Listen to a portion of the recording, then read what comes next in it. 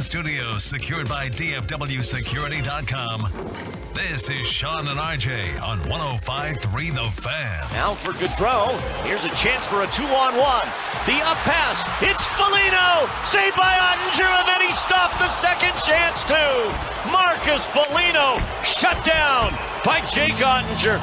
And there is your hero from last night in Minnesota. Good morning, Metroplex. Sean and RJ live here on DFW Sports Station 105.3 The Fan. We got Peyton and Ryan in the back. We are live on the Fan Cam Twitch and YouTube if you want to check out our beautiful faces. And after getting destroyed Friday night to the tune of 5-1, the Dallas Stars hang on to even up the series. Game 5, Tuesday, back here at the AAC. Jake Ottinger is the story with 33 saves. Man, like more. No, look, they Minnesota they're going to go back and kick themselves if they don't win this series, because that first period and a half, I mean, they really took it to the Stars. Defensively, they were better. Ottinger was just amazing. He just was. They had 4 or 5 point blank shots. I mean, they had 2 breakaways.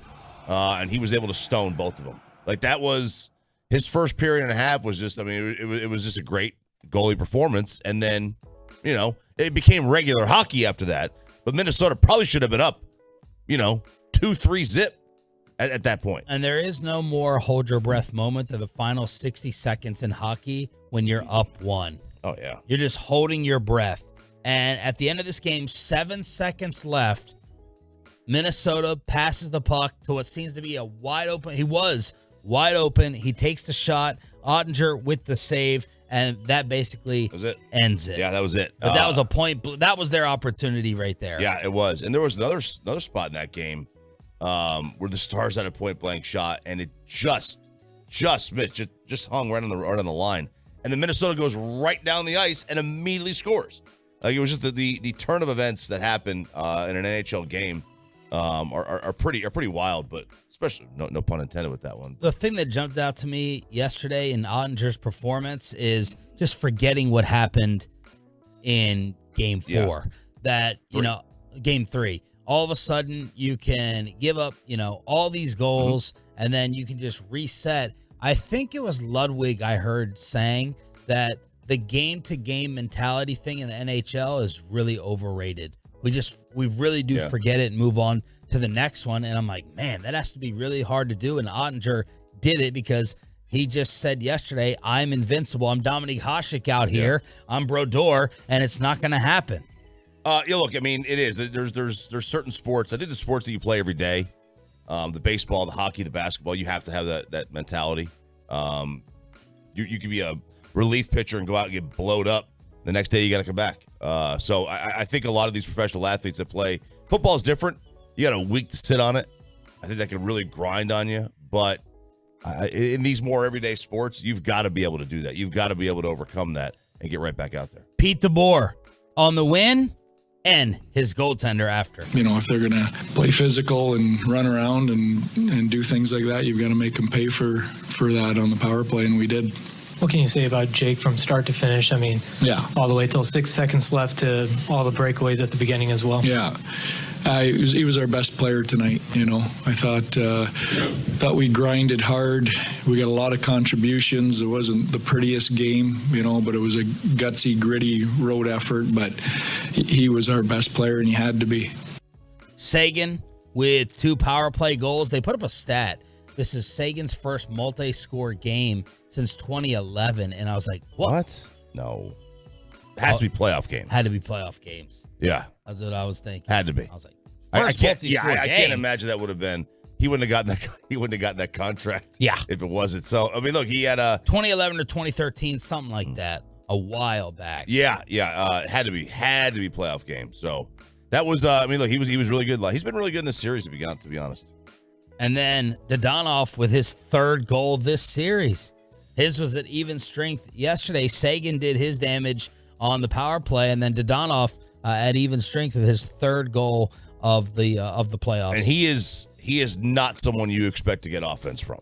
I think it was his 3rd career playoff. They've all come in this series. Well, I mean, look, he only had like 7 goals this year total. Wow. And and it's not like he missed a lot of time. He played like 75 games. He only had 7 goals. Because he was with Montreal, I think to start the year. But you get playoff performances from guys you don't expect, and that's how you wind up making runs. Meanwhile, the story of the Ranger weekend, national story, not just the Rangers story locally, national story is the big fella. And here's a high fly ball out into left center field. Rooker and Ruiz going back. Is it gone? It is! Are you kidding me, Chris Blake? Adolis Garcia hits a rainbow home run that just makes it into the Oakland bullpen. His third 2-run home run tonight. Rangers lead it 13-2. 3 home runs, 2 late doubles, drove in 8, 18 runs, 18 hits on Saturday. Hicksy with the call right here on this station, and Cooperstown came calling John Blake. Rangers had a PR. Yo, we need that City Connect stuff. We need that helmet. And the Rangers are like, oh, well, we got to order a replacement one, and then we'll send it to Cooperstown, as the 30-year-old had the game of his life. Yeah, I mean, look, Cooperstown will do this. They'll bring in, performances that happen, and they'll do like it won't be in there he won't have a thing there forever. Like when I went to Cooperstown this year, I didn't see Basic's hat. Oh, right. So like they go up, they take displays down, they put them up. They periodically will do things, especially around anniversaries and such. But it's just cool. It's cool that you get to be in the Hall of Fame. In any wing, doesn't matter how you get in there, any wing of the Hall of Fame. Even if it is against that athletics team is awful. They are awful. There's barely major leaguers on that team. But this is what they're. Who will win the AL West first? In 2 years, they'll have 92 wins. That's how they do it. I don't know how they do it. Quite frankly, I don't want to know how they do it. I don't want to operate like that. That is an awful way to operate a franchise. First 8 RBI game by a Ranger player in 11 years. Each of the home runs went at least 400 feet, starting with the 432-foot drive into the second deck in left field. Andrew Heaney was on the mound. And then yesterday, it's just must see. You have to make an appointment. It's must tune in for Jacob deGrom, who went out there, and his numbers are starting to level out. He has 43 strikeouts and 3 walks on the season. Yesterday, 11 Ks over 6 innings. Rangers win 5-2. They take 2 of 3 and 6 of their last 7. The one major thing that bugs me about modern baseball is that when you get a guy like a deGrom or a Scherzer, Verlander, Cole, Alcantara, like, I want to see him for more than 6 innings.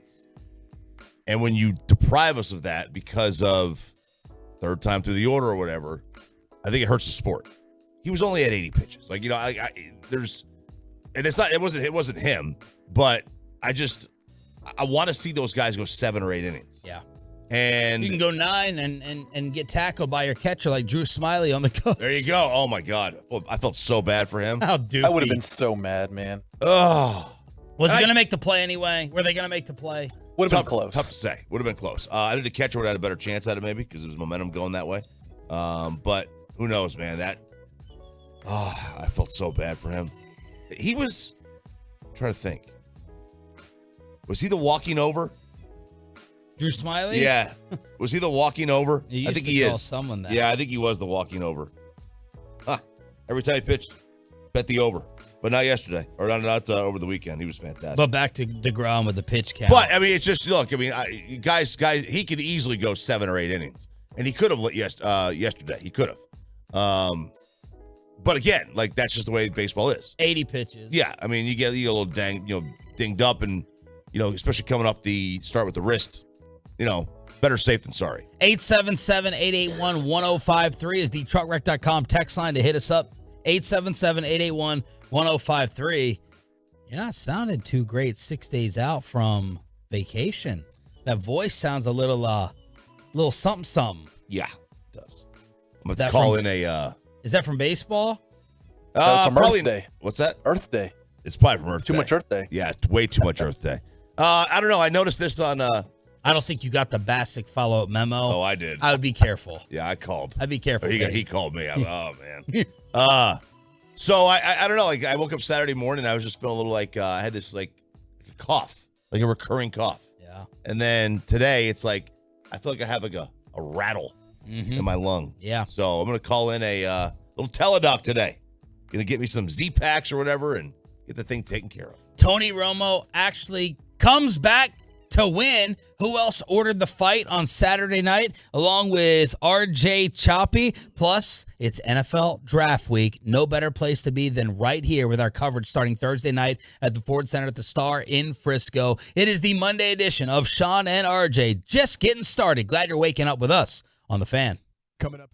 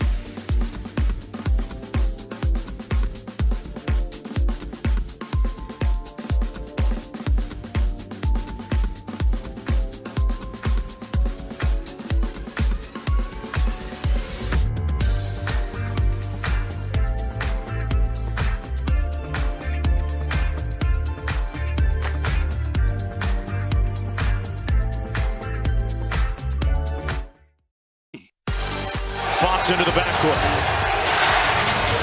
Hunting Curry. He's got Curry on the switch. Fox over to Barnes for the lead.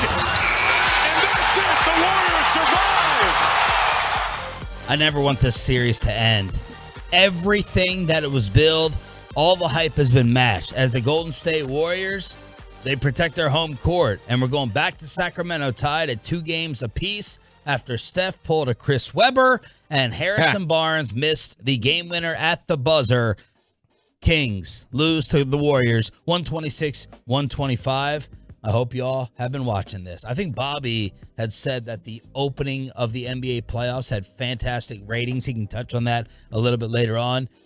This has to be the main reason why, I would think. This has to be series number 1. Suns versus Clippers has fizzled because of the injuries with Kawhi Leonard missing. Paul George is also sitting. Russell Westbrook is trying to save things for LA. He's becoming kind of the hero amongst the sports community. But this is Warriors 126, Kings 125. Yeah, for a 12-year high on the ratings. 12-year high. 12-year high. After this, to this point? Well, yeah, I mean, it was a couple days ago. But, I mean, it probably, although maybe the weekend it does taper off a touch. But, so the opening games at least, so game ones, averaged 4.15 million viewers across the platforms of ABC, ESPN, and TNT. So it's a 3% uptick from last year, but a 12-year highest number since LeBron's first year in Miami. Wow. So that's good. That's good. It's weird because I always find this in sports that your interest in the postseason is dictated by whether or not your team is in them. You know what I mean? Like if they're the moment my team is out of the NCAA tournament, my interest goes down. The moment they're out of the playoffs of the NFL, my interest goes down. Everything doesn't matter.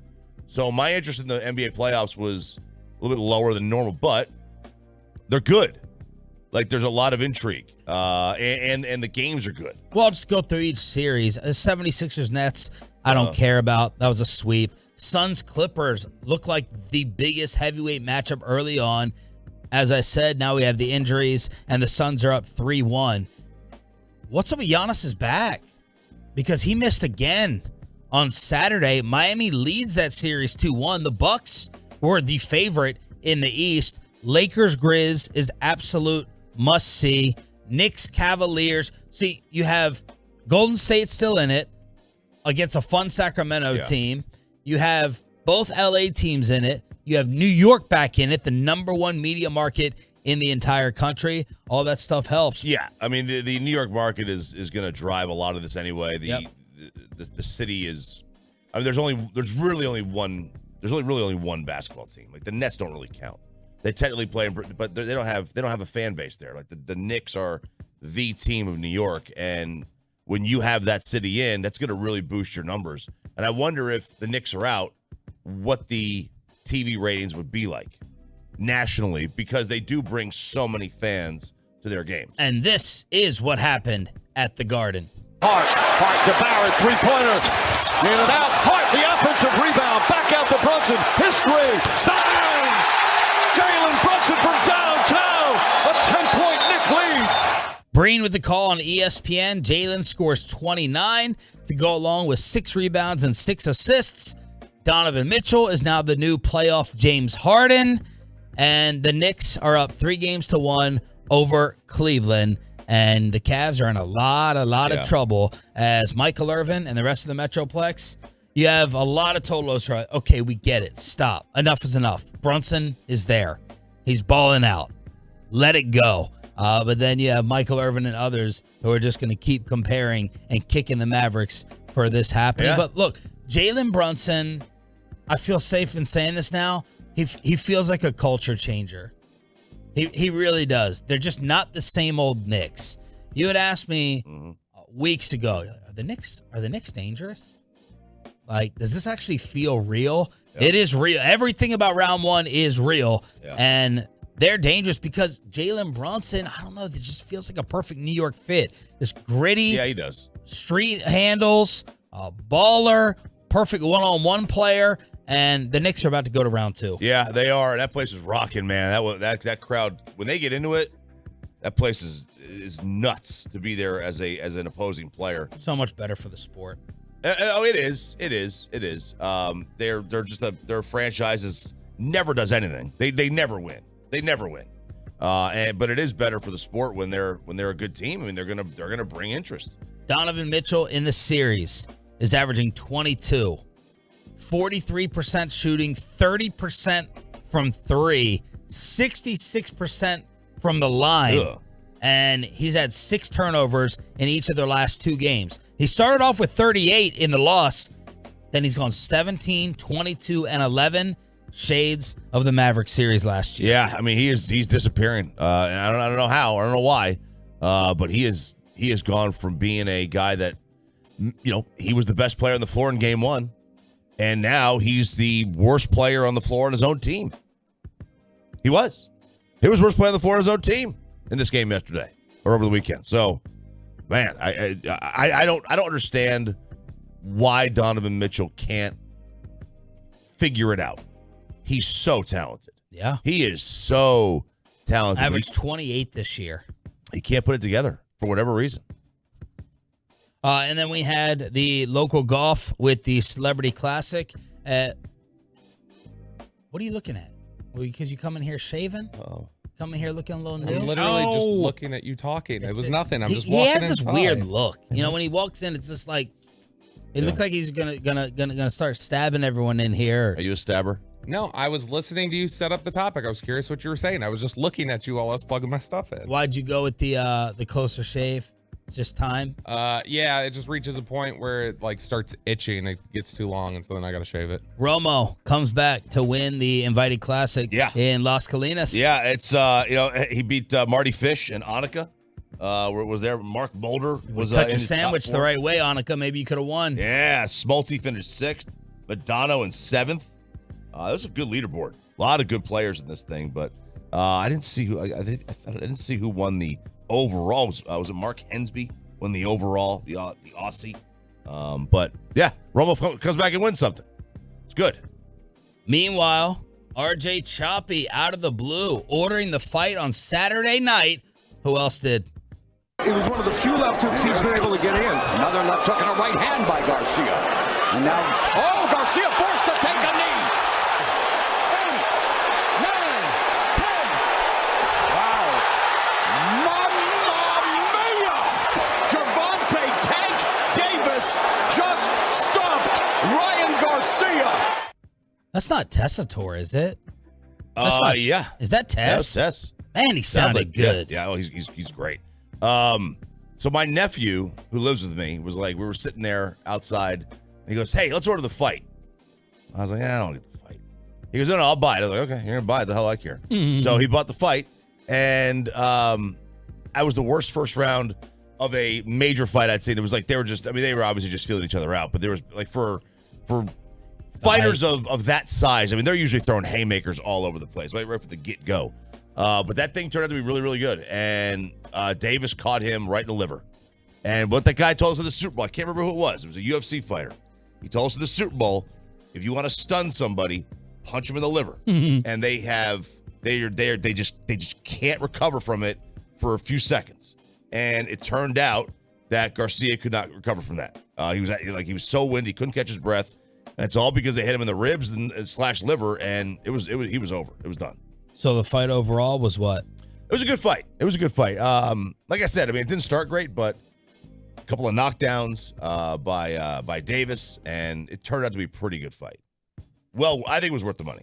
Worth the money. Yeah. Because Garcia's getting called out a little bit for quitting over something a little soft. I mean, yes, I understand that, but if you can't breathe, you can't breathe. Like, what's he gonna do? The guy caught him in the liver. It's like that's a bad spot to get hit. I don't know that I would call it something. You can't breathe. What am I gonna say? It's like the Scottie Pippen migraine.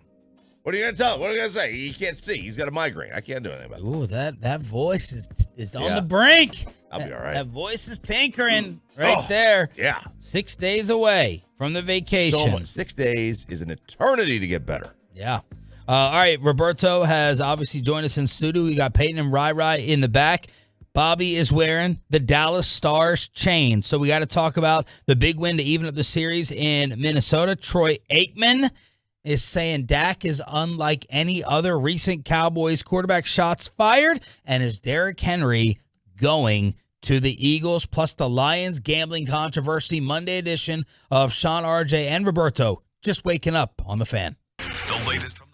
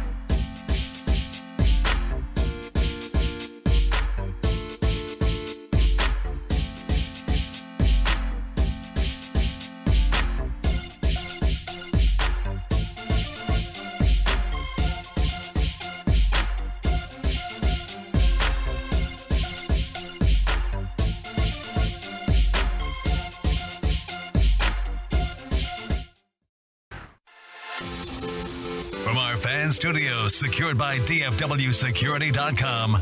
This is Sean and RJ on 105.3 The Fan. Jamie Benn with the puck. He'll give it to Sagan. He scores! Tyler Sagan! 3-1 Dallas. A power play goal here in the third. That was the call on TBS, and we are all tied at 2. What a great Sunday in the Metroplex. Jacob deGrom on the mound for the Rangers. We'll get to that at 6:20. And your Dallas Stars getting the win, avenging the 5-1 beatdown that happened on Friday. Sagan scores twice, but Jake Ottinger was the hero. 3-2, and Bobby Belt is wearing the playoff chain live on the fan cam, Twitch, and YouTube. Yeah, we're going to start doing the victory chain whenever Stars win. Yeah. I should probably also do it on like game days. Yeah, I think for game good day. juju. You don't want to be the trash talker who only talks after the game. Yeah, then I'm Devin Booker. Right. You don't want Right. that. Or Dillon Brooks. Yeah, or Dillon Brooks, who then won't talk at all when he loses. Right. Yeah, Yeah, makes he's a sense. I'm pumped, man. It was engaged. I was texting with Holland last night. Wow. And he was just asking if I was watching the game. I was like, yeah, I'm watching it. I was like, it's a little bit like watching Spanish language TV. Like, I have no clue totally what I'm consuming, but I'm completely locked in and enjoying it. Are you able to follow and pick up the puck the entire time? Yes. Okay. Yeah. No, I can follow the puck, and I mean, it's not a complete novice level viewing, but it's like a step above it. Yeah, So- I still don't totally understand the penalties. Like the Wild player who ended up getting bloodied on the nose. I'm like, I thought that was his fault. Yeah, I thought it was a Stars penalty. You thought it should have been? No, I thought they were going to call it on him because Yeah. it was Hockey Pod did go. It did catch him with his his forearm, almost like at a clothesline. I thought the Stars were going to get dinged with a penalty on that. But again, the sport just has all the components. It's got the violence. It's fun. It's got the speed. Offense can turn around like that. It's not like soccer where you have to wait a while for the ball to get down the field. You obviously have tremendous skill, excitement with the crowd. All the components are there. Every year at this time, when I watch a playoff hockey game, I'm like, why don't I watch more of this in the regular season? I think that is always the outcry from Stars and hockey fans in general. Well, it is, and you know the answer to them is because playoff hockey's better. Stakes. Yeah. That's why we don't watch regular season baseball or basketball or hockey. There are no stakes on the regular season game. Yep. Half your sport makes the playoffs in the NHL. More than half, 66% in the NBA. Baseball is like, they're at what? They're less than 50%. But still, there's so many games. That's why we don't watch. I don't know. I recognize what I'm about to say is similar to man, when you watch that guy dribble a basketball, holy cow, the way he dribbles. But I am just marvel every time I watch them where it's like, you just got hit at full speed on skates and you didn't fall down. What the hell kind of sorcery is this? And you think dribbling is impressive? Man, that's nothing. That's nothing compared to these guys with the puck handling ability they have when they're finishing off a goal. Just quick, pop, bam, bam, gone. They're amazing with it. They're amazing with it, and even able to do it on their backhand where the stick is curved the other way. It's just it really is remarkable. So who do you think now has the advantage in this series? I mean, the easy answer is, the team with the home ice. But based upon the way that the games have gone, does it feel like this is 7? Yeah, this feels like 7 still. The team with home. Yeah. And is it disappointing? No. Has this been an early disappointment with the season? Minnesota only had one less win on the year. Yeah, no, I can't say this is disappointing. Stars are really, really good. They played well down the stretch.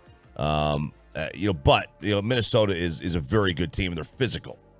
So a lot of these styles make fights kinds of things. Yeah, look, most NHL series, it's so unpredictable. You see 8s beat 1s, 2s lose to 7s. Not all the time, but often enough to where it's no longer an eye popper. I don't think this is disappointing. This is the way hockey is. Advantage, yeah. Again, very novice level. But if you talk about the fact that it's home ice now returning to the Stars, and then you would hope maybe sometime in the next game or two you're going to get Pavelski back, then hopefully that would give you an advantage. And here's the best news. Well, not of all. Game 5 Is it 7 p.m. on Tuesday? Yes. Right, baby. Thank God. 7 p.m. if you're thinking about going to the AAC. Already put the request in. Ooh. We'll see. They're hard to come by right now. Why? I still don't understand why the late starts. 7's not late. No, I'm saying yes. I'm glad they corrected. I'm talking about earlier in the series. I just don't understand why you're doing that. Because the NHL wants more eyeballs on every game. So if one game finishes, they just assume everyone's going to go right to the next game. That's just why they do it. They're taking advantage of me and Sean, the hockey viewer who's only going to check in at this point and be like, we're getting these eyeballs we never get. We're going to make sure they're locked in. No, that's fair. Baseball does the same thing. They stagger them. They don't put them on at the same time. All right. Do we want to start off with Derrick Henry to the Eagles or the gambling story that involved players I've never heard of? I think you have one highly drafted player. Jameson. I guess let's start off there with what happened with the Detroit Lions. You had this, right, Bob? You had this first. There was two of the players are suspended for an entire year, and the Lions already said, see ya. We done. Yeah. You guys cut. Yeah, it's easier to say goodbye to them than Jameson Williams, who's your first-round pick from a couple years ago, a guy you traded up for. But, this is a bunch of Detroit Lions players that got in trouble for gambling, which, as you guys know, I've been on the show, I reference it enough. You can't bet on sports, period, when you're an NFL employee. And so they also had Shaka Toney from the Commanders. He got in trouble for it. He got a 1-year suspension. So 5 total players, 4 Lions. Yes, and the Lions apparently have had to fire several staffers who got in trouble for this too. So the Lions had like an epidemic of this. So Michigan has gambling. I got to check on their sports gambling, but Detroit's right next to Canada. Here's what I don't understand. I know you're not allowed to bet on sports if you work for the NFL. It mentions that the statement from Jameson Williams' agency had said Jameson takes full responsibility for his actions, very apologetic to the NFL, his teammates, and the fans in the city of Detroit. However, it's important to note that Jameson's violation was not for betting on football, but rather due to a technical rule regarding the actual location in which the online bet was placed. He placed it at the Lions facility, which you're not allowed to do. What does that mean he placed it there? Well, here's what's interesting, and which would otherwise be allowed by the NFL outside of the club's facility. Okay, well, what? I just what do they have, kiosks? What, is he betting on his phone? Probably a Senate race though. It's not sports. You can't bet on sports, so it would not. They're saying it took place on the grounds. Had it not been there, it would have been a legal bet for him to make by NFL standards. Yeah, so I don't get that. So was he doing online poker or something? And it's just he can't do it. You can't do it there. Either way, it's stupid. This is like the guy who's looking at hardcore stuff on the office computers. What are you doing, Peyton? Yeah, Peyton. But what if he's on his phone and he's just in the building like that? They just figured out where his location was. Yeah. I mean They cannot place any bets while at a team facility or a team-related travel. So what if they weren't in the facility? So what kind of where would that also qualify? The team playing. You're on the road. You're in the hotel. No, but what if you're at home? You can do it there. What if you're in a restaurant? You can do it there. You can do it there, but not while sitting on the team playing? If it's like blackjack or something, yeah, you can't be on. You can't be on NFL. It's like, hey, look, it's like the rules about carry chop. The car is an extension of your home. The NFL considers the plane an extension of their facility. No, I get that. But you just think the rule in general is dumb. Yes. What's it matter where he is? If he can do it, he can do it. Yeah. I don't understand. I get that. I do get that. I still understand the no betting on sports, period. I don't understand that. I understand no betting on football. Yep. Why can't he bet on the French Open? The two have nothing to do with each other. They are not related. Why can't they bet on the Stars last night? And Ravel talked about this, that when we had him on, that a lot of times it's just the flow of information, the access to inside information is easier if you are in the sports world. And so they don't want you taking advantage of that sort of stuff. Jameson Williams probably knows the Donoff. Definitely knows. You know what they're saying. 100%. Hundo P. You know what they're saying. But still, this is just, I'll tell you what, this is one of the benefits I think the NFL has clearly found in their embracing of deals with Caesars and places like that, is what they've gotten surveillance. That's how Calvin Ridley got caught. Calvin Ridley got caught by one of these betting platforms. Basically, he pinged in a database, and they called the NFL and said, hey, one of your players is betting. I'm guessing this is similar. Snitches, man. And Miles Austin getting caught, and I'm guessing this is similar with all these situations popping up, because I've heard more NFL people busted for gambling in the last year than I had in my entire life. And I'm guessing it's because they've got this surveillance program set up with these betting partners who are now snitching on all the users. So, but here's the, let's say Sean plays in the NFL. Mm-hmm. He obviously can't place a bet, but can Amanda? No, I don't think so. I mean, I just did my gambling training, but I don't totally remember that part. Like your wife. I don't think she can. That I couldn't recall. This is the dumbest. 214. You can bet on sports. He bet on college football. They just can't bet on the NFL. No, 214. They cannot. I literally just finished my gambling training. They will not let you bet on any sports. I'm done. I'm out. I'm not watching football anymore. You say that 3 times a year about all the sports. I know. You protesting. 877-881-1053. Chartwreck.com text line. The NFC East rumor of the weekend. Akbar Bajabiamila. There you go. We'll call her Vita from now on. Thank you. Of course, he's gone into media after the playing career. Co-host of The Talk on CBS, American Ninja Warrior. He dropped the bomb early Saturday morning that Derrick Henry was going to the Philadelphia Eagles.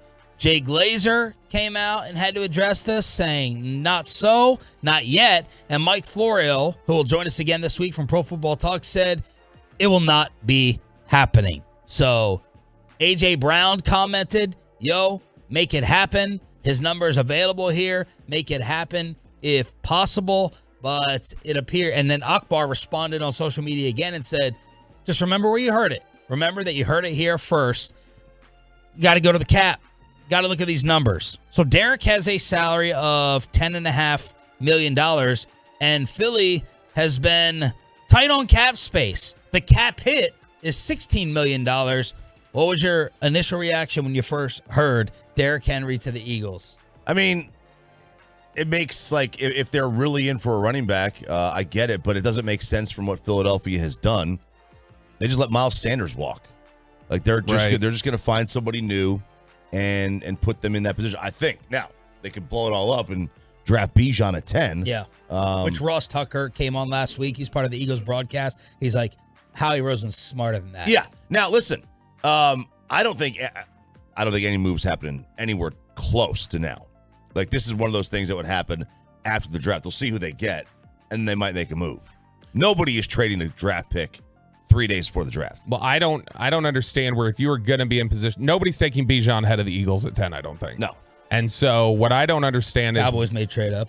Yeah. What I don't understand is you're talking about a third of the salary and not giving up capital to just draft Bijan. If you do want a running back, I would just think you draft Bijan at that point than trade for Derrick Henry. I was up here over the weekend and CA and Alec brought this up, and that was the first I'd heard about it. And they were saying that everybody was freaking out about the possibility of this because they're like, hey, he shares an agent with Derrick Henry, so he might have this info. So I think it matters who the agent is. Akbar does? Yes, but I think it matters who the agent is. Akbar's agent is Todd France. France has 40 clients, is very business. He's Dak's agent. It's not like a free flowing. Now, if this is David Mulugeta, if this is David Cantor, if this is guys like that where their whole brand with their clients is, hey, we're family and we hang out and we take trips together, that's different. Todd France is a representative. Todd France is not necessarily one of these like cultivating relationships between his players type of guys. So that's not happening, according to Florio. But teams believe that Ryan Tannehill is available entering the draft, according to Jeremy Fowler yesterday. He said teams I talked to believe Tannehill could be or is available via trade. He's got a $36 million cap hit for your boy, Choppy. That's a high cap hit. It's weird. He had a resurgence in Tennessee, and then he fell off. Tennessee and Minnesota blowing it up. I can't blame him. I can't blame him. You've got to find an elite quarterback. If you don't have an elite quarterback, you got to blow it up. That's why Dallas is in a good spot. Sure. No, they're 2 years away from being Minnesota and Tennessee. Maybe not even. Stop it. Does Tannehill make sense for anybody? Somebody will pick him up. Are you higher on him than I am? I always thought Tannehill, like even when people were trying to dump on him in Miami, I always thought he was better than the narrative around him. Now it got to the point where the amount of money he got paid and when he became like a Pro Bowler, it's a little bit like, okay, like I don't know that he's anybody I'd want to build around, but he absolutely, I've always thought Tannehill could be one of these bridge guys or a guy that could stabilize your franchise for a little bit. How did Jake deGrom look after the wrist scare? And the new bad boy of sports says, it's not my fault. It's your fault for making me the villain. That's next on Sean and RJ 105.3 The Fan. But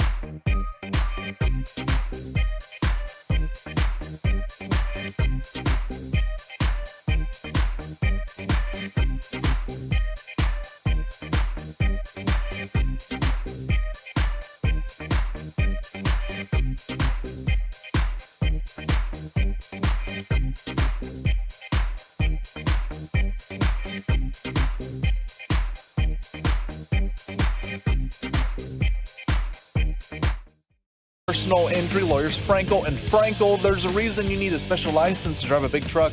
So companies that hire drivers and put them in a big truck should be held accountable for what happens when one hurts you. Frankly, you need Frankel and Frankel. Visit truckwreck.com or call them 214-333-3333. The 1-2. Swing and a miss. Strikeout number 11 here today. A 99-mile-an-hour fastball, and deGrom strikes out the side in the 6th. That was the call from Jared Sandler, who will join us at 8 o'clock this morning on your home for Rangers baseball. They take 2 of 3 from the Athletics, 6 of 7 overall, and we were all waiting to see. 4th straight series win, by the way. Waiting to see how Jacob deGrom would look. You put a little scare into me early on as I had to sit there and study the pitch clock for 2 straight, and not the pitch clock, the radar gun for 2 straight innings. Well, I didn't mean to, but first off, I gotta wonder: did we kill Jared Sandler's joy?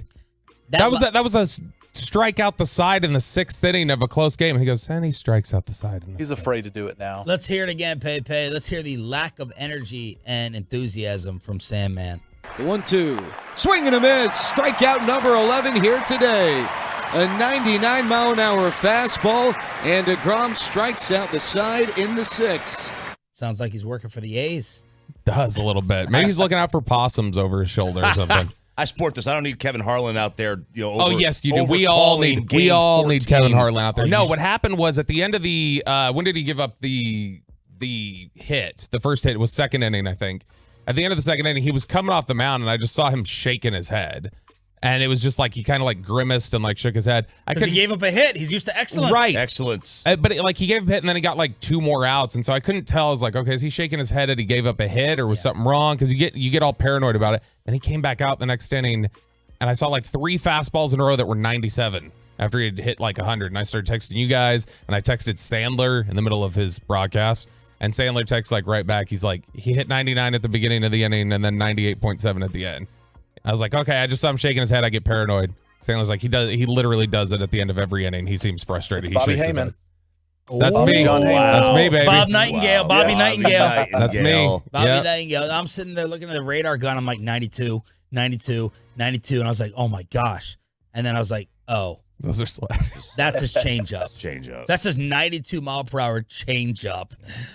So I was worried for a second, but Jacob deGrom, 4 strikeouts through 2 innings, has 43 strikeouts now and 3 walks on the year after racking up 11 over 6 innings. His 60th career game of 10 or more strikeouts, tied with Rube Waddell. Oh, I think he pitched for the Yankees. For 15th most by any pitcher in the modern era. On the season now, Bobby had the numbers after the win, a 3.04 ERA.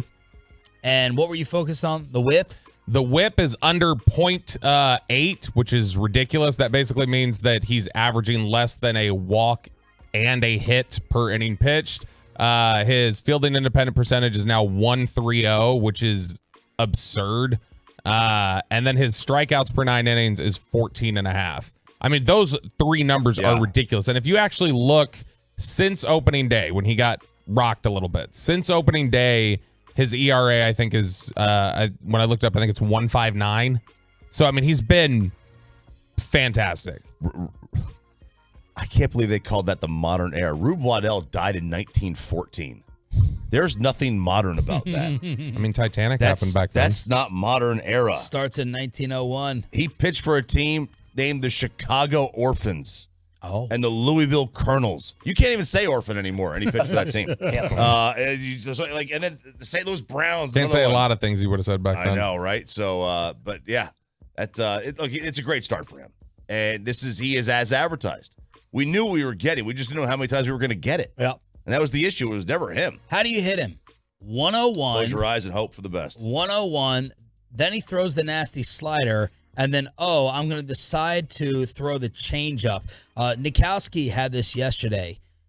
He had one previous changeup all year long for a strikeout to a right-hander.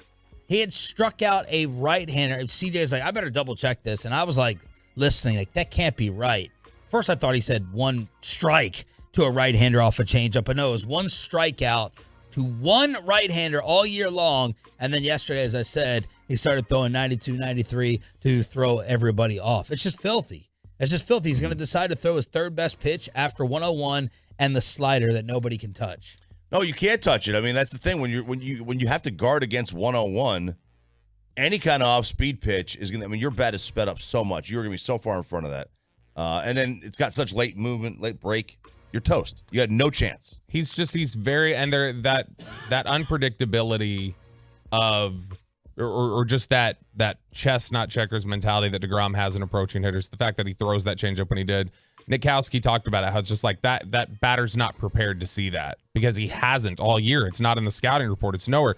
Holland, I know, had come in here a couple weeks ago, and he was talking about, I've told you guys I play MLB The Show. He said, Holland insists, he said, I could play you for an inning at that game. And he's like, and I will be able to know exactly what you're going to throw. He'll figure out he's your. Like, he's like, everybody has a pattern. Everybody has a way they attack hitters. He's like, I would be able to figure out what pitch you're going to throw in what situation the rest of the game. Really? Yeah, he's like, as long as you're not just randomly picking things and you have an actual strategy, hitters are good. Yeah. They'll pick it up. That's why people say the second you get 2 times through the lineup, you're in trouble. Absolutely. And then they'll talk about how, second time through the order, you pitch them backwards. Start them off instead of starting off with a fastball, you start them off with an off-speed pitch. Mm-hmm. Or you really screw them up by throwing a slider on 2-0. 2-0 curveballs. I have that shirt. 2-0 curveballs are why I have trust issues. Okay, you're supposed to throw 2-0. A hitter's hitting. I mean, he is sitting dead red. You want to screw a reliever. First pitch of when a reliever comes in the game, dead red. You screw the guys up by not doing that. Will Karl Ravech get his name right after Saturday?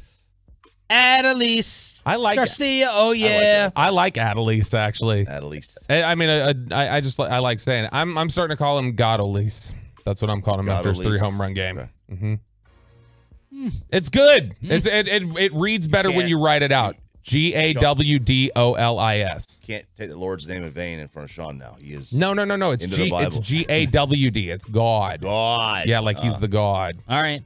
So that was Adolis with 3 home runs, 2 doubles, 18 runs and 18 hits on Saturday for the Rangers. Let's look at things in the American League West now. So we're 2.5 games up on the armpit. The Astros have won 4 in a row.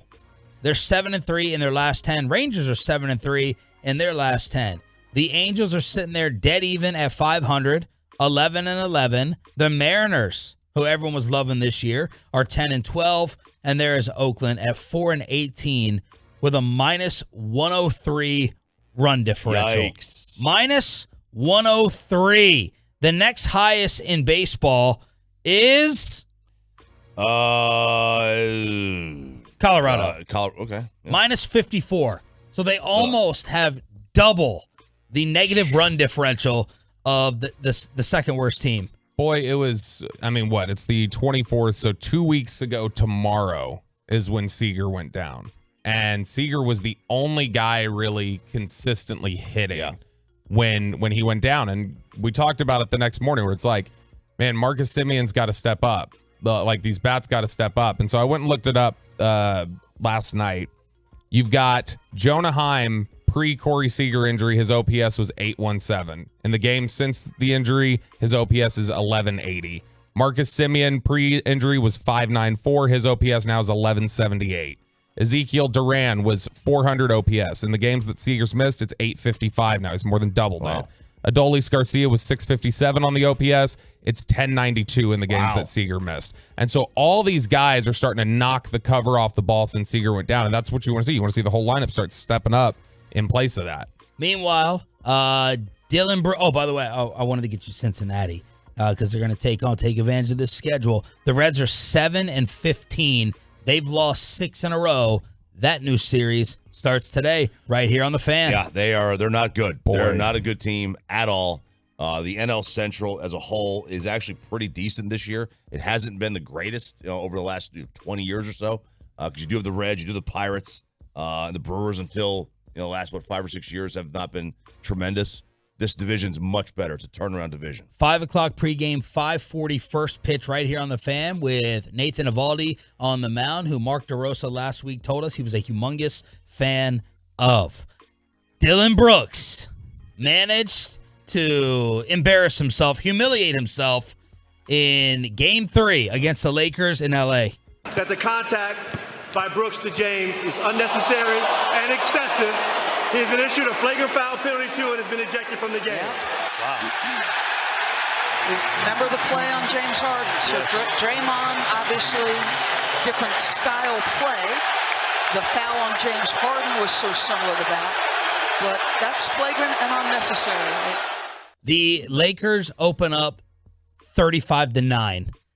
Tying the largest first quarter lead in NBA playoff history. It was the lowest scoring quarter by any team all season long as LA dominated. Ja went crazy at the end. He came back and played. That's their one shining light. But the Lakers handle the Grizzlies in Game 2, and Dillon Brooks is ejected for the flagrant 2 with the shot to, as LeBron called it, the crown jewels. There you go. Are you going to put Kobe ahead of him now? You better put Kobe ahead of him now. Ahead of LeBron? After something like Nobody that. puts Kobe ahead of LeBron. Now we are. All right, was this justified? Was this a flagrant 2? It was very similar to Harden.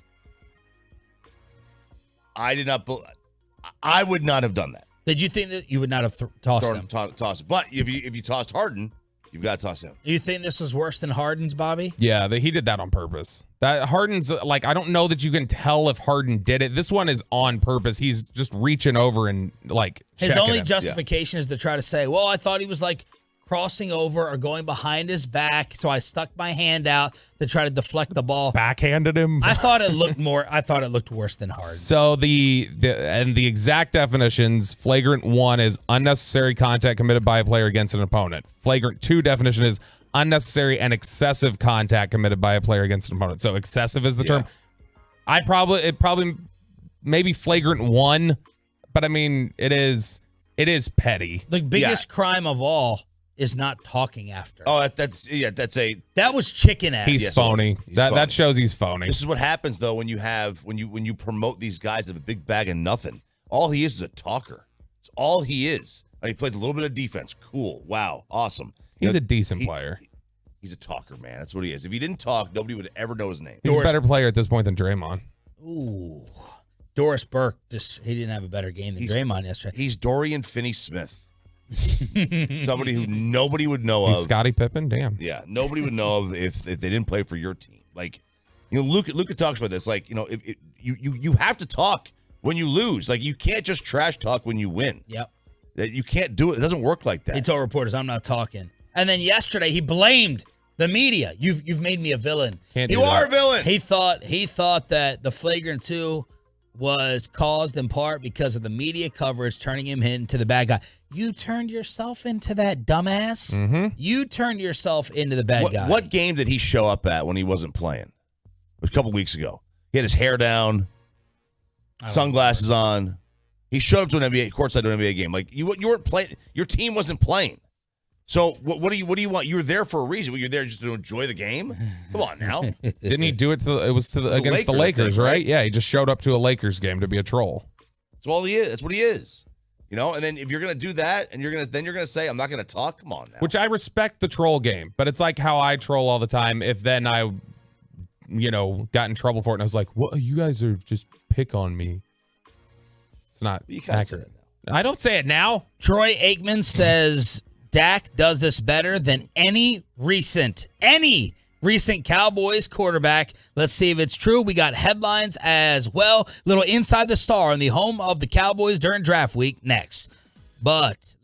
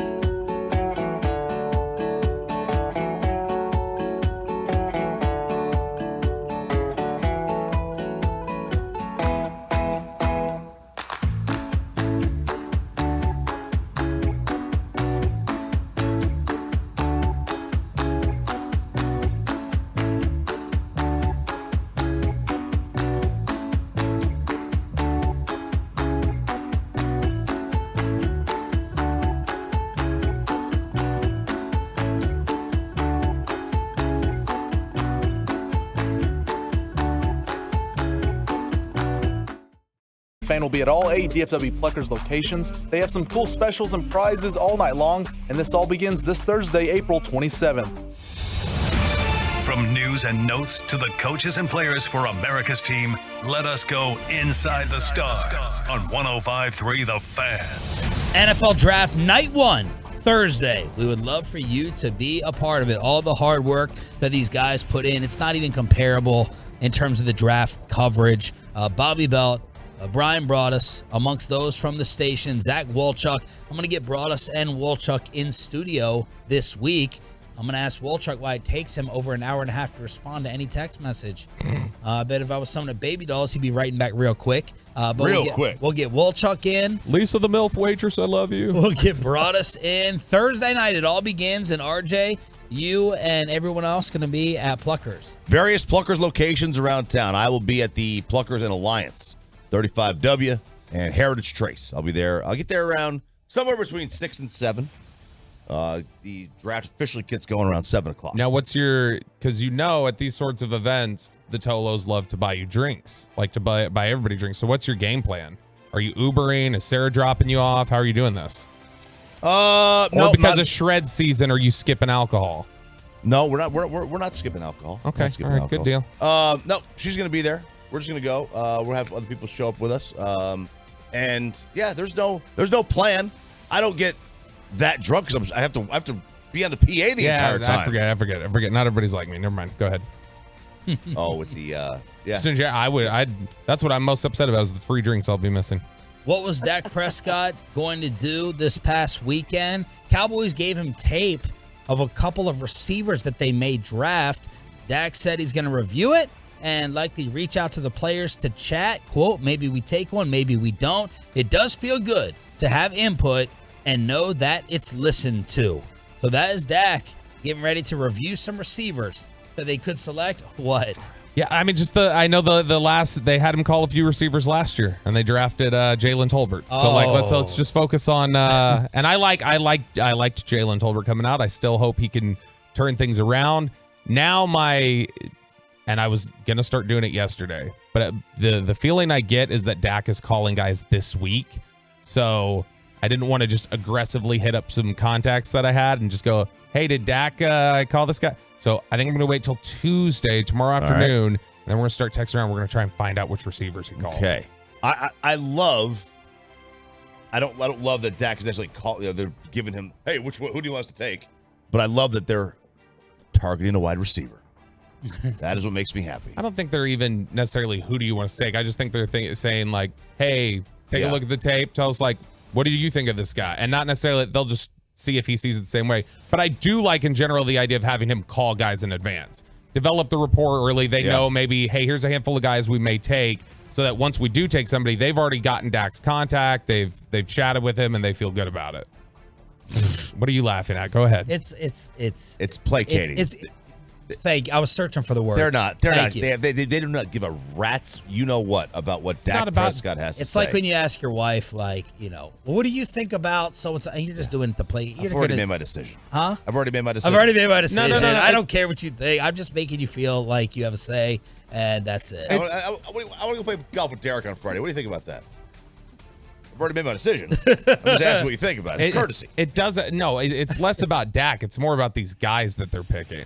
Like I think feel important. Just like, oh my gosh, the quarterback, because that's how it made guys feel like, oh my gosh, Dak Prescott called me. This is crazy, and you get to get that bond together. And Dak, of course, saying to these guys probably, hey, as soon as we get started, rookie minicamp, but remember, you're gonna come over to the house. We're gonna get working in the backyard. I just think it's good to get the rapport going early. I do think that something can be had and gained from like Dak calling the players.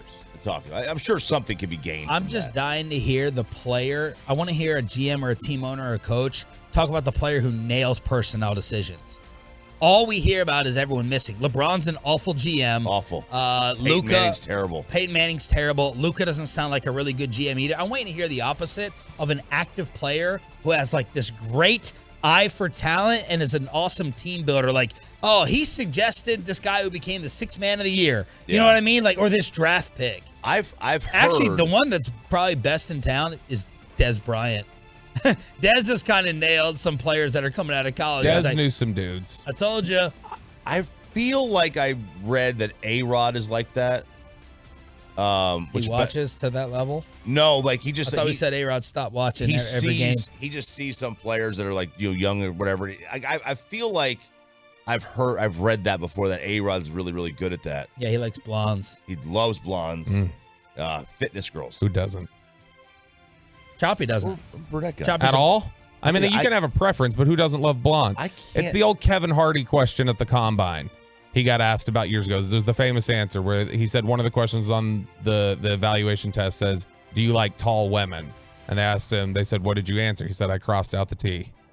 Do you like all women? Yes. Yes, all women. That's right. Here's Troy Aikman talking about number 4. I think we're a lot alike.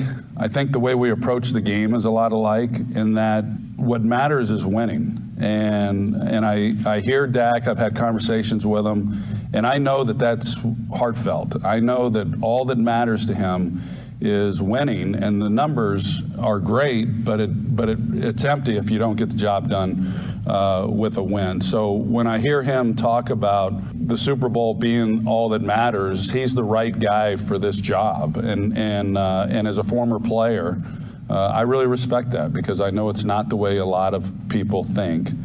And so my admiration for him and the way he conducts himself, he's a great leader. He's been great in the community. I'm asked a lot, as you can imagine, when I travel around the country. I mean, there's Cowboy fans everywhere. They always say, hey, what's your relationship like with Dak? What do you think of Dak? And, I tell them I love him, and I love him for all the right reasons, and for him as a man, and also for what he does as an athlete and representing our organization. Man, Bobby, did you spin that? How wonderful is that? God, now you spun that. Now I'm glad I listened to it. Well, I didn't spin it, because right after that, he gets done. He goes off to the side, and reporters catch up, and he gets a follow-up asked about Dak's desire to win. And Troy Aikman tells David Moore, Dak has never cowered to the expectations of winning the Super Bowl. He's the only one I've heard since I've played that is really adamant about that being the standard for a Cowboys quarterback. Which it's really, when you consider just the carousel they had, it's Romo and Dak, and that's it. Yeah. So when he goes, he's really the only one. Is this some territorial like ESPN, CBS stuff? Oh, yeah. Or is it that, the other guy's worried about winning the senior tour or whatever he does? The Invited Celebrity Classic, sir. Yeah, I just mean in general how he's always out there golfing. By the way, someone at Caesars dropped $3K on the Cowboys to win it all next season. The odds, you want to guess? Were they plus 1,500? 1,600. Okay. Plus 1,600, 3K. 16 to 1. It's look, and there's a dozen or so teams. No, probably about 8 teams that you could legitimately say, yeah, I could see that happening. And I think the Cowboys are good enough. I mean, they're good. They're going to be in the playoffs. They're going to win 10, 12 games. And then you get hot. Now, it's a lot of money. I mean, if you had $1 million, $3,000 is not, it's dropping a bucket. Speaking of gambling, we're starting to have a little show argument over the NFL policy after the Lions got busted, because Bobby's saying one thing, the Athletic and the great Ari. Okay, Mara. It is a Monday. It is way early in the week. We got draft coming. It is way early in the week to trigger me with that. Oh, baby, we can't wait. The great Ari Myrov? Yeah, he's so great. I know his Vita from now on. He said this was in April 21st, sorry. Just to be clear, NFL players are allowed to place bets on non-NFL games. They are prohibited to do it while at an NFL facility, including the locker room, a team flight, team hotel, etc., etc.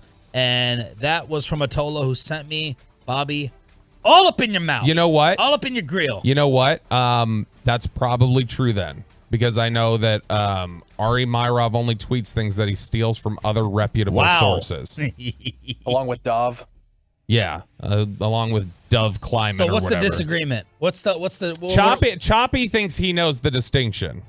So you read it during a break. Yes. So I did see this during the break. The NFL allows players to gamble on non-NFL sports. Okay. Because we had always said it's stupid that Calvin Ridley couldn't bet on the Stars. So, and it says league or team employees are forbidden to do so.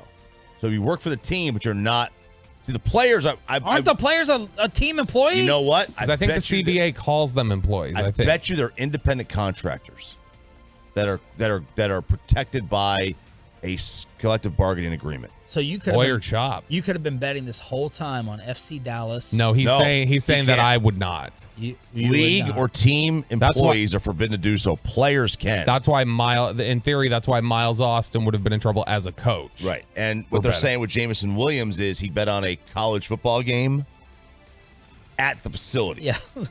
Stupid.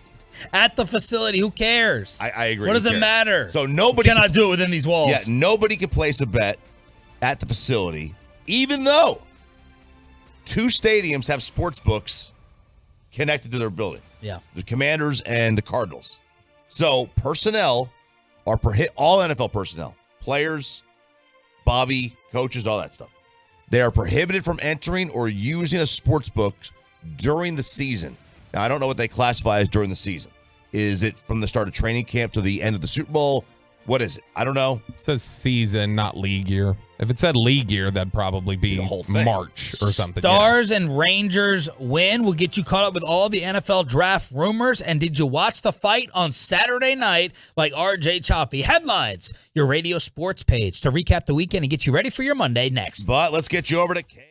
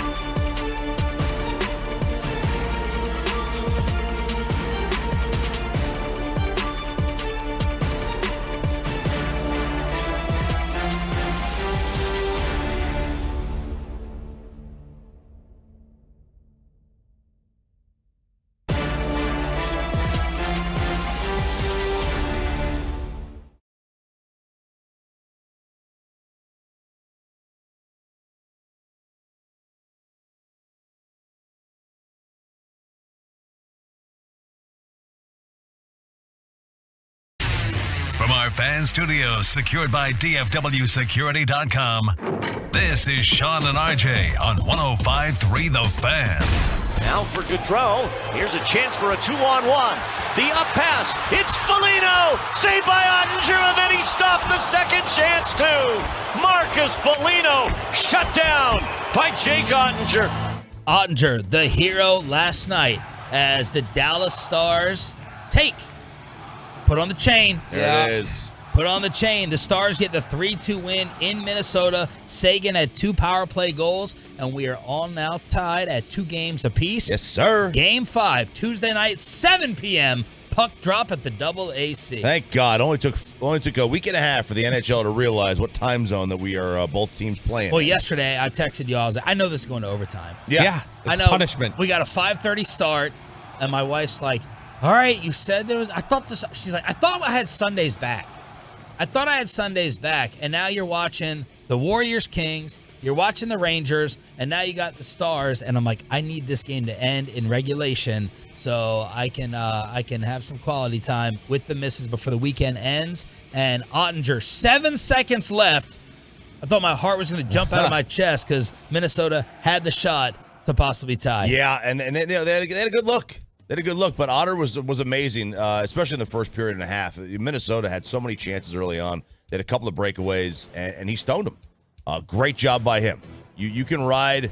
Goalies are not necessarily as important as they were back in like the 90s, where you would have Brodeur and Hasek and Waugh just like ride teams to titles all the time. They're still important, don't get me wrong, but they don't nearly have that same aura about them. But Otter is so good. And he has that ability you could still ride a goalie to a cup. And he's got that ability, man. He really does. Yeah, I mean, that was the panic, was that rebound shot that and when you see it in slow motion especially, it's like, how did he even get back there to stop that? But, I mean, Ottinger was fantastic. Me and my buddies, we call him Otter. But we... Very original. He was absolutely fantastic. And, man, especially after... they got that empty net goal with like a minute and a half left, or when they got they went empty net. It was like, man, I'm so glad Sagan scored 30 seconds earlier or whatever it was to give him that 2-goal cushion. Because I was like 3-1 game over, and then they made it 3-2. Yeah, that was I tweeted that as like game. And you were getting ripped by the Tolos for jinxing it. They could rip it all they want. The ripping and the tearing. You're part of the Jinx Club. Yep. You're part of the Jinxers. And I was like, yeah, that's game. And then they made it 3-2. And then Ottinger comes up big. Elsewhere in the NHL playoffs, Carolina is up 3-1 on the Islanders. The Bruins, I'm just rooting for the Bruins to lose. Please let the massholes get eliminated. Bruins are up 3-1 on the Panthers after winning 6-2 yesterday. They scored 4 in the third period. And we are tied between the Kings and the Oilers the rest of the games that happened yesterday. Yeah, that series is going to be really, really fun down the stretch. You've got 2 elite players on Edmonton that really blew game 1. I mean, they had that game. I think it was game 1. They had a game in the bag. They blew it. They should be up 3-1 in the series, but here we are tied at 2 heading back to Edmonton. The Hockey Hawk, Gavin Spittle, will be in studio at 9 o'clock to recap what happened yesterday. I know, it's a miracle. Easier to get Gretzky on than the boss. How did we get that? Tony Fay PR, he booked him for us. I think I guilted him enough. I guilted him enough over the last 2 rejections that he gave us. Texas Rangers, they lost the opener against the Athletics. Adolis Garcia was the hero on Saturday, and then Bobby's boy getting it done offensively yesterday. Muller on the third base side of the rubber. Comes home. The pitch. Grossman hammers one to left field. Back on it. Kemp, he turns, looks. Out of here! Another 3-run home run for the Rangers. This time it's Robbie Grossman, and the Rangers take the lead. It's 3-0. Robbie also hit a sac fly, accounting for 4 of the runs. They win 5-2. Houston, we have liftoff. We'll get to that at 8. Did you know that was a play on the NASA? Is NASA affiliated with Houston? Houston, yeah. What is NASA? It's a space thing, but I think it got defunded, but maybe it's back. I don't know. All right, Bobby, get your suggested calls ready for Sandler and what we're going to do for 8 o'clock. But Jacob deGrom, 11 strikeouts over 6 innings. The wrist looks to be just fine. They also capitalize on a wild pitch. They win 5-2, their 4th straight series win. They've won 6 of their last 7, and they get sorry Cincinnati today. Adolis Garcia, the star of baseball over the weekend. He had 3 home runs, 2 late doubles, 18 runs, 18 hits Saturday against the A's. Yeah, this is, Wash used to say, just win a series. Just win the series. You win the series, you're going to win 100 games. Just keep winning series, man. And that's what this team is doing. It doesn't matter who's on the schedule. Nobody is commenting on the Rays' schedule where they played, they started off the season with some bad teams. No one talks about that. All they talk about is that the Rays are 19-3. That's it, or whatever the record is now. They're a tremendous story, and the Rangers are a really good story right now. Yeah, this is 4 straight series wins. That's huge. The fact that they haven't been swept yet this year. Their run differential is, you talk about these gaps that are here. Best in Major League Baseball is the Rays, and they're at 88 or whatever. Yes, and Texas is then way far back at 60, and then I can't remember who it is. Somebody in the NL is way far back in third at plus 38. So the Rangers have been very easily one of the more dominant teams in baseball so far. And man, deGrom out there again, he is so good. I tweeted this yesterday. He's so good that whenever he gives up a couple hits or a home run, I'm like, is something wrong with him? What the heck is the matter? He's as advertised. There was never a question of talent. Never. It was always a question of health and age, and both combined. By the way, the entire AL East is over 500. Really? 19-3, 14-7, 13-9, 13-9, 12-11. It's the only division like that.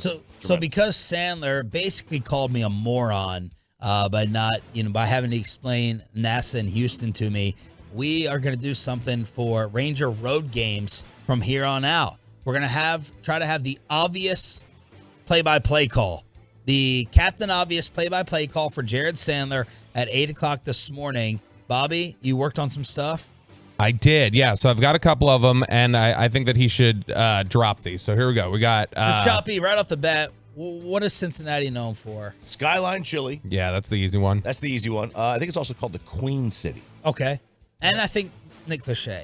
I think Nick Lachey is from there. Because he's in the news because of this Love is Blind. So there were a few things that I just wasn't sure if people would... Did he sing Bye Bye Bye? No, that was NSYNC. All right, give me a Nick Lachey. What boy band was he? He was 98 Degrees. Give me a 98 Degrees one. Give me just one night, Una Noche. All right, that's not going to work for Yeah, Will. One night, you could do that. Okay. You could do that for sure. You know what Cincinnati is also known for? It is bow ties. The birthplace of cornhole. Oh, I did not know that. That's good to know. It's also Jerry Springer was once the mayor of Cincinnati years ago before he had a talk show. WKRP in Cincinnati. We got some stuff like that. So I've got am I debuting them now, or you want me to do them with Sandler? Yeah, bring them up now. Okay, all right. I got a couple of them here. Is Why Tell Me Why? No, that's Backstreet Boys. All right. Hold on to your chili. That one was driven into the Cincinnati skyline. That's good. Josh Young drives one into left, and he will icky shuffle around the bases as that one is gone. Oh. Okay, it's good. There's a drive into deep right. Will Myers going back. He's at the track. He's at the wall, and that's why Ohio is a swing state. That ball is gone. Swing state. Yeah, I think that's good. Yeah. What wasn't Oh, turn it up. I'm losing my mind when you're not around. It's all because of you. 98 Degrees was solid, actually. No, Power rank the boy bands. Do we also need maybe to throw this one in there? Because Cincinnati is where Tom Brenneman famously did that, and there's a drive to left by Castellanos in the middle of his apology. He did it for the Reds. They were in Kansas City. Right, but he was the Reds announcer. Yes. So, but you could throw in there, his home run call is, and there's a drive to left field by Castellanos. Can I do a Harambe call? That was Peyton's suggestion. Please do that. That'd be funny. No, let's not get in too much trouble. Saturday night. I'll come up with one. I'm sure you will. RJ Choppy ordered the fight. Was it worth the hype? It was one of the few left hooks he's been able to get in. Another left hook and a right hand by Garcia. And now, Garcia forced to take a knee.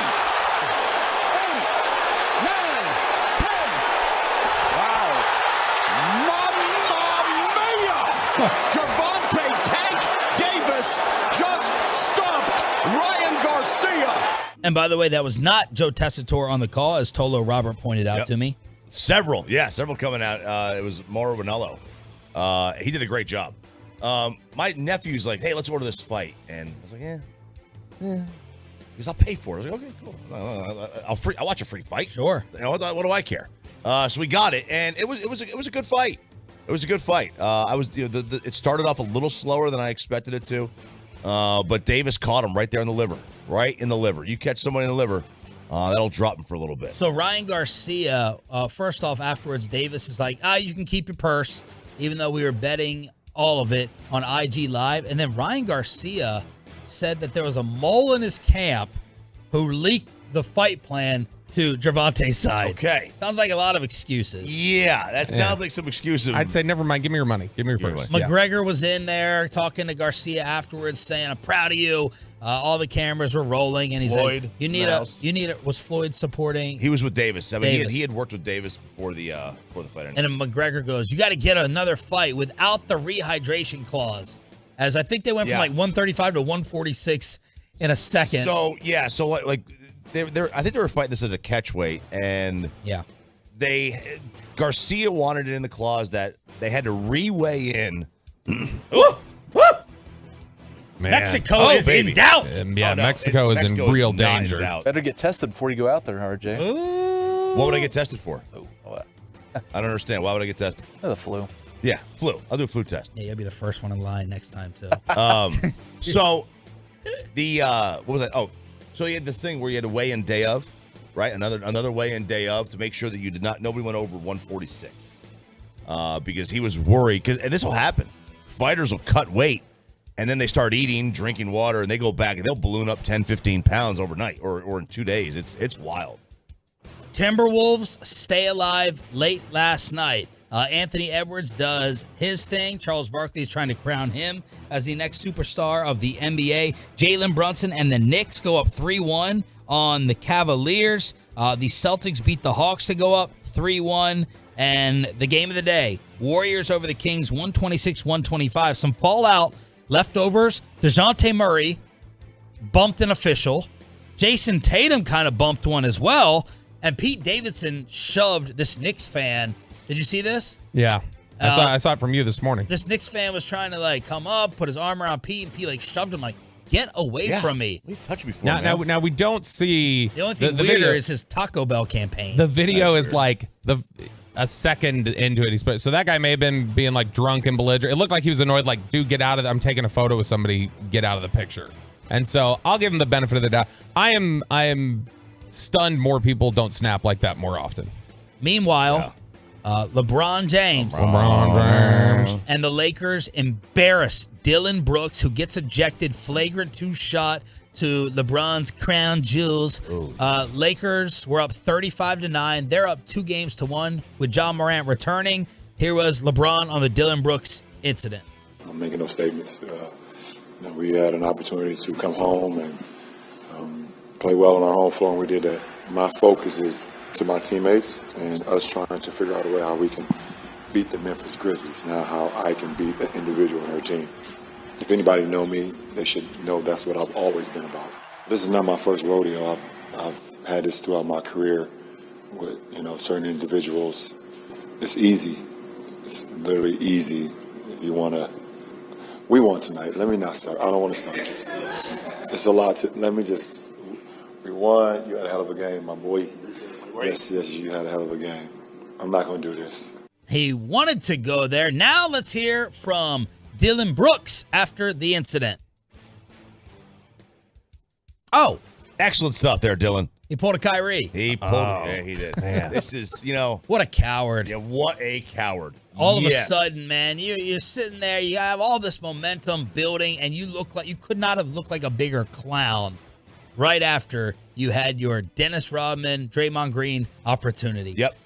Champs don't make statements. Man. LeBron, he's got the heart of a champion, heart of a lion, really. Oh my gosh. All right. He's America's darling right now. Listen to this because love. He is saving America. Saving America slobbery here. From Dillon Brooks and the Memphis Grizzlies. Everyone, with a few exceptions, that lives outside the Memphis area is rooting for LA. Everyone. Again, with few exceptions. And I am so glad that we are halfway to getting rid of their national nightmare, the Memphis Grizzlies. I don't care. He's old. First off, they should have changed their name. There's no Grizzly Bears in Memphis, is there? No, there are in Vancouver where they came from. Yes, there are. They should have changed their name. Yeah, it makes as much sense as the Utah Jazz. Right. The New Orleans Jazz or the LA Lakers, which, is there a lake? Are there any lakes in LA? I don't think there's even water La in Brea LA. Tar Pit, maybe. The water that's there is considered a carcinogen. Yeah. Headlines to recap the weekend and get you ready for your Monday here on Sean, RJ, and Roberto. It's DFW Sports Station 105.3 The Fan. What'd y'all do this weekend? Best and worst of the weekend. We got a piano bar, we got a garage sale, and we have the prescription filled. Oh, man, what a maniac this guy turned into. Best and worst of the weekend. Stories on the fan text next. But look.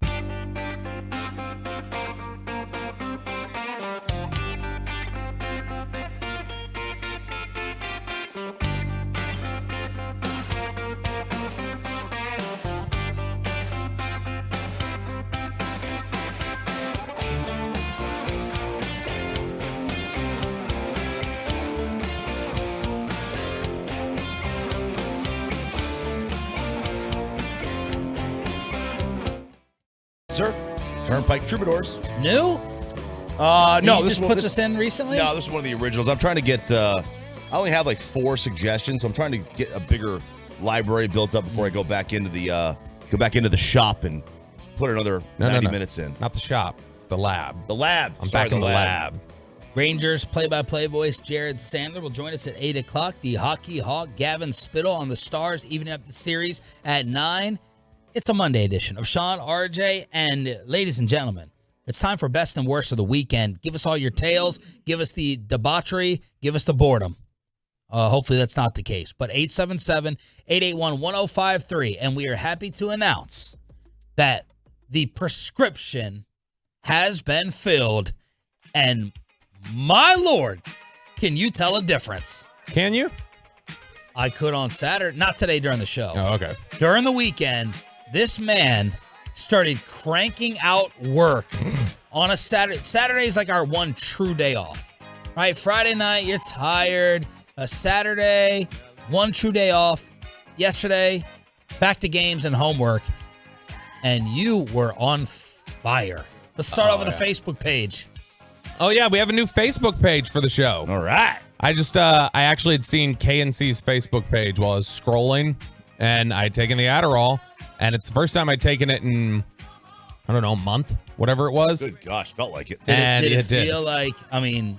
Yeah, I could see sounds. Like your first drink after 3 months? Yeah, it was LSD? Yeah, it was aggressive. And so I'd gotten so locked in, and I was just like, oh, because that's the thing. The first time or two you take it again after you've been off it for a long time, it's your tolerance is kind of reset, and so you really lock in. So I'd seen a KNC's Facebook page at one point. I was like, why don't we have a Facebook page? That was just a stupid question. We should post some stuff on there. So we started a new Sean and RJ Facebook page, which shout out to the Tolos. We got like 1,000 people to follow it on Sunday. Hell yeah. And we're going to continue to build up. We'll catch up to KNC's 14,000 in no time. If we catch 14,000 by the end of the hour, do we still have that dip can back there? You'll eat the dip. I'll do the rest of the show. I'll go downstairs and buy one if there isn't. You have the tobacco? Yeah, we have it. Has it been opened? I don't want someone's grimy fingers up in there. Oh, I mean, that's part of the payoff. What number are we at? Hang on. When you drop a cigarette, do you just pick it up and put it in your mouth? No. Oh, okay. What do you mean? Do you drop one and pick it up? Yeah, what are you talking about? Like if I when I was smoking, I pulled one on the pack and I dropped it on the floor. Oh. I would pick it up and smoke it still. Oh, I figure I'm killing myself anyway. But you'll rewash towels that hit the carpet? Well, yeah. That's more an edict from on high. Sure. All right, so what number are we at? We're at 1,000.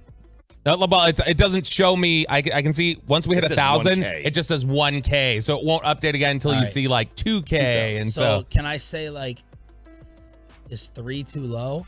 If we get to 3, no. Of course you're gonna say no.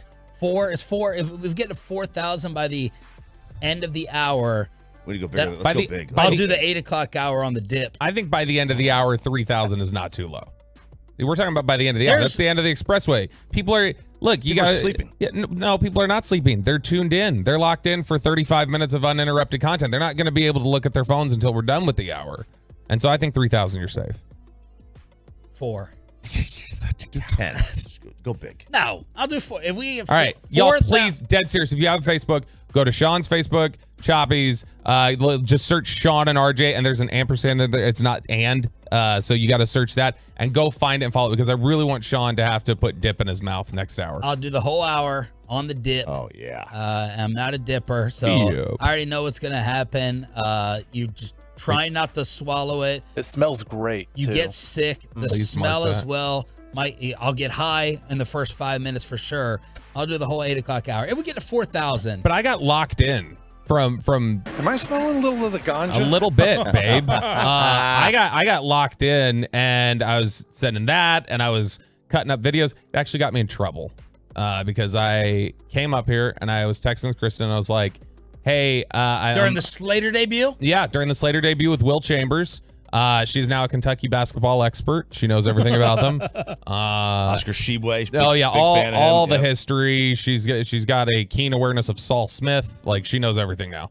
But I come up here and I was going to do a quick segment, and I finished and I was like, I'm going to start editing a video because I wanted to put together like a recap video of this past week. And I told Kristen, I was like, hey, I just wrapped up with Slater and Will. I'll be leaving here probably about 12:40. So I get locked in, I'm editing and stuff like that. And I look down and I got a text from Kristen. It says, dude, where are you? I'm like, what time is it? It was 3:00. Dang. And so I was like, oh, I'm dead. Locked in. And so he's sending segment ideas. He's making Facebook pages. He's booking Longhorn running backs for the show. He's on fire with the Addy. The Addy back. The Addy is back. Yes. It's the limitless pill, man. It really is, right? What else did you do besides getting the fight Saturday night and getting sick? Yeah, the cough is not the cough's gone now. I just got some frog in the throat. I would say the best of the weekend. You're gonna laugh and you're gonna hate me because it is terrible, but it shows how boring my weekend was. It was all about baseball, youth baseball. We had a lot of downtime during the day during these baseball games. My kids wanted to go Whataburger and a burger joint. And Sarah and I are on this Mexico trip week. We cannot deviate from our diet. Right. So we took them there. We sat in the Whataburger and in this other burger joint and did not partake. We went elsewhere. We went elsewhere to get our own health food. I know. You're going to hate me. Now, the worst of my weekend, though. You guys see each other naked every day. It's like, yeah, we do. You sleep naked. It's like, okay, there's no surprises. Well, I know it's not about it's about being on a and pool. your rules have changed. Your rules change every week. It's we're not going to drink during the week. Then you do drink. We're not going to drink. Period. Then you do drink. Period. And then we found not drinking is too hard. So we're going to continue to drink. But quick update. Sean's in trouble. Oh, really? You said you can't see the three. But it's popping it and telling me how many people have followed in the last 2 minutes. Oh, it says it's like 300 in 2 minutes. Okay, we're 3,000 away. It keeps updating. It's like slot machine notifications. It's just gone, It's got to happen by the end of the expressway. Go follow Sean and RJ on the Facebook page, please, so Sean has to eat dip next hour. My worst is easy. I have lost all parental leverage. By the way, you've been winning G-Bag, or you and Bassick have been winning G-Bag of the day. Yeah, you've won like 2-3 in a row. Every day. Really? Yeah, with Bassick telling you how to get back at your kid. Cheer against him at the baseball game. Cheer against him. So that's where I'm going with this. So my fight with Luca last week where he texted me to F off. B. He texted me that. And the whole point was he hadn't been practicing baseball. Like his season got started a little bit late. He'd been doing absolutely nothing. So he hadn't been practicing. And I was like, you know what? You're going to absolutely suck this year. It's going to be terrible. Well, he goes out there this weekend and absolutely deals on the mound. And then he said, practice for what? They're playing on a 300-foot fence. And he hit a ball that one-hopped it. He's 13. And I'm like, God dang it. I can't, what am I going to say to him now? Right. Like, I'm going to say you need to price. He's like, Dad, I was dealing. I was like DeGrom and I was like Shohei out there. Yeah. So I'm like Luca. I can do whatever I want off the field. Yeah, and same name. So it's like, oh gosh. I am Luca. I am him. I am him. I am him. Yeah. So I've lost all parental leverage. I can't tell him to practice now. Like I can't. I'm gonna need to have him have like a really, really bad game. Yeah. Or better yet, although I don't want this to happen, have him get an arm injury from not throwing enough. Okay, you got to throw, build your arm strength up. That's my only hope. But the kid's in good shape now. I mean, he's playing all these sports in middle school, track and basketball and football. He's gained 6 inches and 1 pound in the last year. He only gained 1 pound, but 6. So he's in great shape. Oh God, you got to tell people what he's doing at the plate. This is so bad. This is so bad. I hope he's not listening.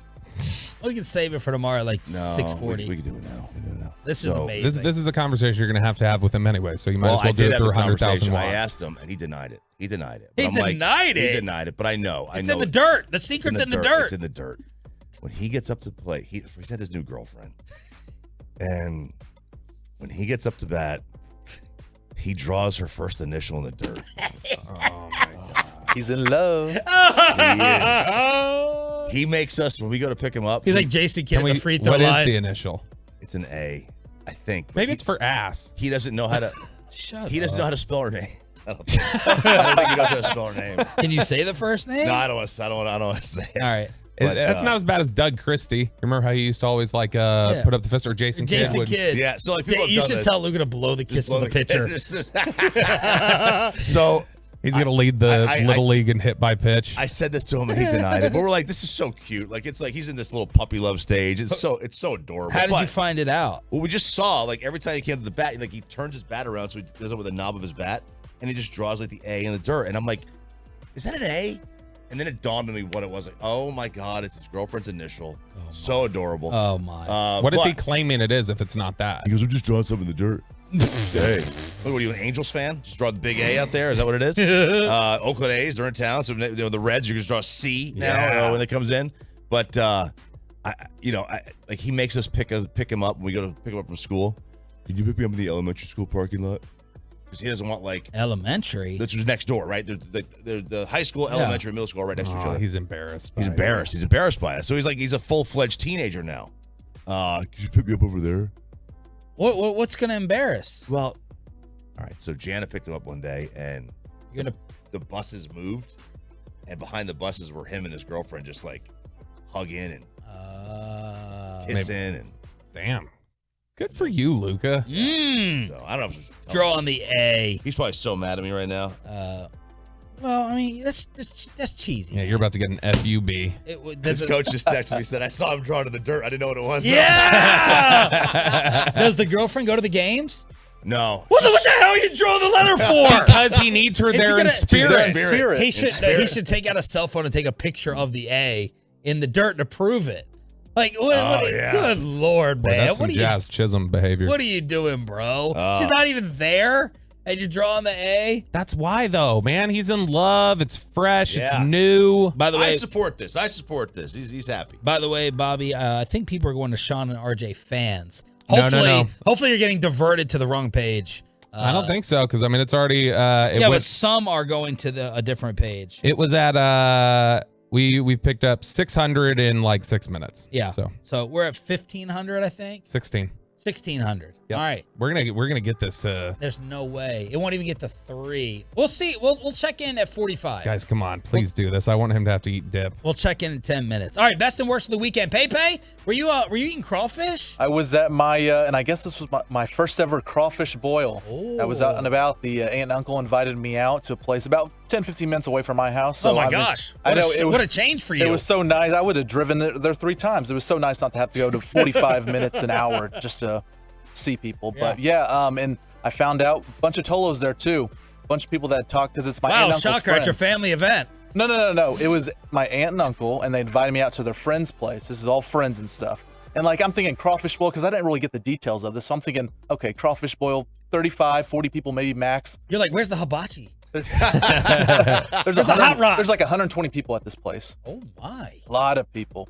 I mean, and some like it was parents with their kids and stuff, so all added up. But I mean, really nice place and stuff. And the Tolos come up to me because they really want to meet me. They had known me from. I know the paparazzi was out there. I thought I was gonna get some autographs, some pictures and stuff. Gil Liberton, bro, Barry Horn.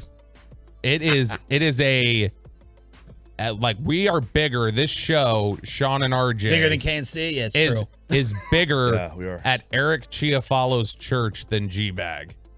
I think we're saying Jesus. No, well, no, come on, no, I'm not doing the John Lennon bit. No, when I was there yesterday at his church, I was stopped by like 5 different people who were just like, "Hey, I love you guys in the morning. Y'all are great. I listen to you." And like Eric's like, "I literally don't have anybody say anything to me about the show like this." And so we're out here crushing it. In fact, somebody told me to keep you in check. Continue to keep you in check. Yeah, keep you on your toes. I think what is starting to happen is we're starting to get some Bobby sympathizers because they think I'm too hard on you. I think I'm way too harsh on you. Oh. So what did you think of the crawfish? Well, I've had crawfish before at like restaurant stuff, just not like a boil like that. But I will say, peel and eat crawfish will test your man card because there's nothing worse than like fumbling a crawfish, only getting a little bit of meat out, having to pick at the tail and stuff, and having grown men, sucking the head, the juice, having grown men look at you and be like, "Really, guy?" And they're just 1-2 punch in the mouth and they're done. Yeah, but you like it? Oh, I loved it. Yeah. Okay, excellent. And then Bobby and I started our weekend together on Friday for his wife's birthday. Ooh, how old? You're 35. not supposed to say the I can say it. I mean, it's not like it's Pete's. Yeah, it is like sensitive information to many women. Why don't you give out her weight next? I think she was complaining about it this weekend. Stop. Pete's Piano Bar in Frisco. Oh, those are fun. Yeah, Those they are moved the one fun. out of Addison. I didn't know the one from Addison had moved. It's like right there next to the Star now. Yeah. No kidding. Yep. And so yeah, we were out there and good old time. And Sean, I know you said you were like, man, these songs are getting better as we go along. Drunker. That's the thing. Were they getting better or were you getting more inebriated? But one of the guys that was with us was Cody, one of our sales guys here. Sales guy. Yeah, and so we had been texting. I was like, "Oh, you should come out with us. We're gonna be out there." And so he came out, and they got those little request things there, like you can put like $20 because in they or will whatever it they is. will play. Oh my they God. know everything, and so he is going to see Fall Out Boy here soon, and he hasn't seen him yet. He's excited to see him, and he says, "I'm gonna request Sugar We're Going Down" by Fall Out Boy, and he's like, "Maybe they'll let me play the drums for it." And he was like, "Kidding." And I was like, "Can you play the drums?" He's like, "Oh yeah, I play a little bit. And so I play a little bit, but I could go up on a and play at a piano You can't play the drums at the piano bar. You can't go up there and like take over their equipment. Yeah. So wrong, Sean. The right amount of money. Can. Yeah, I know it was wrong. I was there. I'm setting up radio. So I wrote down Fall Out Boy on one of the cards. Sugar We're Going Down, and then in parentheses I put let Cody play drums. And then this is why Kristen had to control the money the other night. Kristen, by the way, as soon as we went out there, she dictated that like She shouldn't have been controlling much. We No, saw no. what happened with her controlling the money at the end of the night. No, we saw how that ended up. No, so she was like, you'll go too aggressive and pay.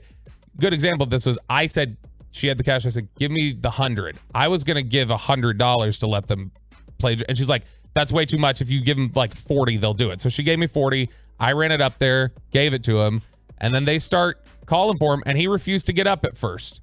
He wouldn't go, and then Had the girlfriend there. he had to fake his humility. Yeah. Which, as I told him, I was like, nobody with no grown man wearing a nose ring is like humble. You've got irrational confidence here to walk around with that. Okay, so you can get up there and you can drum. And they did. They were like, this is not a karaoke bar, you guys, unless you pay us $40. So where's Cody? Come up here and play the drums. So we had to force him up there, and here's a little quick intro of him playing the drums.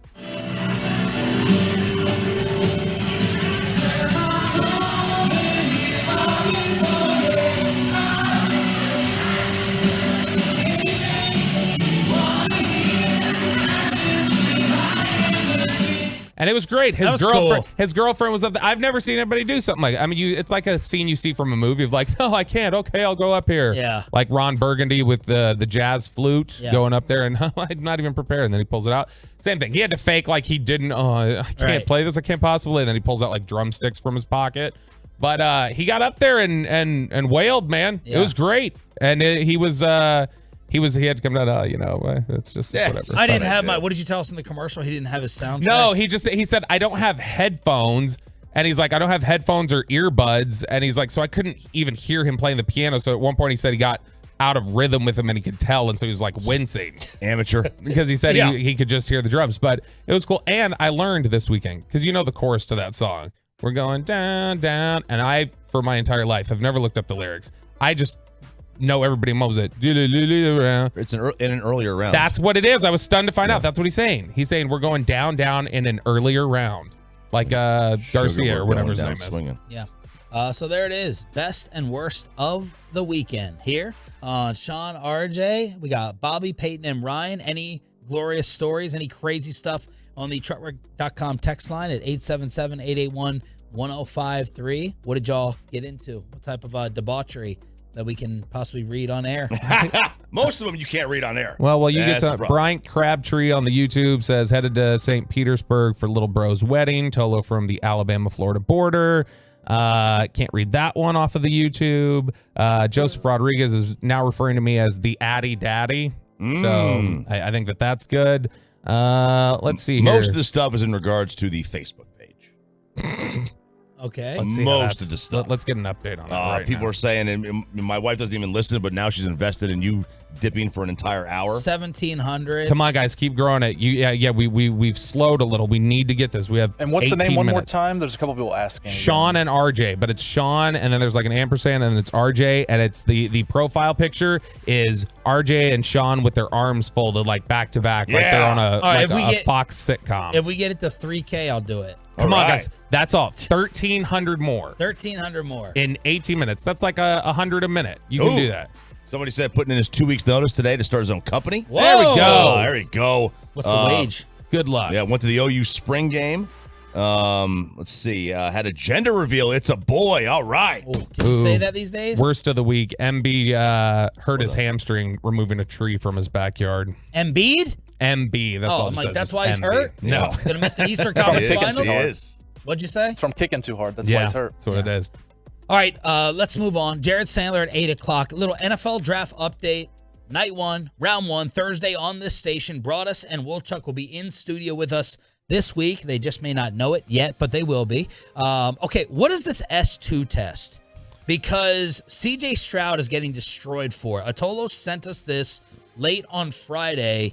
An NFL executive said Stroud scored an 18. That's like a red alert. You can't take a guy like that. That's why I have Stroud as a bust. That in conjunction with the fact, name one Ohio State quarterback that's ever done it in the league. When another executive was informed that Stroud scored extremely low, he said it confirmed what he had seen on tape. That was my concern. His personality is just sort of calm and mellow and laid back. That's the way he plays. You look at how Bryce Young plays and how Stroud plays. I don't know how anyone can look at these two play football and say you'd want Stroud over Young. Bryce's mind is so quick. He processes so fast. Stroud, everything is much more programmed. The S2 is a great test, said an NFC executive. For quarterbacks, it's been pretty good. Then they started doing it. They started it in baseball and then football. If you get a high score as a quarterback, it's not saying you're going to be a great player, but if you get a low score, it's 100%. Wow. None of the quarterbacks that got a low score became good players. Bobby, what the heck is the S2? Yeah, so the S2 is this, and it's something that like has started taking off even in like youth sports and stuff like that. But the NFL's become like really big fans of this. Teams have become fans of using this. It's this 30 to 45 minute like digital evaluation. And the way they describe it is they say that it is an evaluation that scientifically measures an athlete's game speed, cognitive abilities down to a millisecond level. And so teams have been big fans of it. Again, not because it necessarily means that this isn't like the SAT train questions of tell me which one's leaving the station. No, this isn't like Wonderlic exactly. Like this is more about like mental processing and cognitive ability and things like that. But that's why if you score really high on it, it doesn't necessarily mean anything to them, but a lower score tends to flag you a little bit with some teams. But I mean, most teams at this point use this test and are big fans. I think the Cowboys like it. And so I always get a little leery of we're 2 weeks out and something like this drops. Where not that it's not true or, you know, it may be a little whatever. It feels a little like calculated. Yeah. That they're fine. Somebody wanted to leak it at a certain time. Maybe you want somebody to drop. You want something to happen here. I don't know what it would be, but I think whoever that. But this is all like game stuff. Like, can we take this sample S2 test? Is it like, I don't know if you can. I know it's proprietary, and so I think you have to like be a subscriber for it, like an organization subscriber. But I'm sure they have sample tests out there. But it feels like an attempt to. I hate this sort of thing where it just kind of sullies guys' names as we get closer to it. And CJ Stroud has, you know, taken enough dings, I think, throughout this process. This just seems a little fair. But that quote from whoever that anonymous executive is awful. That is awful. Which one? The very first one about, plus he's an Ohio State quarterback. Yeah. You're an idiot. I agree. That makes no sense. Doesn't matter. He's a Penn State running back. Yeah. Now, the only thing you could say is that if you have a system that is like if you say Jeff Tedford quarterbacks or like there's that kind of a thing. I understand. If you say guys who come from this scheme, like for instance, people didn't always love the Leach quarterbacks because they were in a certain scheme. It's a cheat code, like Bryles receivers. Dude, Heupel's. I think Heupel's gonna the Tennessee guys, like there's a lot of them in the first round or second round. Their offense is kind of a cheat code. I totally understand that aspect of it. I don't understand the school. Because especially if you just say the school, if you want to talk about system, Ryan Day comes from sort of this Urban Meyer tree, and Urban Meyer's system has put out, when you include Dan Mullen, has put out Alex Smith, Dak Prescott, Cam Newton. Like, they've had successful quarterbacks at the NFL. It's just, it's like we can't draft Penn State running back. Yeah. Like, that used to be a line. And it's dumb. So Will Levis is now the odds-on favorite to be the number 2 pick, and there's all this noise around Arizona. Yeah, so what are the Cardinals going to do with their pick? All right. This feels like a fake report, too. It does. It feels like a fake report because there's a report out there that says that teams are contacting Arizona to get them to number 3 and not take a quarterback. They would take an offensive lineman. An offensive lineman? Right. So, like, that would be surprising. Generally, in that high in the draft, you don't move up to take a non-quarterback, right? There's not even a lineman, I think, that would go in the top 3 that would be worth. And I really love Peter Skoronski from Northwestern. He'd be the one, but my gosh. Yeah, he probably would be. But, like, I see this as a total smokescreen on Arizona's part, leaking this to get interest in the pick. But it doesn't make sense. Like, you're not going to – I think you would generate more interest if you said somebody was going to move up to draft a quarterback. Like, if you're in Indianapolis and you hear this report and you're sitting at 4 and you hear somebody's going to move up to draft an old lineman, you're like, oh, well, cool. I don't need to move up then. I don't need to up the offer because I'm still going to get my quarterback. So that doesn't make much sense. I think it's a smokescreen. Why would Levis, by the way, someone else told Peter King, oh, no, it was Daniel Jeremiah. He said, I think Arizona has the worst roster in the entire league. Wow. Damn. Why would Levis be the pick at 2? Ooh. You're having to forecast a trade, right? If this Houston stuff is legit, that they're not going to take a QB.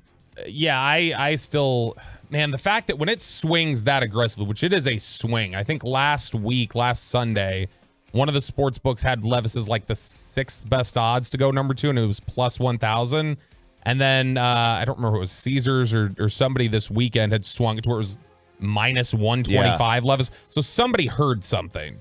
There's something that's there that somebody must love Levis. The only thing I can figure is there was chatter about somebody going up to 3 to Arizona to get in front of someone to get Levis. And so now somebody's responding to that and saying they're going to go to 2. Houston has loved Levis all along and is smoke screening this entire time. No, I'm just saying that these are the options that I'm considering. They've loved them all. Or Indy must love Levis. And people are feeling like they would take Levis instead of Richardson, so we got to get ahead of Indy. My issue with Levis, and the same thing with Richardson, usually,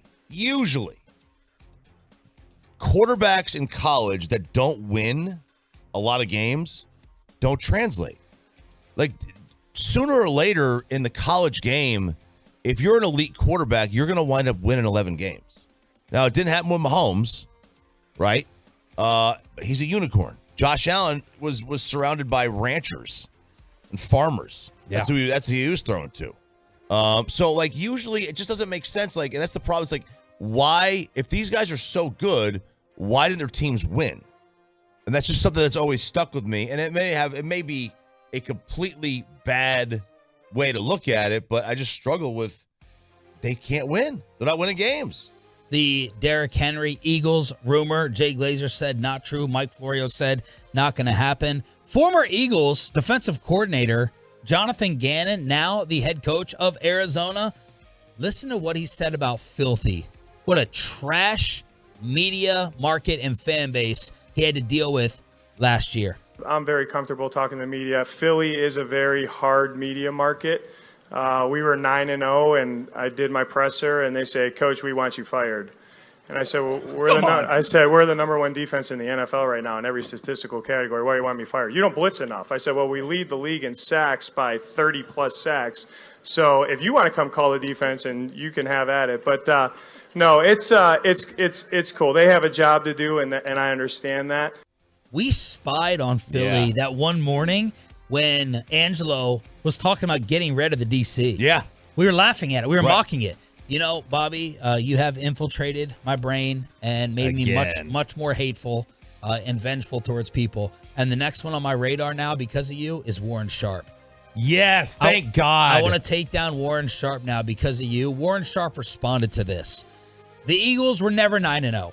After 9 games, they were not leading the NFL in sacks. Number 3, they trailed multiple other teams in sacks. At no point in the season did they lead the NFL by 30-plus sacks or anything close to that margin. This presser exchange never happened. So this Warren Sharp, like, for some reason, calling out Jonathan Gannon, and you have it in my mind that Warren Sharp, like, I'm going to list the teams that he works for to expose him. Because you keep talking about that he gets paid by certain people. You got to find out who they are. Because that's the thing. Why would he go with Jonathan Gannon? Like, okay. Because of that, you're right. Maybe the numbers aren't exact. Like, they set the NFL record for sacks. They were undefeated. It doesn't matter. They were unjustly irrationally calling for his job. That's the point. That's the exact point. And I'm like, now I want to expose this guy's face behind the stash. And a lot of this, I think this is. Look, I there's no way to prove this, but.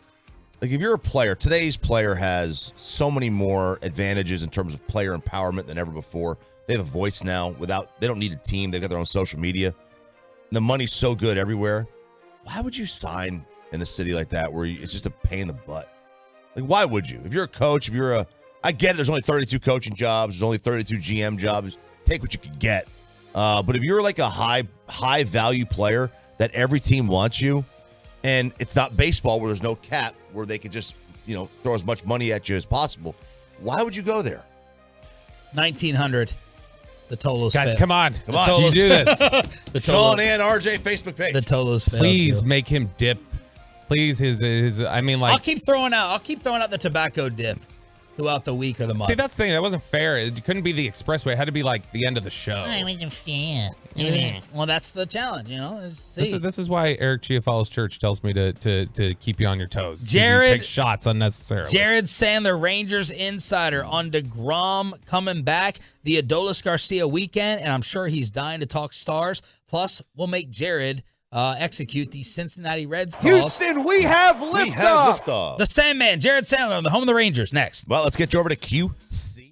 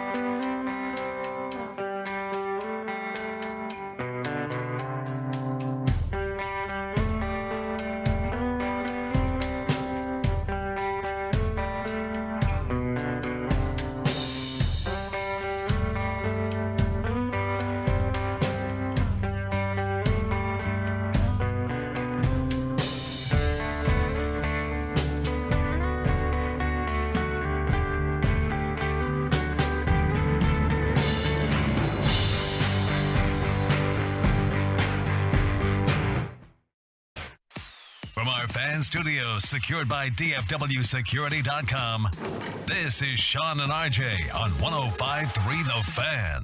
1-2. Swing and a miss. Strikeout number 11 here today. A 99-mile-an-hour fastball, and DeGrom strikes out the side in the 6th. Bobby, you think that call may have been affected a little bit by Jared Sandler? Yeah, I think, look, I think we take responsibility for this one here on the show. You know, we mocked the Houston We Have liftoff, and I think it's killed his joy in the booth because that was an exciting moment. It's a tight ball game. DeGrom striking out the side in the 6th. And Jared's like, he strikes out the side here in the 6th. Yeah, it's like he was looking for possums or somewhere. I know. I'm so I hate that we killed his joy. Let's bring in Rangers play-by-play voice Jared Sandler on the Diamond Factory hotline. Would you like to respond to that theory?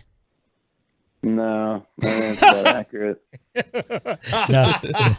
Hey, Gavin Dawson, wake up. Hey, that was having fun. That was fun. We're all having fun. Looks like DeGrom is just fine. What did you think when Bobby sent you the freak out text that his wrist was broken after he was throwing 91? Yeah, so what Bobby did not, I guess, realize or he overlooked is that the first fastball he threw that inning was like 99.8 miles an hour or something. So I did overlook that, yes. Yeah, I will say it's been interesting. Every pitcher goes about things differently in terms of just the evolution of their pitching throughout a start. Some guys, I remember when Justin Verlander was coming up, he'd throw 92, 93 in the first inning or two, and then he'd be throwing 98. In the 6th inning. With DeGrom, it fluctuates from like with his fastball, like 97 to 101. And, some guys, once they start dropping, they don't pop back up. That's not the case with him. He will, have an inning where he's mainly at like 97.5, not to 98.5, and then he'll come back the next inning, he'll dial it up a notch. So, but like, I understand Bobby's concern. I understand everyone's concern. We want this guy to be healthy. Fair or unfair, the reputation coming into this season was that he was having health issues. Then there's the thing in spring training that probably got overhyped a bit, the side discomfort, but you just invested nearly $200 million in this guy, and he's the new shiny toy, and everyone's super excited. So I get it. I understand why there's going to be a microscope on him, but I tweeted this last night.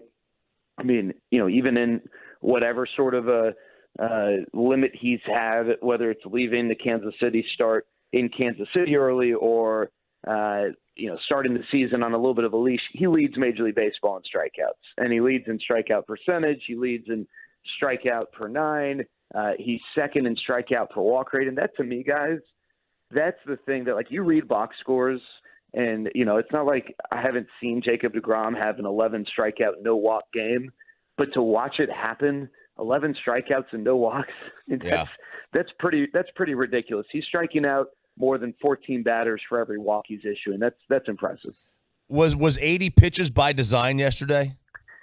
I don't know that it was like a hard count, RJ, but I don't think they just feel the need to push in an unnecessary manner here in April. He's coming off a start in which he threw a little bit less than 60 pitches. And I think it's just one of those deals where if this was July, August, September, then, hey, let's go back out there another inning.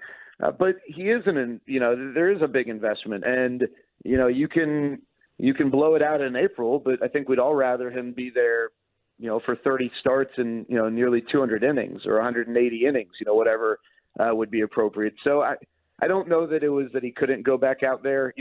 He looked fine in the 6th inning. He struck out the side.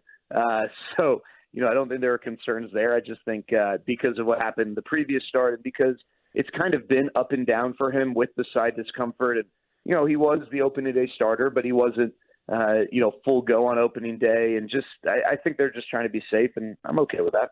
Jared Sandler here on 105.3 The Fan. So should we just get used to the ultra cautious approach? Like if they think anything is off, get him out of there and let's just wrap him in bubble tape.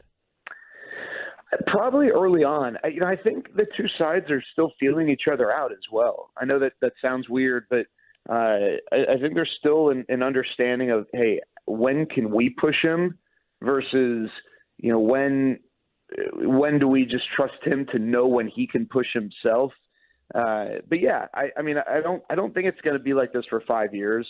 But I think early on in the season, I think it would make sense that this is kind of how it's going to be, where you're not going to see him throw 110 pitches. And again, I'm fine with that because he can also go. He went 80 pitches, 11 strikeouts, 6 innings. That's incredibly tough.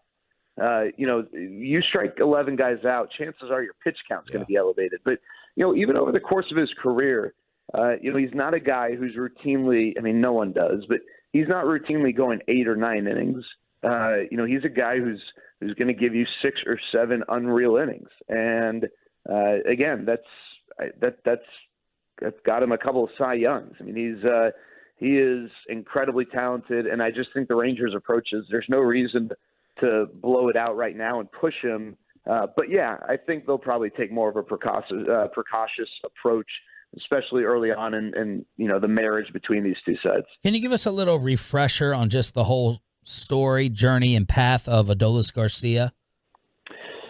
Well, yeah, big brother Adonis briefly played in the big leagues. Adolis, grew up playing in Cuba, and we always talk about these guys who defect from Cuba, and they usually do so at a relatively young age, 18, 19, 20, 21, 22.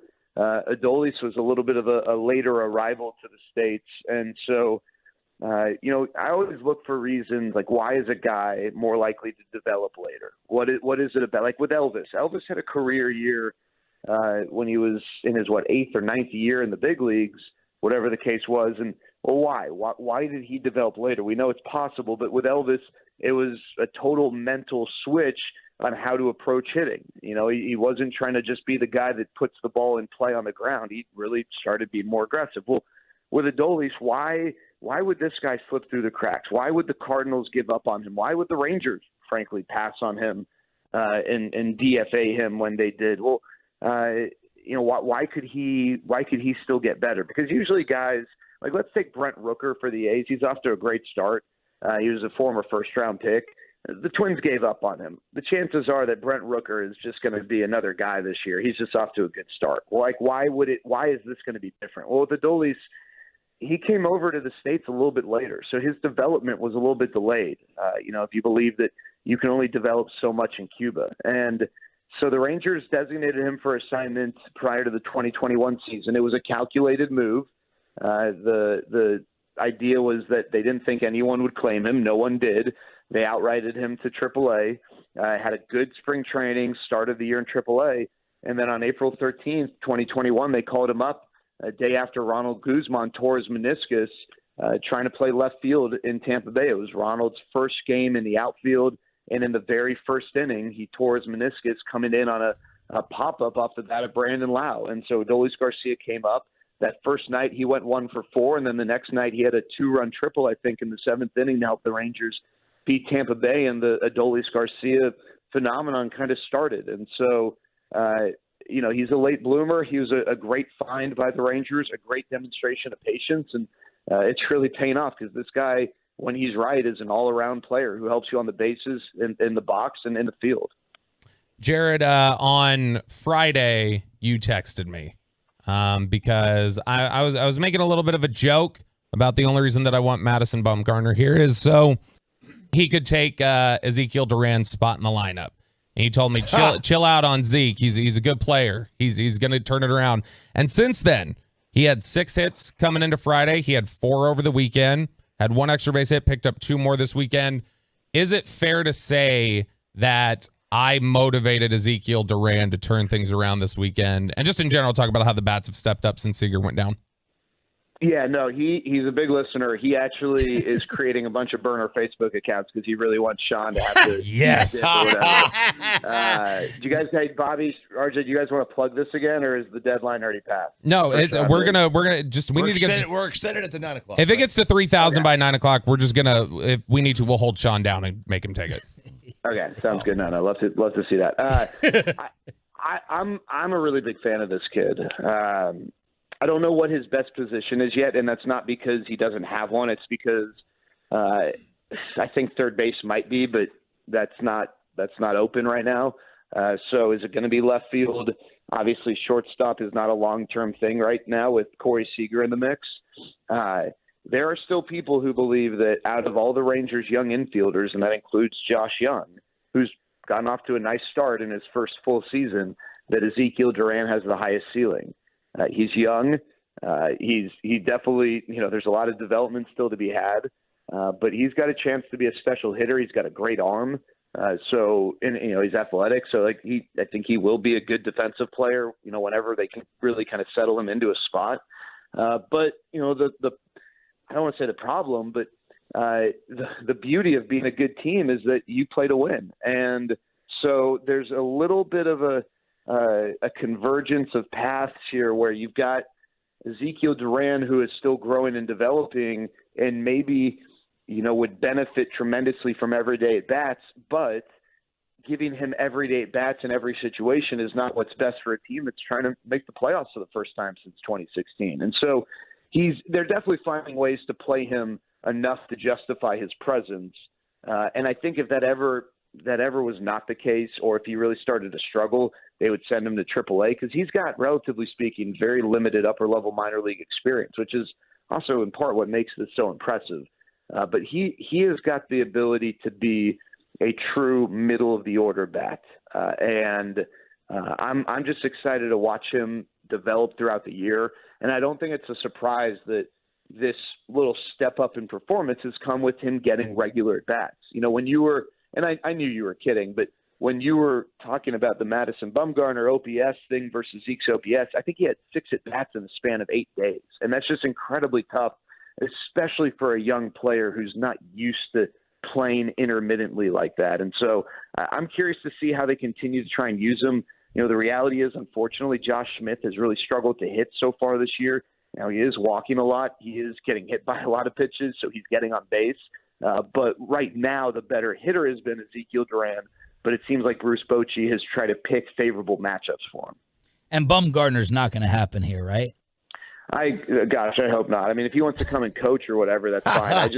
I remember having a conversation, I forget who it was on the station when he was a free agent a few years ago, and they're like, hey, bring Bumgarner here, and I wanted nothing to do with him then. The decline was pretty apparent. He was one of these guys who I think his cutter usage really tapped into, some health things, not like let's go on the IL, but the velocity started to drop, the strikeouts started to drop, and those were alarming signs. I just don't know what his role is. Like, if this was last year, yeah, bring him on. I mean, maybe he'll sell a couple tickets because the rotation wasn't very good. I mean, you're not putting him in the rotation, and I don't know what his role in the bullpen is with Dane Dunning and Cole Reagan's doing such great jobs, and their hybrid multi-inning middle relief type roles. So I just don't see where the fit is, to be honest with you. All right. After you insulted my intelligence the other day with this Houston thing. Houston, we have liftoff. Explaining to me. Am I allowed to defend myself? Okay. No. Try. Yeah, thank you. So, listener here, Tolo Jared. We're in Cincinnati. I've been listening to the show for the last couple hours. I could be wrong because the app will sometimes skip, but I thought you made a comment about how I don't understand. Or I guess Houston with NASA, with Rockets. Like, you made some comment like you weren't sure what the connection was. I might have misunderstood because I was miserable in the city of Houston because that city sucks. But if I misunderstood, I definitely would never want to insult Sean Sharif's intelligence. Well, look, it's going to create great radio, hopefully, so it's a good thing. We came up with an idea for your road calls based upon explaining to me that NASA and the armpit have a connection. And we wanted to start off in Cincinnati, and Bobby came up. We wanted obvious Sandler sports calls to work into the play-by-play. So Bobby's going to run down his list of suggestions, and then we'll see whether you go for it. Yeah, and I've put Rangers players in here just to give you a more realistic sense of the call. So maybe try this one, Jared. Hold on to your chili. That one was driven into the Cincinnati skyline by Marcus Semien. Yes or no? Okay. And Choppy, you judge his fake laugh or not? That's No, 1 of 10. That's a 6 on the fake laugh scale. All right, Okay, Jared. yeah, no, that's good. I can, that seems palatable. Okay. Josh Young drives one into left. Palatable with the chili. Yeah. Josh Young drives one into left, and he will icky shuffle around the bases as that one is gone. I would love to, if someone hits a home run, especially if it's Adolis, because he kind of does. He doesn't do like a total Euro step, but he does a little bit of a move. I would love to work in Icky Shuffle on the broadcast. And I think Hicksy would get that too, which would be great. Oh, good. Okay, how about this one? There's a drive into deep right. Will Myers going back. He's at the track. He's at the wall. And that's why Ohio is a swing state. That ball is gone. Probably not going to go with that one. But I like it. That's a 9 of the fake laugh. There you go. Damn. Okay, well, that's all. I like that. That's good. If you could, I don't know how you would finish the call, but if you could just say something about like, put on your bow ties, Cincinnati, that one's gone. I'd love that too. So, no, I thought we'd get a Nick Castellanos. See, I said that. And there's a deep drive to left by Castellanos. That's what you got to do. I'm still waiting for another Josh Young homer, so you will say Young Moolah, baby, though. Okay. Yeah, I can work in Young Moolah, but the only problem is Matt would look at me like, what the heck is he saying? He would have no, that is not a, although, Matt does like rap, and I don't know, maybe, I don't know if that's in his catalog, but we'll have to find out. All right, brother. Thank you for the time. Enjoy Cincy. We'll be listening today and tonight and hopefully replaying it tomorrow. Appreciate it. Hey, can I quickly just say one? I'm going to go to this place called Tom and Chi. I don't know if you guys have heard of it. No. They're grilled cheeses, but instead of like Texas toast, it's like donut glaze toast. Wow. Oh, my.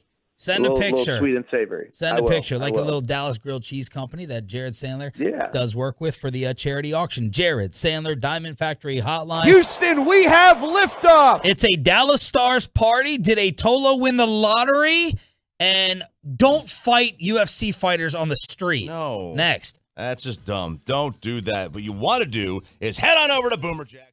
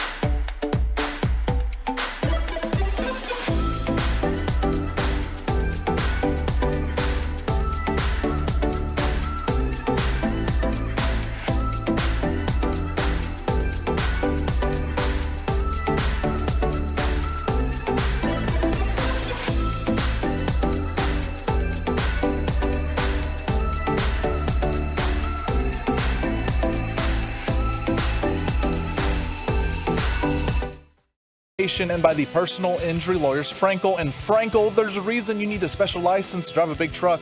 So companies that hire drivers and put them in a big truck should be held accountable for what happens when one hurts you. Frankly, you need Frankel and Frankel. Visit truckwreck.com or call them 214-333-3333. Jamie Benn with the puck. He'll give it to Seguin. He scores! Tyler Seguin! 3-1 Dallas. A power play goal here in the third. I was like, ball game. RJ tweeting out, series tied. And then Minnesota scores. And then they scare late. But Jake Ottinger comes up with 33 saves. And we are all now tied at 2 games apiece with Game 5 tomorrow night, 7 o'clock puck drop. And Ottinger got to do this. He was born there. I think he had about 20 people in the stands, including the grandparents. Yeah, grandparents are there. Which, by the way, why do they show him after he gives up a goal?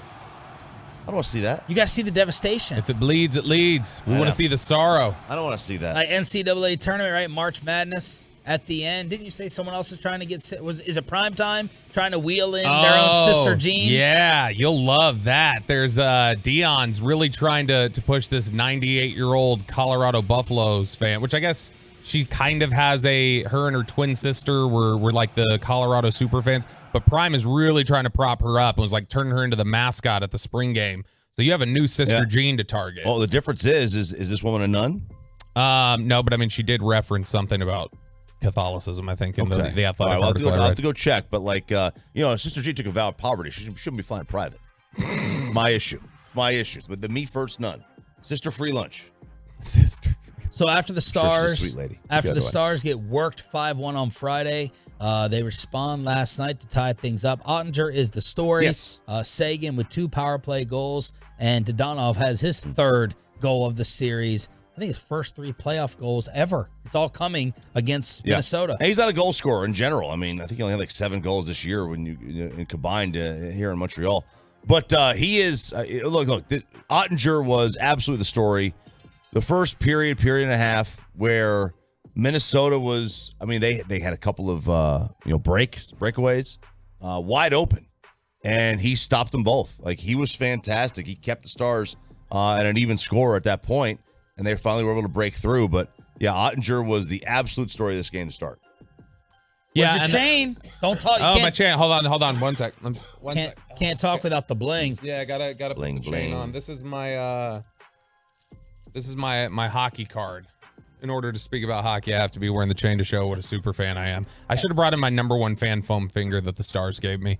Can I ask you something? Yeah, please. Are you okay? Yeah, I'm good. Why?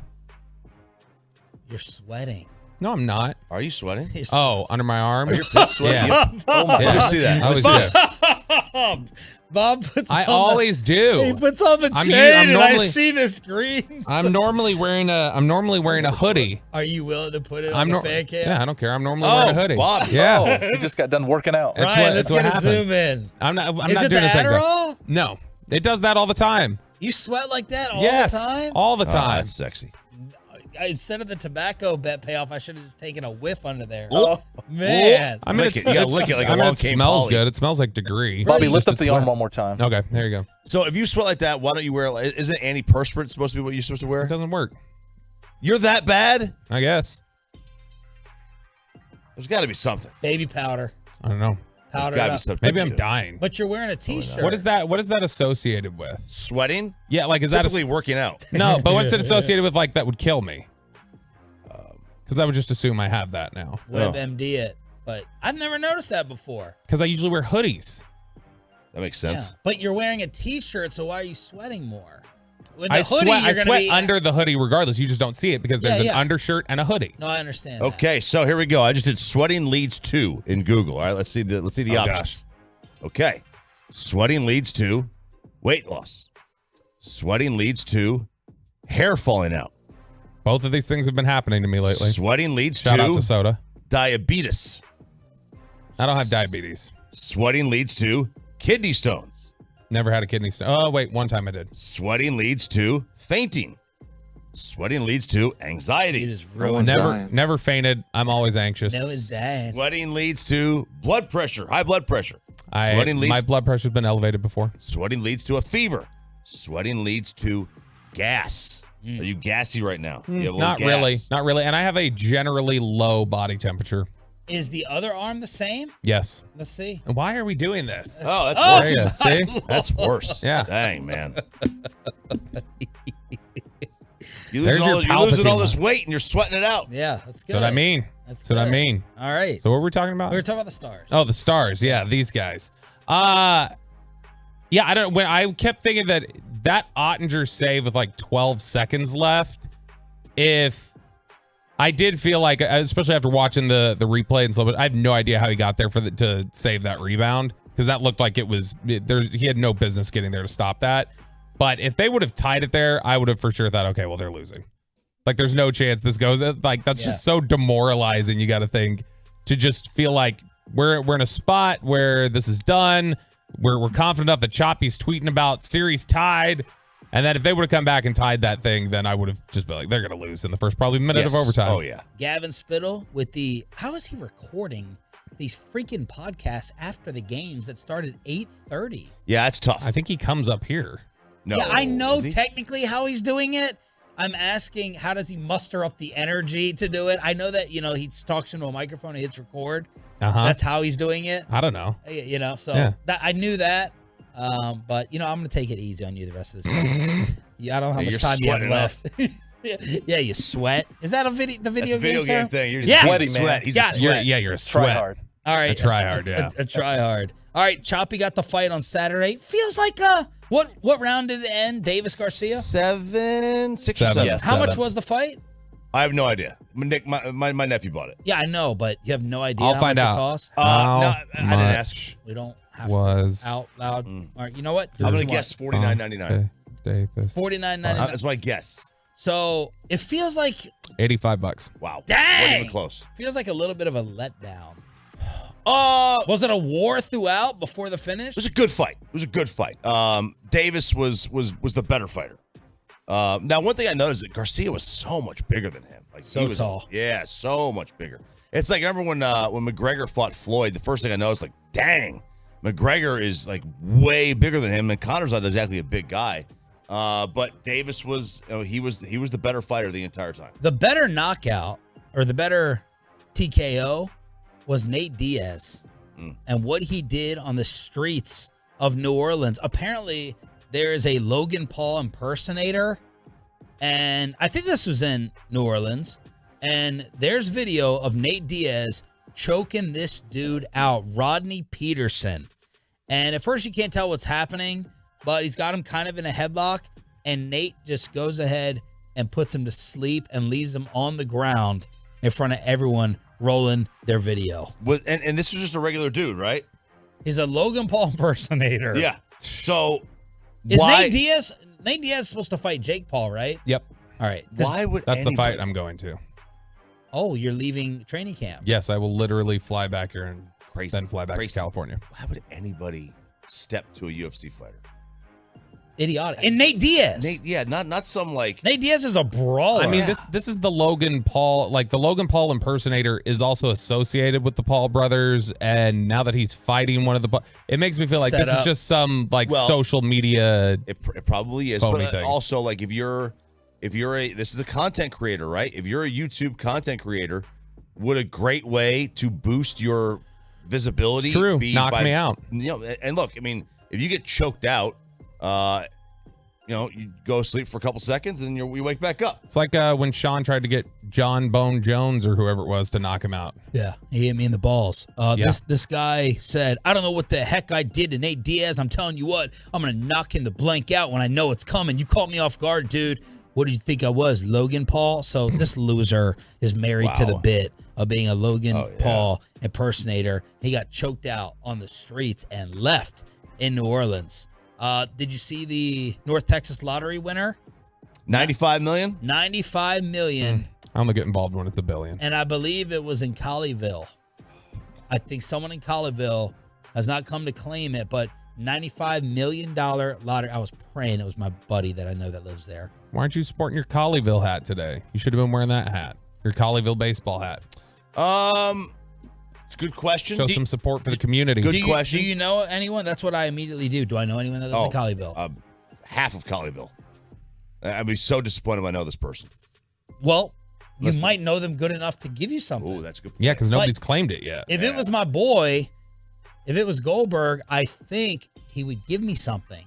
That's what I was hoping for. So yesterday I sent him the story, and he's like, yeah, we have the meeting tomorrow. And I was like, what meeting? And he's like, yeah, the one to claim it, and we're just trying to keep it secret. And I was like, ooh, real funny. The first thing you texted me would not have been about a stupid joke that you sent me this morning. You would have said, I won the damn lottery. I won the damn lottery. You would have kept your mouth shut. But if he won it, I'd be good to go. Now, this is one lottery I've never played. This is like I've played the Mega Millions and the... Wait, if I go and buy Mega and Power, that's not this? This is Texas Lottery, right? This is like the Texas two-step I don't know. thing. Is it? I think this is the Texas two-step or whatever.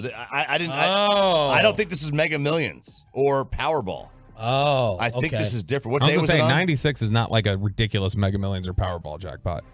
No, because I've been seeing all weekend the they're at Powerball 20 and the and Mega 26 now. Yeah.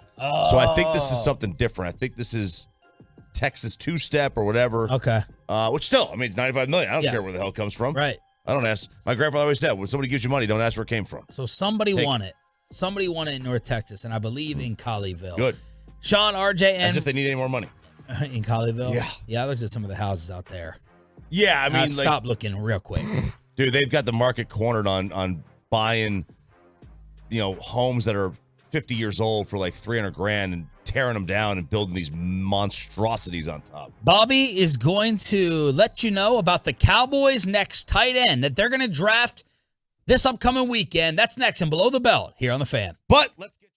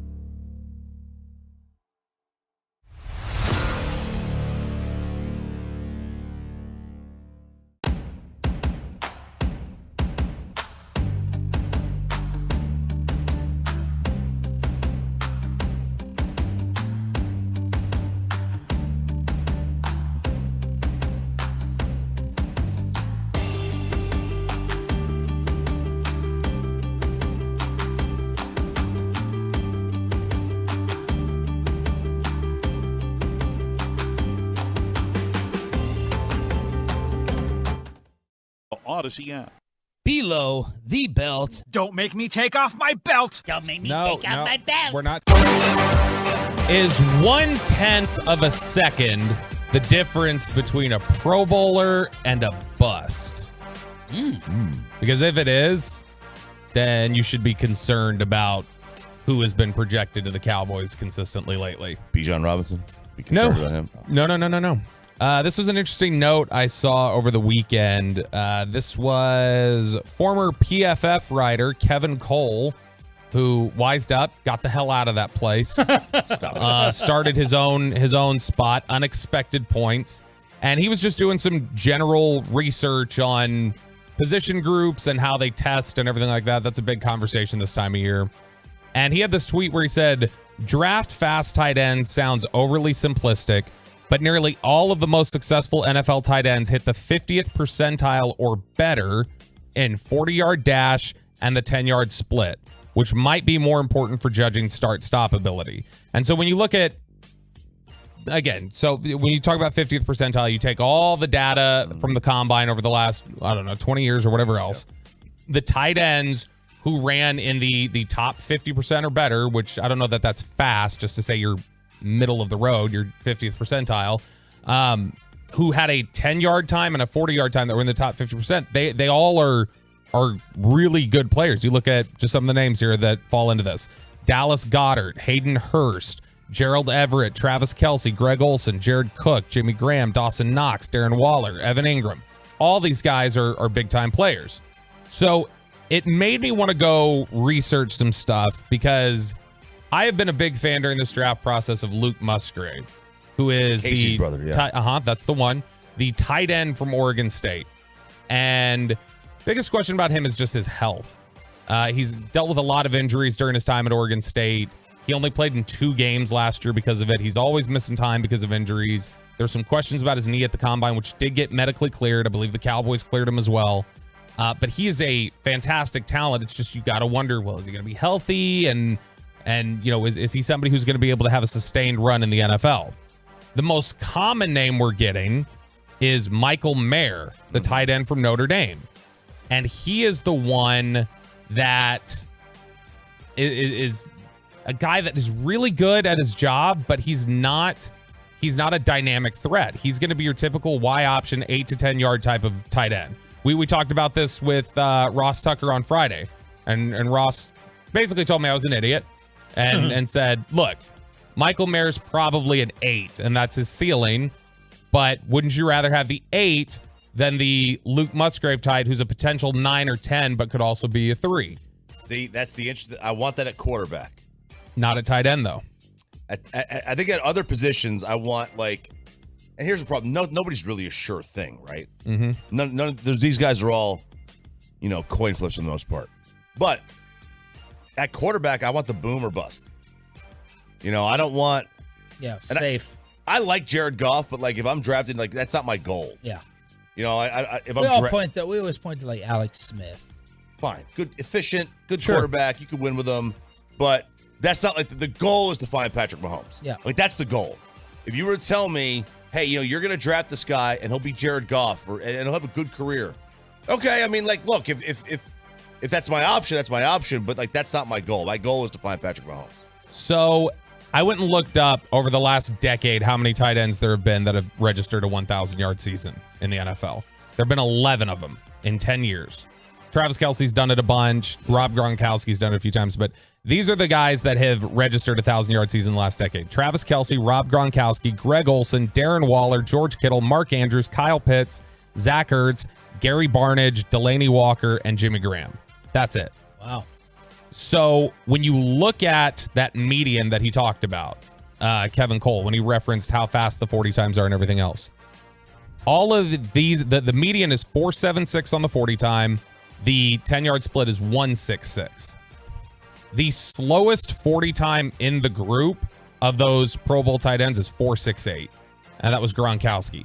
That's the 72nd percentile of tight ends. So you're talking about the top 28% of the tight end group when it comes to 40-yard testing is the only ones we've seen get 1,000-yard seasons recently.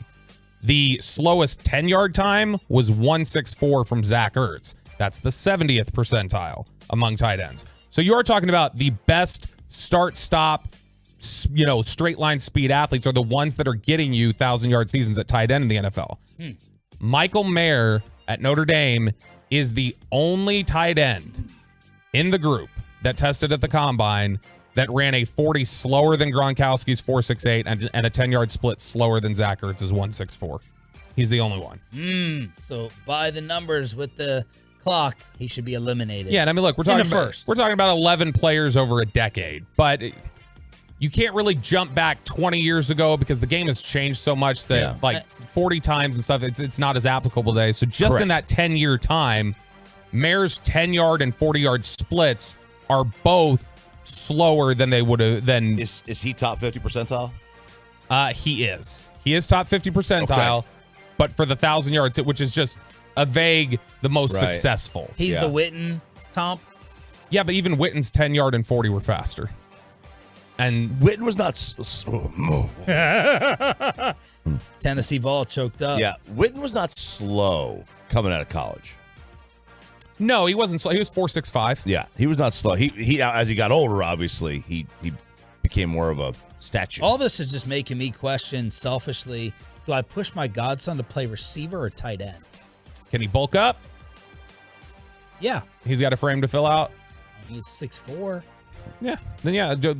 If you're 6'4", 6'5", and you can run a little bit, yeah, absolutely. Now Michael Mayer's tight end over receiver. Michael Mayer's 10-yard split, the short area quickness. Michael Mayer's 10-yard split was the worst one at the combine this year. It was 1.66. It was the slowest one. And so when you look at Luke Musgrave, who I'm a big fan of, Luke Musgrave's 10-yard split was the fastest one at the combine. It was 1.54. And so that would be tied for the fastest one of those 1,000-yard receiving tight ends. Mark Andrews, who had a 1.54, and then his 40 time at the combine was 4.61, which was the fourth best. And again, would be up there among the group of tight ends that have done it. That puts you into like the 80th percentile of both numbers, what Luke Musgrave had.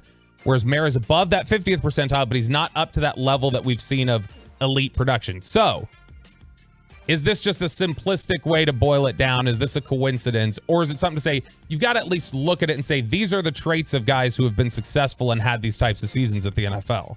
Yeah, I think it's something to look at. I absolutely, I love this kind of stuff.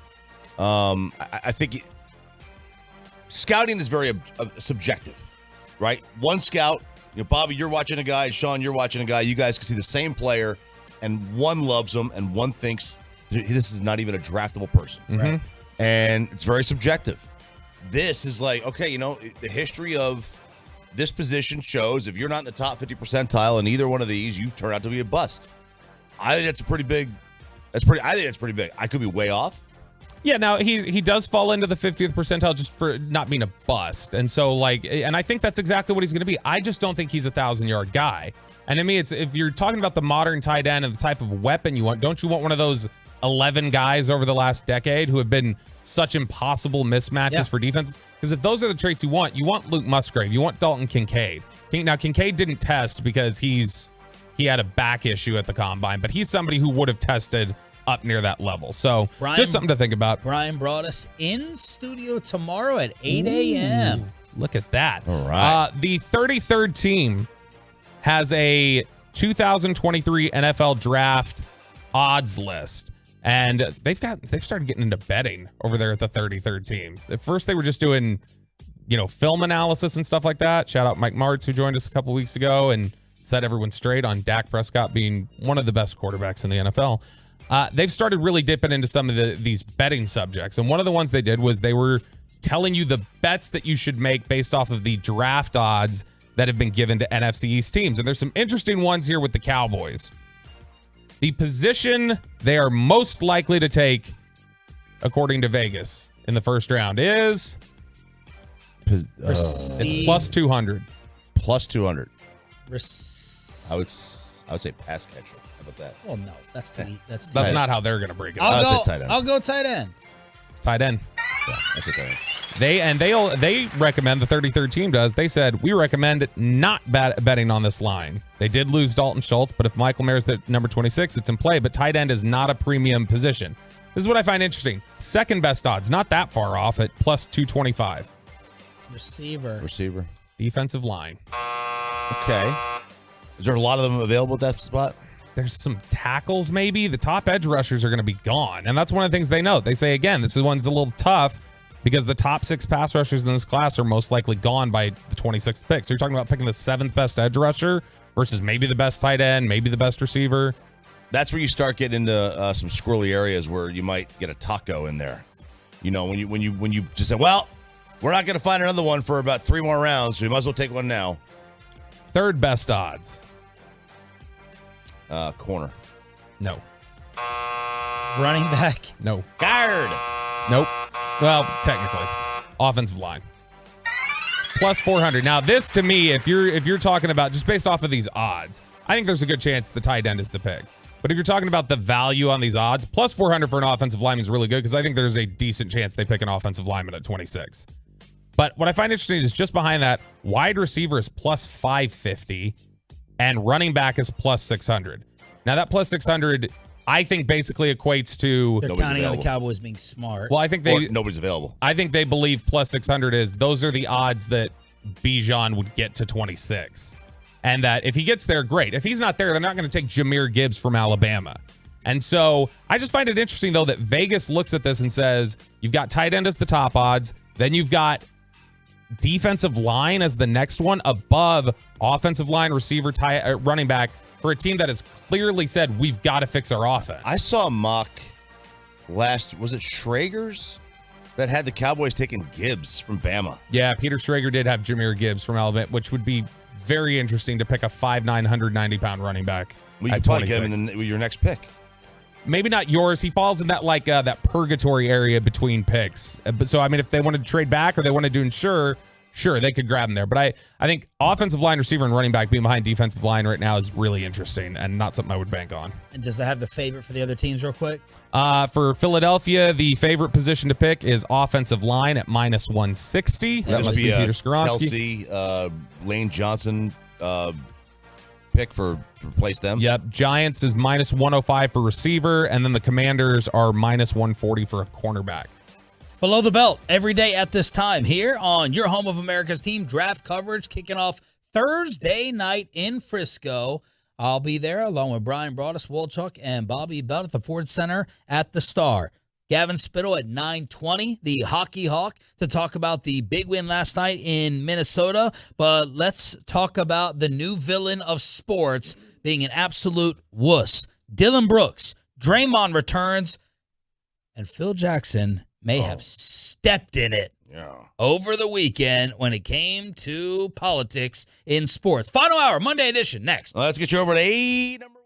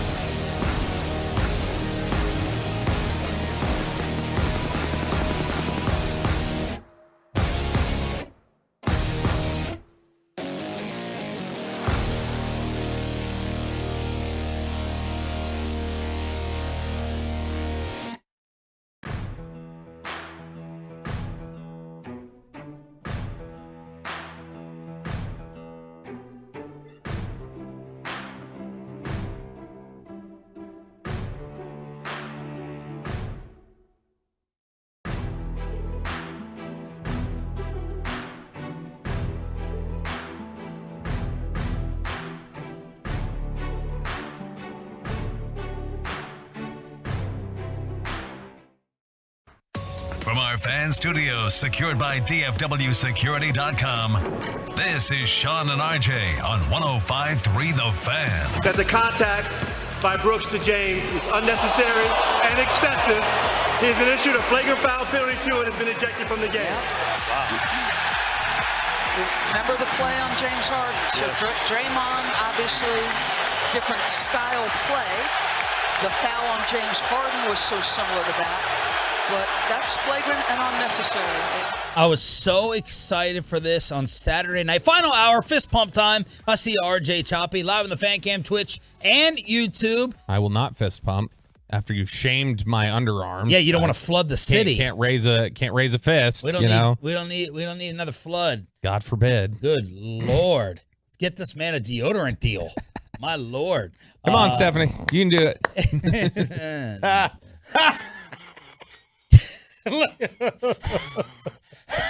Get a deodorant deal like you got Choppy the Campbell Reds, apparently.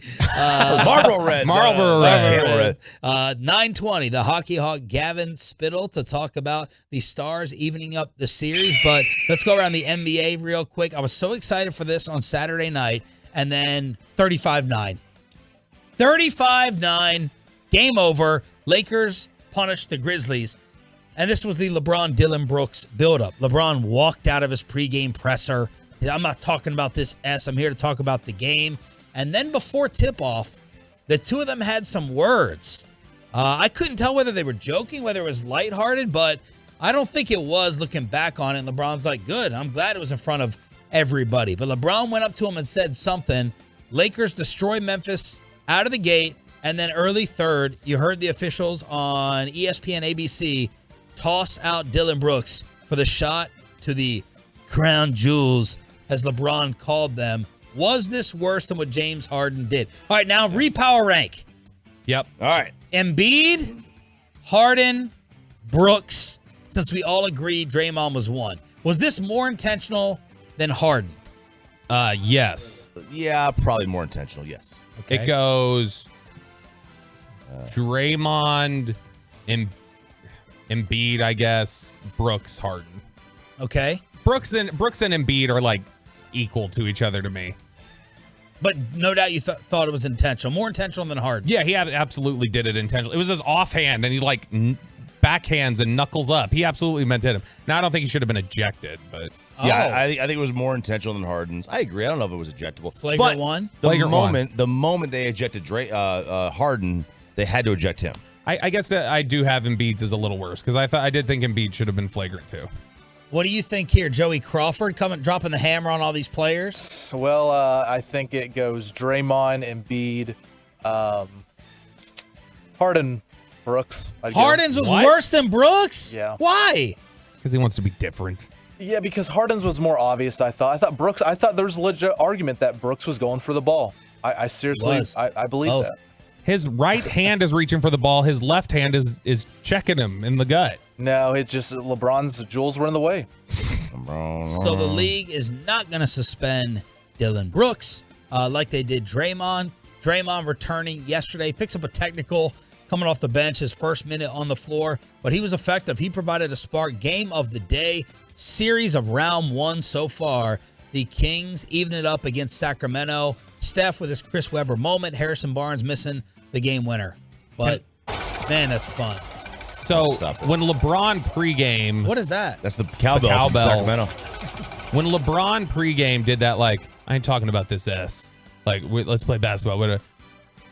Am I the only one, and I know this is cynicism coming to the forefront, am I the only one who saw him do that and went like, he had that exact, like, quote and line pocket and was like, I know I'm going to get a bunch of, and I'm going to drop this on him. So, like, we're here to talk basketball, y'all. I'm not talking about this S. Because just his delivery looked so calculated. Like, he just waited for a couple questions and went, there it is. All right, here I go. Here's my line. I wasn't thinking it, but I wouldn't ever put it past him. He's so corny and cheesy.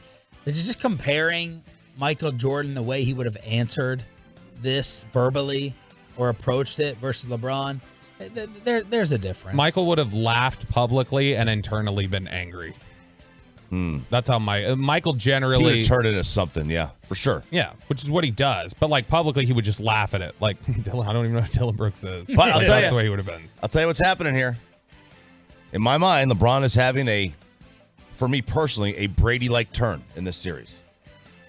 Wow. I turned into a Brady fan. Likability? Likability. Because he's not Dillon Brooks. See, that's it. You just hate Dillon Brooks. Brooks. It's by proxy. It's or whatever the hell the phrase is. It's osmosis. By default.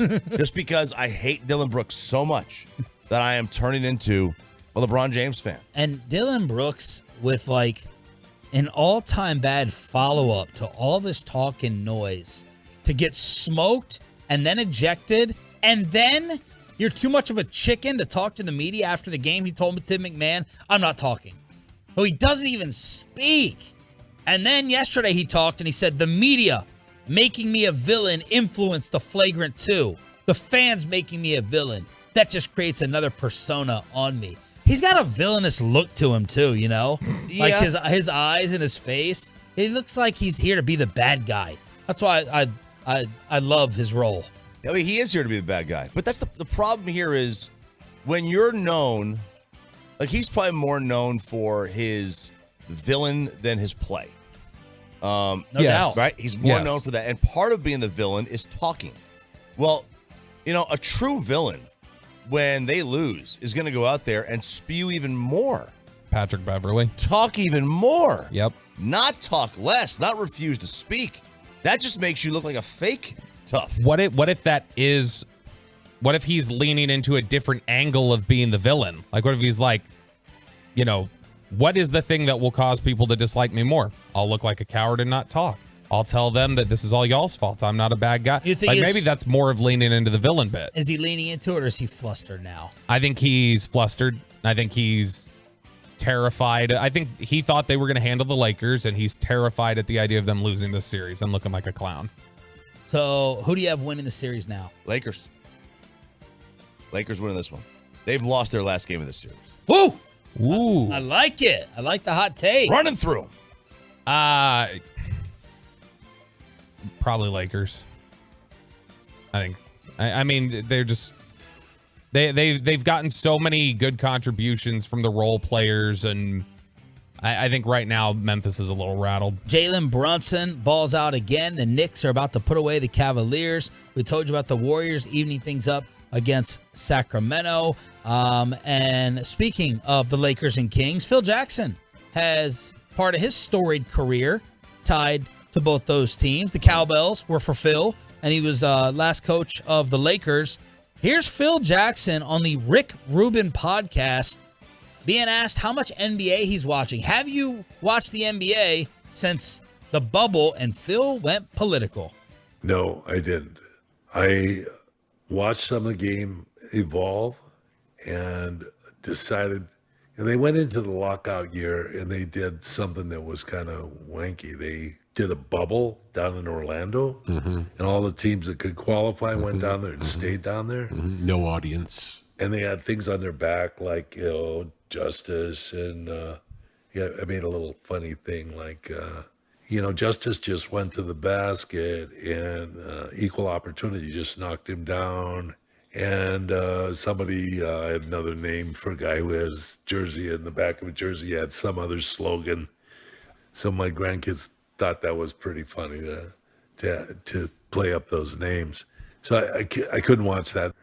And do you feel like it just made little of the game, like it made it like a sideshow? What do you think it was that turned you off? Well, it was they even had slogans on the floor, on the baseline. It was catering. It was trying to cater to an audience or trying to bring a certain audience into play. And they didn't know it was turning other people off, you know?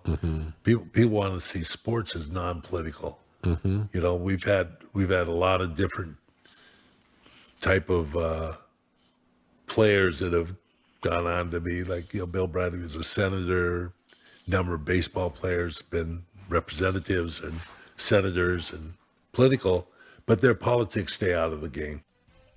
First of all, he sounds like Jody Quint. Mack. He sounds like Quint from Jaws. Japanese submarines have 2 torpedoes into our side, Chief. Look, they didn't. Yeah, yes, it did turn. Yes, there were some people that were turned off by that, no doubt.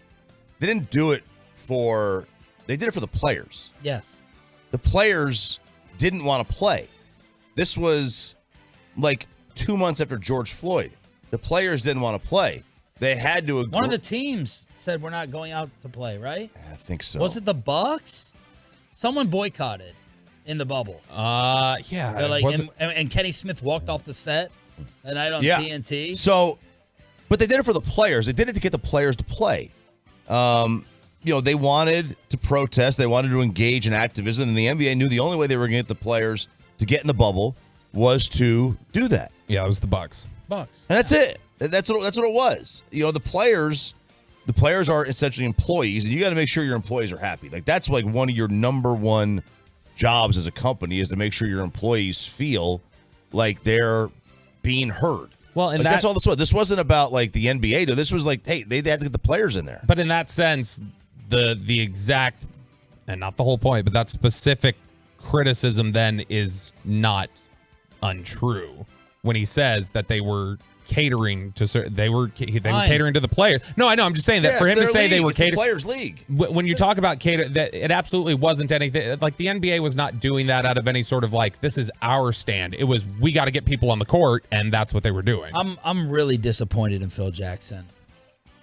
Number one, Phil Jackson's reputation was this liberal hippie fighting for right. That's what he was as a member of the New York Knicks.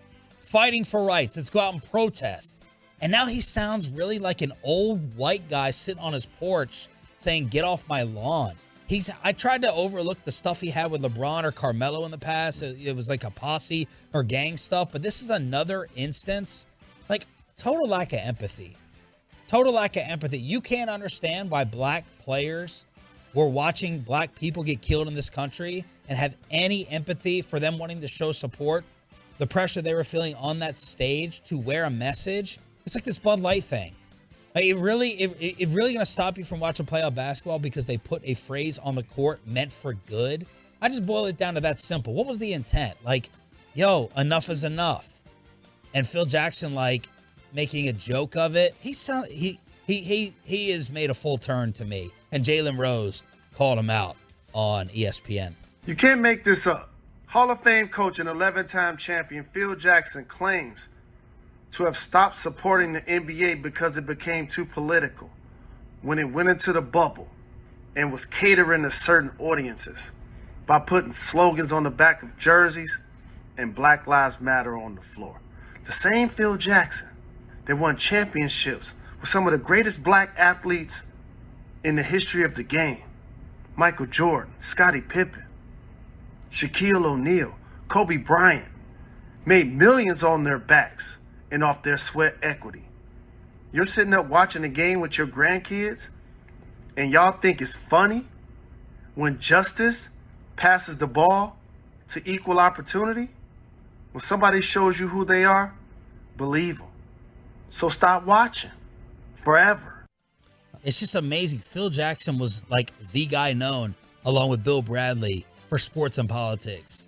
And now, complete 180. Well, and so first off, let me just say, Jalen Rose, like, I do, him say there, go like, you think it's funny that justice was passing to equal opportunity? I was like, well, I mean, when you say it like that, it does sound kind of funny, just like how that says that. Not the actual thing, Sean, don't raise your eyebrows. I'm just saying the description of him saying it so seriously sounds funny to me. But the Phil Jackson thing, I wonder if he just doesn't even remember the context of when, like, the cultural context of why they did it. Like when you say the Bucks were sitting out games, I bet he doesn't even remember that was the thing. I bet it wasn't even to get people on the court. He just thinks back on it and goes, oh yeah, I remember when that happened and I thought that was silly. He's an old ass. Get him up out of here. Keep the old man quiet. Shut up. Stop talking. You're reaching Mike Ditka levels. You're starting to go there. Ditka. You're starting to go there. You sound like you're defending him a little bit. I'm just trying to look at it from the perspective of like, what is his thought? Because he has been such a, for the culture, like, trying to go out there and protest and affect change and everything like that. Yeah, back at a different time. Even into the 90s, I think he was that guy. Like when you would hear him weigh in on issues, he's been that guy. He's Mr. I'm going into retirement to smoke peyote and like that. So that is him. So I'm saying that instead of just he's completely turned on the way I'm trying to think of like what is his perspective here that he's approaching it this way, which at seems the end of the day, he's still different from his Montana. I realize this is going to be a 50-50 statement, right down the middle on the fan text. He is the total opposite of Greg Popovich. Love it or hate it. Right now, socially, the total opposite. The Hockey Hawk, Gavin Spittle, on a split series. Are the Stars going to win and finish this up in round one? The Spits and Suds podcast host, our boss, Gavin Spittle, next in studio on The Fan. But let's get you over to Dr. Mark Bisharaz's office.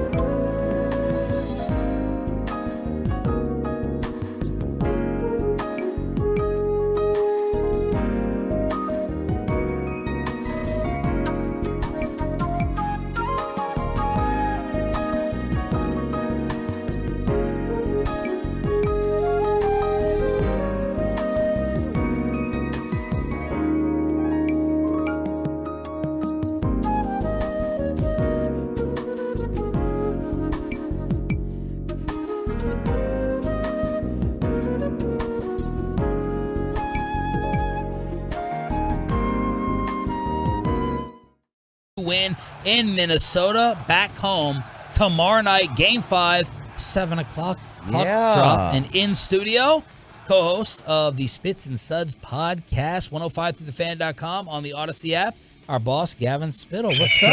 Let's go. Fresh podcast. It's out there. How many are you cranking out a week? After every game. Game. As soon as the game's over, we do it, and it's probably within about 15 minutes of us finishing, it goes up. So last night's was up fresh. Was Ottinger the story? He's so elite. I mean, he's so good for his age. And, you pinpoint, you guys have been talking about that last play.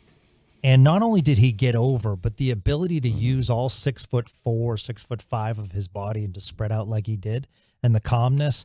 I mean, that is just a marquee save at a marquee time. Give me a little hockey education on how to get a feel on how the series is going to go based upon like the wild swings, no pun intended, but Minnesota wins Game 1 and it's like, oh, that is a statement. They beat up the Stars.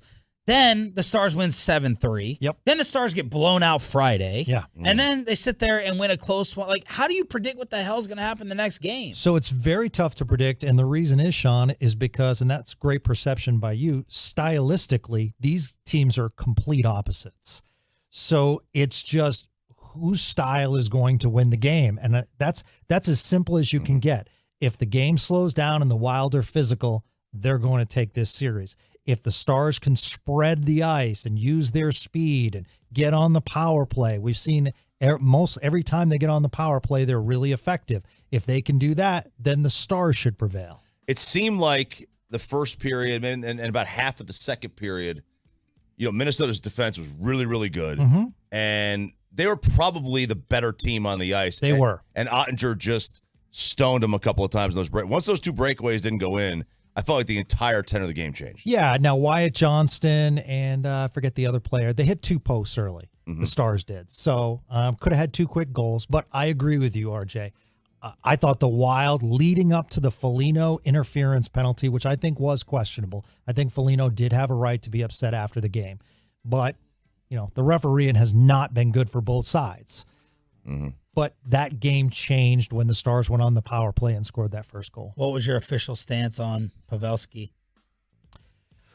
So I don't mind. This is going to be tough to say. You got to say the truth. Well, the truth is that was it a legal hit? By the letter of the law in the NHL, yes, it was. But there are things that you can call. Was there intent there? To me, it's not the hit. To me, it's the hit where the puck is released. The puck is long gone. To me, that's the penalty. So I understand people are upset, but they have the right to review it. They did review it. I know Stars fans want to say the contact was to the head. The first contact was shoulder on shoulder, and naturally Pavelski's head whipped back. It's a terrible incident. I don't think as a defenseman, personally, and I asked Craig about this, that player is there. He's coming from, Dumba's coming from the side. So he didn't have to make that hit like that. I'm not saying it's illegal, but he didn't have to do that. Now, Ludd and I was watching the ESPN broadcast that night, and Chelios and Messier and Subban were on it, and they all said it was it was a legit clean hit. Yes, but two of those guys played a completely different era. So I don't know how much has changed for them. Yeah, absolutely. I mean, the defenseman's job is to, stifle the forward's progress. But you rarely see a hit of that magnitude that deep in the zone. And the issue was Pavelski was being screened. He could not see Dumba coming. Mm-hmm. And I think Dumba knew that. And that's where I'm disappointed. Dumba's a hard player. But at the same time, I mean, these things happen. We have to understand it's playoff hockey. So could it have been prevented? Yeah. But at the same time, it was not a 5-minute major. What was your prediction before the series? And if you could re-predict it now, what would be the outcome? What do you think is going to happen? I still think the Stars are the better team. I think in Minnesota, the Wild played better, actually. But here's the key for the Stars. If you look at the goals last night, they were all based on screens and Gustafsson. If you create havoc in front of the net, which Tyler Seguin did last night, and a lot of kudos to him for doing so, the Stars will win this series. If they give clean looks to Gustafson, it's going to be tough. But this next game on Tuesday night, I think, determines the series. You mentioned Sagan there. Game 1, when I was at the AAC, I was with a buddy who's been a Stars fan for years. Well, and he was watching Sagan come out onto the ice, and he's like, man, I never thought I'd be sitting here watching washed Tyler Sagan. And then he texted me last night, and he's like, Sagan's been great this whole series, actually. Yeah. He's like, this has been turning back the clock. How big has Sagan been? Well, I'll compare it to Taylor Hall of the Bruins. They were both, when they came out in the draft, Bobby, it was very similar to the upcoming NFL draft. Who's going to go 1? Who's going to go 2? Mm-hmm. They were both elite scorers. Now Taylor Hall for the Bruins is on the third line. So what I give a lot of credit to Tyler Sagan is he's changed his game. He's become a better defensive forward. He knows he's not the same guy. Injuries have taken their toll on him, but at the same time, he's winning faceoffs. He's getting in front of the net. He's playing better defense. So I give a lot of credit to Tyler Sagan for adjusting his game, because there are guys that will skate through the NHL and not make those adjustments and not play defense and just continue to try to be that scoring forward. And Tyler Sagan has become a much better two-way player. Hasn't he taken over Pavelski's role in the power play? Yes. Yeah. He's basically taken over Tyler Sagan, you usually don't see him in front of the net like that. Yeah. Has Jason Robertson been missing? That's a great question, Sean. So if you look back a year ago against Calgary, Jason Robertson had this same issue with physical teams. And, it's early in Robertson's career, but remember what happened with Dirk Nowitzki early in his career. Can you, as an elite player, take that next step in the playoffs? So that's a great perception. He has not played as well. You want those guys that you call and put in that elite scoring category to take over this series. And so far, Rope Hintz is more of that than Jason Robertson. What else has surprised you around the rest of the playoffs? Or just biggest observation? I think the biggest observation is the referees. And I think that is something that, and I threw this out on the podcast, and, hockey purists might say, yeah, you're crazy. That's stupid. There's always been 2 referees on the ice and 2 linesmen, and the linesmen can't make calls unless it's clear and obvious they can suggest to the referee. But they're there basically for offsides, for icing. I think the NHL has to look to put another referee on the ice. There are too many things that are happening that are deciding these playoffs that, you want the players to decide, not the referees. There are too many missed calls. You look at the New York Islanders versus Carolina in one of the initial games. There was clearly a high stick against the Islanders player. That led to the Carolina winning goal. So it's happening too much. So that's something that I think is becoming more and more transparent. This is tough. This is the most parity I have seen in my years watching the NHL, where 1 through 8, where the Kraken can go into Colorado, where Florida can go into Boston. So you think Florida can go into? Well, Florida took a game for Boston. I think, absolutely. I think Boston's taken that series. If Carolina can get healthy, that to me is the series that Boston's going to struggle with, because Carolina's really good. Do the Stars have to get? We do this with all the teams, right? You have to get to blank, otherwise the season is a failure. Is there a barometer for you? The only thing I look at, Sean, is I was thinking about this the other night, is if they lose in this first round, that's 2 years in a row out in the first round against a more physical team. So the question is, in the offseason, remember when they made that cup bubble run, they had Corey Perry, a physical presence, a veteran. Can you get that veteran guy? I know the Stars are based on analytics, speed, and everything like that, but the ice tightens up so much. Do you need that physical presence? They thought they had that with Marchment, but he really hasn't lived up to the billing. He was a huge UFA signing. So, it's one of those things. I think they need to be more physical, especially defensively. Does the league need or want Edmonton to move on to keep McDavid and Draisaitl? And Sure. But, the team that's beating them is in L.A., and that's a pretty big market. Yeah. So I think the league's extremely happy with what's going on. I think they're happy with their TV contract. That's the reason that these games are at $8.50, if anyone's wondering. Yeah. When NBC had the games, they could put it on CNBC, MSNBC, NBC Sports, and NBC. So there were plenty of room. There's not enough room, so they have to do, day or early evening and then late night. But getting TNT and getting ESPN and the coverage they've had, it's been a massive success. You going to try to go? Yeah, I think there's a good chance. For Tuesday. You and Chop. Yeah, I'm going to try to go. Tuesday or Sunday. Yeah. They're hard to come by, though. They are. But, you know, the problem is doing the podcast right after. I can't see the game the same. So I know. It's not.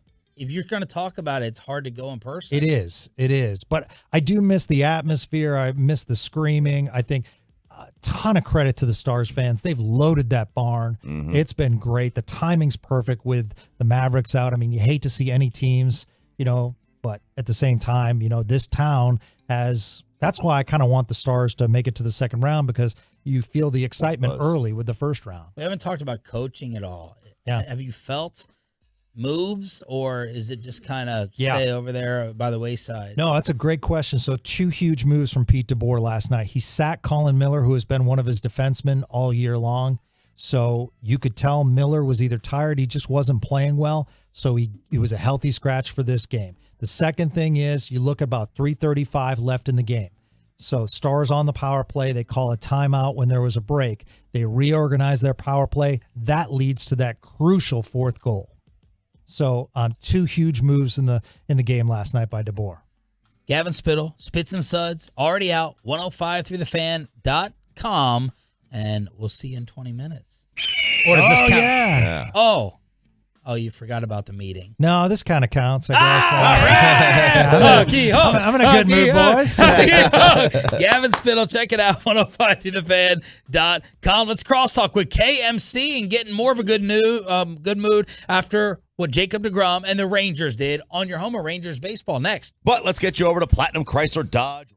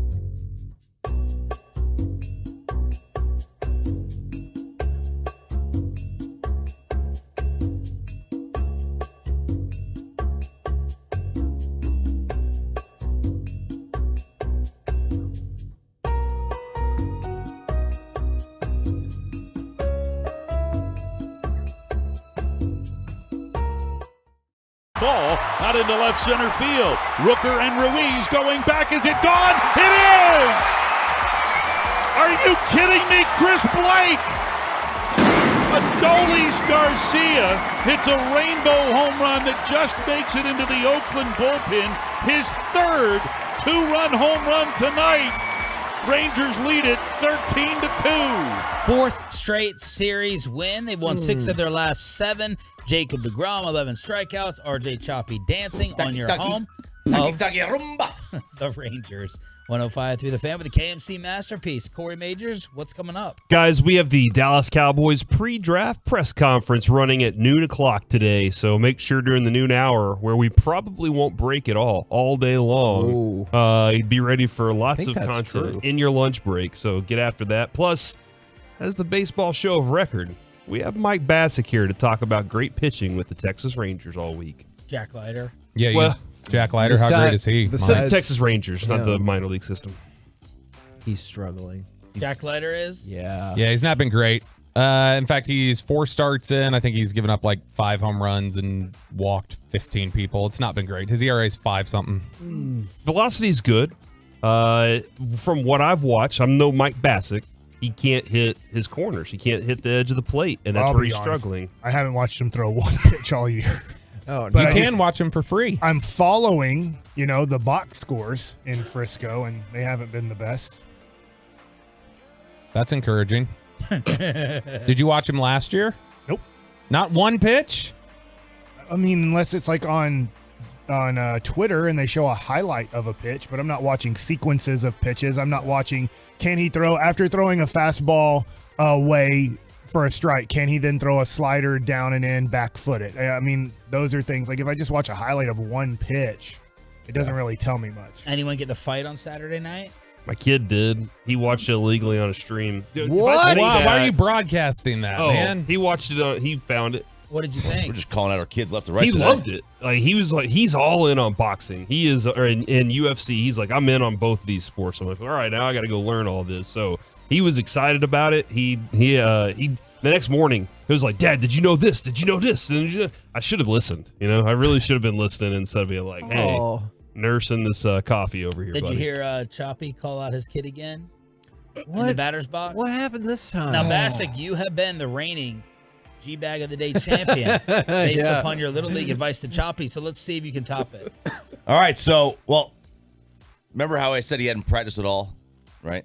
Well, he played well. He played well this weekend. So now I have no leverage in the parental aspect of it because I can't say, hey, look, you're not practicing. You're not practicing. So he went out there and he wrecked shop. Let's be fair. Like AI.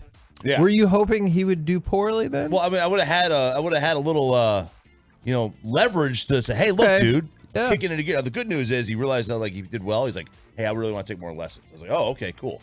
But because I thought you were rooting for a possible arm injury. Well, no. Started teaching him a curveball. So we got to work on that. So when he's at bat, Mike, when he steps up to the plate, he's got this girlfriend now. He's in love, totally in love. Sure. He's 7th grade? Yeah. Okay. I don't think he's in love, but like he's like. I hear what you're saying. Puppy He's love. infatuated with this. Yeah. He thinks he's in love. So, and I hope he's not listening. Oh, he's in school now, so he's not listening. Hopefully. But he takes the bat. He's probably with her under the bleacher somewhere. Isn't that a reference? Yeah, and it probably is happening. He takes the Kids bat. still go under the Listening bleacher? on the Odyssey app under the bleacher. He takes the bat, Mike, flips it upside down with the knob of the bat, puts her first letter initial in the dirt. Gross. Mike loves that. Gross, so Awesome. gross. That's awesome. gross. Did you ever draw behind And the she's mound not or there. anything? No. That's You just write awful. Sue in the. No. She's not there. Did you ever do like a Doug Christie? You're kissing to her. No. Because he didn't have to fear for his life from his wife. Yeah. So He's going to be devastated when they break up, huh? Oh my God. Oh yeah, but like They might make it. It's a 7th grade. They don't see each other outside of school. Shouldn't have a phone. They like walk to class together. Yeah. But now asking you to pick him up separate, like different. Yeah, but now when I go pick him up from school, he's like, hey, can you meet me in the elementary school parking lot? Why? Oh, I'm embarrassed. I don't want you to see there.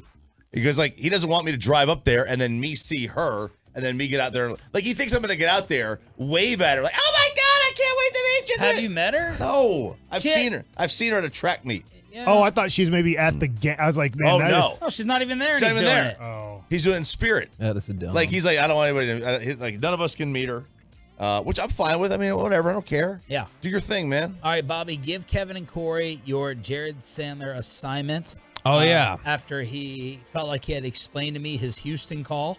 Oh yeah.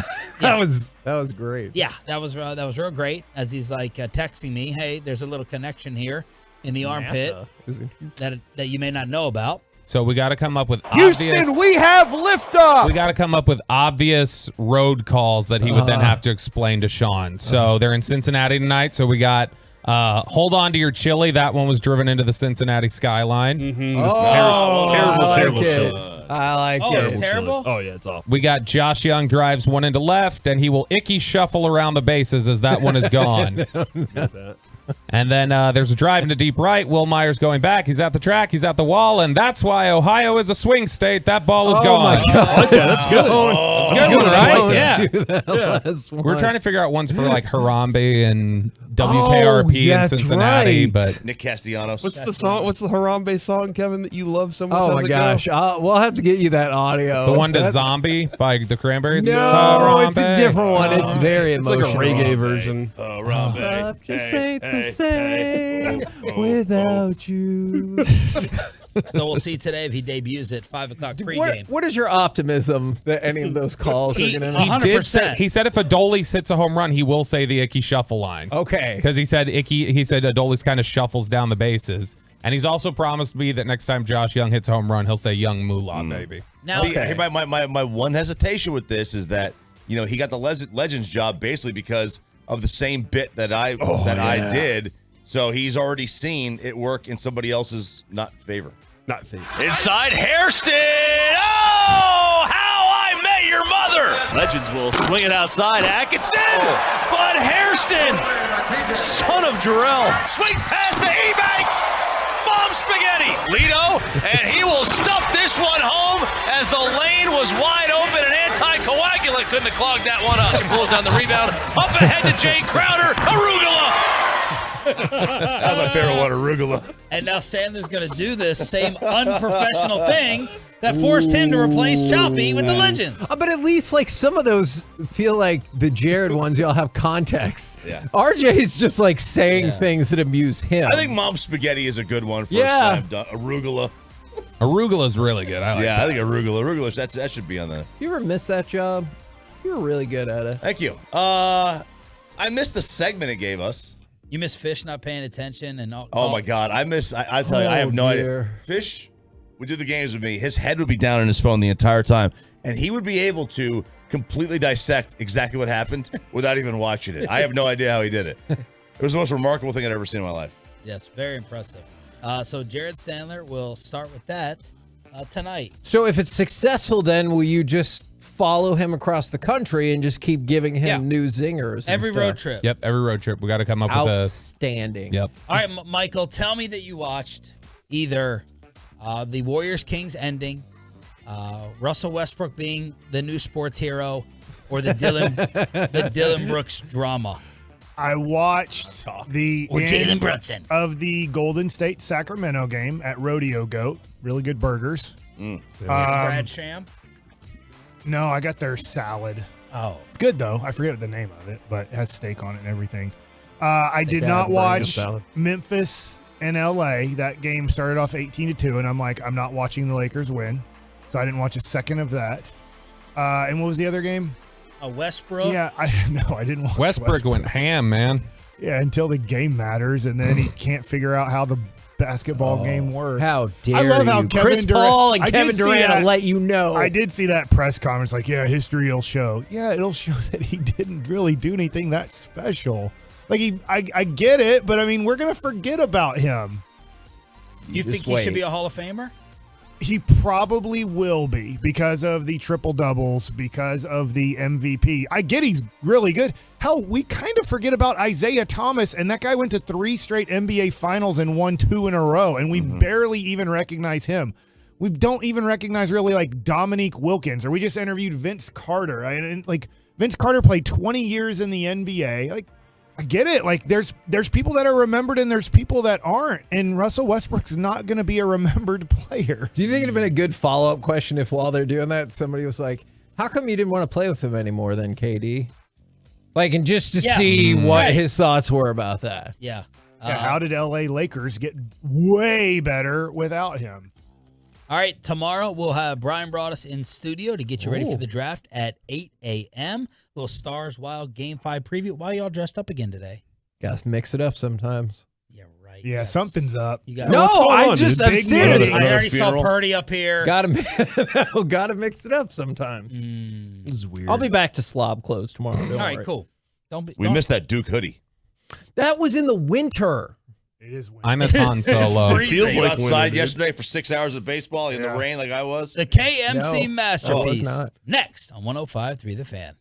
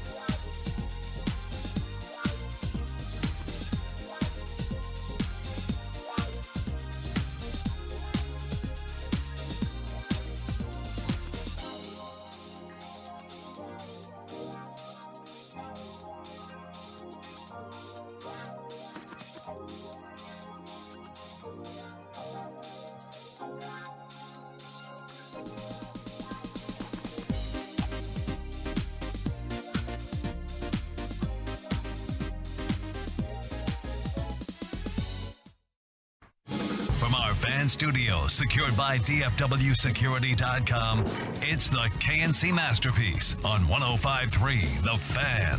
KNC Masterpiece back here on 105.3 The Fan. Thanks for rolling with us today to start the new week, and it is NFL Draft Week. You got me, Kevin Hagelin, Corey Majors, Mike Bassick, and Joey Erickson, all in studio today. This is our stars lineup, right? This is because with Reggie, that's our basketball and life lineup, you know? Oh, yeah. But with Joey in and Mike, obviously, this is our stars lineup for the day. I like this. This is a good job here. He's our Pavelski. First on the ice. Yeah, I like it.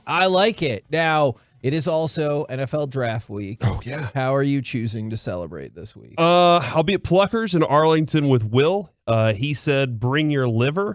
I don't know exactly. Have you done the appropriate training for that? Not really. The last couple weeks I've been going light on that. So I think I'm going to have to up my game this week. So, Kevin, I'm taking off the next 3 days leading into it so I can train. Ooh, what if you just stay here and kind of half-ass it? I can do that. Okay. Yeah, I'm definitely in. All right, good. Compromise already. All right, let's go ahead and fire off. Ooh, I'm going to say cut number 3 to start off the show today. Comes to the stick of Heiskanen again. Slides it across Robertson. This will trickle through, and they score! A power play goal for Dallas. It got through the 5-hole on Gustafson. Now, as you can hear, the Minnesota fans are super pumped about that. They're also kind of mad about the penalty calls. I saw a lot. It's tough. Deal with it. A lot of talk in the aftermath. Is people were like, "Oh, look at Tyler Seguin really helping out. Seguin and Otter getting the work done." I saw so many people like, "Don't forget the refs. Got to throw in the refs for why you won that game." Is obvious. I was watching the national broadcast, Kevin, on ESPN and TBS right afterwards. They're immediately, that's the first thing they're talking about is, hey, you know what? I know it happened a little bit with the Stars here and there, and they got this, but God, this thing just got affected by the referees today. And I was like, really?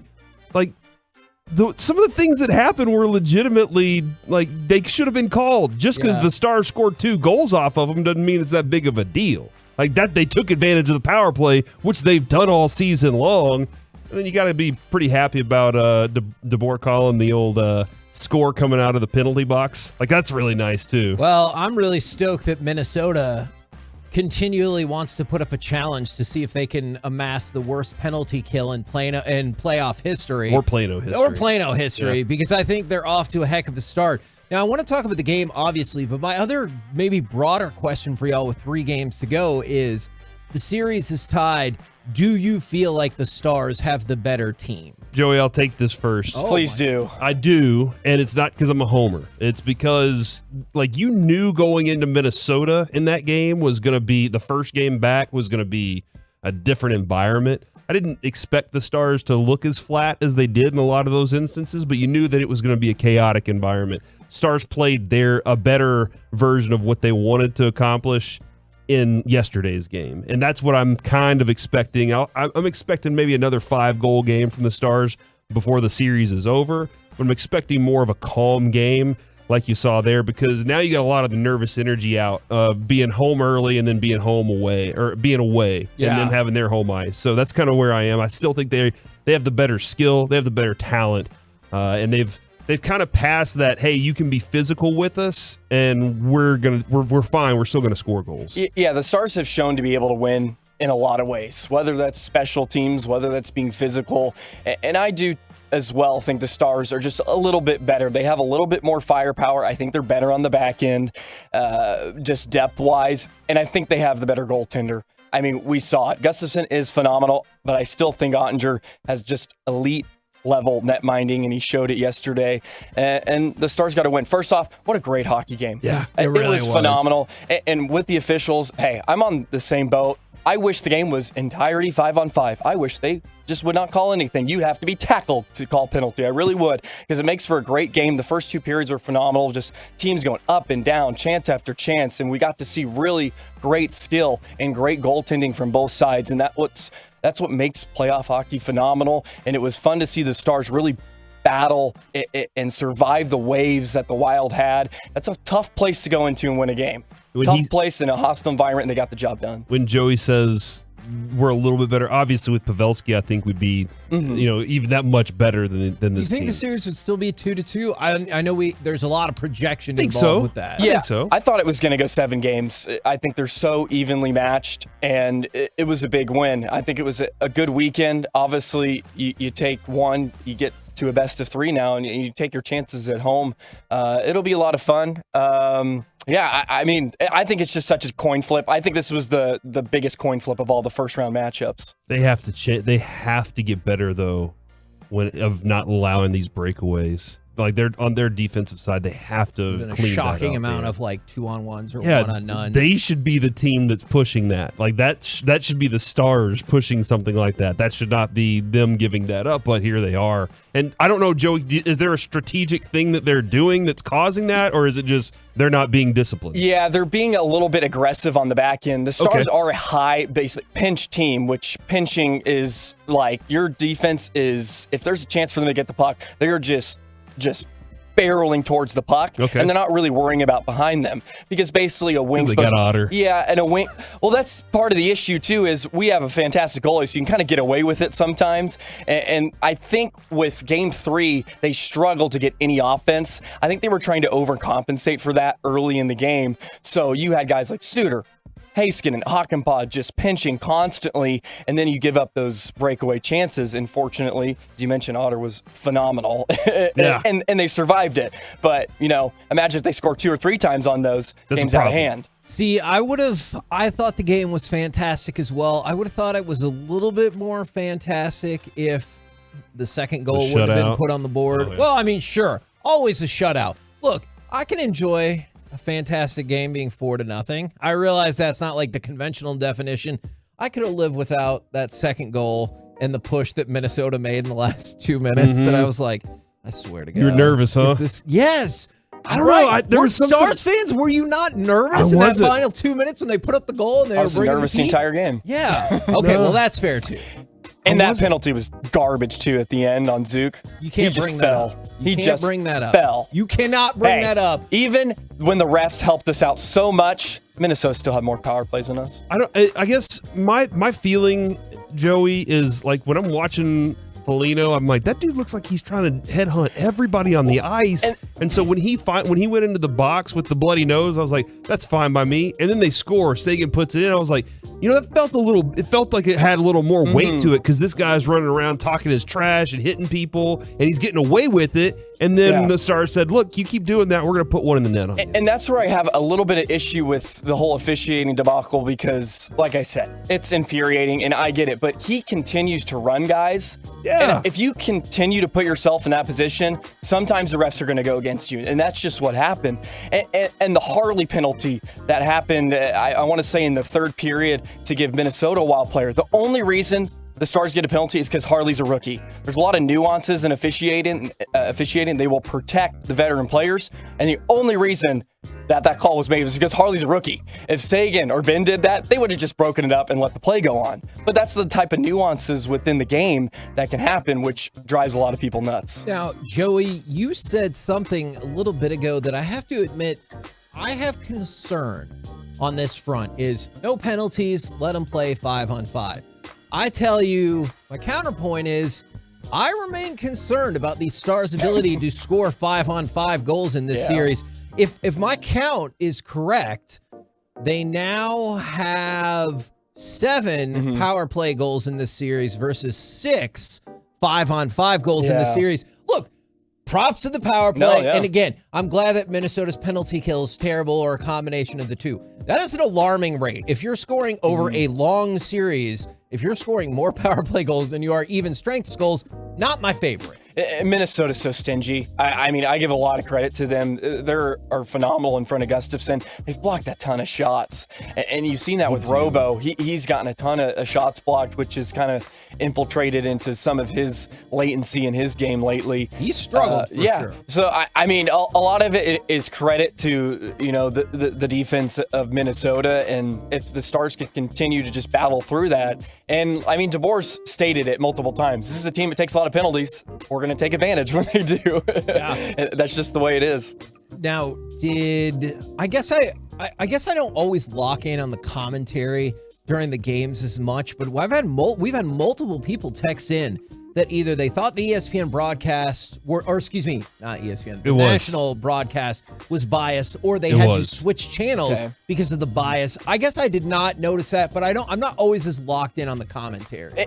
Okay, for my opinion is I watch the Bally one anyways because I do not care to listen to the national broadcast. Is basically whoever team's losing is complaining about it. Like when the Stars lost 5-1 in Game 3, it was a lot of Stars fans complaining about the national broadcast like being on. But it's like, okay, you got dominated for 60 minutes. They're not going to be too happy. And then after Game 2, when the Stars won 7-3, Minnesota, oh my God, Dallas, the national broadcast wants Dallas to win. Well, you gave up 7 goals. Like they're not going to be talking about you in the most positive light. I will say the thing that I got in this game specifically, where there was a lot of Ottinger, obviously because of his family.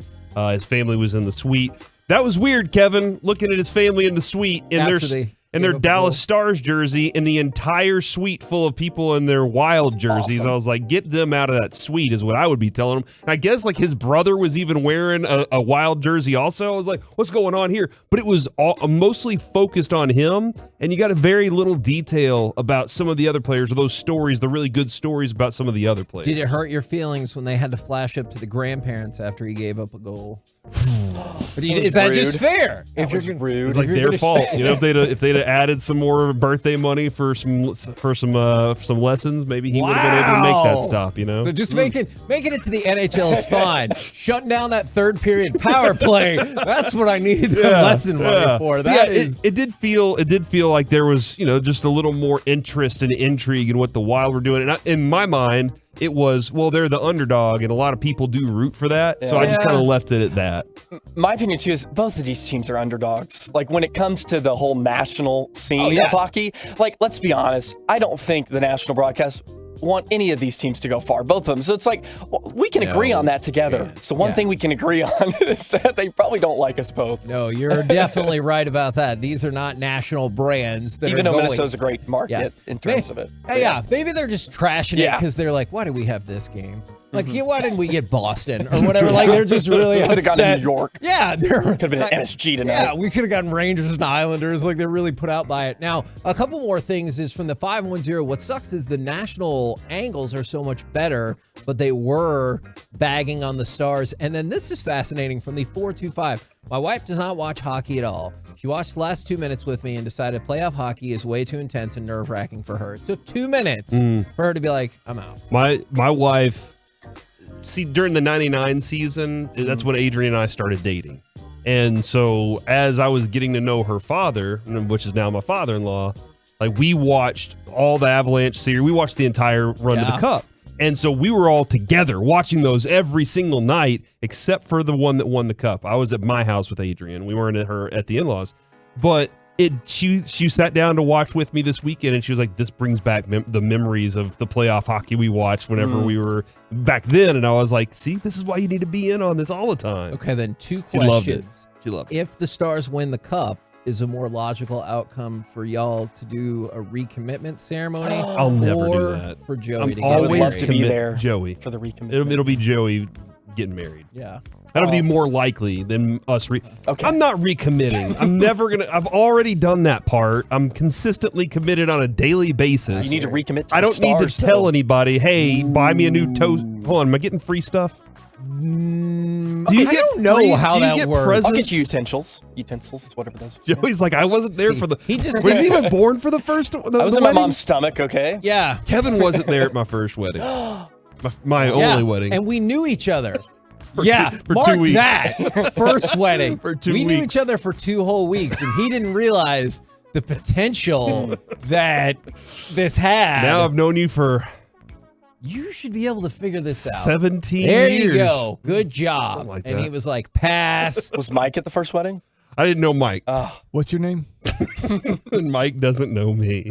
He invited me to his 40th birthday party. I didn't. Yes. My wife did, but you showed up. That was awesome. Yeah. Joey didn't go. Well, Joey wasn't. Yeah, that's a good point.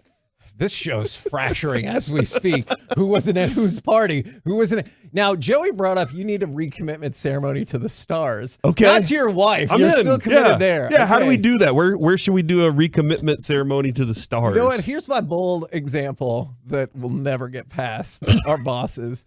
Is on Wednesday, our show's an hour long. I say we dump out all the commercial breaks and just have an hour-long recommitment ceremony? ceremony to the Yeah, Stars. I'm in everybody on up that. here. Do I need to bring Adrian with me? Is that what we're doing here? I don't feel like she's relevant to this conversation. I'm going to text her and let her know. We're the KNC masterpiece. Kevin said you're not relevant. Right here to the Stars commitment I didn't ceremony. hear that part, Kevin. Okay, coming up next. Fine, I'll tell her you said your first marriage. Coming up next. Never mind. We asked for more from the Rangers outfield, so they took over this weekend. We'll do it next right here in the Fan. Hey, thanks to Rockwell Ford, it's 35 minutes of commercial-free Fan.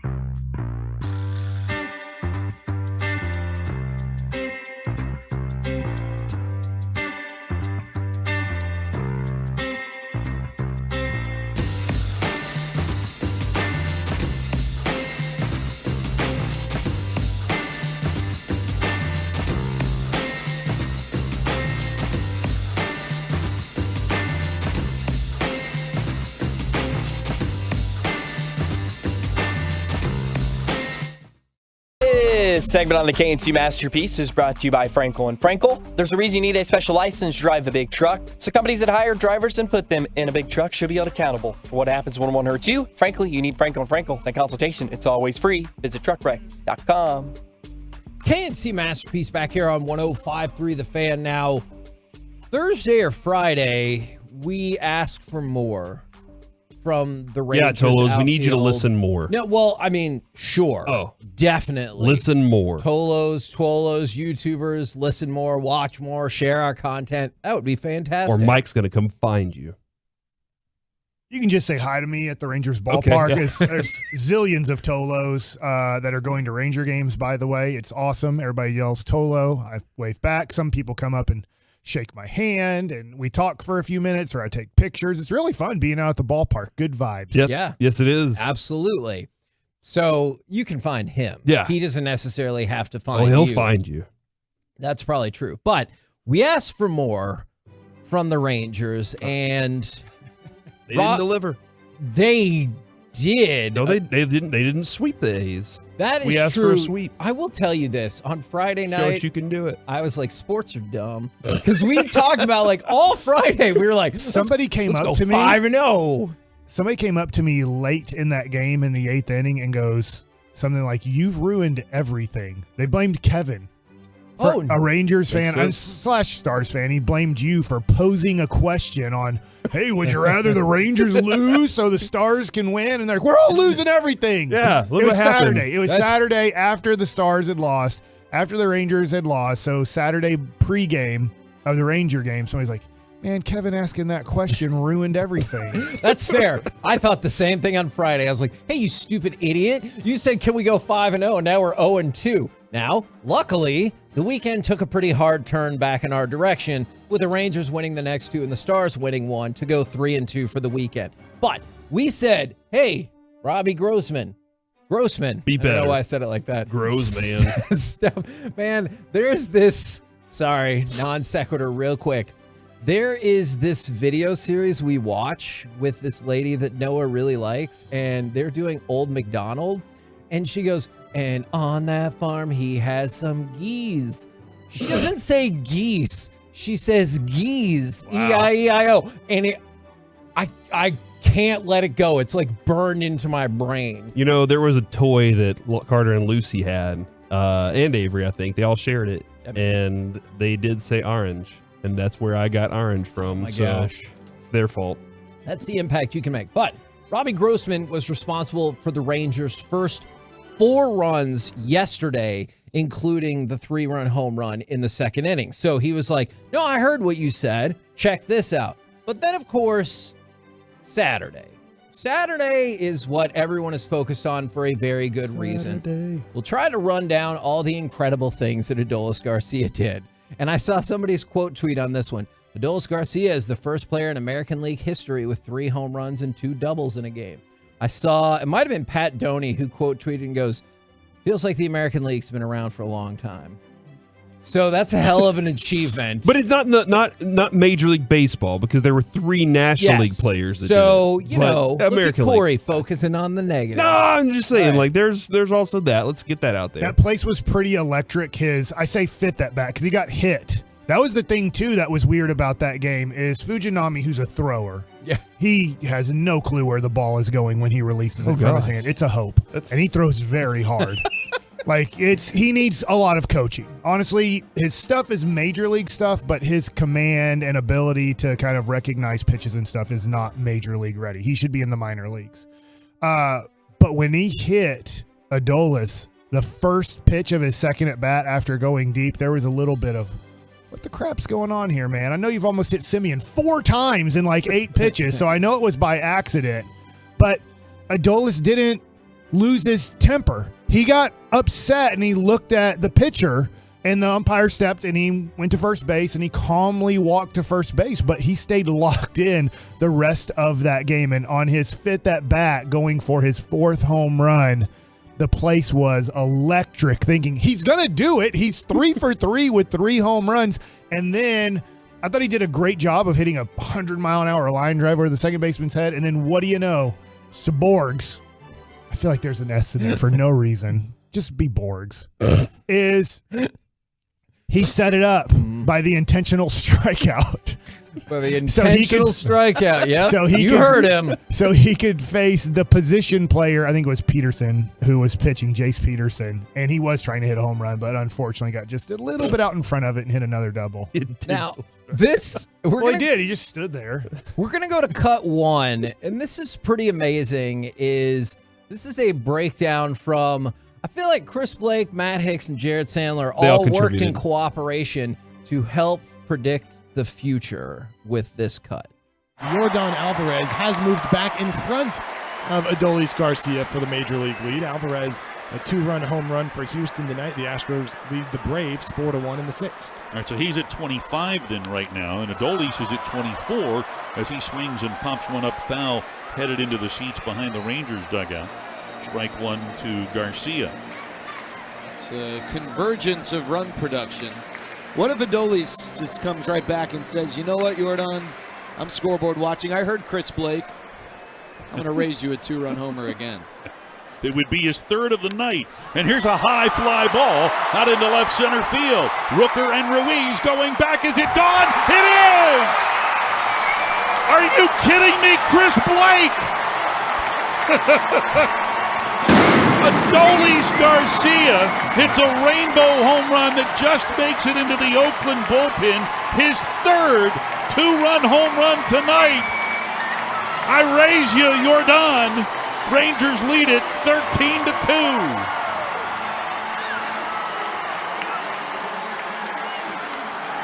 Hey, Chris, you want to update us on that RBI leaderboard? In your face, Chris. Yeah, I loved it right there. This was the first 3-homer game ever by a player at Globe Life Field. Garcia tied the single-game MLB record with 5 extra base hits. Garcia is the second Ranger with 5 extra base hits behind, obviously, the very well-known historical Josh Hamilton 4-home run game. And he also, this feels like kind of like a very specific stat, but still amazing. He tied the club record with 5 runs scored and became the 4th player since 1901 with 14 or more total bases, 3 home runs, 8+ RBIs, and 5 runs in a regular season game. And then Adolis, as mentioned, took the lead in Major League Baseball with 28 RBIs. Simply an incredible performance, and because of that, his batting helmet also got sent to the Hall of Fame. What? Yeah. It's impressive. That is impressive. You know, anytime it's also the that new helmet. What's that? It's the new helmet. Okay. The Rangers. Oh, is it helmet. the first new It's the helmet TX. in Major League in the Hall of Fame now? Oh, the City Connect, right? Yeah. It's the City Connect helmet. Nice.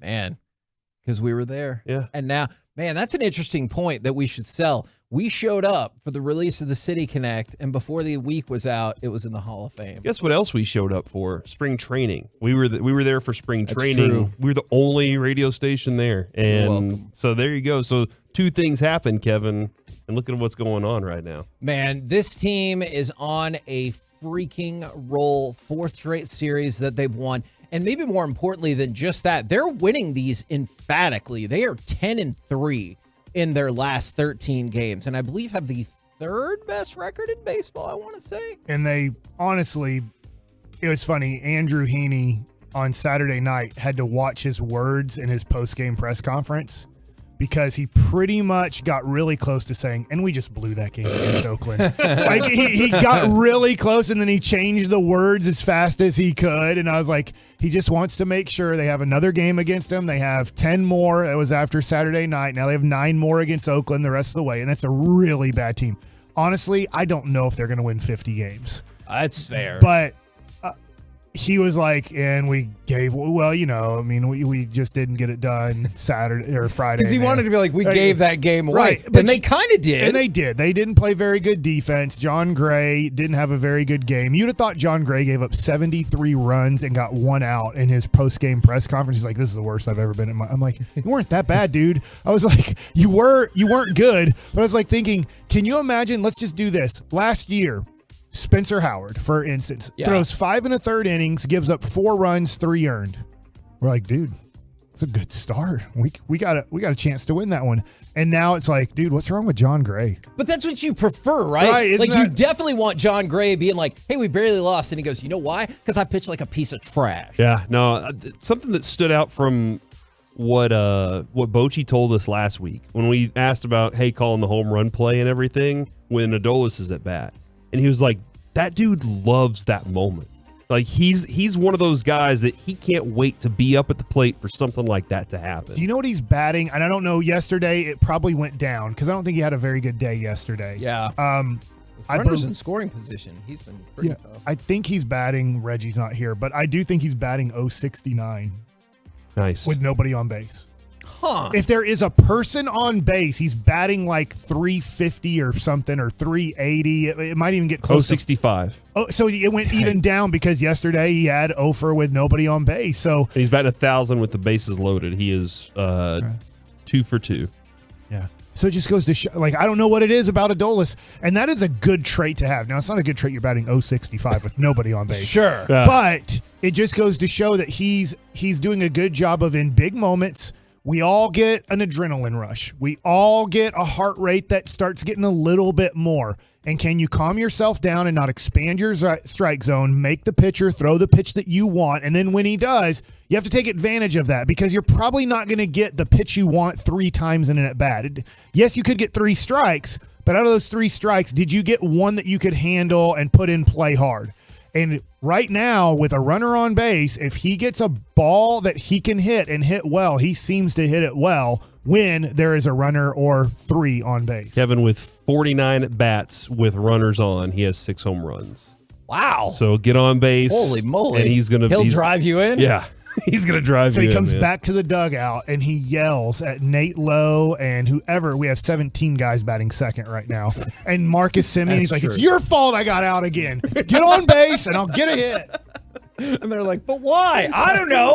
Just make it happen. Now, from the fan text, this is a good point from the 806. Finally, history at the Globe by an actual Ranger that benefits the Rangers. There has been far too much achieved at this ballpark in games that even the Rangers weren't even in, let alone, obviously, you mentioned Judge and everything, but that's great. And then for the 682, I was at the game Saturday with 9 family members for my son's 12th birthday. The place was, as you said, Mike, freaking electric. Also bought the new jersey and walked around feeling like a badass. And it's early in the season, but people are excited. And that's something that you haven't felt or seen with Rangers in a long time. It is really fun to be at that game. And how about this? 18-3. They had to bring in a position player to pitch. Yes! 2 hours, 51 minutes. That is 21 crazy. runs scored, 18 by one team. When you're having to Fujinami, who pitched, they had to visit him, I believe, twice without taking him out of the game. And then they had to take him out of the game in the middle of the game, which adds time because you're not getting, when you make pitching changes and the inning ends, it really doesn't add any time to the game. But when you're having to make pitching changes because somebody can't get out of an inning, it adds 2 to 3 minutes to the game easily. And the way baseball is now, you still get under a 3-hour game in a 18-3 ball game. It's the range. It's the fastest game in sports, I think, now. Now, I get that it's not like the action of the NBA or hockey, but the pace of it at the end of it, you're like, my gosh, that thing, like, it's 2.5-hour game now. Corey, the Rangers have played 21 games. I believe they've scored 10 or more runs in 9 of them. If they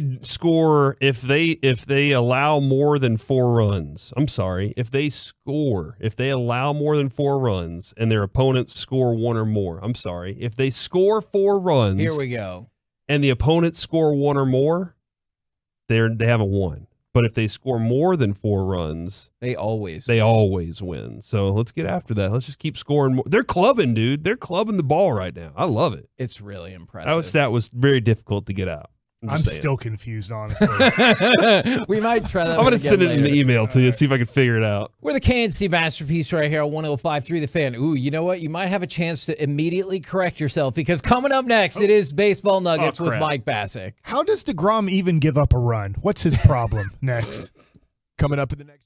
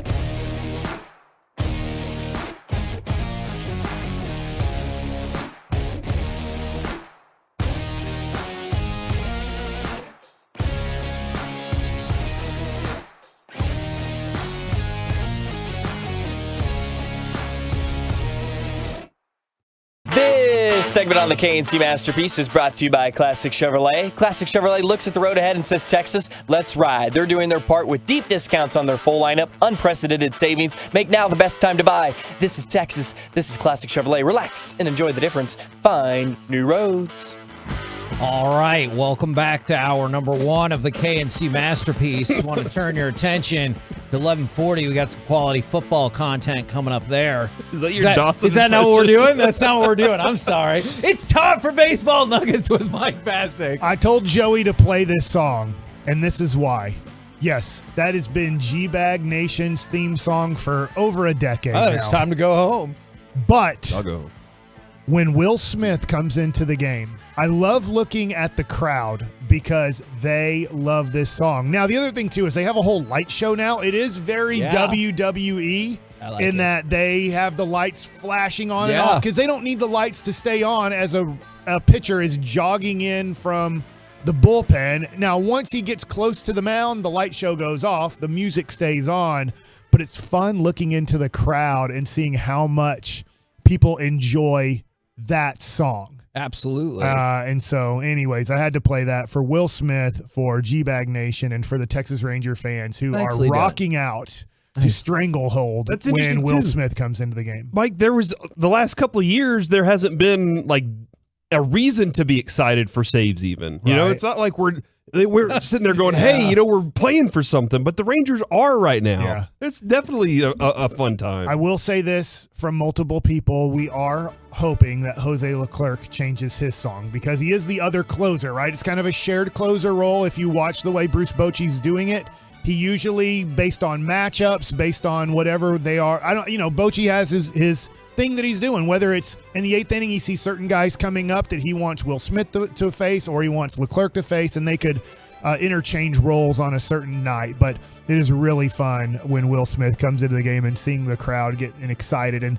that's one of those things that it's just adding to the game of baseball. Now, great crowds out there. Yeah. You had the New Jersey. You had Jacob deGrom pitching on Sunday. But you also had the Oakland Athletics, the worst team in all of baseball, and nobody is going to take that away from them. And I'm just looking at that going, man, I wonder how many ticket sales, I don't know this. I wonder how many ticket sales in the last week the Rangers sold based off of the way they're playing. I don't know this, right? And I swear I'm not trying to make fun of the Mavericks here, but we know that they have fake sellouts every game, and they're never not going to sell out a game because Mark Cuban does something. I don't know if he buys the tickets himself, but you don't get a sense of, at times, the Mavericks' excitement because it's a fake sellout all the time. And I know they really sell out now because of going to the Western Conference Finals and Luka being great and all these things. I understand, but you don't get a sense of, is the marketplace changing? Yeah. Is it taking only this short amount of time for people to now, for, I don't know, 7,000 people to go, you know what, Friday morning, let's go to the Ranger game. Let's go get a new jersey. Let's get the hat. This is fun. Hey, Jacob deGrom's pitching Sunday. What do you got going Sunday? You know, I don't know how much tickets were pre-sold before the season starts because you have your season ticket holders. And then how much are they getting in ticket sales based off of, one, they're playing good. Two, they're like, dude, we're only going to be like, we get there 30 minutes before the game.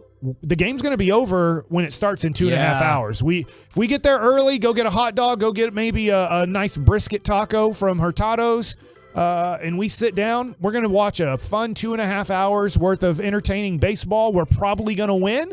And then we're going to get home yesterday, I'm going to get home at 4:30 from the game. After I get in my car, deal with a little bit of traffic in Arlington.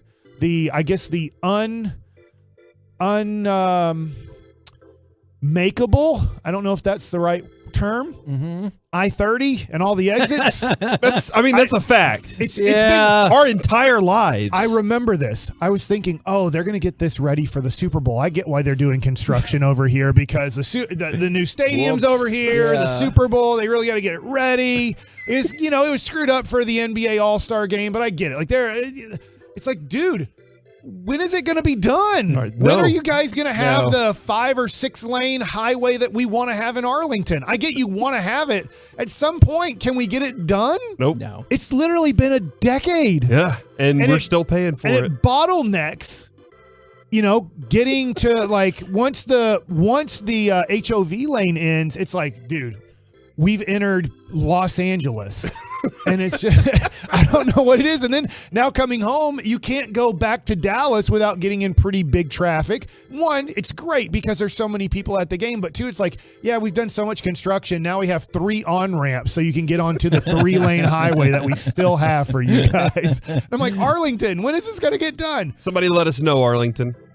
So you answered it. No, that's the answer. That's when it's going to get done. Our whole lives, it's been like that. Next thing, I'm watching way more baseball than I have in the last 5-6 years. Because of the pace, or because what happens in the game? I think both. Okay. I think that one, I do think the game is better this year than it has been. 2, once again, the Rangers are contenders. So when I'm watching the Yankees and Blue Jays Saturday on MLB Network, Yankees are coming into town this weekend.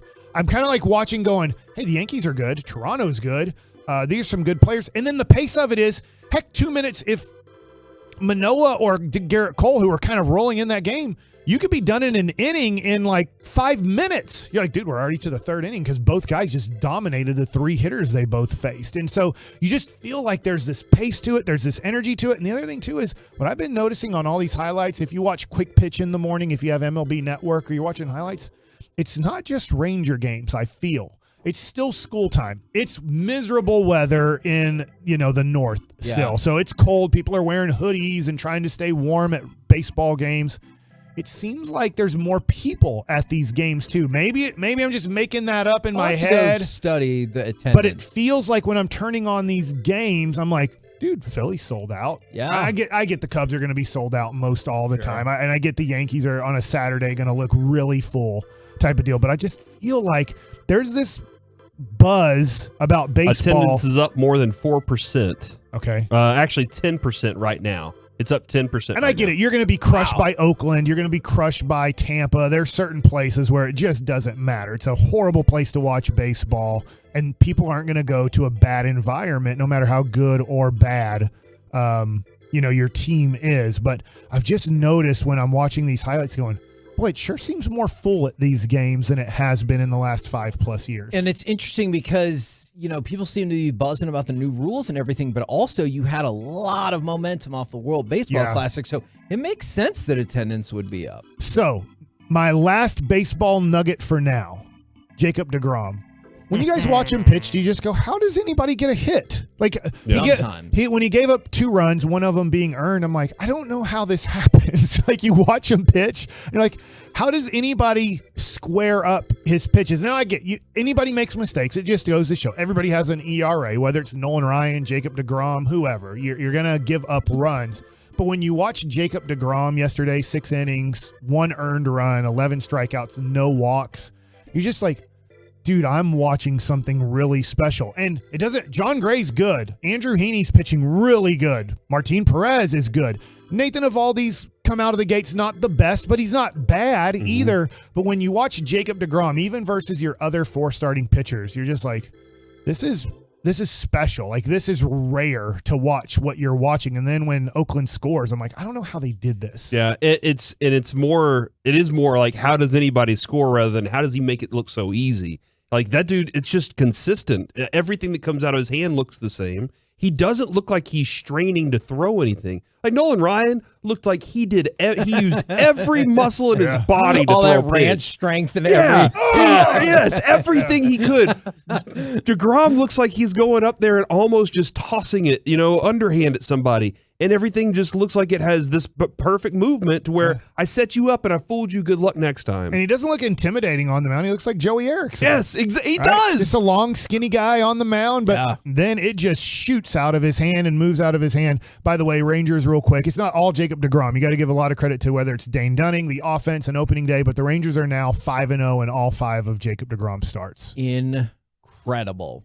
We're the KNC Masterpiece right here on 105.3 The Fan. Coming up next, lower seeds are tied or leading half the NBA playoff series. How many will pull off the upset? We'll do it next right here on The Fan. We have you covered, Stars fans.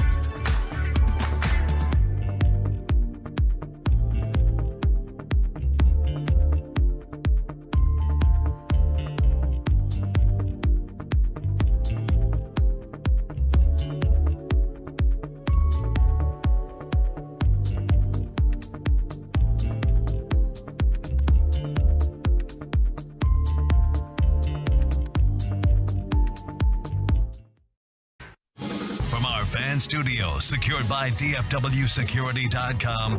It's the KNC Masterpiece on 105.3 The Fan. KNC Masterpiece back here on 105.3 The Fan. Lower seeds are tied or leading half of the NBA playoff series. So I got a couple of questions for you here. Is there's one that's taken interest for you above all others, and how many of those four do you think will end in an upset?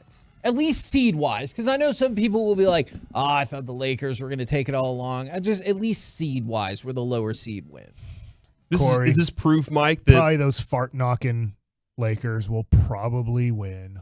Feels like proof that the Mavericks were trying to prove a point. They were trying to be a lower seed and win in the playoffs. So they were like, we're just going along with all the rest of the NBA. The 9 and 10 seed are 0-6 in trying to make the real playoffs.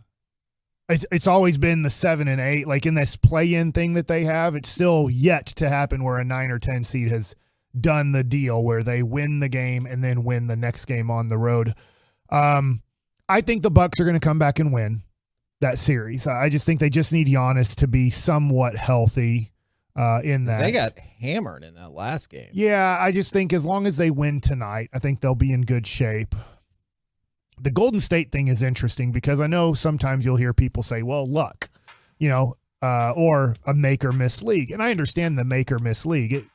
To me, that simplifies it way too much. Are you getting good makes or good misses? Yeah. Or bad makes and bad misses? Because to me, if you're not getting a quality shot and you just say it's a make or miss league, well, you're going to miss because it's not a good look. But Harrison Barnes, if he makes that shot at the end of the game, Sacramento is going to probably easily handle Golden State. Let's go to cut number 6. This is the end of the aforementioned Game 4 with the Warriors looking to hold on.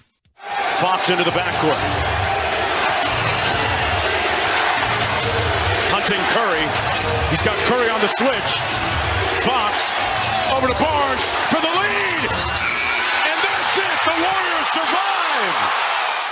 So, yeah, he makes that, they probably are going to eliminate Golden State. And as it stands now, that's a great point. As it stands now, Caesars has got the Warriors at a -185 to take the series, and even ESPN on their analytics have them as the favorite to take the series, tied, even though Sacramento has home court. They're the higher seed. The series is tied. Golden State is the favorite right now. Well, I mean, should they not be? I understand where they were in the regular season and everything. They had some injuries that put them in that position, but they're the champion from last year. They played a lot of basketball. They're coming back for more right now, and they're pushing forward. They're a good team, so they should be. I know the Kings have had this magical season, but you should kind of expect the Warriors to win this. No, I do get that, and I know this stat might not hold as much importance going into Game 7, but the Warriors are so terrible on the road. And so I don't know if you'll look at Game 7 and be like, I don't know, they were bad during the regular season, whereas Steph Curry's like, hey, let's go out and win this effing game. That probably defies statistics, but they have been horrific on the road this year. Yeah, and that's where I get where you favor Golden State because of the history, because of, hey, in the final minute, who's going to come up clutch, even though Steph Curry, Chris Webber'd it, but not as bad as Chris Webber. It's interesting that Steve Kerr took blame for that. I thought coaches would just say they just watch the game and they don't take blame for anything that they do. Take that, Jason Kidd. Fox was really good this game. Oh, and they made some changes and stuff. De'Aaron Fox. I'm not talking about politics. My bad. But he was the guy. He needed that shot at the end. He needed to be the guy that took that shot at the end of the game. He couldn't get what he wanted. Draymond soft doubled him. Yeah, and he couldn't get what he wanted, and Harrison Barnes has to take that shot. But Fox was money, throughout the game, and he has been. It's been a lot of fun to watch him there. But this team in the Warriors is a team that's seen a lot of these moments. And I know Mike Brown, unanimous coach of the year, 100% deserves it. I did think, and this is where you always can second guess when things don't go the right way. Harrison Barnes makes a shot. Who cares? They made the shot. But they got the rebound with 10.5 seconds to go, and Curry was on the ground. And they called a timeout, and I thought, gosh, the way Sacramento plays, they play their best in transition, at least watching this series. I get they can still play half-court basketball, but with 10.5 seconds, And Curry took that shot pretty darn early in the shot clock. I just thought, gosh, when they called timeout, I was like, ooh, I thought they had 5-on-4 numbers down by 1. How tough is it to break away from like your plan or what you would normally do? Because I'm sure the plan was they miss, you get the rebound, and we're going to call a timeout. Right. And you didn't take the time to be like, holy crap, he's on the ground. Like, we need to push this. And I'm sure like the game moves a lot faster when you're playing or coaching in it than it is when we're watching on television. Sure. So I'm sure Mike Brown's going, there's only a 3-second difference between, and we're not going to foul. So we're going to get the ball back with somewhere between 6 and 2 seconds to go if they miss.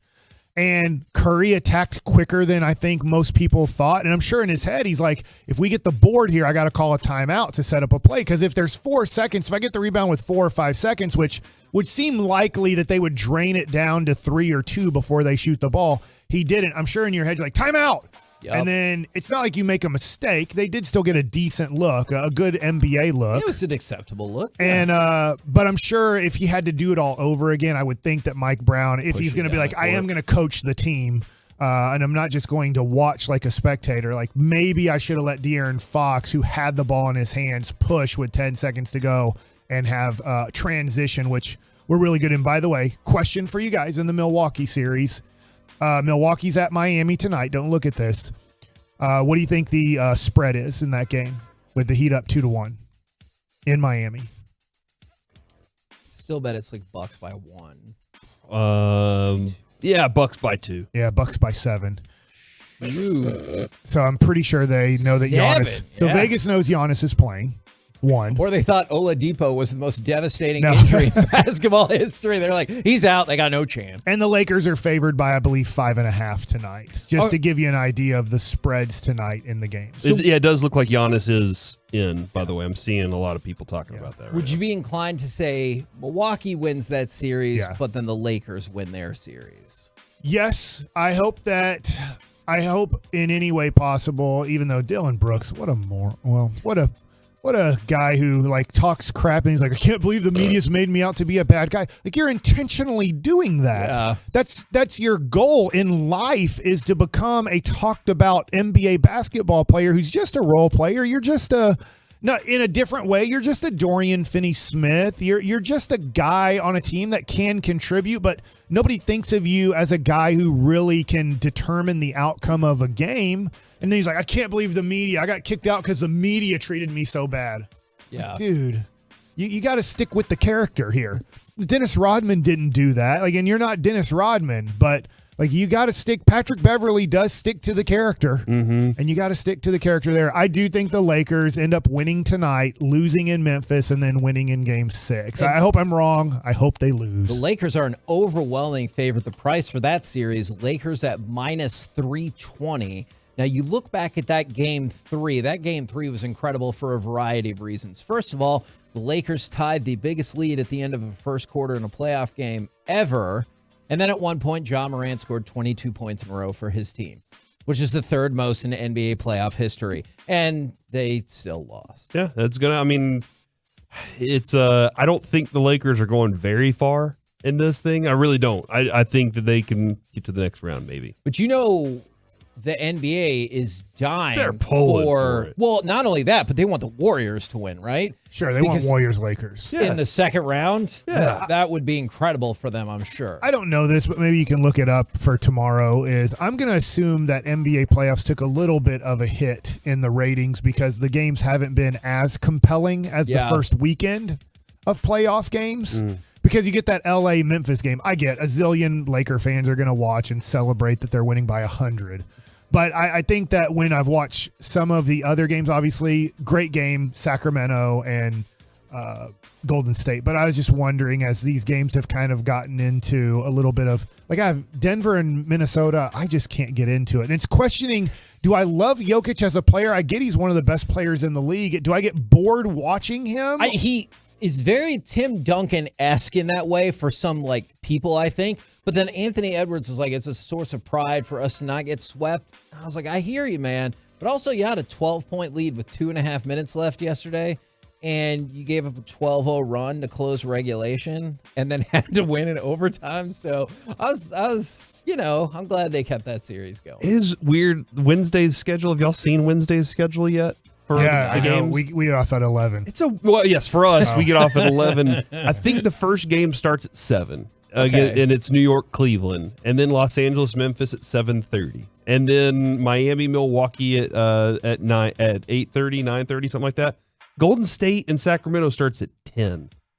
Like So those are probably Eastern times, yeah, right? Okay. yeah. Like it's insane how that might be something that I'm 6:30, 8:30, 9 o'clock here. The Knicks taking this series as Mr. Jalen Brunson's doing his He's good, thing. man. He's I think so, and I think what's really impressive there is that Julius Randle got benched. Yes. And it was great coaching. He was having a bad game, and instead of going, I'm just going to stick with it and lose the game, he's like, no, I'm going to go with my best 5 tonight.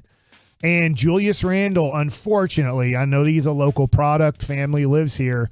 He didn't handle it well. In that situation, you need to talk to the media and you need to say, I didn't play well enough to be in the fourth quarter. I wanted to be in the fourth quarter, but I understand my coach's decision. And I'm so happy and proud of my team for winning. And I'm going to do everything possible to be my best in game 5. Instead, he's like, I'm not talking. He didn't celebrate the win. It was a very selfish moment in Julius Randle's career, and I do root for him. I like him a lot. I wish he was a Dallas Maverick. The Mavericks don't want nothing to do with him, but I was just like, dang it. I was just like, Julius, I'm rooting for you, buddy, but you gotta, in the playoffs, you gotta accept when you win. If you lose, you can say, hey, I'm furious. I was having a bad game. That doesn't mean I'm going to have a bad fourth quarter. But when your team wins, no matter how you feel inside, you got to be proud of your team and be part of the team. Now, I got a quick side question for you guys. All time, or I guess maybe right now, who do you think is the Mavericks' biggest rival? Because NBA University, Board Data Geek, and Reddit all combined for this fascinating little chart that I saw. The Bulls. The what? We had a chance against the Bulls at the end of the year, Kevin.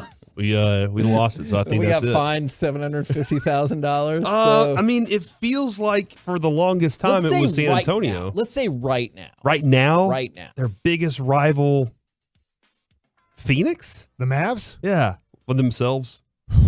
You know what? Yeah, Did you know that the Washington Wizards, they have the saddest part on this chart. The Washington Wizards little graph goes out and then comes right back to them. Oh my gosh. So somehow the Washington Wizards' biggest rival is themselves. You say Phoenix? Yeah, I think Phoenix. That's a good answer. Even though the Clippers, you had back-to-back matchups, I don't feel the Clippers. San Antonio and Houston are rebuilding. You kind of hate Devin Booker. Like that's I really hate Chickenhead. Yeah, that's about it right now. So per this chart, the LA Clippers are in fact the primary rival, and the Suns that makes sense. Are the secondary rival. But here's the interesting flip part of it. Back to the Bulls. No, it's not the Bulls. I don't know why. The Bulls are not the Mavericks' primary We're our rival. favorite team. Their scrubs beat our scrubs. We had to have their scrubs beat us, and they did. It was a good day for Brandon because he got to see Colby White play a whole lot. And now, interestingly enough, the Phoenix Suns' primary rival is listed as the Dallas Mavericks. So while Mavericks fans say Clippers first, Suns second, the Suns say Mavericks are their primary rival, and the Clippers say we're their secondary rivals. So that's the group right there. Mavericks, Suns, and Clippers that are your biggest rivals. And in a weird way, I do want them to make a trade together this offseason. I do. All of them? I want DeAndre Ayton over Kyrie Irving. And so I would like to send, I'm hoping Chris Paul, obviously he's had his moments in this series so far, but he's also looked really old in the series too at times.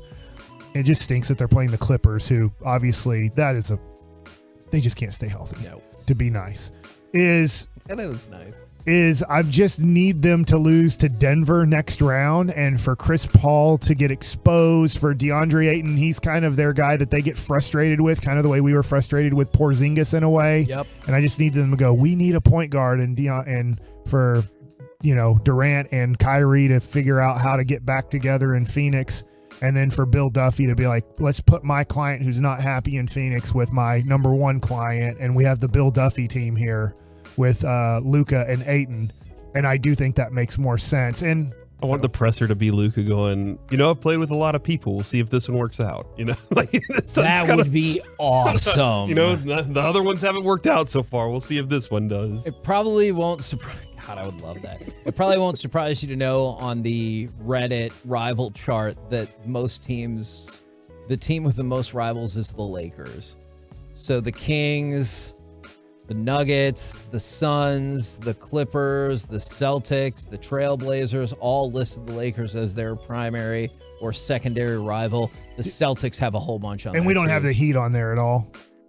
No, it just gives first and second. Okay. And the Heat go towards the Celtics. That'll always be Dirk's biggest rival, right?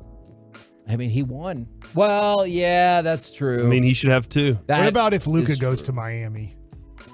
What are you doing right now, Mike? Why are you doing this? I'm just throwing out hypotheticals. Who do you want to win or lose? The Rangers or the Stars going into the weekend. And you know what? I'm very interested. We didn't say neither. I'm very interested in revisiting the Jalen Brunson Luka discussion after maybe a couple more series. Let's see when the playoffs are over to kind of revisit and go, man. Gosh, who was wrong for us now? We should have let Luka walk to New York. Oh, man. No, I'm just kidding. We're the KNC Masterpiece. Sheesh. Right here on 105.3 The Fan. Coming up next, let's talk some more Stars Plus, inspired by a message on the Diamondbacks Jumbotron, which is the saddest thing I've ever seen. No. Have you ever made a grand gesture that totally failed? 877-881-1053. We'll do it next right here on The Fan.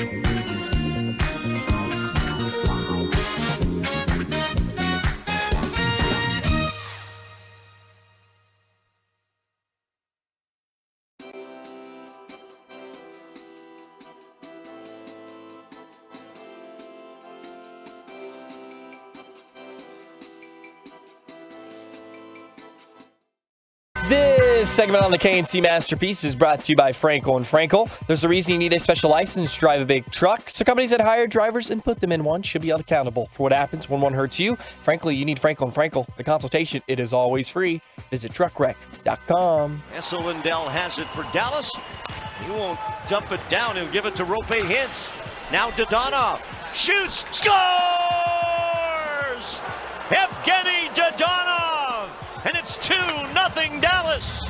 KNC Masterpiece back here on 105.3 The Fan, where the Stars would go on to win 3-2. And I believe the goal count in this series is tied 13-13. So not only is the series tied 2-2 going into tomorrow night's Game 5 back here at the AAC, I believe if you want to go off of the composite score, it is also tied 13-13. That's interesting considering like one's a really good offensive team, the other one's a really good defensive team, and you're kind of expecting some of those things to balance out. There's the balance for you. I think it's because we traded our blowouts, you know? Yeah, we're like, hey, we beat you by 4 goals. And you're like, well, hold on. Not so fast, my friend. And because we don't have Pavelski on the ice. I think that's a huge factor. Yeah. I think there's a difference when you have that guy who's such an expert at tipping him in. And then, you know, obviously Robertson's not having, he's not exceptional, which we're typically used to.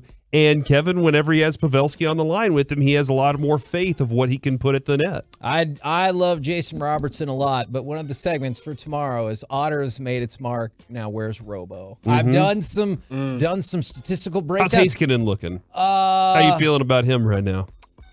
He's got 5 points. Yeah. It's been pretty good. Yeah, he's got more points than Robo does, despite playing like he's been really good actually. Yeah, and so I just one of the things that we talked about, and we'll get further into detail on this tomorrow, is we needed Robertson to be the best player in this series. Now there's still time for him to take over and be the best player in the last 3 games of this series, but that most certainly has not been the case. And I think you need him to be the best player in this series starting tomorrow night. But fortunately, I do just want to add this in. The best players for the Wild haven't been all that great either, like the Kaprizovs and the Boldies of the world. The Stars have been able to shut them down a little bit, so that has helped. Yeah, no, absolutely. So just know that. That is absolutely fair. Now, I want to ask you guys this, and this is based off of a very specific thing that I saw this, and I'm just really sad for this fella, and I don't know if it's going to work out for him. Have you ever made a grand gesture that totally didn't work or potentially blew up in your face? 877-881-1053. You're familiar with the Jumbotron at the baseball game. Yes, or I've seen those. Sporting events I've in seen general. Them. Yeah, the one the Mets have looks like the entire stadium of Jerry World. But what do you usually think is like, you see what birthday announcements, your Cub Scout troop or whatever. Yeah. And every now and again a marriage proposal, right? Yeah. Well, Cold Stone Creamery brought you this sadness. Was this Sebastian Legit trying to get back with Becky G? No. What's the update on that? Has are him and Becky G back together? I don't know. I'm going to go look. I have a lot of questions about this. Were these two people at the game together? If not, why did he put this message on there? Here's the message on the Cold Stone Creamery message board for the Diamondbacks. Alexandria W., you are my person. Let's keep fighting for us, ? I love you. All right. Let's keep fighting for us. And they put a question mark. It sounds like she wants to get a divorce. Yeah. Right? Yeah, she's out. Sounds like a great rom-com already. Yeah. And okay, so like people, or it also kind of sounds like maybe there's like one of them has a terminal illness and he's like, hey, you know what? Let's keep fighting for us. The question mark throws everything off. I get it. What was the reread it again? Okay, because if it is a terminal illness, this is definitely not funny. Okay. And worth not mocking. So for those purposes, Corey, all right, let's pretend it's not. Let's pretend it's not. Or Okay. else we're jerks. All right. And this is the thing I want to tell you with this message too. There's a giant Cold Stone Creamery logo over this. And then it says, Alexandria W., you are my person. Let's keep fighting for us. All right, okay. Question mark. I love you. Now, you would have thought that the middle part would have been the definitive statement as well. Let's keep fighting for us, and then question mark. So I assume, are these two people at the game together? They have to be, or else why would you put that message on the board? She's not going to see that. until now. Do we think the ops inside the ballpark put this up to get attention? Like, do you think they created this? Is that a possibility? Now, that's or am I being lame for bringing that up? No. That's a great question. And by the way, in some of the responses I've seen on social media are people like, I'm 100% going to do this to my girl. When we, like, even if you're rock solid and you can go up there and put, Adrian, you're my person. Let's keep fighting for us. Let's recommit. She's going to be like, what the hell, Corey? Who's it brought to you by Cold again? Stone Creamery. So, Kevin, it should say Alexandria. If you give up on us, you are stone cold. Yes, that is. Had he know, I don't know if this person knew the advertisement breakdown, but if you did, that would have been amazing. Like, you're the chocolate chip to my mint, or what? Like, I don't know. You're the like Oreo in How much do you love the "You are my person" line? By the way, let me tell you something, Corey. Because I know that I was at your wedding. Yes. And in the speech, the maid of honor said Jess, and she stared at her for like 5 minutes before she listed off her 7 points. It was. I love Bethany. That was a long speech. And she said, Jess, you are my person. And I was like, oh my God, with the person thing. I had never. Man, you're about to get me in trouble, Corey. Adrian does it too, and I'm always like, come on, I'm your husband. Jess and a lot of her friends have this vernacular that before I met them, I had never heard. Okay. Like, I was not familiar with the phrase, like, you're my person, or show them favor, or just like they say different things that I'd never heard in my life until like I got into that group. So that is why I'm familiar with that. I've definitely made fun of her a little bit for that in the Do you past. think AI made this this quote up? Is that what it is? The AI posted this? They were just like, let's give it to Chat GPT. It'll take care of it. Iverson? Yes, Allen Iverson. Who's about to get $32 million, by the way. I don't know, but I want to know so much more about this. Like, did it work? Did Alexandria see this bold declaration of love and was like, you know what? I'm back in. I didn't know you cared about me Jumbotron amount. Uh-huh. And like now you're back in on it. The question mark still has me really like concerned about this. Yeah. Doesn't it feel like if you put the question mark on there that you're not sure either? Like you're just like, I don't know, let's keep fighting for us, maybe? Okay. Like it feels like it needs to be we're fighting for this together, period, exclamation point, double exclamation point. Okay, I'd love it even more if there was like a follow-up message a couple innings later. It's like, yeah, but I'm not the one who cheated. Oh, like, I don't yes. know. I don't know if that's what happened. Now, a couple of people are saying they don't know if these are grand gestures, and I experienced something kind of like this. In the 205, not a grand gesture, but I once noticed a business owner had left his keys in the front door, which included the key to his very nice car. When I brought the keys into the business, he said, okay, and closed the door in my face. You should have kept the keys. You know what? Broke in later. Back when I lived in an apartment, the older lady who lived across the walkway, I almost said across the street, across the walkway, she left her keys in her front door. And I knocked on her door and she goes, who is it? And I was like, it's your neighbor from right across the way. And she was like, what do you want? And I said, hey, you left your keys in the door. I'm just trying to help out. And she's like, okay, I'll get them. And just not a thank you or anything. How dare you break into her apartment, Apartment Kevin? life is wild. Yeah, don't break into her apartment, Joey. No, don't do that. Oh, yeah, that's... No. Apartment life, Kevin, is where my story comes from. And it wasn't me, because this isn't necessarily me, but Adrian and I were living together. And one night I got home late from when I was bartending. And I'm walking up to my apartment, and I hear this dude in the courtyard screaming Linda. Just, Linda! Linda! Like you're in a street car? Like over and over. I was like, this dude's got to shut up. And so I kind of peek over the ledge, and I'm 2 floors up, and I'm like, hey, dude, everything all right? Because like a lot of people are trying to sleep here. And he's like, I'm looking for Linda. And I was like, I get it. And he's holding flowers and a bottle of wine. And out of nowhere, from like the 5th floor across the courtyard, she goes, we went on 2 dates. You need to get out of here. Wow. She snapped him. And he was like, can I at least come up? And she was like, fine. And that was the end of that for the night. So Oh my gosh, we went on 2 dates. You need to get over it. And then she let him come up. Ouch. He had wine. It was late. Yeah, 2:30 in the morning. Does that count as a date? Man, that is a bold move. I'm gonna show up at 2 in the morning, and you're like, dude, I was screaming and asleep. hollering your name. Yeah. From the 214, maybe the guy was at the game with the side chick, and the side chick was looking for a way out, so she put it up, looking for a way to get out of there. From the 817, what if they were both at the game, but she was at the game with somebody else? Man, I'll tell you what. Let's fight for us. For that fella who's on the date with Alexandria, that's a lot of pressure.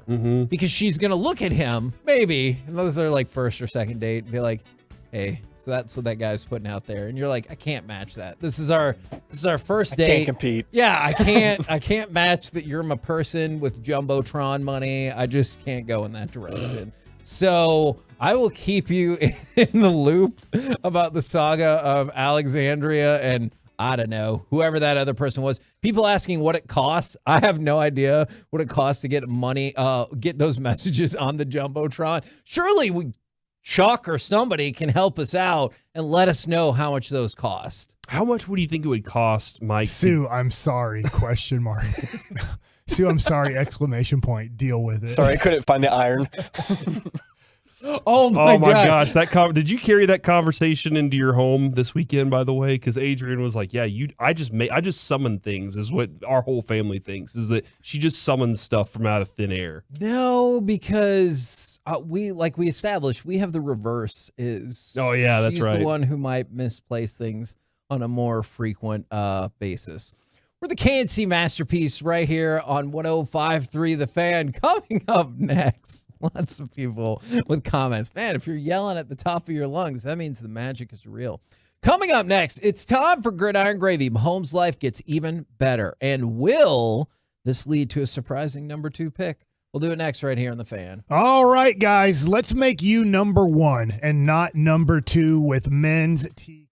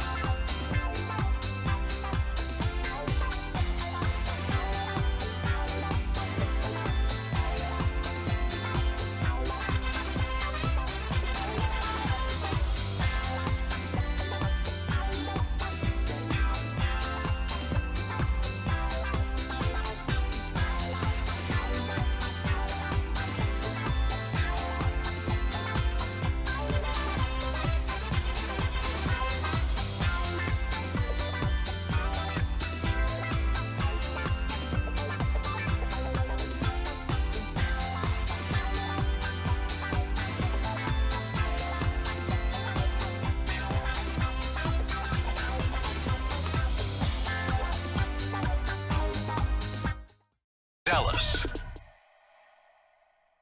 This segment of the KNC Masterpiece is brought to you by Classic Chevrolet. Classic Chevrolet looks at the road ahead and says, Texas, let's ride. They're doing their part with deep discounts on their full lineup. Unprecedented savings. Make now the best time to buy. This is Texas. This is Classic Chevrolet. Relax and enjoy the difference. Find new roads. They've got Jaton McClain in at running back now. So Levis will throw.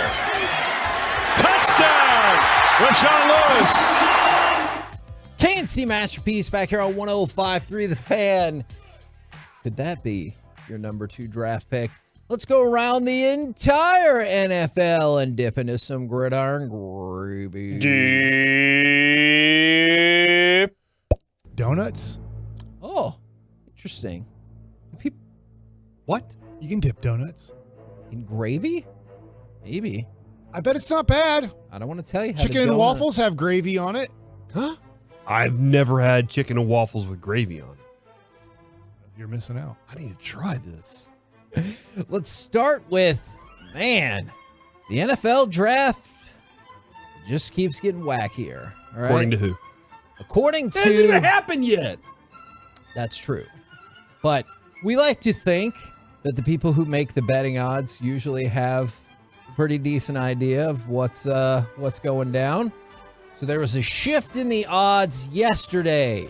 The favorite to be the number 2 pick in the NFL draft is now Will Levis. So then the question becomes, because there's been thought for a while now, and we've talked about it, that maybe the Texans would not only pass on C.J. Stroud, but pass on a quarterback altogether. And now people are wondering, does that mean Will Levis has caught their attention? Clearly he scored significantly better on the S2 test. Or is it because they're trading and the team or teams they might trade to favor Will Levis? Yeah, that for me, that sounds like the more likely. You think thing. the trade? It is that it would be that kind of a trade, just because that's what I would do. Okay. I'm a team that needs a lot. It's not. I don't think one player is going to solve all my problems. Sure. I need to have another good draft, and then possibly next year I can get that quarterback. That's just kind of the way I feel about the Texans at the moment, though. So I could totally see that being a trade down situation. Would it be the Colts that would be interested in moving up there?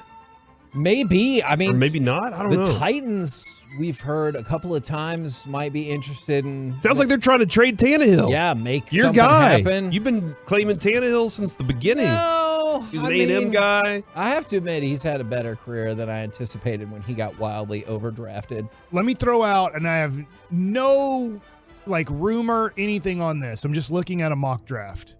Is there any way, because I did see the rumor that they're trying to get rid of Ryan Tannehill. And by the way, the Derrick Henry rumor was wrong, correct? Yeah, he's not coming to the Cowboys. No. Or the Eagles. Okay, yeah, I just wanted to make sure, because I saw that Saturday morning, I guess it was. I feel and I was more definitive about the Cowboys than the Eagles. I didn't see the Cowboys rumor one. I saw Derrick Henry's going to That's when people are trying to make happen. They're like, okay, would Derrick Henry make sense here? But if they're trying to get rid of Tannehill, I do think Tennessee wants to go into somewhat full rebuild mode. Mm-hmm. Could they be a team at 11 that really wants to move up to 2? The problem is, does Houston want to move all the way down to 11? But you usually pick up a lot more stuff. And if I'm Houston, I have no problem with this strategy. What if they think Caleb Williams is the next Patrick Mahomes? For sure. And they're like, or maybe they like Drake May. Drake May is another quarterback in next year's draft that people are pretty high Maybe on. they're like, you know what? We're not going to take a quarterback in this draft because we want to be super pathetic coming up this year. Let's start drafting players that make sense for a 2-15 season in a weird way. Yeah. And then we add the quarterback next year. I also see the Raiders. There's interest in the Raiders moving up to 2 from 7. That makes sense. I know they got to me. Garoppolo and everything, but does anybody really have faith there? Yeah, and especially with the 5th-year option, I know you want to play your quarterback ASAP to try to get the best value out of the first 4 years of that deal. But maybe it is a thing where hey, you're going to watch under Jimmy, because people seem to think that Will Levis and Anthony Richardson will take the most time to be pro ready as opposed to Young and Stroud. Who's the least reliable quarterback in the NFL? Is it Garoppolo by far? Most because of the injury stuff. I feel like it is. Yeah, that makes sense. I could so see have who's second? Who's the second most unreliable Trey Lance. quarterback? Oh yeah, that's fair. I mean, at this point, you just haven't seen anything out of him, in 4 years almost? Yeah. It feels like, even going back to college. Well, so. and actually, that kind of speaks to the other thing I was going to tell you is there are multiple people, and Jeremy Fowler repeated this again over the weekend, that think Sam Darnold will play in week 1 and we'll see significant action for the 49ers because the Purdy injury, the potential of trading Trey Lance. So that would be an interesting wrinkle. I'm going to throw this out for possibly a subject down the line. If you were to rank the most unreliable quarterbacks in the NFL, where does Dak Prescott fall on that list? Okay. You don't have to answer it now unless you want to, because I know there's more gravy here. Yes. To throw on the chicken and waffles. There is. Or dip in the donut. Yeah. Man, I want to, if you've dipped a donut. Into gravy? Yeah. Into a great cream gravy? Well, remember, Colby said that he had a chocolate gravy that he used, a recipe that he made. So I could totally see that. I want to know about that too, if that is a thing that is I'm with happening. you here, Mike. Now I'm back in on donut gravy. Well, so there's that. Think about at some point between now and September 1st, at some point, ranking the most unreliable quarterbacks in the NFL. Okay. And by the way, just keep an eye out on this. Tyree Wilson out of Texas Tech is second on the list of betting odds for the number 2 pick. So I think that starts to lean back into what if they don't trade the pick, Tyree Wilson, perhaps, as opposed to Will Anderson. Let's go from that to... You know how we've talked quite a bit on this show where, like, if you have lots of money, it kind of makes it easier for you to get free stuff? Yes. Even though you might not necessarily need that free stuff? Yeah, you're already rich. Case in point. That's why we're trying to tax them more. Patrick. Agreed. Politics. You guys get too many free things. Patrick Mahomes tweeted... At Elon Musk, let me get my blue check back. Ha, ha, ha, ha, ha, ha. And then he got it back.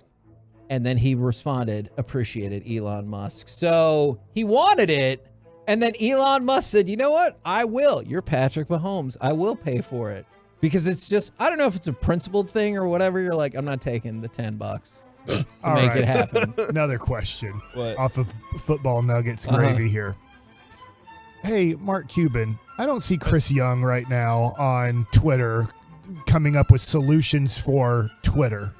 I feel like Chris Young's doing a good job of doing his job. Yeah. And I feel like you might want to start really focusing on basketball at this point in your life if we're going to ever get good at basketball again. Have you seen the Shark Tank stuff going around?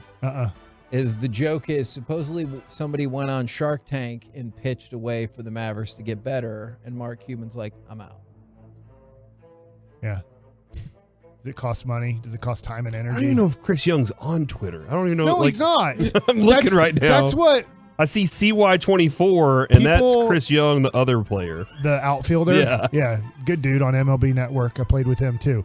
Is like, I just feel like, Mark, dude, we'll get back to Football Nuggets now. But, like, there's a lot to concentrate on right now besides blue check marks and the way Musk is running Twitter. Yeah. But he's the smartest guy in the history of mankind, so he knows all the answers to everything. He definitely is. Especially how to run a basketball team. All right, keep an eye out on Friday. Now, obviously, our path to the draft, brought to you by Pluckers, is going to have all of us spread out across the Metroplex and be at all 8 Pluckers locations Thursday night for the first round of the draft. They got those cool specials and prizes all night long, and Pluckers and K-Post Roofing and Waterproofing have got us rocking this draft coverage. Thanks, Mr. K-Post. Absolutely, who we got to meet at the tournament. By the way, did you see Tony Romo won the celebrity invited tournament? I did, just like we predicted. Yes. He was the one person you couldn't find anywhere on that course. He was buried in practice. Supposedly, work ethic, baby. The Packers and Jets have agreed that the first part of their trade for Aaron Rodgers needs to include a second-round pick. So I'm not saying that Friday has to be the drop-dead deadline, but considering the second round of the draft is on Friday, it feels like a logical stopping point or a logical deadline to figure out this deal. Supposedly, the sticking point is for compensation in 24 and beyond, because the Jets want some protection if Aaron Rodgers is like, I'm out. That makes sense. Makes complete sense. And the Packers are looking to do like a tiered system of like, hey, maybe we get a compensatory second-round pick that can move up to a first-round pick or something along those lines. With something what I think is this fluid because of what you're saying, the Jets are like, look, or and conditional. The Packers understand, hey, that's why we're getting rid of him. Like they could say, look, that's the risk you take, deal with it, or they can work something out where there is something that it gives a lot of different options there. It would take a lot of work and effort. Mike, you talk about Lamar Jackson. Nobody else is going to do the work for the Baltimore Ravens. Right. This is where the Packers and Jets are like, who's going to do the work trying to figure out what the best options are for us if something like this goes wrong? The other thing which is interesting with this story is if you think about the history of the draft, if you're drafted second overall, unless you have mental breakdowns like Ryan Leaf, and let's face it, the Cowboys still took a chance on Ryan Leaf. We're not hearing anything about any team going, if they're getting Aaron Rodgers, could we just pick up Zach Wilson and see? Like if you're the Houston Texans, I mean, if you're a bad team, if you're maybe the Tampa Bay Bucks right now who are you don't hear any team talking about, hey, if you guys are getting Aaron Rodgers, can we give you a third-round pick or something to see if we can develop this talented quarterback a couple years in the draft? Like, you're just not hearing the Sam Darnold, Baker Mayfield. Yeah, that is kind of interesting. It's like, how bad was Zach Wilson that you don't even hear any rumor based off of the Aaron Rodgers thing that any team would be interested in picking him up? Now, we've tried to convince Stephen Jones to draft Bijan Robinson. However, Atlanta is now the favorite, even though they have 7 or whatever. What pick are they at? I don't. Oh, 8. Atlanta at 8. Man, do they not have another first-round pick? I'm scanning, and they do not. Okay, wow, that. Supposedly they've fallen in love with Bijan Robinson's talent. I would still be surprised to see that happen, but they're 2-1. The next closest team is the Texans at 5-1. And so there's a pretty big gap right there with people thinking maybe the Falcons are going to make a run at Bijan Robinson. So it goes Falcons, Texans, Eagles, and then Commanders, Cowboys, and Bears. Well, Arthur Smith loves running backs. He had Derrick Henry when he was the offensive coordinator for the Titans, and you saw what he did with Derrick Henry's career. Essentially revived it. Like Derrick Henry was good, but they needed a different style running game. Arthur Smith did a really good job with it, so it'd be interesting to see if Bijan Robinson, that high up, would connect with him for sure. The Cowboys need a running back. Who's the running back? Take Bijan Robinson out. It looks like he won't get close to 26. Who's the running back you want in this draft? I mean, I think selfishly, Devon A-Chain out of Texas A&M, I think makes a whole lot of sense because he can be your complementary back to Tony Pollard. And then I'd be interested to see what he does if he went at it as a lead back. And then, I mean, we talked about this a couple of times. The other running back from Texas, I think, is in play as well. Johnson. I think Rashawn Johnson is in play in the third round as well. Jahmyr Gibbs, really good, talented running back. Zach Charbonnet, interesting guy to look at there. Yeah. If he's available at that point. Okay, I was just wondering because I thought I was going to call him Charbonnet. Oh, hey, you know what, Mike? You've always been you. You just do what Mike do. How do you Bonnet? Bonnet? Mm-hmm. All right. We're the KNC Masterpiece right here on 105.3 The Fan. Coming up next. Is that all right? We will hear. I hope somebody asked that question. Reporters asked that question to the Joneses. We've got the Dallas Cowboys pre-draft press conference coming up next right here in your home of the Cowboys and the Rangers, 105.3 The Fan.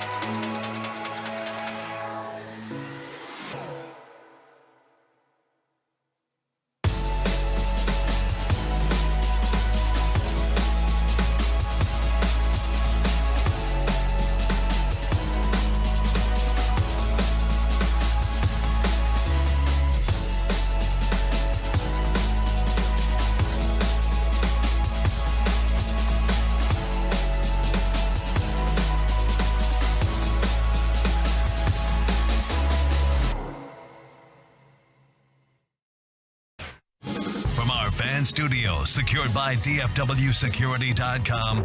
It's the KNC Masterpiece on 105.3 The Fan. KNC Masterpiece back here on 105.3 The Fan. We're going to have the Dallas Cowboys pre-draft press conference in just a few minutes. But interesting, since we were talking about Ryan Tannehill, I got a couple things for you. I saw the odds for his next team. It's astonishing to me that the favorite, if he leaves, is the Jets. Really? They need a quarterback. Next is the Raiders. Right, but hasn't it just been Rodgers is like, no, I'll play for the Jets. Well, but because we're still sitting here waiting? It's the simple fact that if something goes down, they still need a quarterback, and they don't trust Zach Wilson. So somebody's got to do it, and that would be it. They could probably pull a quick trade right there. And Kevin, I also think, it's just the Titans doing this now is very smart of them. Hey, we got something available in case anything falls through if y'all want some leverage. And I do wonder if the Jets have been out there hunting for leverage too. The Jets lead the way, then the Ravens, then the Colts. But I wanted to tell you about something amazing that Mike took the tape away from me. I wanted to tell you something amazing that might be happening. I just want to see what happens in Los Angeles over the span of several years. So Los Angeles and Northern California are looking to host the Super Bowls for 2026 and 2027.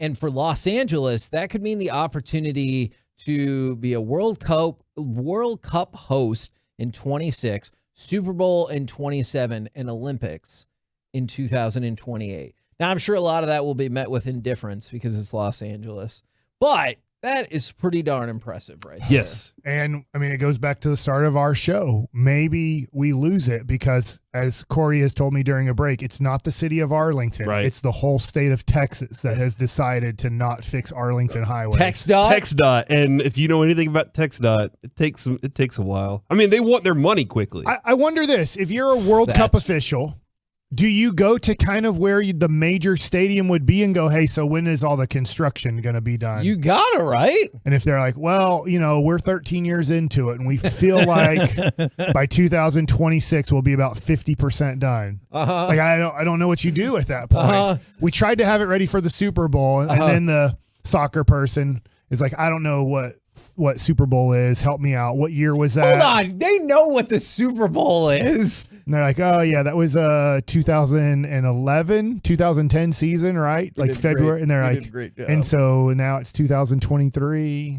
Do you want some good news? I'm not saying this is life-changing. The way you said that, though, makes me wonder how good this news is. It's not life-changing. Is Joe Pavelski ready to go? He's on the ice. Oh, my God. Now, that being said, it's happening. He is skating with the scratches, but he is skating on the ice again, and that means something to me, right? And it's only Monday. Yeah. It's only Monday. What should we think about that he's ready for the next series, Joey? Is that kind of... No, hold on.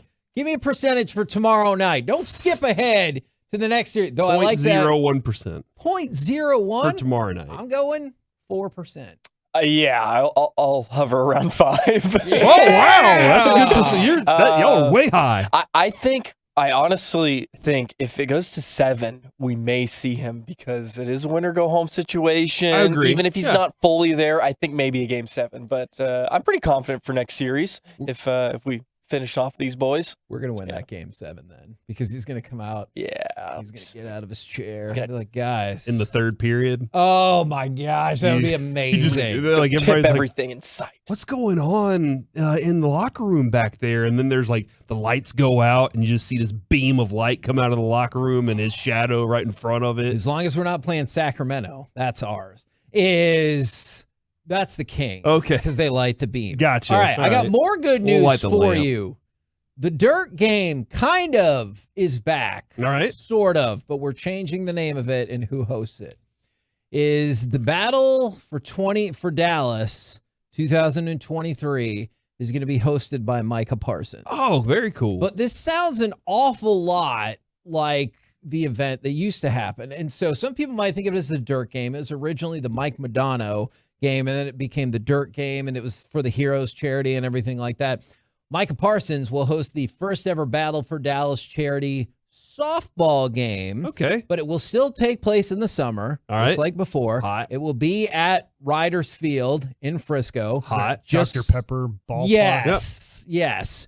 just like before, and it's going to be filled with celebrities, athletes, etc. So for people who are worried about that event and maybe hoping like Luka would pick it up or something, at least for now, this feels like the same kind of event, and now Micah Parsons is going to be heading it up. That's awesome. And I do think Dirk moved on to his tennis event. Sure. That's what he has no passion for baseball. He picked it up because Mark Cuban was the Heroes Foundation. Totally get it. And it's awesome and sell that out. It was super cool to be a part of that. But I think Dirk has decided, hey, I'm going to push all of my energy and passion into raising money through tennis and getting a whole bunch of really cool people to come out and play tennis with and play tennis against.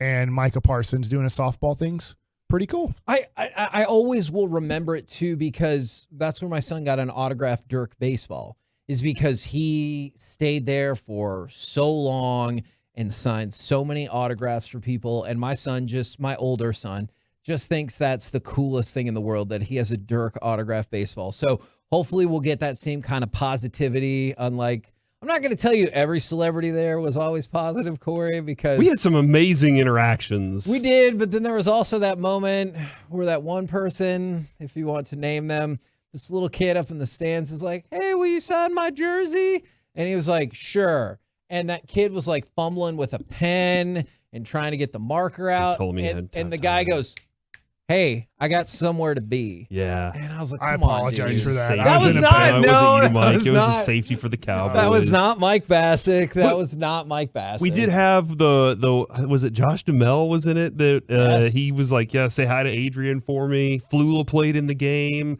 This was still one of my favorite moments was when I got to go compete with Mike and we get to go just be around that. That was really awesome, just being out on the field for one, playing catch with Mike said, hey, Corey, you want to have a catch? And I was like, yes, Mike, let's have a catch. And then we went out there. It was a lot of fun just being in the clubhouse and everything, too. I wonder this from the Cowboys, because I can also remember how nervous oh gosh, why am I drawing a blank? I can remember how nervous they were that there were so many Cowboys playing a baseball game. Yeah. Sure. Do you think that they get less nervous that it's softball? Probably. I don't know.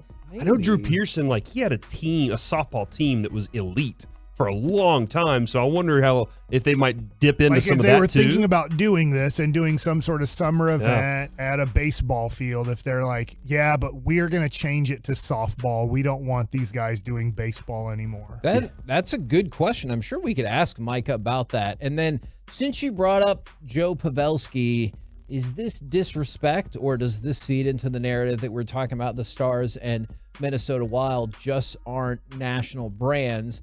ESPN has put out their top 10 potential Stanley Cup final matchups. Minnesota Wild are in there a big fat 0 times. The Dallas Stars are in the top 10 1 time. What is the Stanley Cup matchup you would most want to see for the Dallas Stars? I believe in you. You can get this. It's got to be Toronto Maple Leafs. Toronto Maple Leafs. Actually, that does make sense. But it's a rematch of the 2000 Stanley Cup Final. The Dallas Stars The Sabres? versus that's the 1999 Devils? versus the New Jersey Devils, and number 1 on their list of most compelling Stanley Cup matchup, the Toronto Maple Leafs versus the Edmonton Oilers. Now, Corey, we know that will not happen because that will guarantee a Canadian team would win the Stanley Cup. And Corey wants Boston. Yeah, I want Boston. You want the best. I actually really do.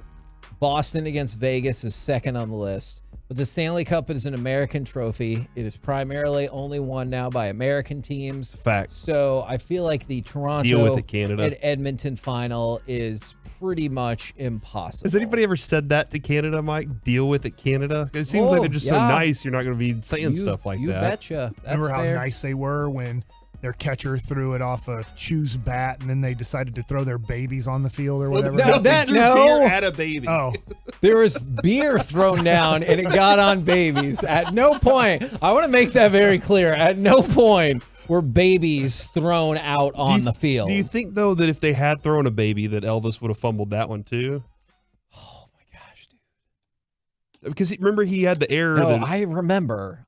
That is a very important game in Rangers history. we could have gone to go do great things. Remember Rigneto Door scored and then we took the lead. It was so nice. We're the KNC Masterpiece. Cole Hamels had a good game. Right here on 105.3 The Fan. And the Cowboys, they'll show up when I they do know want. Jerry's helicopter has landed on the practice field out there. So I do know that he's at least around, but I've been there whenever that thing lands. It takes a minute. All right. So in the meantime, how about we do some Mike Likes It? Are you kidding me? No, I'm not kidding you. This All is right. your chance to shine. I think you're going to like this. I'm hoping it doesn't get interrupted. Yesterday, I was watching Stars Hockey. I was watching They won. NBA playoff basketball, and I'm flipping channels, and what catches my eye, I just decide to watch it, is on A&E, they had WWFE Rivals. I'm sure it's just called E, but I mean, some of it was WWF. So anyways, I totally enjoyed this. I'm not a wrestling fan. I know who the wrestlers are for the most part. The biggest of the big names. I don't know who certain guys are. Like the guy who's a jerk or whatever, Brian Reynolds or whatever his name is. Daniel Bryan. Yeah. Or Brian Danielson. No, you're thinking of MJF, the guy with the scarf. That's the guy you love. I will struggle with current guys and what they do. They have that guy Roman Reigns who says, hey, lay down with your kids and talk to them because it's good. Because he's a good dad. Yeah. By the way, MJF kind of sort of looks like Jake Ottinger. If you want the hockey connection, there's some moments where Jake Ottinger's got the beard going. I could kind of see the similarity. I will tell you this. If you are the most super casual fans of wrestling like I am, I rarely watch. I did watch it in kind of the late 90s. Yep. I watched it as a kid in the 80s, and they had the cartoon on Saturday morning, so I knew a lot of the wrestlers back then. This WWE Rivals show is awesome. And it's on A&E. It was on A&E. Is it always on A&E? Yes. Is that where they produced it and everything? Freddie Prinze Jr., which was really weird to me, is the host of the show. Is it any less weird now that I told you that he used to work there? No. He was a writer for the WWE. No clue. That's a real thing. So Freddie Prinze Jr. was a writer for WWE. I had no clue of that. Was this before he was an actor? No. It was while he was acting. So while he was Shaggy. I think his acting career kind of He fell wasn't by Shaggy, he was Fred. Oh, the Fred. wayside. Sorry. I care. Yeah. That's Scooby. I think his acting career had kind of dissipated and he got into wrestling, or maybe that's why it dissipated. Have you watched these? Because you're a wrestling freak. I haven't seen the ones from last night, but otherwise I've seen them all. Okay, what do you feel like is the greatest rivalry in wrestling history? The Nacho Man and Hulk Hogan. Man, you know what? I'll ignore the disrespectful part. If you look at their issues behind the scenes, that very well might be it. That or Rock against Steve Austin, Bret Hart against Shawn Michaels, I think are all. So last night I did watch Stone Cold Steve Austin versus The Rock, their rivalry. And it was great. Yeah. And I guess they had a pretty darn good relationship throughout their whole wrestling history. In fact, in a weird way, it seems like in these rivalries, the number one guy helps sometimes by accident make the next number one guy. Sure. You can argue this a couple of different ways. One of the ways people will argue it is you want somebody you can make money with. And so, you want to prop that person up. And then there's other times when it backfires on you and that person overtakes you. And you're That's like, probably well, why crap. hitters were so nice to me. They're like, I can make a lot of money off of you. But I watched Hulk Hogan and Roddy Piper. Now, I was flipping channels, so I wasn't getting every second of it, but sometimes I would stay intrigued by it and forget to tune back to the basketball game that was happening, which is probably really good for WWE. But I didn't know how big of a jerk Shawn Michaels was. He used to be a drug addict. And a major drug addict. And I didn't know that he hit a casket against The Undertaker and kind of ruined his career. Yeah. And then Bret the Hitman Hart had no clue that he spit in Vince McMahon's face, and that was not part of any type of script. He really spit on him because of how mad he was and then punched him out after the match was over. Yes, he did. Behind the scenes. And one of the interesting things is to show Shawn Michaels was a jerk. They had an incredible match to main event WrestleMania. Shawn Michaels won the title and then told the referee, hey, tell that MFer to get the hell out of my ring. Wow. So as you can see, That's kinda they rude. didn't end up being super good friends because of that. Yeah, that one's a really fun one. Von And Erichsen, the Freebirds have come up. is that on great. WWE? Is that on Rivals? Or? I have not seen that on Rivals. That would be a great They probably one. won't do that because that Since wasn't it didn't WWE. happen in the confines of WWE. I am really intrigued by these. These are really fun to watch. So I'm just telling you, if you have no interest in wrestling like me, Yeah. like I tune in every once in a while when I'm flipping on WW Raw or whatever. and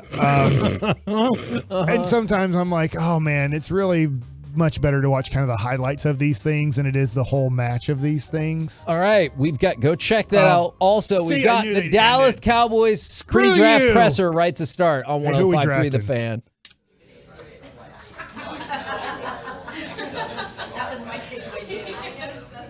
Hey, James.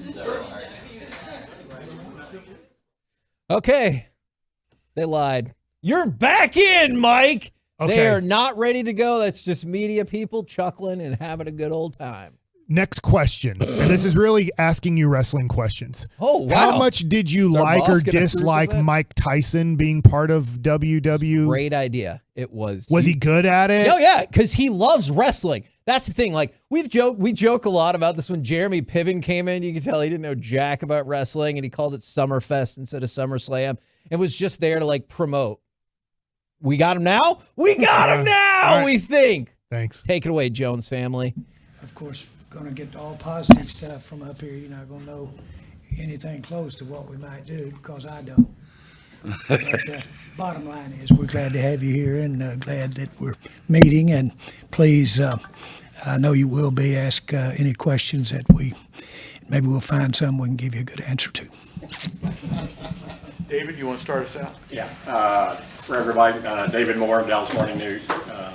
Jerry and Steven, I know most years you say usually you have about late, high teens to low 20s and first round grades. Is that kind of track this year? And just in general, what you feel about being at number 26 in this draft and what opportunities that presents you?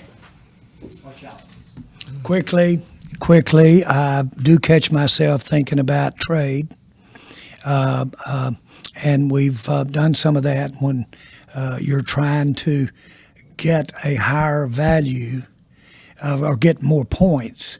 The best drafts we've ever had since I've been with the Dallas Cowboys in draft points, we had over 8,000 points per draft for 3 years. Clarence, you wrote an article on my drafting around here, and which is fine. But the point is, the article was fine.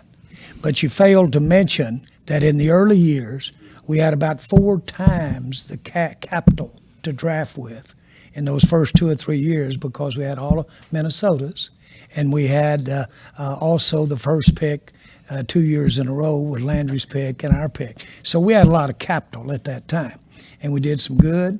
I traded a 2 for Lonzo Highsmith, and he never touched the field. We did some bad. So the point is, it doesn't just happen on draft day with that. But relative to our capital, when you catch yourself at the bottom of that draft, it's only natural to think about, boy, might there be something there? The problem is, if that phone's not ringing, that's me calling. It's an old country song. And so the point is that somebody's usually got to call you to make that happen, so you don't know here today on Monday. Stephen, do you have about the same number of first-round picks that you normally have? Yeah, that's still to be determined. I mean, we're still tweaking, and we're gonna, have some things that we're still working on as we move forward. But I think in general, it's going to be, fairly close. What was the number you used, David? Usually you say it's around like 17 to 21. Right? 15 to 17, 18 range. That should end up being pretty close. I'm sure you guys have gone through your own mock draft models. I don't know if you're still doing that, but do you see a player coming to you in your models? Or, obviously you can move up, move down. Would you consider moving up in this draft if the right player was falling to you? Well, I'll start that off, but with this, the problem is the players I'm looking at, if they get to us, we've got a few warts on them. And so how do you get to you? And so you've got to think in anticipating what you're going to do. Then you've got to also assess, can you live with the kinds of things that you may have to live with because he became such a value. And therein lies your second round stuff we do. Can you live with that? Yeah, I just feel like we're picking at 26. It's just so difficult to know right now. I mean, you got to kind of let the draft play. Well, no, that takes hours. So you got plenty of time to be talking about it as guys are, coming off and guys are starting to fall that you might like. I mean, not unlike what happened with CeeDee Lamb a couple years ago. I mean, you really don't know till it happens. You can read all the mock drafts. You can see all the things that maybe were officially polled quietly by other general managers, but you'll never know till you're there. And then, that's where being nimble and being able to make quick decisions, Jig make a quick decision if we say, hey, here's an opportunity, and oh, by the way, it's a guy we had quite a bit higher than where he's fallen to now. It might be worth considering giving up something. Well, I made one on Manziel a few years ago, and that didn't go so well. That right there, so there's one a decision. Exactly. But he said, "Am I going to have to pick up the phone and start calling, or are you going to do it?" But the point is that I think they got a roto system almost this time of the week, and maybe the next 3 or 4 days, we may be interested in going down, or maybe up, or we might sit there, but keep us on your mind. By the way, most teams calling right now, they wouldn't offer anything concrete anyway. No. Hey, if our guy's not there, would you be interested? I mean, everybody's getting those calls. If our guy's not there, would you be interested in moving up? Would you move up if your guy's there? We want to move down regardless. But it all depends on how the draft falls. So very few trades are done at the back end. Obviously, some are getting done at the front end because they know what they're going to get themselves in a position for. I mean, it makes all the sense in the world, but I just think it'll be if you will, a game day decision, in terms of how that thing falls. One of the reasons that I like our system, and I know it's criticized, but I like our system, is because those iffy picks, those that didn't work out so well, those are Stevens and Clay's, and the point is, you really don't know who picked, and so you don't have to cover your butt as far as your job. And so I know that's criticized by structure, but it also has its advantages too. And I've seen it win for us and get something big, and I've seen it kick us.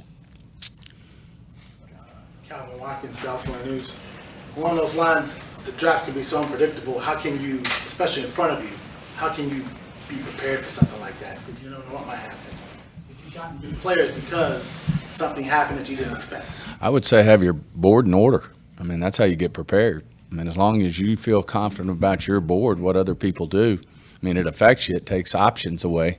But as long as you feel very comfortable as those guys fall off, your best guys are the guys that you have remaining on your board, then you feel very much at peace that you'll be just fine. But we'll obviously role play those scenarios, and, you do the mock drafts, and, there's value to that. But, at the end of the day, if you got your board in an order that you feel really comfortable about, in proper order, then end of the day, I think you feel pretty good about what the outcome is going to be on draft day. The real world is that when we get there at 26, you'll see that everybody had them fixed about like you had them fixed. No secrets. Brad Sham, Cowboys Radio. Jerry, you talk about guys falling, have warts. How many times have those warts been real, and how many times have they been perceived by other people? For instance, fell way down. Yeah. You mentioned that. I would further that question. How many times did those warts impact him as a contributing football player? Because those warts are still there. We've accurately assessed the warts. Perception is not really something I lay awake about. I think we've got them, and I think the world does, relative to those issues. Now, how do you project that into coach's makeup of a team and all of those. That's where we've had our miscues. And sometimes the same tendency, the same thing you're looking at will not be anything negative, and sometimes it can even be a frailty that's a positive. And so now we're getting into Sigmund Freud stuff here. But the point is that you really have got to watch for a football player as you evaluate some of the things that have happened to him. We almost missed a hell of a player around here because his girlfriend got killed while he was sitting in the draft room almost. And so we all knew the information. And so how do you adjust that? That's what we're dealing with here, and that's an extreme. James Slater, NFL Network. This one's for you, Coach. Given that you're taking over the play calling this year, has your approach to the draft or your input changed at all from years in the past? Well, first thing, I really liked the way this press conference was going until. No, and I think clearly as the play caller, I see us taking nothing but offensive players too. But no, I think just going back really what Stephen and Jerry both have already spoken on. I just think the draft board is so much like your call sheet in the Super Bowl. I mean, there's so much work that goes in to putting together this draft board. You have to trust you got to trust your board, and I think that's. The times that I've been in rooms when you don't trust it, the room for error increases. So, and being down there at 26, I'm an optimist. I have great confidence there'll be a hell of a football player there when we pick each and every round. Dak Prescott last year was given a couple of numbers of a couple of players to call. How much has it helped your relationship with him to have him watching tape and making some of these calls as it relates to guys that are going to be playing with him, whether that be on offense or across the line of defense? I think it's a very helpful, from a 360 perspective. I think it's good for Dak. I think it's good for the relationships that he has, both in coaching and personnel and ownership, that he's that involved. More importantly, the fact that he can connect with a young player coming into this league prospect, I think is a very healthy exercise. And definitely the feedback, going back to last year, I thought was excellent. So, yeah, I think it's a very, very healthy process all the way around. Yeah, Mike, Ed Werder, ESPN. There's a lot of interest now in the quarterback evaluation part of this with the S2 cognitive test. And I'm wondering, first of all, do the Cowboys subscribe to that? And secondly, how do you use it? How important is it to you guys in evaluating quarterbacks? Contractually, how are we with S2, Jerry? I want to make sure I don't get. We're fine. We're fine? Okay. Deja Blue? Okay. Yeah. So, it's an excellent tool. I've been very impressed with it. Obviously, the origin and the research that goes into it. And I think Will McClay and our staff, we have a very strong connection over there. Actually, they came in and did some work in-house here.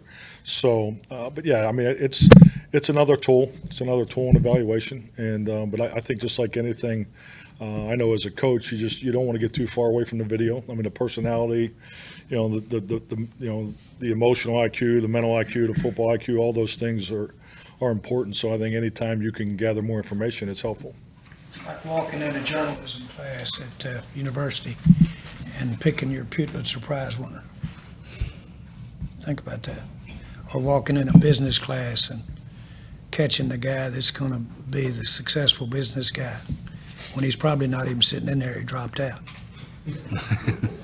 So get you some of that. In other words, you got to watch the information. All of it's good, but hopefully, we've got a lot of experience. I personally have been doing this 32, 33 years. Mike's got a lot of experience. Will's been in it 10, hasn't he? 10. Every bit of 10, yeah. 10 years. 15. My point is we've got experience, and that has a emotional aspect to it too. We've been bitten. And so that one reminds you, boy, have I seen that before? How did that go? So it can be good or bad. When we first got here, we had all these draft picks. We could cut and shoot, and we did. And we used a ton of them. And we were able to put together a hell of a group with 8,000 points a year when you average about 2. We had 2 years in a row of 8,000 a year. That'll help you build a champion. Back to Gene real quick for follow-up. Jerry, you haven't moved up in the draft and made a big splash in almost a decade. Why has your philosophy changed on that? Is that because of the draft and develop and the importance of the picks? Or is that because you guys just have more information in the room these days and realize that some of the splashes aren't necessarily worth it as it relates to giving up, let's say, a second round pick if you were to do that in the first round? Well, I'll speak for my staff. Stephen's, as I mentioned, very influential on some of those earlier ones. But I'm kidding. But the bottom line is this. It hasn't been an overall philosophy. It's been the situation.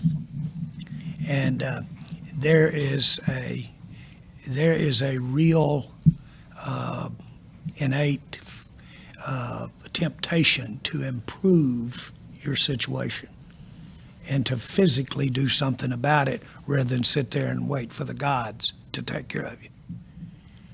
And so there is a instinctive feel about making a trade.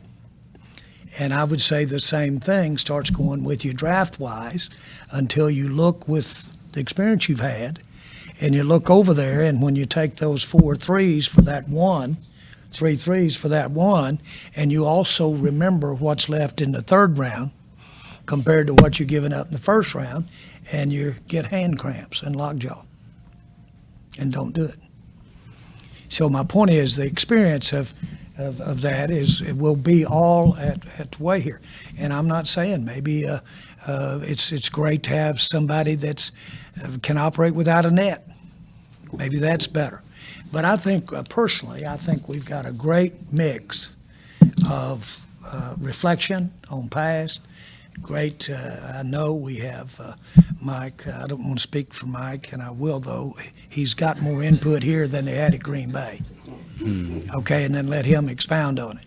But I've always wanted coaches to be involved with us in a big way, and he had everything to do with getting Lamb. Mike did, and so from that standpoint.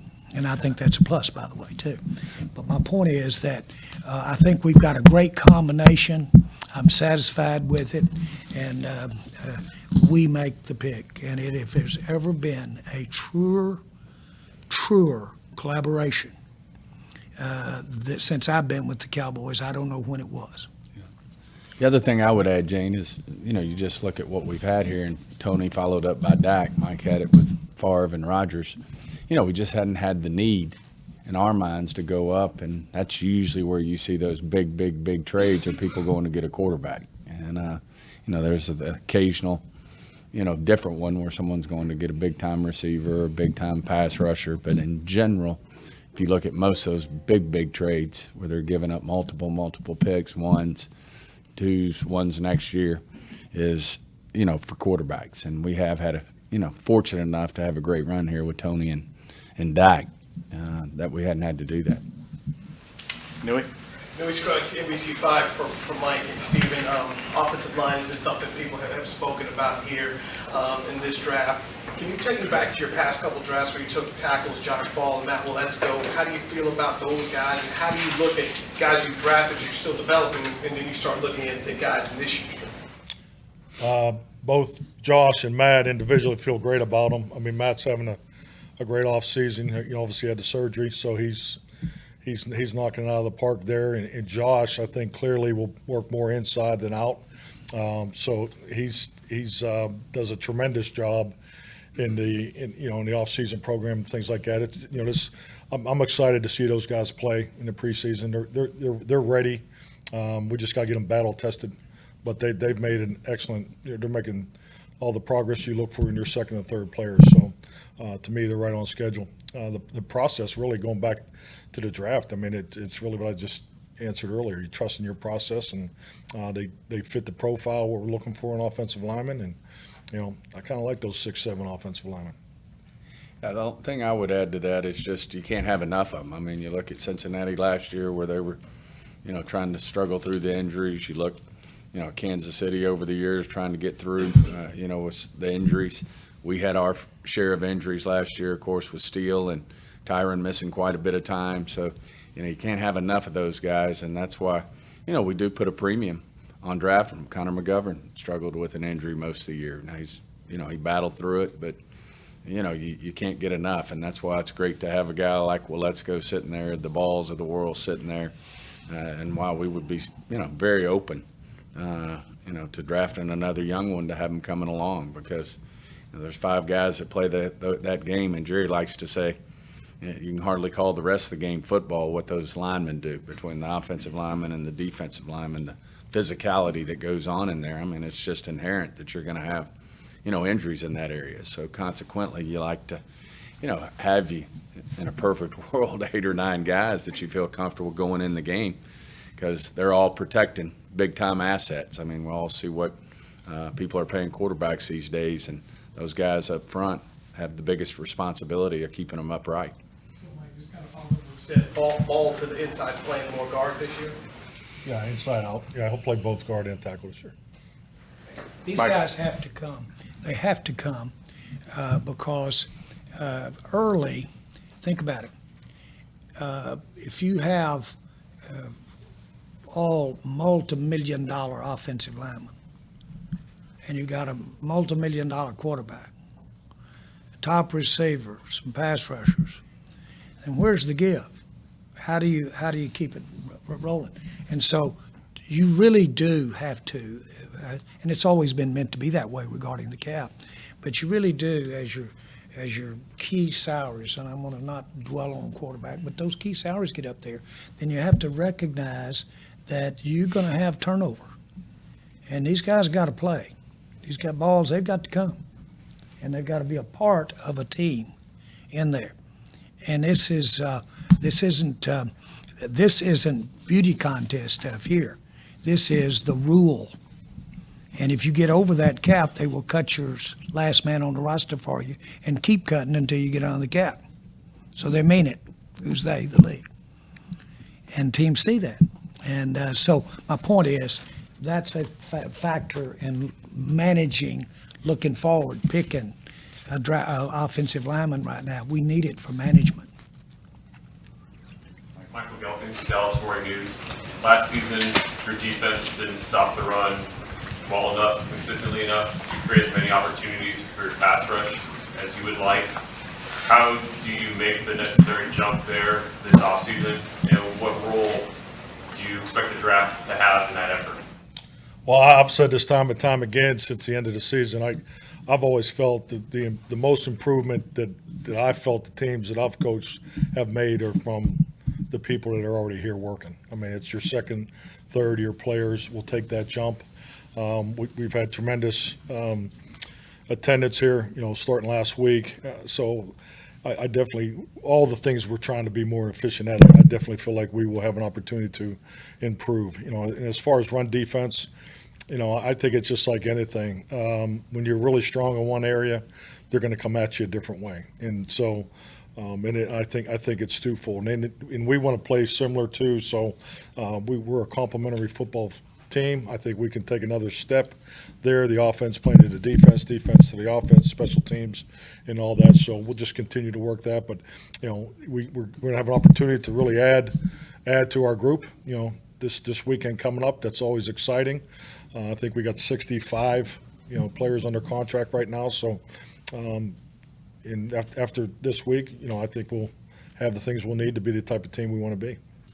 As a follow-up to that, strength and conditioning aside, your coaches at this stage of the offseason program aren't able to be on the field with guys. Can you get a sense, though, somehow of where Wahana is in his development, whether he's making a jump or Gallimore or so on and so forth, to kind of gauge if that in-house development is happening at those positions? Oh, absolutely. I mean, I think just the work that they've the guys have put in just starting last week. So the thing that I'm so impressed with in today's NFL football player, and to me this is the mecca for outsourcing for performance assets that all of our players engage in. I mean, the players today, I'm just talking on our particular group, they don't just lock into just the strength and conditioning coaches here and or the coaches. They all have a second, an outsourcing that they nicely they all do together. Most of them do it together, like the O-linemen go to the same place and things. So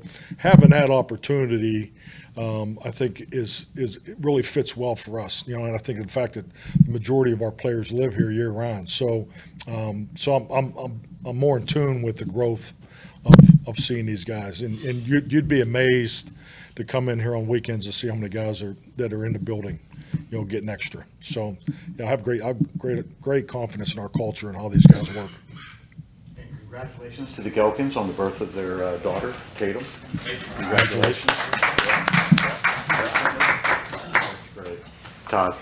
Todd Archer of the ESPN. Steven, what's the impact that these negotiations you're going to have coming up with CD, Trayvon, Biotish, Dak, Micah these next couple of years have on this year's draft? And do you have to think of, you can't keep everybody, you got to start thinking about replacing guys?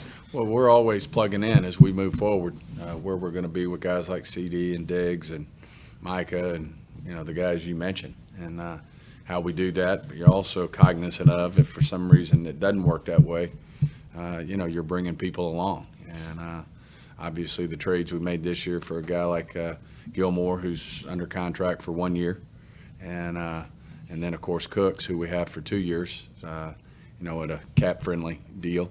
You look at those things as you start to decide, hey, where are our priorities and what can we do with a guy like CD, who we all know what his expectations will be, not unlike Diggs, not unlike other players. And then of course you're always factoring in every team as their quarterback, and not just because it's Dak. Every team is thinking about who that guy is, especially in our case, you're fortunate enough to have a guy like Dak Prescott lead our football team.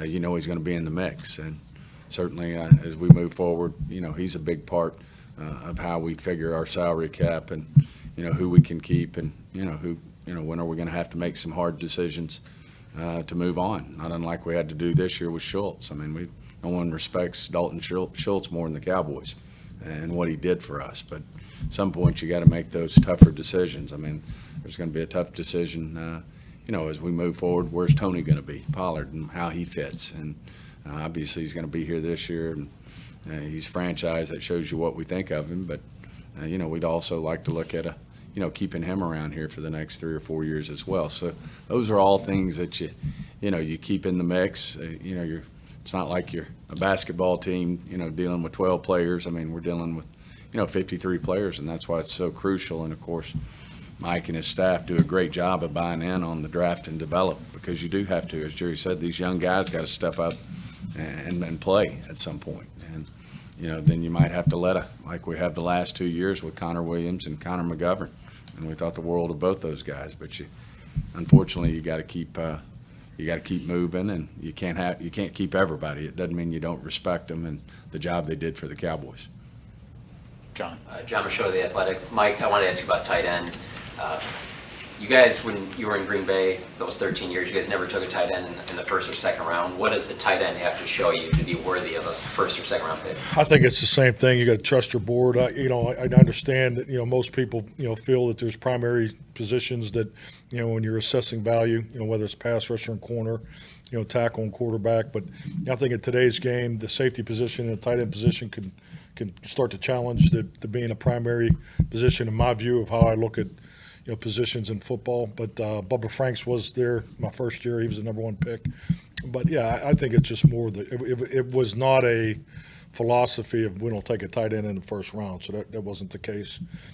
So I think it's really comes down to the board.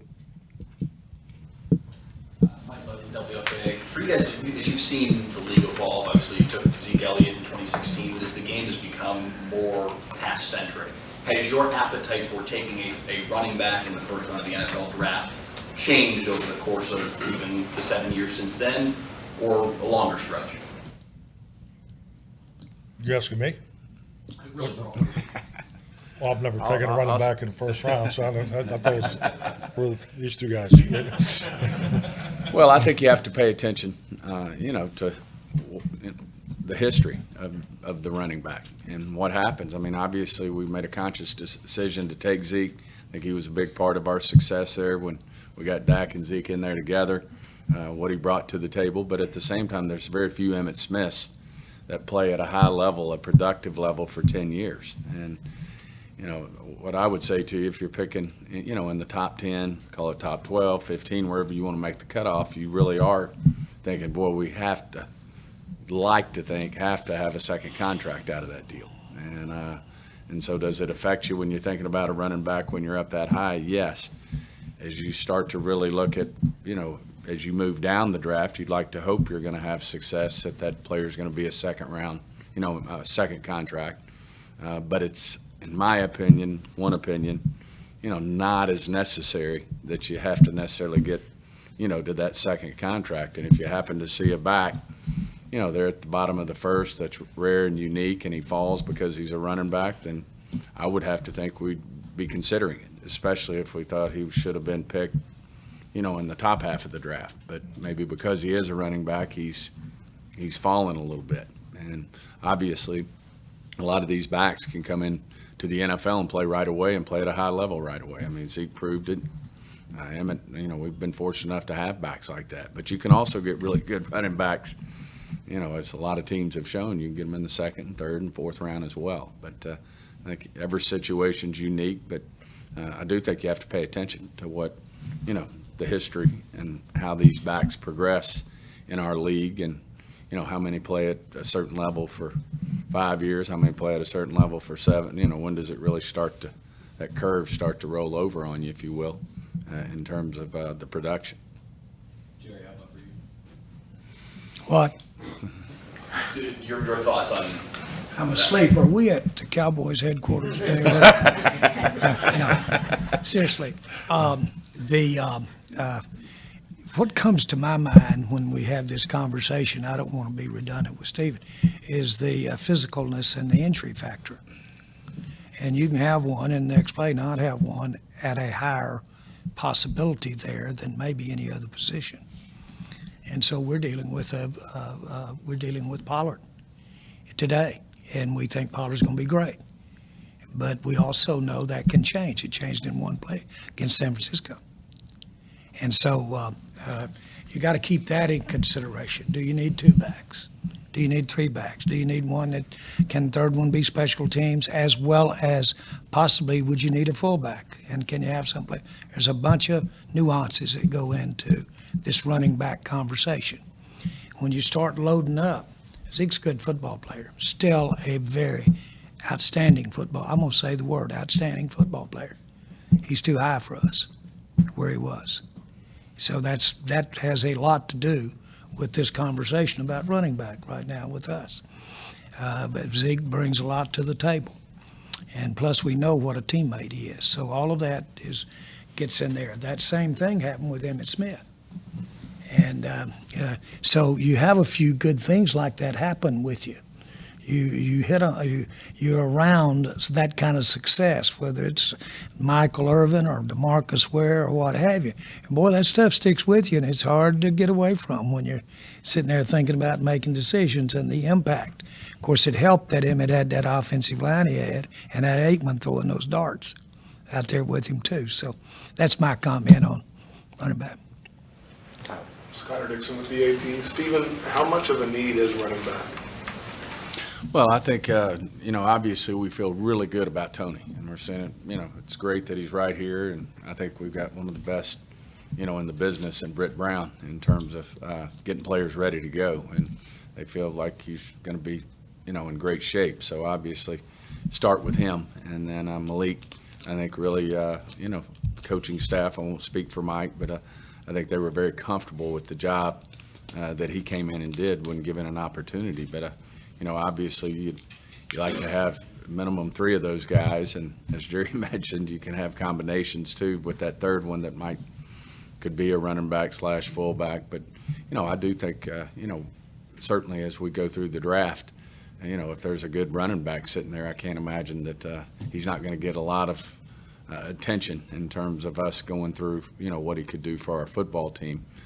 When you lose a guy like Zeke, you're wanting a young guy coming in here, then certainly, and who's to say what point that'll be, whether it's first, second, third, fourth, who knows where that might come up. But certainly a spot where, if the right guy were there, we'd certainly look at. And Mike and Coach Schottenheimer and Coach Blasco are doing a great job of kind of giving us a vision for what they would see in a complimentary back like that.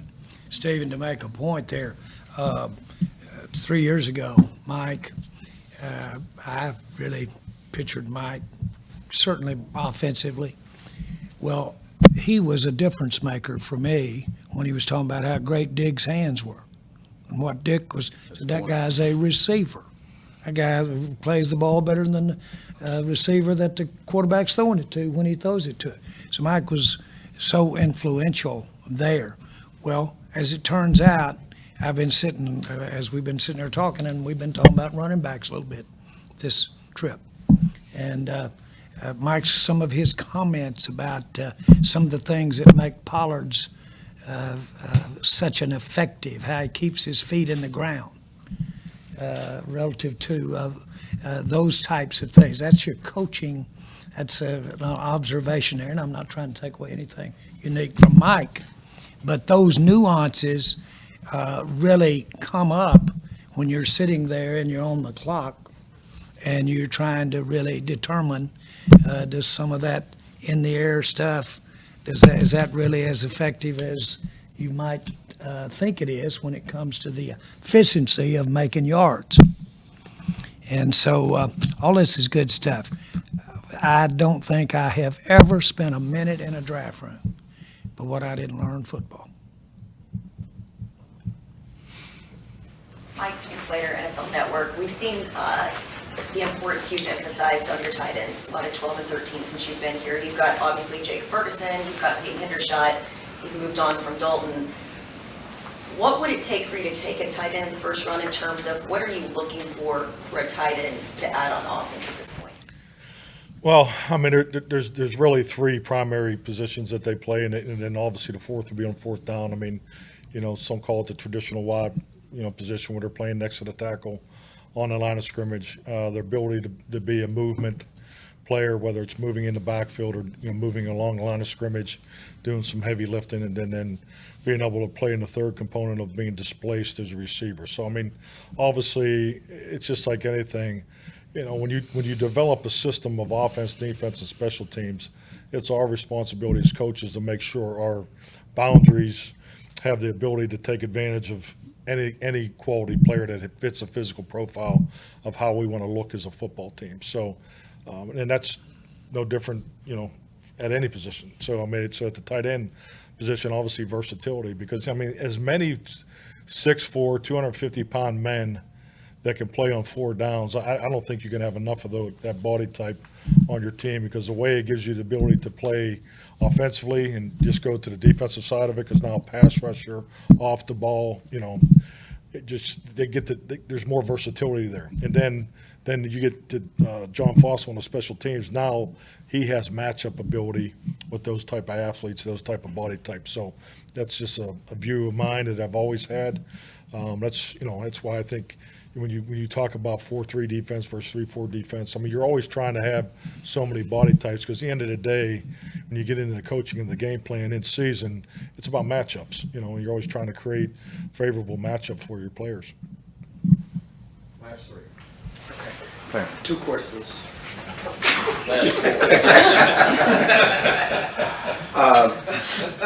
What you guys did in the offseason, certainly, how did that set y'all up to be pure in this draft? And you talked about that, and secondly, you've canvassed a lot of TCU guys. What do you like about that program? You've had Johnson here, you've had McGee, you've got the running backs here, you got the cornerback here. Just talk about what about that program you guys like? Well, number one, I think anytime you add, veteran free agency, to your locker room, it's a positive because obviously the men that we've had I've been so impressed with. So I mean, you don't have enough good players. You can go through each position that we added, so I feel great about that. TCU, I mean, just really a credit to their success. I mean, just the winning that they've done, the individuals, just going through the guys that have come in. I mean, they've all done a great job. And I'll be honest with you, the thing that's really special, and you feel it each and every year, is the young prospects from Texas. I mean, the pride. I mean, I can't tell you how much pride they have just to come here on a visit. Like our 30 visits here were tremendous again this year. And I think the amount of time that we spend with the prospects, both the personnel department and the coaching staff, is very unique to anywhere I've ever done it. So there's a lot of time that's put into it. And it's been, I personally, it's been very beneficial because you feel like you really know, you get to know their personality, and then obviously you're tying it to what they've done on video in their college career. So I think it's just real credit to TCU and what they've accomplished and the type of players that they have coming into the draft. The TCU thing for me is different. I got a chance to have a Cinderella thing happen when I was a senior in college. And we went from a big disappointment, almost ashamed to go home after the season was over. And we were undefeated and won the national championship the next year. We had one guy make the All-Southwest Conference team. We had 20 make it the next year. We only added one player to the team. We went along and barely made it out of the first 4 games. And then we played Texas. Texas #1 in the nation. And we went down there, Darrell Royal went for 2, Ernie Coy dropped the ball, and we won, and we weren't scored on again, and we won the national championship. We changed. TCU, what happened to TCU and those guys have got a chance to take players with that experience. And this is arm waving, but it's got some meat on it. Take that experience and become something that they never thought because they've experienced. They were 20 when they did it. And they changed. That happens. So those guys, to me, have a keener interest for me this year. There you go. The Dallas Cowboys pre-draft press conference right here on 105.3 The Fan. And if you made it all the way through that, I got a little gift for you. Let's give something away! 877-881-1053, caller number 10. What was that? I'm sorry, I just fell asleep. What? Now, stop that. Now, don't be a Trayvon Diggs. We will give away a 4-pack of one-day tickets to Ducks Unlimited Expo at Texas Motor Speedway, which is May 5th through the 7th. 4-pack of one-day tickets right now. Caller number 10. And coming up next, it's time for the C Block starring Corey Majors. Let's go over everything that Jerry and Steven just said. Or I got some deGrom stats. Okay. Next on The Fan. The Rangers and Reds open up.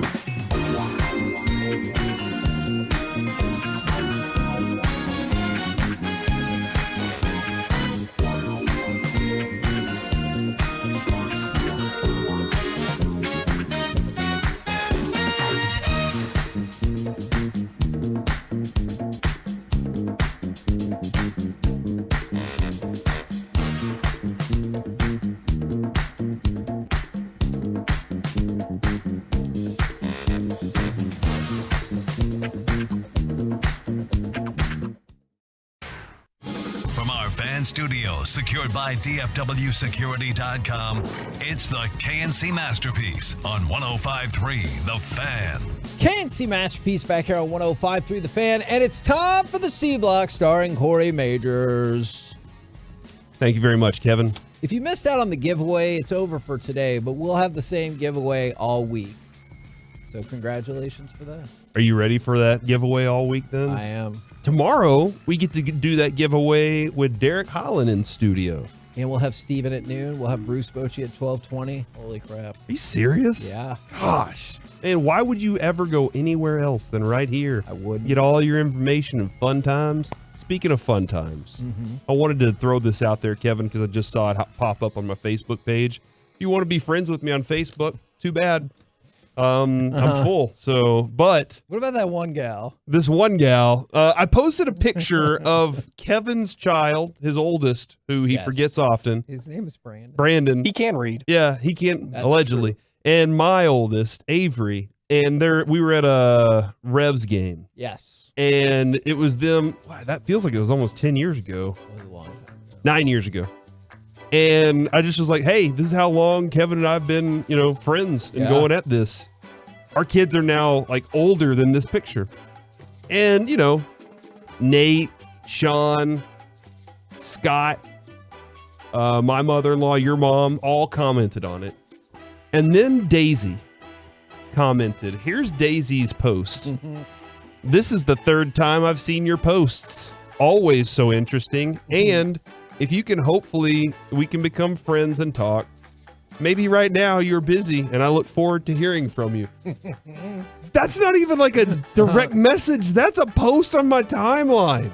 Is this how the bots are doing now? They're just going directly to your timelines and saying, Thirst Trap, Hey, I'm here. But they were considerate. Maybe you're busy right now. I don't know.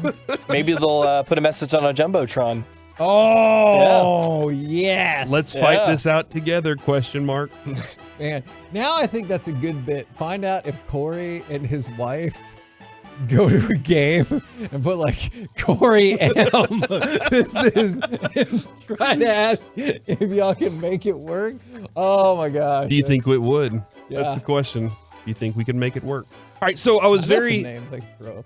Sometimes you do this where you're looking at stats just to try and see what's going on, and then you find yourself like looking at another stat going, hold on, how did this happen? Yes. Or they track this? I can't believe it. Kind of like when Mike was talking about Adolis earlier, and I was like, man, I know that stat somewhere that I can access very quickly. So I went to find out, and yeah, he's not good whenever nobody's on base. He's also terrible when he's the leadoff hitter in an inning. So just That makes sense. yeah. So notice that too. So that's what happens there. But then I found this.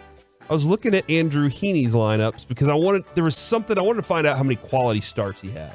Okay. And I think it's one at the moment, one quality start. Garrett Cole, I think, has 4, and he leads the league right now. He's very good. deGrom has 2, and all the rest of them have 1. Oh yeah. Quality Andrew- stat, by the way, is a dumb number that's too easy to reach. The quality start? Yeah. Did you hear him say quality stat? Quality start. But that's not. I was gonna ask. Do you agree? Is it too easy to reach? Yes, and that's where you probably want to change the word from quality to solid. Yeah. Okay. Because Like, it's quality 6 innings, sounds too good. 3 earned runs. You could have a quality start every single game all year, and your ERA is a 4.5. Yeah. So like, you really did great. I feel like quality is like a word for good, and so this was a good start. It doesn't say excellent start, but I see where you're going with that, Kevin. 6 innings. All right. That being said, this is what I found. The 6th and 7th batters in any lineup that Andrew Heaney has faced this season have not gotten a hit off of him. None of them? None of them have gotten a Dead hit. meat. He has walked the 7th batter twice and hit the 6th once. He deserved it. But other than that, the 6th and 7th batters don't get on base against Wow. Andrew Heaney.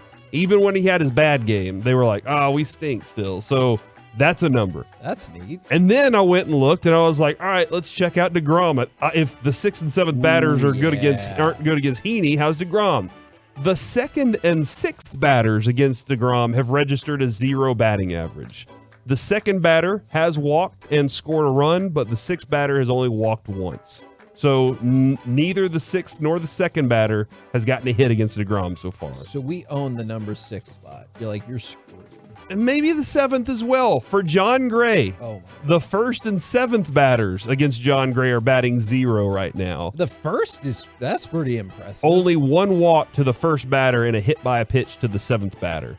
So that was, I don't know, it's weird. Like, why am I looking this up? Because I got caught in this little time warp. Yeah. That being said, what does deGrom know about the second batter that he's like, you're not hitting Well, the second me? batter is usually the best batter in your lineup now, so maybe he's like ultra focused on them, or I'm sure it's just worked out that they haven't got a hit yet, but it makes sense if the 6, 7, 8, 9 are bad hitters against a great pitcher, but yeah the 2-hole hitter being 0 so far in his 5 games, 3 quality starts. I don't know why 2 is 0 for 0. I just thought that was interesting and weird. For whatever, infinity. And again, if you're the 6th batter against the Texas Rangers, 6th or 7th, you're miserable against screwed. the Texas Rangers. Thank God he did, because to start that game on Saturday, it was the first 4 guys reached base, and the 5th guy hit a sac fly. Okay. So he definitely needed to get the 6 and 7 hole hitters out. And then on top of that, the other 2 guys, Eovaldi and Martin Perez, don't look at their numbers.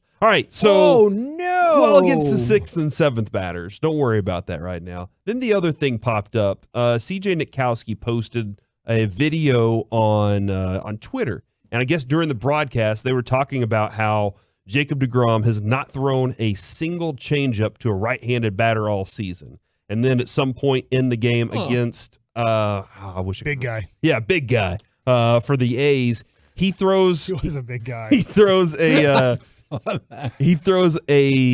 changeup to him and strikes him out, and big guy sorry, Aguilar. He's a big guy, dude. He is a big dude. Yeah. He strikes out, and he looks completely lost. He's even like turning around and asking the umpire about where the pitch was and everything, because he looks lost. Like, I can't believe this pitch just got thrown at me, and how did I miss it? It doesn't make any sense, because the dude has the luxury of, I'm so good with my fastball and my slider, I don't have to throw some other stupid pitch to throw you off. So he hasn't thrown one all season. Aguilar's up there like, this dude's never throwing me a changeup. And then all of a sudden there it is, and he strikes out on it, and he looks foolish. How cool is it for you to be such a good pitcher that you can get dudes with your other 2 pitches so often that you never have to throw pitch number 3 or 4 or 5 or 7? Like you, Darvish, remember he's like, I threw all of them today. Yeah. I threw every pitch I had out there. But it's still there just in case. You're like, you know what? Maybe I'll get bored. Yeah. Or maybe I'll try something different and toss this out. We'll be fine. That's kind of the feeling. That's is kind of awesome. Is that deGrom was just like, you know what? Let's just go see if this happens. I don't know. I heard him in his post-game press conference say that when his changeup is on, when it's not high and away or he's pulling it or cutting it, he knows that his mechanics are on and everything's right. So his changeup is the pitch that he feels like, I guess, tells him if his timing and his mechanics and rhythm are right on That's the mound. great information right there that you can only get from one Mike Bassick. Well, I mean, deGrom said You can it, listen to the press. but Mike also delivered that to your ears. Luckily, I get paid to do that. Yeah, the one thing, just real quick, since you mentioned the press conference, the one thing Jerry said that I was like, He for said a real, lot of things. is he goes, he doesn't care about people's perceptions.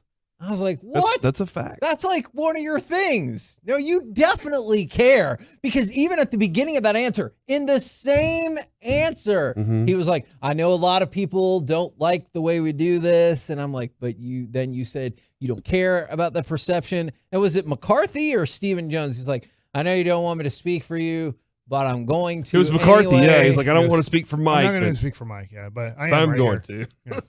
And then what did he say about Well, Trayvon Diggs for a second? Don't worry about that part. We have a lot more of Okay. the McCarthy stuff to dissect tomorrow. He changed the GGS to CK, but I think it was just a slip. And then was. He changed corrected it it. back to Diggs. We're the KNC masterpiece. He was an Edwarder. Right here. You remember that, Corey? I don't know what you're Coming talking up about. next, what is the hit rate for drafting a QB number 1 overall this century? Is it still a wise strategy? We'll do it next right here on The Fan. Coming up on the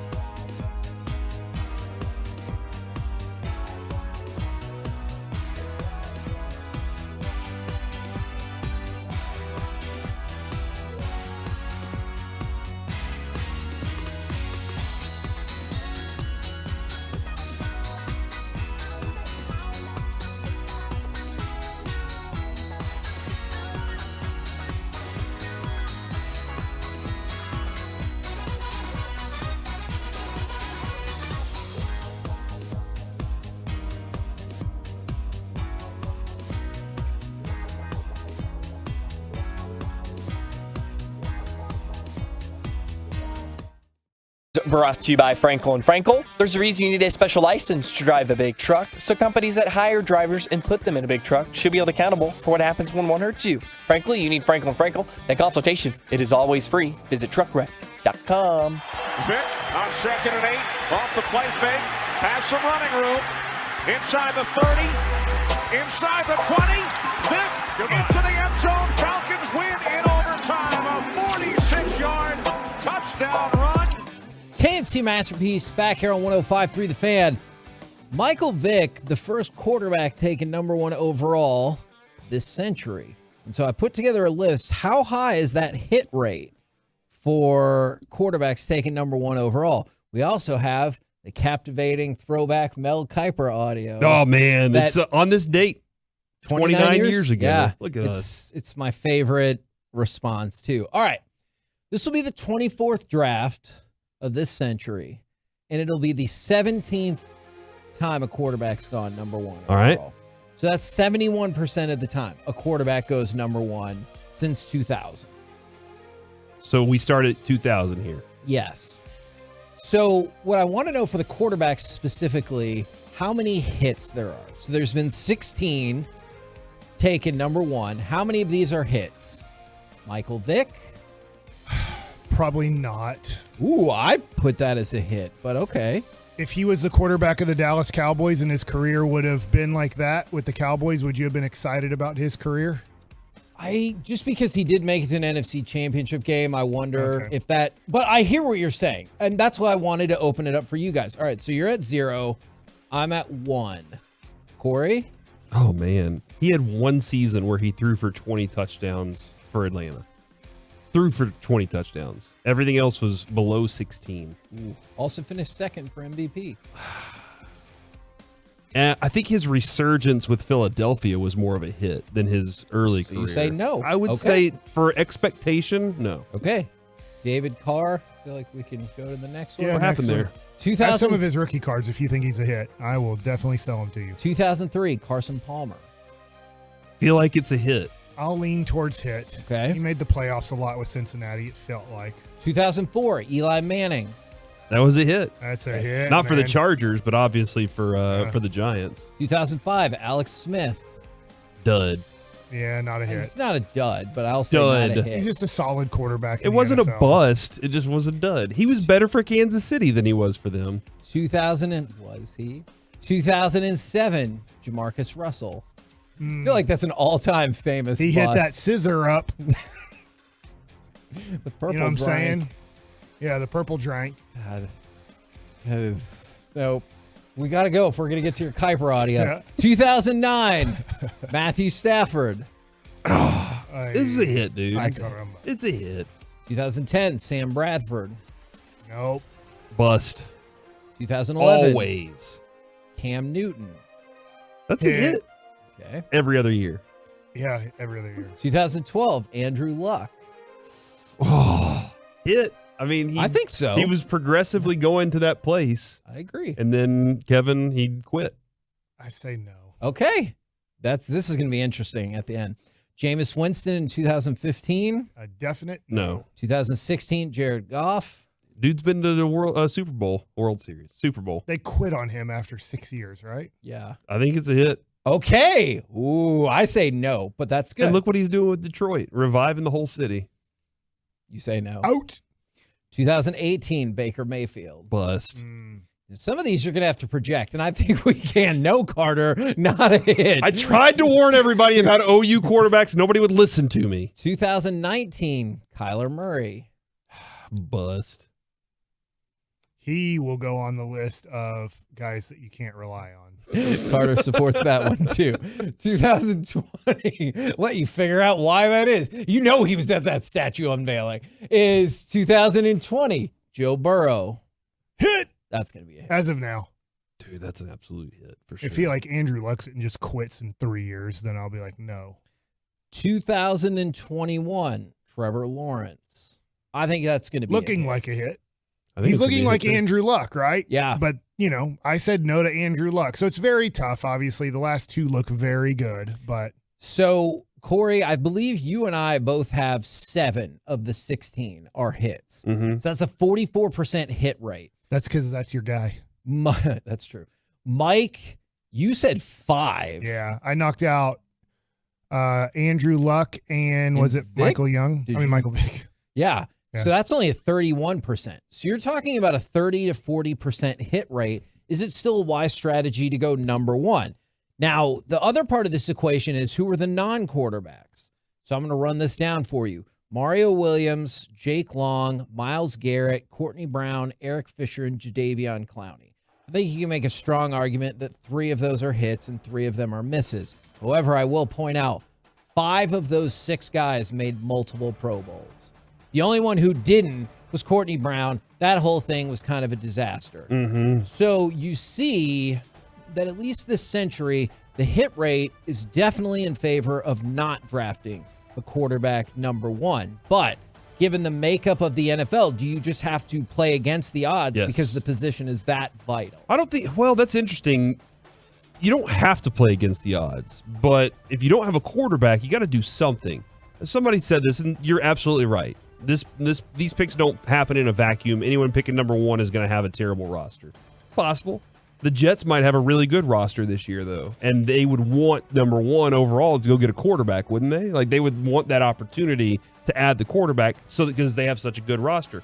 But you're right. More often than not, if you're picking number 1, it's because you were so bad. But see, I didn't like, for example, that you don't have you need a quarterback on this. I didn't hold that against Matthew Stafford. Right. Matthew Stafford accomplished, like, they didn't go anywhere Mm-hmm. in the playoffs with the Lions. I still counted him as a hit because he put up the most unbelievable stats. Like, he was the fastest to get to 10,000, 20,000, 30,000, 40,000, and 50,000 yards. I gave him hit credit for that. I think more than anything, and I could be really wrong about this, but I think more than anything, if you're going to draft a quarterback, understanding what his limitations are and not expecting him to be any more than what you think his limitations are, and understanding how to provide things around him to make him better. And that's saying, hey, what is he really good at? Well, if he's really good at that, that's what we're going to do offensively, and we're going to try to maximize those things that he's really good at. And that's where I think that a lot of people are just like, well, he's a great quarterback. He'll come in here and save the team. That's not the case, man. There's so many things. Look at what was working against Trevor Lawrence's first year.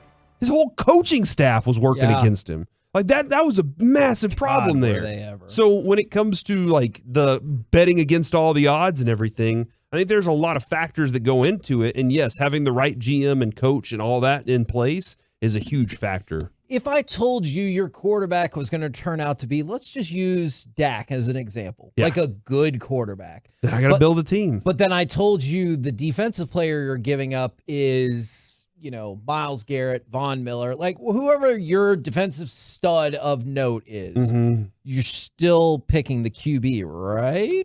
Well, I mean, this goes back to what does my defense look like right now? Your defense sucks. Then I'm in trouble. That you don't have a quarterback. I'm trading back and I'm getting more picks so I can get a better team. So that's what the and then I'll Texans draft a are gonna quarterback do? next year. Okay. Yeah. No, that would be my approach. But man, because I can't guarantee that getting the defensive player is going to be the Super Bowl win for me. I can't guarantee it with the quarterback either. That's why I have to build a good enough team to make that happen. As great as Patrick Mahomes is, it's not like he's out there with a bunch of dump. Like that's a real thing. Is he's got talented tight end. He's got they have a talented defense. There is some talent on that field with him. So they put a good football team together. And we're going to take you back to the 1994 NFL draft involving Mel Kiper and the Indianapolis Colts. Now, you remember a couple of years earlier, 92, the Colts had the first 2 picks in the draft. Neither one of them worked out super well for the Indianapolis Colts. And so they have perpetually been a franchise that struggled. And now they had 2 more picks in the top 5. They took Marshall Faulk. Well, that turned out great. That's a good pick Marshall right there. Faulk was awesome. Hall of Famer, everything like that. Huzzah for them. But Trent Dilfer is sitting on the board at pick number 5. And this happened 29 years ago today. The Indianapolis Colts go in another direction. Mel Kiper has thoughts, but so does the person who runs the Colts draft about Mel Kiper. You got a problem with this move? I think it's a typical Colt move. I mean, here's a team that needed a franchise quarterback. There were two out there. They have a chance at two. They don't take it. They end up coming back into the picture to get Trent Dilfer. They take an outside linebacker, not even a true outside linebacker. Somebody has to learn coverage in Trev Alberts. They have Coriat, they have Harad. They do have a hole that developed with the release of Dwayne Bickett. But to pass up a Trent Dilfer when all you have is Jim Harbaugh, give me a break. That's why the Colts are picking second every year in the draft, not battling for the Super Bowl like other clubs in the National Football League. One question, Bill. A lot of criticism about not taking a quarterback here. Your response? Well, you know, we got a guy up there. Who in the hell is Mel Kiper, in a way? I mean, here's a guy that criticizes everybody, whoever they take. He's got the answers to who you should take and who you shouldn't take. In my knowledge of him, he's never ever put on a jockstrap. He's never been a coach. He's never been a scout. He's never been an administrator. And all of a sudden, he's an expert. He's in our papers 2 days ago telling us who we have to take. We don't have to take anybody that Mel Kiper says we have to take. Mel Kiper has no more credentials to do what he's doing than my neighbor, and my neighbor's a postman, and he doesn't even have season tickets to the NFL. Bill Tobin obviously not going out to dinner tonight. Well, Chris, I'll tell you, I'm secure in my position. Obviously, Bill Tobin is not very secure in his position to have a response like that. It's a mistake. You cannot go with Jim Harbaugh and pass up Trent Dilfer. Forget it. That's why the Colts are the laughingstock of the league year in and year out. Oh, Now, wow. This would have been, like, historically, this would have been so much better if Trent Dilfer turned out to be like Troy Aikman. And you know, Trent Dilfer was fine. Mm-hmm. And so I'm not here to knock that. You know who the other quarterbacks were that they had on their roster aside from Harbaugh? No. The great Don Machkowski and Browning Nagel. The Magic Man, yeah. Well, I will tell you this. Like, at least Trent Dilfer, like, he won, you know, he made a Pro Bowl. They won a Super Bowl. He hosts great quarterback shows. But the two franchise quarterbacks he was talking about were Heath Schuler and Trent Dilfer. But I will tell you this, it turned out a lot better than it did for Trev Alberts, who played 3 years in the NFL and did nothing. Oh, man. So Marv Alberts' son. I don't think that's true. Believe that is accurate, but I can see it. Advantage Mel Kiper. I just thought it would have been so much better if Trent Dilfer would have gone on to have this like Hall of won a Super Fame, Bowl. multiple Super Bowl winning career, but he's no Steve DeBerg, that's for sure. that is fair. But yeah, that happened today, 29 years ago. We're the KNC masterpiece. We need more beef like that, dude. Right we here. need more media front office beef like that. Man, you know he's like always rooting for McShay, even to this moment, because he hates Mel Kiper so much. Coming up next, let's chit-chat with those fellas from the G-Bag Nation on 105.3 The Fan. All right, before we do that, if you missed out on taking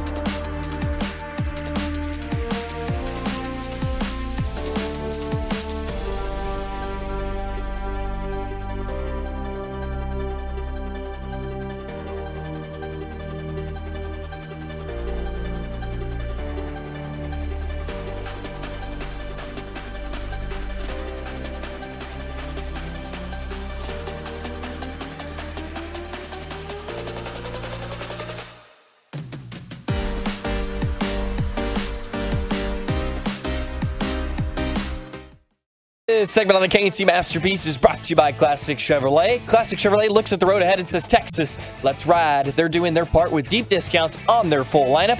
Unprecedented savings. Make now the best time to buy. This is Texas. This is Classic Chevrolet. Relax and enjoy the difference. Find new roads. KNC Masterpiece back here on 105.3 The Fan right now. Courtesy of D&M Leasing, it is time for our chit-chat with those fellas from the G-Bag Nation. Gentlemen, how is you today? Terrific, Hagee. How the heck are you? I am doing excellent. Thank you very much for asking. Now, we talked about this at the very beginning of the show. Series is evened up. The goal differential is exactly the same. Do you look at the Stars-Wild series and say Dallas is the better team? Oh, yeah, they're the better team. It's mission accomplished up there as well. And now it's just, it's too close to be totally confident, but you can be a little crotch first. Okay. Expose the bulge if you want to today, Stars fans. Ooh, expose the bulge. Hashtag that one. Yes. Is that going to be a thing that y'all pick up, expose the bulge Mondays? Yeah. Let's get some signs. Kick off the G-Bag Nation. Yeah. Let's get some signs at tomorrow's game. Okay. Monday through Friday. You mean. Okay, that's right. That's right.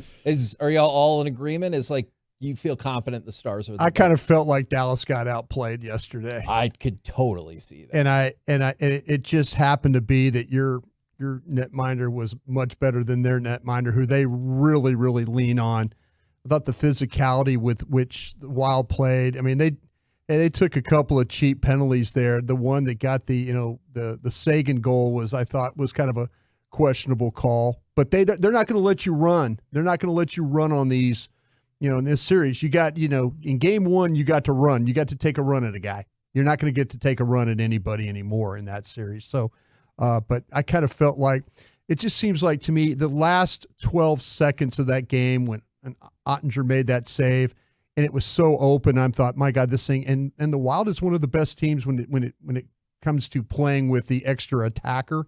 So that was going to be tough. I thought that game was going to get tied. I really, really did. And Ottinger just all game long was just outstanding. It really was. You saw the game. You could see how you might it was that was an open net, and Otter somehow flies over and makes one of the most tantalizing saves. Dug that right skate in and pushed as hard as he could. Yeah. I mean, the physical nature of Minnesota, I think the Stars are more skilled, but that has kind of evened it up. I think the Stars outplayed them in game one and unfortunately weren't able to get the win. Same with game two. But the last two games, I think the Wild have been the better team at home in games 3 and 4. So I think they're pretty evenly matched.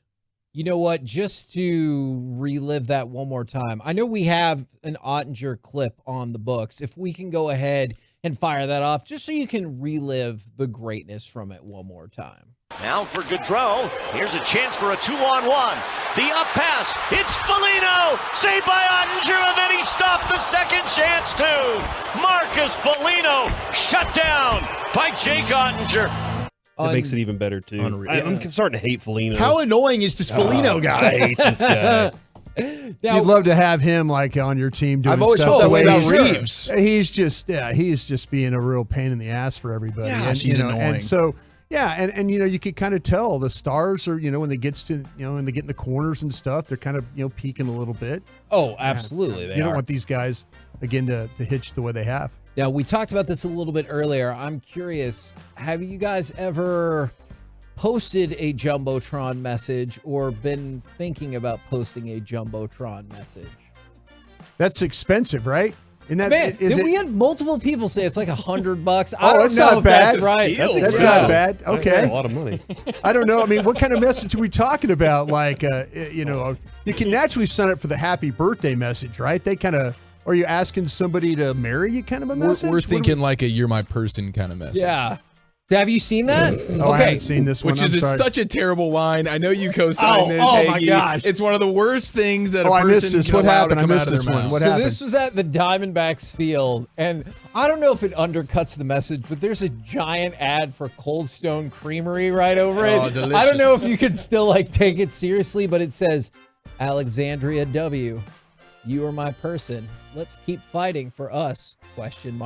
I love you. Oh, no, that's sad. I know, right? You can't try to make up I've or win run her out back. of options. This is all I have. That feels stalkerish. And also, doesn't that mean they were at the game together, right? Yeah. Because, like, how else is she going to see that message if she's not there? That's awkward.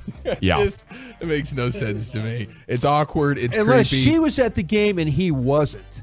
That feels creepy, too. Yeah. I think she said, no, I don't want to go out with you. I'm going to the game with my friends. And he went there and got a ticket and then put that up there on the video board and was waiting for her reaction. And it was like 30 feet behind her, just like hoping that she like smiled and Full stuff. cable guy mode. That's my theory. Yeah. I love you. That probably doesn't work a whole lot, the no thanks, and you double down with a bigger gesture. That feels like maybe not the way to go, right? Or he must have done something really wrong. On social media, I see the guy that always proposes and then the girl that turns away. Is that a setup? Some of those are staged. Is that a setup? Sometimes a bit, yeah.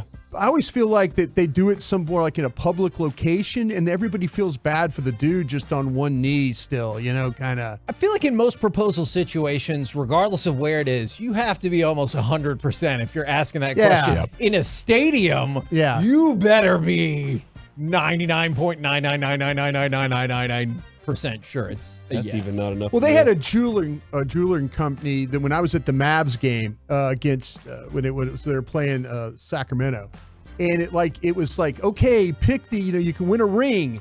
Well, they set it up where pick the ring was. They kind of set it up where she picked the box, had to pick it, and it was the ring that he gave her to engage. Oh, wow. That's nice. Oh, my God. What are you guys looking at Sorry, behind? there's Temporary security guy. Ron is just sitting here talking. Everybody in the studio is laughing. I at this cannot dude figure out dancing. what you're looking at the back of my okay. I was listening until I saw them like in awe, and then it's the breakdancing security guard. Looked like about 40 pounds ago, that guy could put on a real show. And he did for a security guard, man. He was getting it done. I shouldn't hate on him like that, but he was probably he was a good dancer. Yeah.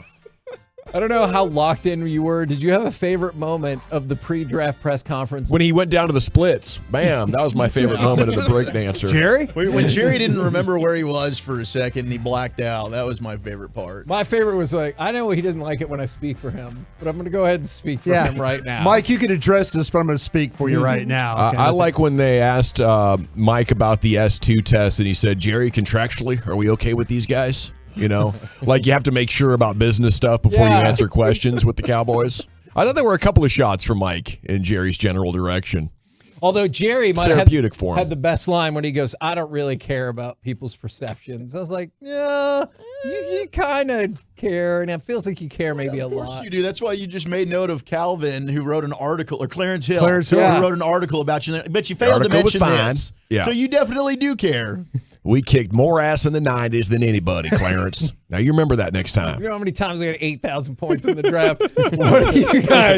What do you guys got coming up on the show today? We're going to add up how many points they actually do have in this draft. Here Well, pure gold as always. Thanks for asking. Krusty's Corner at 2:40 every afternoon. That's Brian Broaddus is the section of the show there for about 15, 20 minutes, and I believe he's got some draft gold for you today. We also have Chris Young at 3:20, Rangers GM, the Cy Young Show. Woo, love it. Roll home with the G-Bag Nation. We've been the KNC Masterpiece. Make your way back with us tomorrow, 10 a.m. to 2 p.m. with Derek Holland right here on 105.3 The Fan. So let's fight through this together, ? Kevin. Don't put a question mark. Mean it, for gosh sakes. The latest from the Star in Frisco.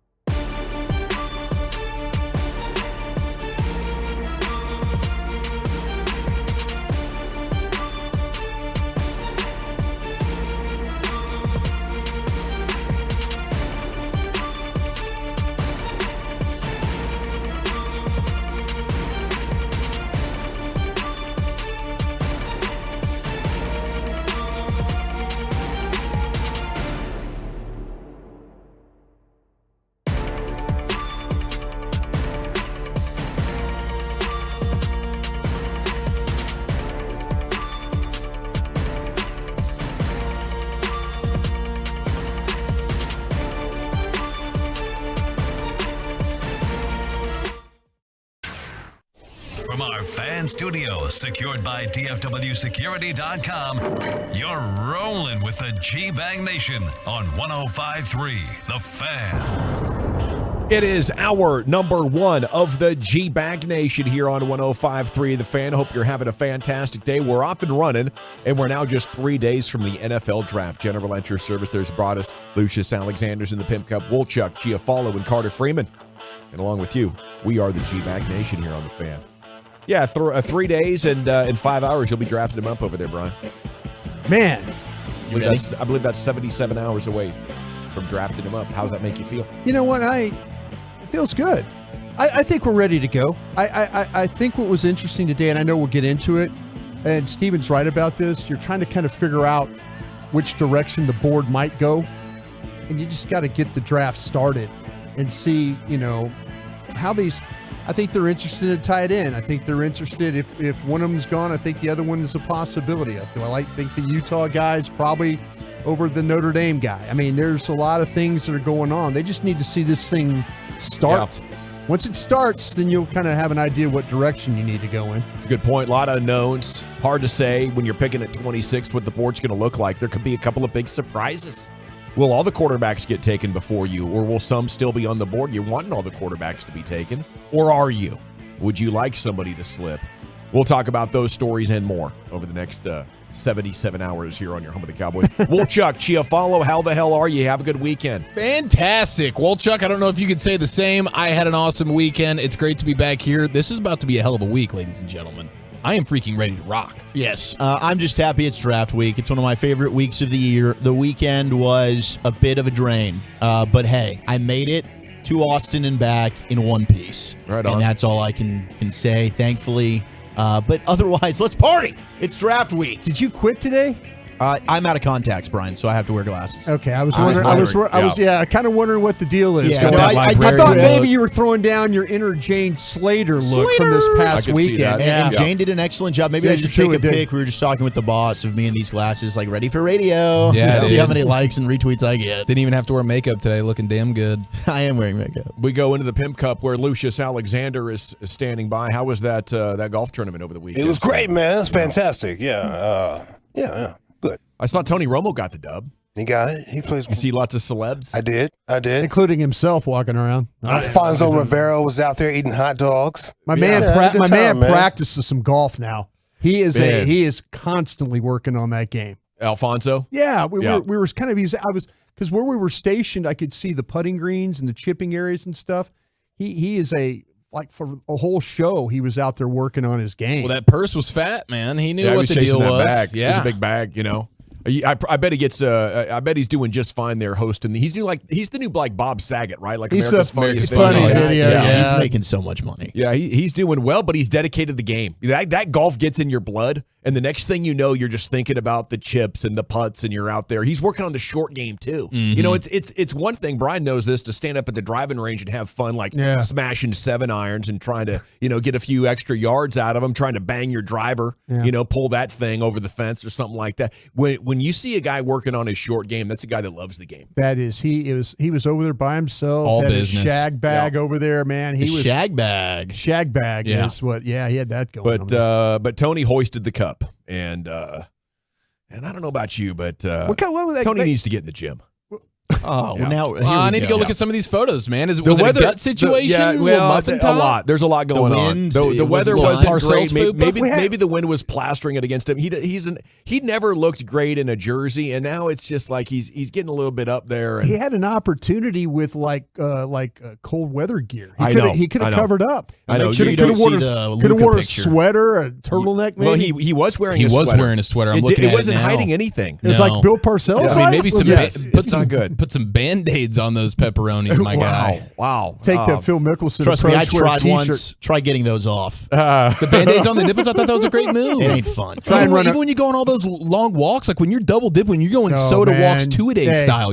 You're not taping up the nips. I'm team free the nipple now. Hey, trust me, run a marathon with those things untaped, and the blood comes pouring out of your... the nipple chafe is a real thing. You're a marathon guy. You know this, They make these covers for them now. You can buy these little nipple covers. Wow, it's serious business when you're in a marathon. Yeah, no. I suppose, seriously, I finished a race with marathon, literally not a sprint. with blood all over my shirt. Dang, That's I that mean sounds like two shots like. That's chafing two gone shots. Chronic nipple bleeding, Brian Broaddus. Oh my gosh! Wow, Big dude. toe, shoe completely covered in blood, and then shirt covered. That's in blood. just the start of Tony's issues, though. If you look at this picture, I think you need some soda help, Wooly Bully. You think you can help out our guy? I'll reach out. I mean, it's just go talk to Troy. He looks what, like what the hell's Troy doing? This guy has not lost his 24-year-old no. body yet. No.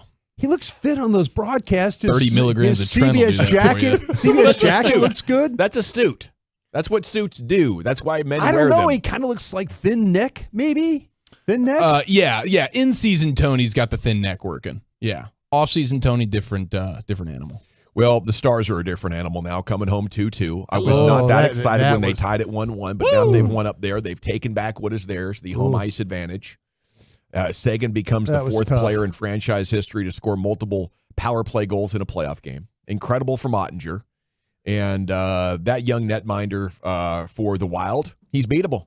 He faced like 24 shots, let in 3 of them. Game 5 tomorrow night at the AAC. Stars have now scored on 7 of their 16 power play chances. That's what's carried him in this series, and they've taken advantage. And the Wild know that. We mentioned we interviewed Mike Madonna, who does work with the Minnesota Wild, and they were really worried about the special teams of the Stars going in, and that really was the difference in the game. They got that first goal and they got some things going, but the Stars, it felt like the last 4 or 5 minutes of that game, they were just hanging on, and you just were expecting something to happen bad. But again, when you have when the way that Ottinger was playing, and you just like, he's not going to give up a goal. It's going to have to be something that he just couldn't get to. But man, that last 12 seconds, everybody's seen if you're a Stars fan or fan of hockey, you saw the last 12 seconds, that thing was point blank, and like the hockey hawk was talking, he made himself big to get across that cage, and then to be able to knock that puck away, because that thing was going overtime. He bailed them out in a bunch of times, a bunch of scenarios. I mean, they got odd man rushes, rush left and right, and it's mano a mano, and here's Ottinger just standing tall in front of the cage. But to see Sagan healthy in the postseason, what he's been able to do, I think Stars fans have been waiting a while for this, and you needed players to step up without Pavelski. That's the thing about it, is that having to step up for him, because that was it's much like what the Rangers are going through right now, without no Seager and no Garver. Seager. Yeah, with no Seager. I mean, one of your better players is not able to participate, and you got to carry these things as far as you can. All righty, what else is going on, G-Bag Nation? Pavelski making progress, right? He was on the ice today. He was on with the healthy scratch players, and so he was getting some skating time. Does that translate into tomorrow night? I don't know. Just like Jared Sandler said on Friday when we talked to him, if you win 2 of 3 against the A's, you'll probably feel like you could have swept them. And that's exactly what happened. DeGrom silenced all the questions yesterday with 11 Ks. They take 2 of 3, 6 innings and 80 pitches there for DeGrom. And Saturday's Garcia game was just insane with all the ribbies and the home runs. Tonight, it'll be Eovaldi against Lodolo in Cincinnati. And it's a 5 o'clock pregame this evening. How about that? So tune in early. Rangers fans, come on back. We got this East Coast baseball going on. Next couple of nights. Yeah. And then we got a day game on Wednesday. Getaway day on Wednesday. Yeah. But, I mean, Adolis Garcia, the batting helmet is now going to the Hall of Fame that he wore, and it's the Rangers City Connect helmet after he went 5 for 5, 3 homers, 2 doubles, 5 runs scored, and 8 ribbies for Adolis. El Bombi, what a masterful clinic he put on. Yeah, it's great to have him, and that's what it takes to be a great team. It's not just the big names, like if you go back 12, 13 years to the Josh Hamiltons and the Vlad Guerreros and the Nelly Cruzes. It's secondary guys that are having, big years and contributing in massive ways and might not be household names even in other, baseball towns. But, I think Garcia has that and then some extra star power, some flair to him. That, we talk about the big names, and sometimes he's forgotten that discussion, but he reminded everybody exactly what he is capable of, and we can really get excited about how explosive this offense is. You just keep this pitching staff healthy and watch an incredible summer of baseball go by, or listen to it right here on 105.3 The Fan. Warriors survived a late push from the Kings, and they evened the series at 2-2. Steph Curry had a Chris Webber moment, called a timeout that wasn't there. So there's so many interesting stories coming off this series right now. Lost that timeout off a challenge that didn't quite work out, though. But, you got to feel like, though, that even players that have high basketball IQs lose track of what's going on, lose track of the situation, maybe thinking, we had a timeout. Wait, you had to use the timeout because you didn't win the challenge. Mm-hmm. Bench needs to remind him. I think that's what Steve Kerr was a little bit upset of himself about. Hey, I got to let these guys know we got no timeouts, boys. Mm-hmm. Let's not do anything stupid here. Well, he did something stupid. Well, there. Harrison Barnes had himself a great look. Yeah, that was so close to being down 3-1. That game should have been church, and they couldn't. Yeah, and Draymond not getting the start, he had some huge plays at the end of that game on both sides of the floor that were pretty clutch. And apparently, it was his idea to go up after game 3 and talk to Steph and Steve Kerr and the coaching staff and say, hey, like this starting 5 without me worked fantastically. Yeah. Looney needs to be the lone big man to start this game. And I mean, I was pretty surprised because I got the news before the game. Draymond's not starting. I'm thinking, okay, is this like a coaching? Are they adding like to the punishment here? Like what's interesting? What's the deal? And then after the game, you find out, no, this was all Draymond's idea. And that I think speaks pretty highly about him. Yes, it really does. He's so much more than the outbursts and the punishments, right? There are redeeming qualities, and I think that's just tremendous leadership. He said after starting like 597 straight games that his whole thing started when years ago David Lee went to the coaching staff and said, you need to start Draymond. He's better than me now. Yeah. And they were like, really? So he felt like he was just, passing it forward when it was his turn to sacrifice for the better of the team. And maybe that, along with the galvanizing factor of the suspension, gives them a new identity and a way to push forward back to true the championship. Alpha, like Dan Campbell would say. That's right. What does he say? A true alpha knows when it's time to concede for the betterment of the team. Dang right, man, Campbell. I'll tell you what, though, they needed Draymond at the end of that game that, the Kings had 3 empty possessions they had, and 2 of them were because of Draymond Green defending the rim. Big plays. You say what you want about so-and-so needs to start, make sure you're on the floor in the last 2-3 minutes of that game. Yeah, and Kevon Looney is an important piece as well, but they're thinking now they're going to go with just the one big man, and I don't know if you roll with Looney or Green right now, but there's one thing for sure. Now, after a season of wondering, did that fight before the season tear them apart? Was it a symptom of them already being apart? Now it seems like maybe they're on the same page and focused, and they got that us against the world mentality. Maybe the Warriors are going to be a significant factor. It might have punched the talent out of Jordan Poole, but the team is back in together. They might be together, but they still don't win on the road. No, that is an issue. That is something they could talk about being galvanized and together and what they did at the Chase Center. They're going to win one on the road in Sacramento. It'll be that's going to happen, right? Yeah, it's going to be Game 7. It's going to be a 1-point game. It's going to be a total nail biter. Don't count on that. You're not counting on it? Heck no. Show bet? No. I'll do whatever you want to do. A little show bet ski? Yeah. Oh, yeah. I feel very confident the Warriors are going to win a game in Sacramento, and they're going to move on and win I think they won series. 10 all year on the road. 10. Yeah, it's historically bad. Yeah. It's historically bad. Yeah. But they're going to make it happen. Okay, I'll tell you another thing that continues to happen in a historically bad way, the Jalen Brunson story going up another notch. Crap. It's uncomfortable to even bring up. I'm sorry. They lead the Cavs 3-1. They're winning their first series. They're going to win it in first series in 10 years after the Mavs found a way to miss the playoffs with Luka and Kyrie. I don't mean to kick a dead horse or whatever, but Mark just doesn't know how to build a winner. Yeah. How did you let this guy go? And now he's in New York. He's even better shape. He's even balling better. Mm-hmm. You had your second superstar. It was going perfectly. We just needed to build the defense and not add Christian Wood. And, I guess Mark likes to, try to reinvent the wheel. Does he like thinking he's so smart that, I'm going to take advice from non-NBA lifers. I'm going to disrupt the model. You think it takes former players who have spent 30 years studying roster building to get this done right? Well, watch this. I'll do it with a gambler because I'm smarter than you. I'm Mark Cuban. Oh, sorry. I'm going to go be a venture capitalist now for about 6 days. I'll come back and make a franchise-altering decision here next week at some point. So I wonder if there was somebody within the organization or a group of people that said, because we were hearing some whispers, and I was talking to people throughout that whole thing over there about this, and that maybe that they weren't totally sold on committing that kind of money to that player.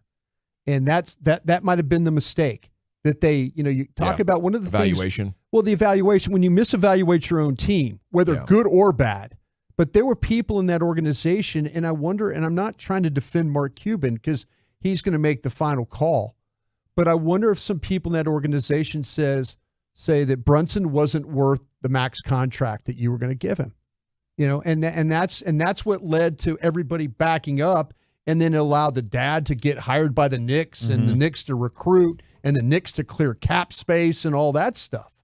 It might have been. It There's 100% people that was a misevaluation, and it now adds to the list. Coaching staff, scouting staff.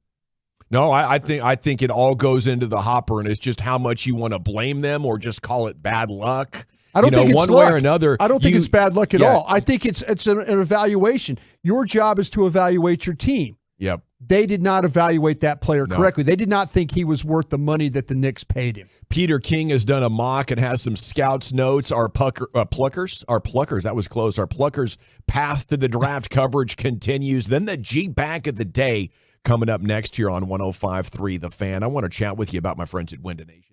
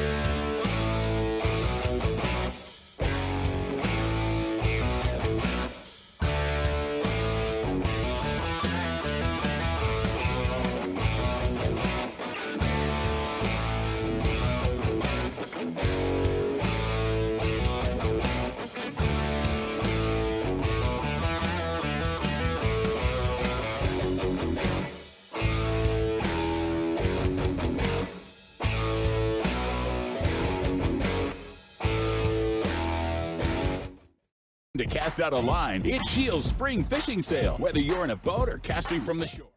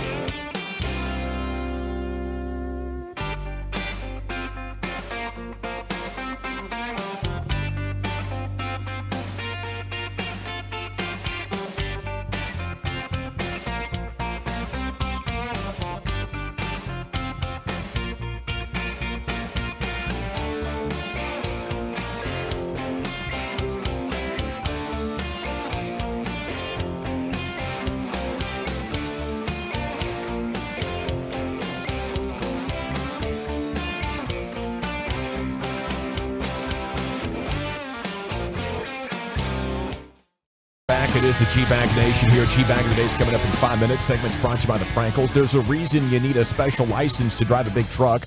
So companies that hire drivers and put them into big trucks should be held accountable for what happens when one hurts you.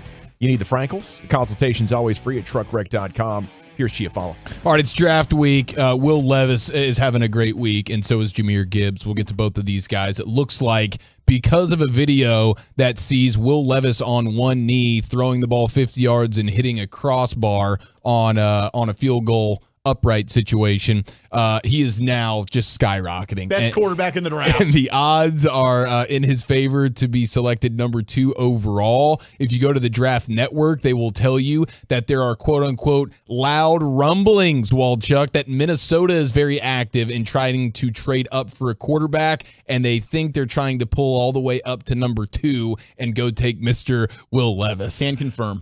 So Waldchuck's confirming that. This is insane. It feels insane to me. Will Levis, he's on his knees throwing 50 yards, and I guess Kevin O'Connell in Minnesota's going, that's our guy. I do think he's the second best quarterback in the draft. That's how I have him graded.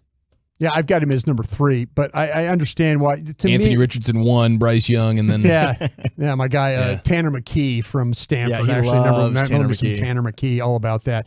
I think the thing with Will Levis is he does have some of those Josh Allen traits. I'm talking about body type. I'm talking about body armor, sturdiness, the way he plays, that kind of that physicality, toughness. The toughness. There's a lot of times, and he's been pro coached because his coordinator, when he had his last year, not the season we're evaluating now, but this previous season to this, he had a pro coach, and you saw some of the things. You saw some of the things that he was able to work on, the development, the way the offense ran, the way he was able to move the offense. So there's some positive traits to him about him as a player. But there's way more cons. He's going to suck in the NFL. And it's not just the banana peel and the mayonnaise in the coffee. He's at Penn State for 3 years, and he can't beat out Sean Clifford. And then he goes and throws to a bunch of interceptions at Kentucky. And every time I look at him live on television, he looks terrible. Couldn't beat the guys out at Ohio State. Ohio State quarterbacks are different than Sean Clifford, who's going to be lucky to get a friggin' undrafted look. To me, there's Penn State would say that they messed that one up. They're teams that lose these quarterbacks along the way. Yeah, they're guys. Look, there's these programs: Texas Tech, Texas A&M. Let all these guys transfer. They go on and win Heisman trophies and stuff. Alabama's, you do lose guys along the way. No, I hear you. And that's a tough position. I think the thing about Will Levis is that he kind of fits the idea of what you're looking for in a quarterback, that he's made a lot of starts. He's highly respected. You could see productivity with the way he plays. It's not like evaluating Richardson, who was a one-year guy. Yeah. That's the one where I'm sitting there thinking, oh, Mitch Trubisky, one-year starter kind of a guy. And you're like, oh, okay, now I see why we're not doing it. Yeah, but he's Mitch Trubisky with a bleeping ham cannon, as one scout put it, which I thought was fantastic. Yeah, ham cannon is not a draft terminology situation that I was familiar with, but I'm on board. You do not know how these quarterbacks are going to turn out. 100%. But the thing about I know Will Levis is going to suck. But he's I kind of feel like he's going to be all right. But I do think there's stuff to like about him. And when you watched him, his right tackle tried to get him destroyed every single snap. Yeah. This dude takes a beating. He'll stand in the pocket, make throws. He's got an NFL arm. There's a lot of positives. I can see why a team would like him. But a lot of times when you're dealing with these quarterbacks, it is a total crapshoot. One NFL. Who is? Let me ask you this: this is probably a question. Dude, I'm busting balls. I have not watched them the same way that you. No, have, I was about to say, Brian. I haven't studied these quarterbacks. I watched them on Saturdays. I should have known better. I know enough to know that he's going to suck. He was underwhelming this past year for his expectations. For sure. Every time I watched him, I came away unimpressed. Yeah, I should have known that I was getting trolled on a guy that hadn't watched him play at all. That's right. Making stuff up. Yeah, kind of making stuff up. Well, I watch him on Saturdays live, but I'm not going back and studying Will Levis. We watched it Kentucky during BetQL. Yeah. So you just really did. So you're just throwing out there that you think he's going to suck because you've watched him on Saturday games? Because I've watched him on Saturday games. I think the Penn State thing is legit. And I see all the interceptions that he's thrown. And I know it's a crapshoot, and I know anything can happen. But if we're comparing him to Josh Allen, we're comparing him to an overarching outlier I have a in every feeling, possible way. If I go back and listen to the night show that you probably said the same thing about Josh Allen. I did. 100% I did, and I was wrong about him. Okay. But is Josh Allen not considered the outlier in every way? Have we ever seen anything like him before? I'm cool, man. You just admitted you were wrong about Josh Allen. We're good. Okay, fantastic. We're good. I have some good stuff. You showed me how you King. evaluate We'll quarterbacks. We're good. We're all good. We're all good. We're all good. It was all about Baker. Baker had those 8 games, man, that rookie year that were pretty special. Yeah. How'd you like Paxton Lynch, Brian? Hey, trust me. I've been doing this since. That mustache should have told us all we needed to know. I've been doing this since 19. What do you think I thought about Mahomes? You think I was any good with Mahomes? I had Mahomes right. I saw him on Saturdays. I thought he was a beast. I think you guys voted him the best draft pick in the history of the National Football League on Friday, right? Yeah, all time. You did it. All right. Just want to make sure we're on the same page. Who do we think we are? You are. Show some damn respect to the legend over here, boys. I'm acquiescing. I like to bust his balls, but I know his evaluation is 10 times more thorough than mine. I'm putting it out there, and then he can crush me in 3 years when Will Levis is another outlier, unlike anything the sport's ever seen. No, I was just curious if you've seen him. That's all I asked. It's all good, Chief. I only need 30 seconds of highlights to scout my quarterbacks. Yeah. Okay, there's levels to this. It's time to go into the Pimp Cup. Here's Lucius with your G bag of the day. Yeah. Boom, boom, boom. Boom, boom, boom. Godzilla! Yeah. All right, where we last left off here on G-Bag of the Day, I think it was Mike Bassett dropping some parenting advice to the very own R.J. Choppy, our very own R.J. Choppy here. Choppy's dealing with a middle schooler. He's got a little potty mouth, talks back, doesn't know what to do with. Middle schoolers are the worst people in the world. They are the worst human beings on the planet. But like, I could take his phone away, but the next day he goes back home. You keep it. Yeah. You didn't do it back then. See, that would have Choppy created. took it at 7 p.m. and gave it back when he woke up. Oh, my dear God. And I was like, that's way too light, I think. Choppy, that's why. Cheer against him at his baseball game. Haze him like you did the volleyball in Oxnard. Yeah. Throw him a curveball. He hasn't seen one in months, and he ain't practicing. That's what I'm going to do. That's not bad. I am going to heckle my kid. You might get in trouble, but you can say, strike 3B. That's what we do. Sit down, you non-practicing little chump. I'm going to cheer against him. Sit him out, coach. Mike was on a roll that day. It's like getting raised by Kenny Powers. Yeah. Or the kid behind Johnny at the Cobra Kai tournament. It was kind of like a get him a body bag moment. And all the other hosts were like, yeah. Throw it to Johnny. Flick the I'm leg. Johnny. All right, we got a man right here. He's losing it. People are losing it everywhere. I don't know if you guys are keeping up with the stories. Like, you can go to the wrong car and probably get yourself shot. Yeah, Go to the wrong door, wrong get yourself house, shot. Yeah. People are losing it. They're really on edge. There's a man right here. He had the whole block hot. He's mad at these barking dogs. And you, with that dog, I hear that dog again, I'm gonna crack its skull open. Both of you. You understand me? Both of you. You better not come over here. You better not come over here. I'm gonna crack its skull open with an axe handle. Okay. You and this guy are gonna stop. I don't know who the hell you are. Go in there and get your husband, your father, and whoever he is. Bring him out here. Bring him out here. Yeah.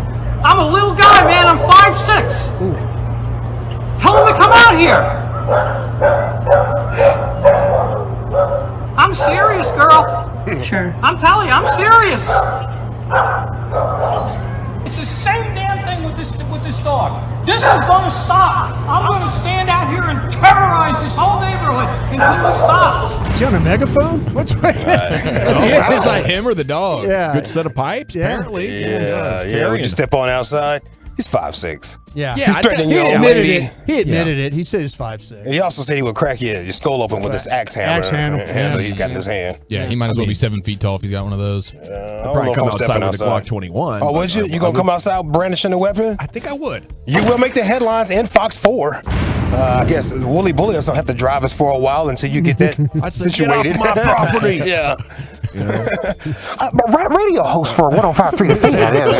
They can't wait to write that. AI's already got one in the bank ready to just pump out. Which picture would you like us to use for that? Hey, when they show up, I'm taking my shirt off and grabbing a natty light too. Yeah, maybe that's a good picture. I warned him. Yeah. We should use the bald-headed, shaved close Dawson photo. Use that one right there. My dog likes to bark. You can't take away my freedom to let my dog bark. Yeah, you might not get the bail. Man, a barking dog is the worst in the neighborhood. That is tough. That is. You got to look out for your neighbors a little bit more. I got a 7:30 a.m. barker right next door. 7:30 every morning. Every morning, 7:30 in the morning. Oh, that's guaranteed. rough. I'm like, that seems like it's a little too early. If I can't mow my lawn, I don't want to hear your dog barking either. Have we ever had words with the neighbor? Like, Have not. I mean, just ask. We need to have actually a full-blown neighbor conversation. You'd here send coming up wifey soon. over to do that, right? Oh, absolutely not. She's not going to the line of fire. I'm just looking out for y'all, man. That's Dad's job. Okay. That's Dad's Dog's job. looking out. It's just looking out for you, bro. Might be some creepy people walking around trying to steal something. Well, it's every day. Dog We got a bigger problem on our hands than something out there. Roo, come look. Roo, come look. Shut the dog up. Yeah, shut that dog up, lady. Get your man outside. Let's see. Yesterday was a church day. Hope you guys got your soul saved. At least said a prayer or something. This pastor right here, I needed it. He has an idea on why young folks are not coming to church. See, y'all won't be real. That's why young folk won't come to church, because y'all act like y'all been perfect all your life. You don't never do nothing wrong. You don't never go nowhere. You don't never look at nothing on TV. They got a cuss word in it. Oh, Lord, they just said that's curse. They ain't said nothing but damn or ass, and now you ready to turn the TV out? You don't even need no TV. If that can turn you from looking at TV, one curse word, then you really ain't saved. I mean, wow. That's my pastor. Yeah. Go ahead, live it up, kids. Go home. Where's this guy working? Let's get Porky's on your way home from school. First Episcopal Church of God in Christ. That's where he's working. There we go. Yeah. There we go. Let's see. Give an amen there. We have a church band doing a nice little blues riff. I mean, the gotta have an organ. The band is on fire. So good that somebody jumped in front of the camera and let you know that Satan, we coming for you. Ooh, Satan, we on your ass, boy. Yeah. That's fantastic. That's great. Man, they're really jamming. Oh man, that's why I love church. Yeah. Yeah, and right after you feeling good and everything, Yeah. the music's going. That's when can we get the ushers to get the plates passed around? While everybody's feeling good and ready. Oh, they These plates time passed that. around. They Yeah. time that perfect. Yep. Throwing some extra. Yep. Let's see. I got one more. We don't have to count this one at all because the audio quality is not fire, but it's still all right. This guy's kind of trying to save a man's soul out there, right? Hey, do you know your Lord and Savior Jesus Christ? This guy's a Crip. Would you like to come to church this Sunday? Like to turn crack? I'm sorry? Like to turn crack? You like to turn Crip is what he's asking. Okay. Would you like to come to church this Sunday? Like to turn crack? I'm sorry? Like to turn crack? I'm not sure. Alright, same thing. We're just teaching people about Jesus Christ. I'm teaching you about Crip and Raymond. Would you want to come closer to Jesus Christ? Would you like to come closer to the crick? You could. All right, man. God bless you, all right? Crip up. Would you like to come closer to the crib? He said, I'm not sure. Just two guys trying to help each other. Trying to help you out, man. Help the cause. Is it Mike's parenting advice to RJ Choppy, our two-time champ, I believe? 5 to 6, a man was mad at barking dogs. You got the church day combo platter. Why young folks won't come to church. Blues riff from the band. And a guy trying to save a man's soul. Man, I think I'll go with the they're all good.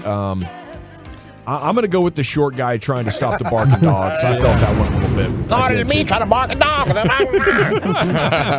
I'm going with the riff, man. That was efficient. Satan me on your ass, boy. Vote for the combo. Yeah, I'm going for the short guy with the bad attitude. Threatening to crack his neighbor's skulls wide open. Oh, come on out here. Yeah. Come on outside. I'll go with the guy yelling at the You're dog. right, as well. bro. It's 3-1, Brian. Yeah, I'm going to go with the short guy. My score 4-1. He's done it. A new G-Bag of the Day champion, the 5'6" man who had enough of the barking dogs with the neighbors. Krusty's Corner's coming up next. Where are we going with that, sir? Yeah, not only has Eric had enough of my evaluations, so has somebody else. We'll talk about that next. Oh, I can't wait. But before that, I got to chat with you about the Frankels. You know, sometimes you have a collision on the road, not just in a talk radio booth between people having a disagreement. Sometimes it's what they call an accident.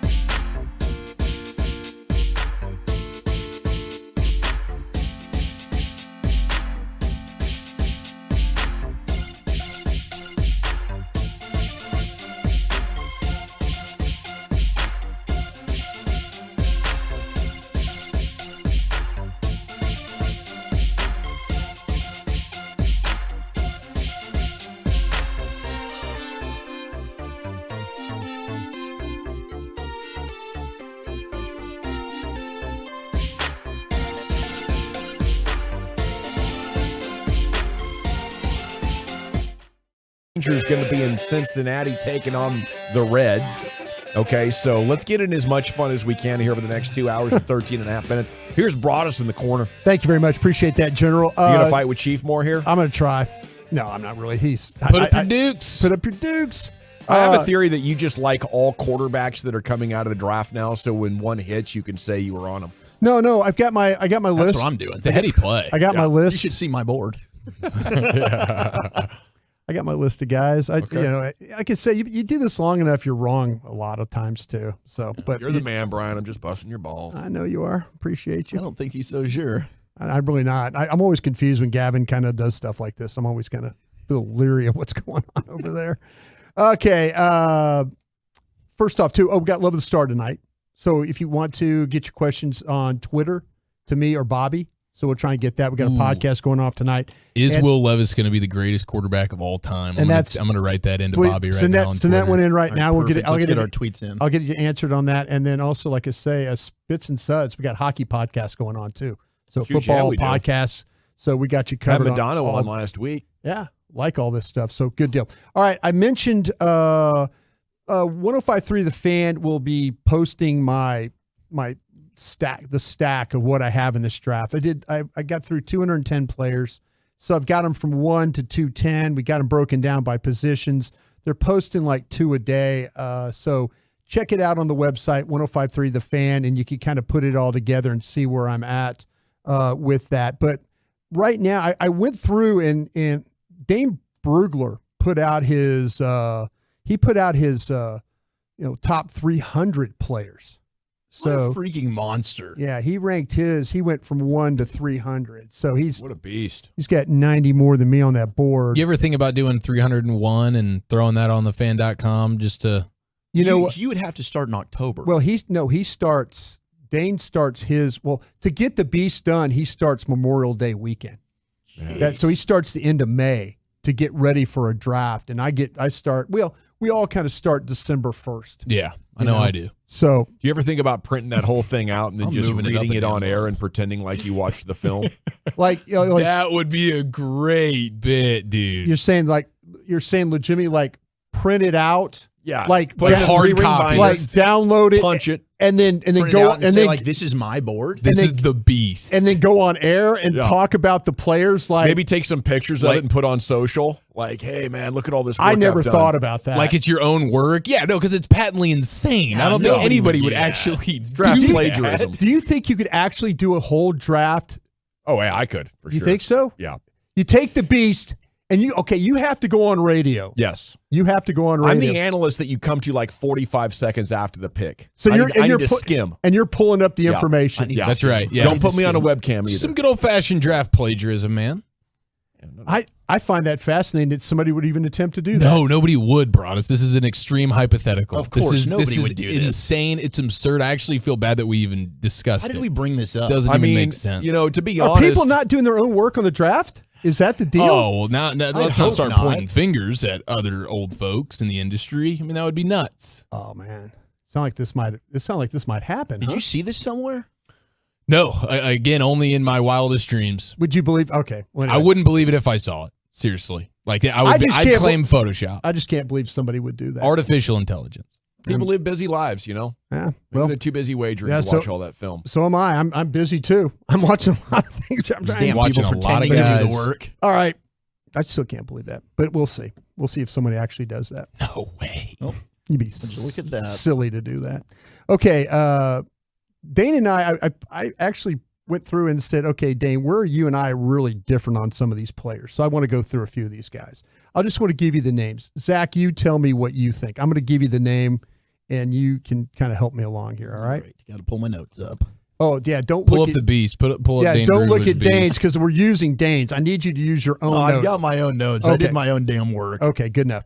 Okay, the first one that I am really wide on with Dane is with Lucas Van Ness. I think we've talked about that. He has him as his 10th best player on the board. No, sir. I have him as my 41st best player on my board. Yeah, I'm closer to your area. I've got him actually with the second round grade. So I'm with you. You want to know one of my biggest nightmares is if the Cowboys select Lucas Van Ness at 26. Oh, dude. That is a nightmare for me right now. I would much rather have Will McDonald. Well, that's what I'm saying. I personally would rather have Will McDonald myself. I'd rather have Will Levis. I'd rather have. Trust me, we know you would. I think I'd rather have old McDonald instead.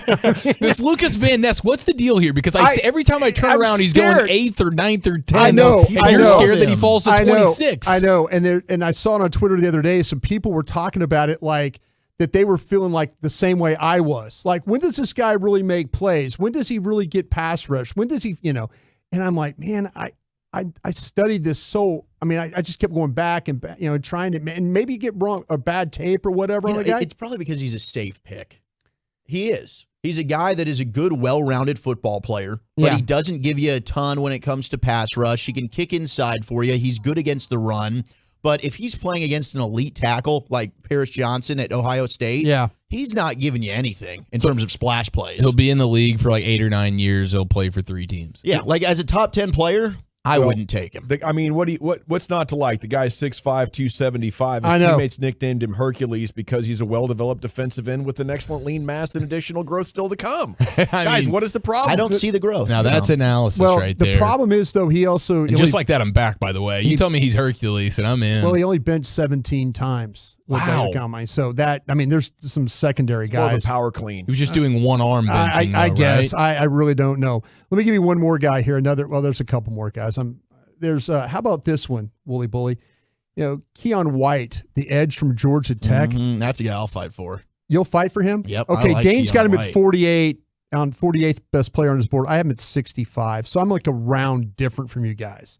Yeah. What are you seeing with that guy, Dan? I'm in on Keon White. I think he's got a nasty spin move. He's got that thick basketball-looking build because he's a former 6'5", basketball 260, player. or 285, yeah. Strong bull rush. I think he's got a good combination of power and speed off the edge. He seems like a guy that can also kick inside on third downs as well, give you some pass rush for the middle. He shows the ability to split the guard and center and slant down the line against the run. He had a dominant game when I watched him at North Carolina. I think he's a high upside player. Would you take him in the top of the second round? I've got him more at the bottom of the second round. No, So I would take, and if the Cowboys were to trade back and they want an edge, I wouldn't mind taking him early second.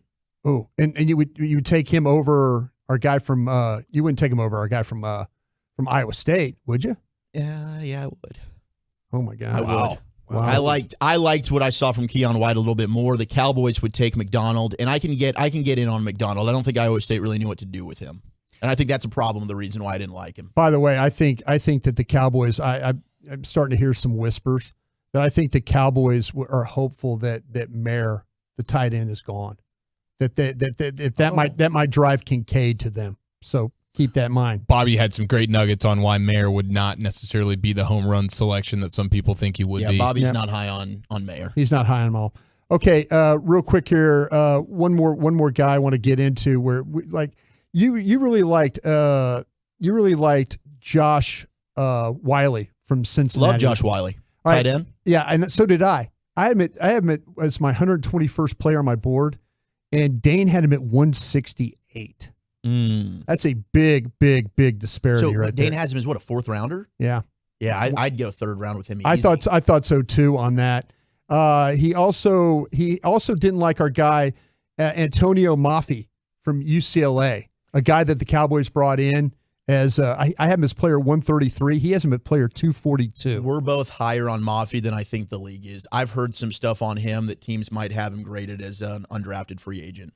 I don't believe that, man, because to me, him and Zavala, they're kind of the same guy on that. And I know they like Zavala. I don't think they like – he's the guard from North Carolina State. They maybe not in the third round. They were thinking maybe fourth round on these guys. I would probably take Maffei over Zavala. I think he's got more power and better football ahead of him. Okay, and one final guy here. This is my final one here.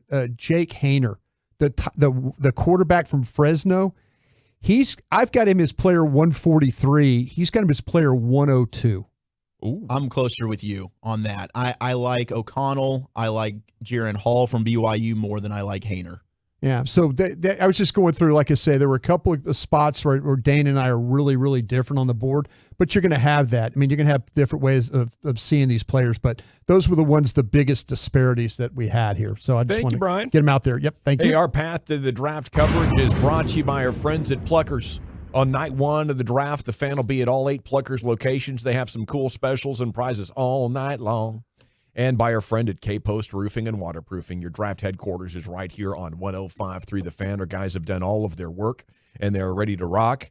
I'm going to try my hand at leading a sports hodgepodge. We'll see if I'm cut out for it. We'll lead with the Dillon Brooks discussion. Was it warranted? And it's next here on 105.3 The Fan.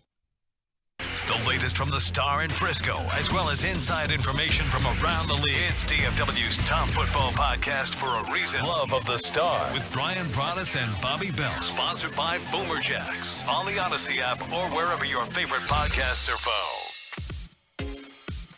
Pluckers, ladies and gentlemen, it is the place to be this Thursday night. Are you kidding me? It is already here. Draft week is upon us, and the greatest party in the history of drafting football players is going down at every single Pluckers location here in the Metroplex. That's right. It's hosted by 105.3 The Fan. I'll be in Fort Worth. Walchuk's going to be hanging out in Addison, but every single Pluckers location, all 8 of them, is going to be littered with fan hosts. Addison, Fort Worth, Grapevine, Plano, Dallas, Arlington, Allen. We cannot wait to see you. The Holy Mac is calling my name, and gosh, those Gold Rush wings. Oh, it's so delicious. All their flavors are incredible, and it's amazing what Pluckers does on draft night this Thursday.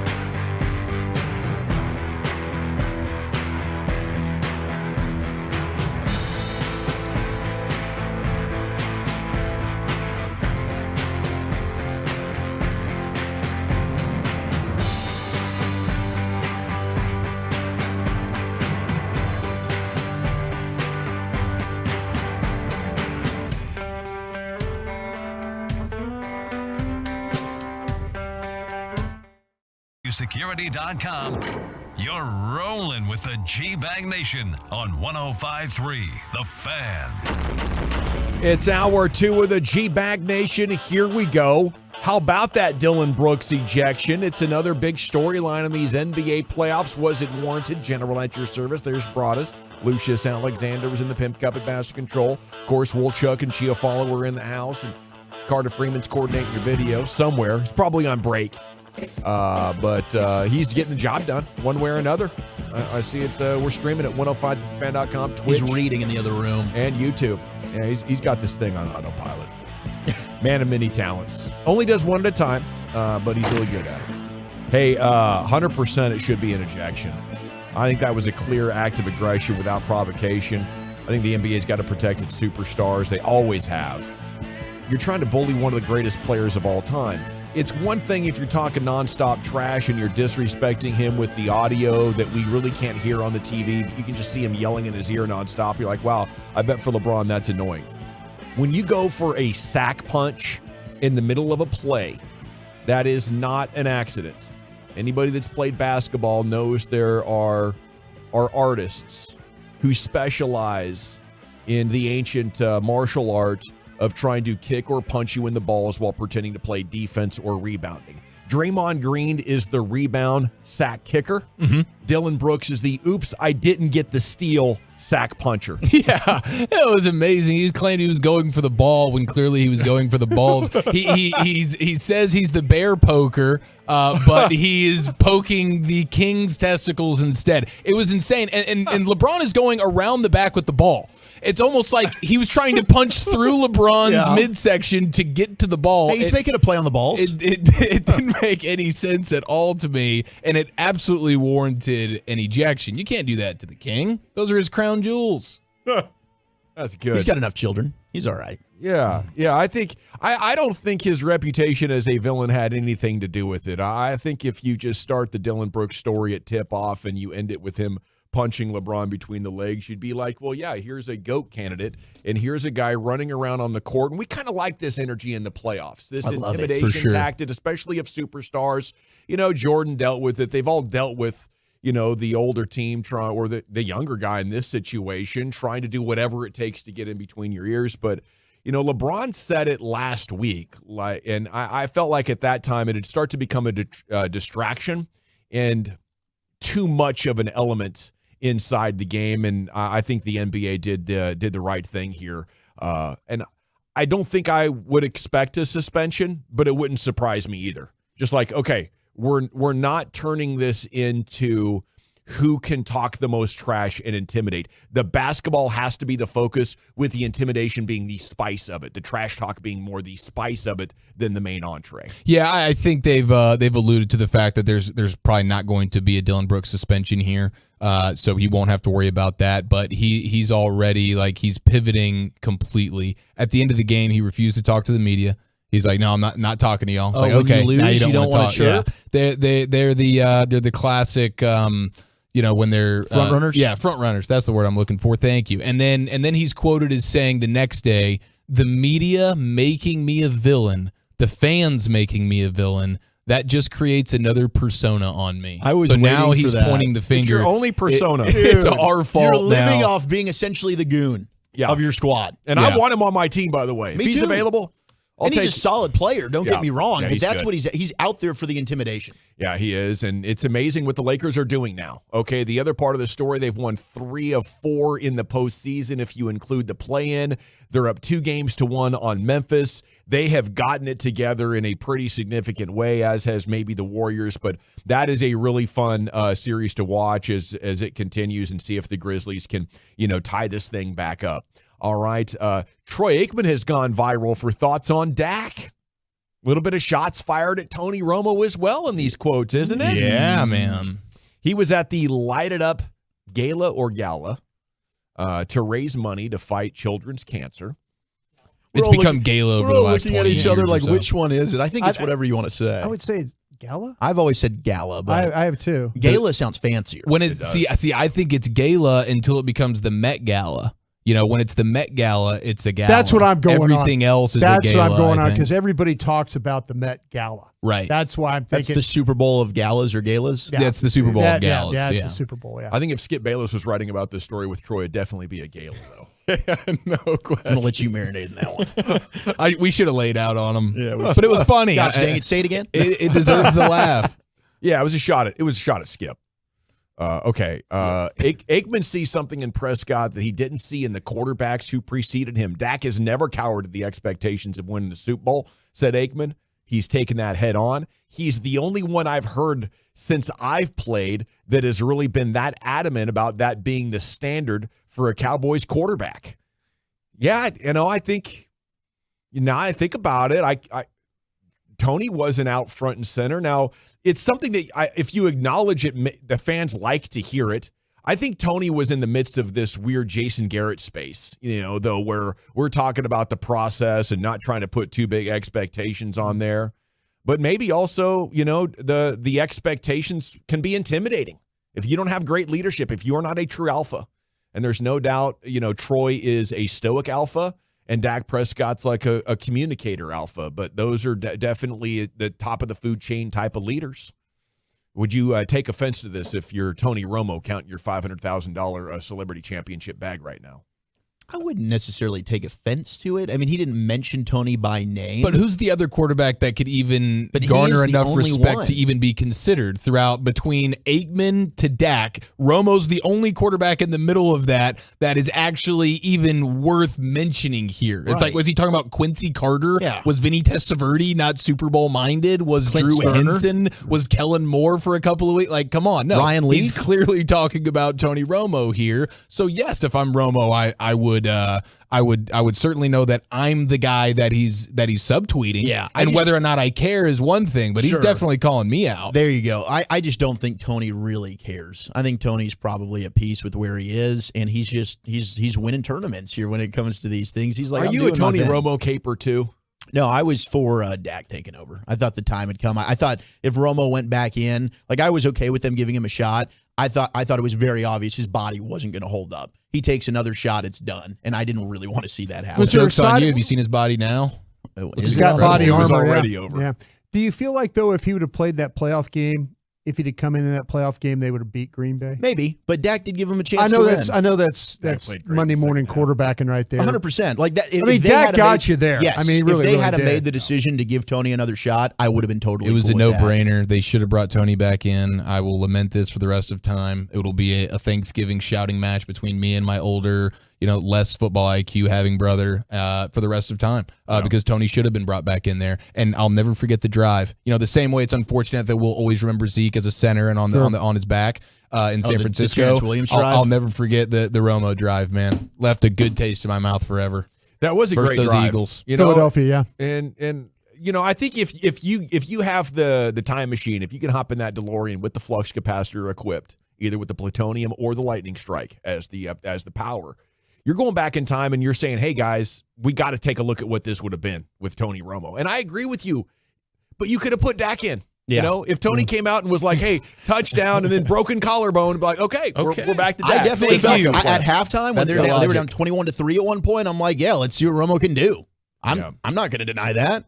Most Cowboy fans should have been feeling that way. This is bleak. Yeah, it's a meritocracy. And what have you done for me lately? Those 2 quarters sucked. 682, elaborate on why you think Dak is an alpha. Well, I think you go back to college and see how he, put that team on his back and had them question. Without only what 2 other NFL players. Oh, yeah. But then you go to the huddle when he first stepped onto the practice field in Oxnard, California, and Jason Witten was saying, "Wow, this guy's leadership skills are elite." He stepped in this huddle and took command right away. Well, he turned his leadership skills and what they were doing turned actually 2 of the biggest Tony Romo supporters into his favor. Yeah. Des Bryant. That's what an alpha does. And Jason Witten. Yeah. Those 2 guys went from being like, okay, it's Tony's team, to like, man, maybe this guy does give us a shot to win a Super Bowl here. Yeah.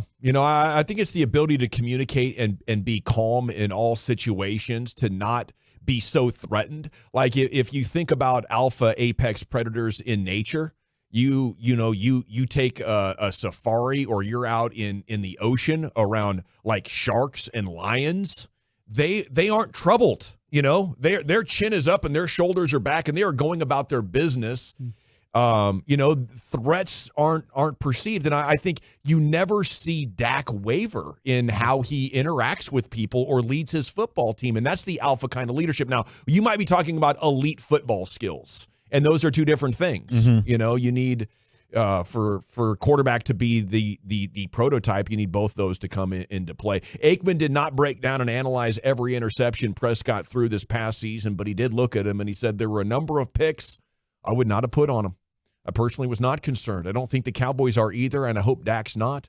People like to say every interception has a story of its own, which is true, but I didn't think Dak was that reckless with the football. That's going to be huge for next year. If he is reckless with the football and you get over double-digit picks, I think he and his agent will have wished they came to negotiate this offseason. I really do. Because if you go 15 to 16, 17 picks next year, then it's going to be validated like, well, he somehow became a high interception thrower despite starting his career a low interception thrower. But at this point, I do not believe we are going to end up there. I do think it's interesting that he says that he doesn't think the Cowboys are concerned about it, when apparently the entire changing of their offense feels like it's directly related to taking care of the football and preventing turnover opportunities for their quarterback. So maybe there's, maybe he's just the fact that they all sat down together and went through every single one of them.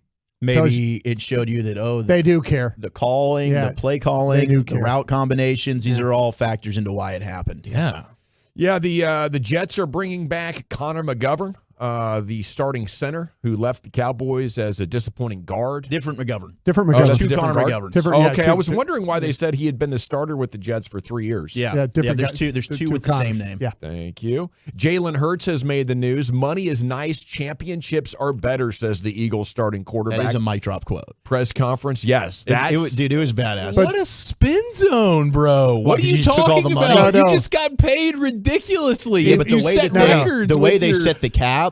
That's fine, but that's not Jalen Hurts like saying, "Oh, I want to win a Super Bowl. Let me help my team out." That's credit to the Eagles for structuring it, but he got paid every single dollar that he was making sure.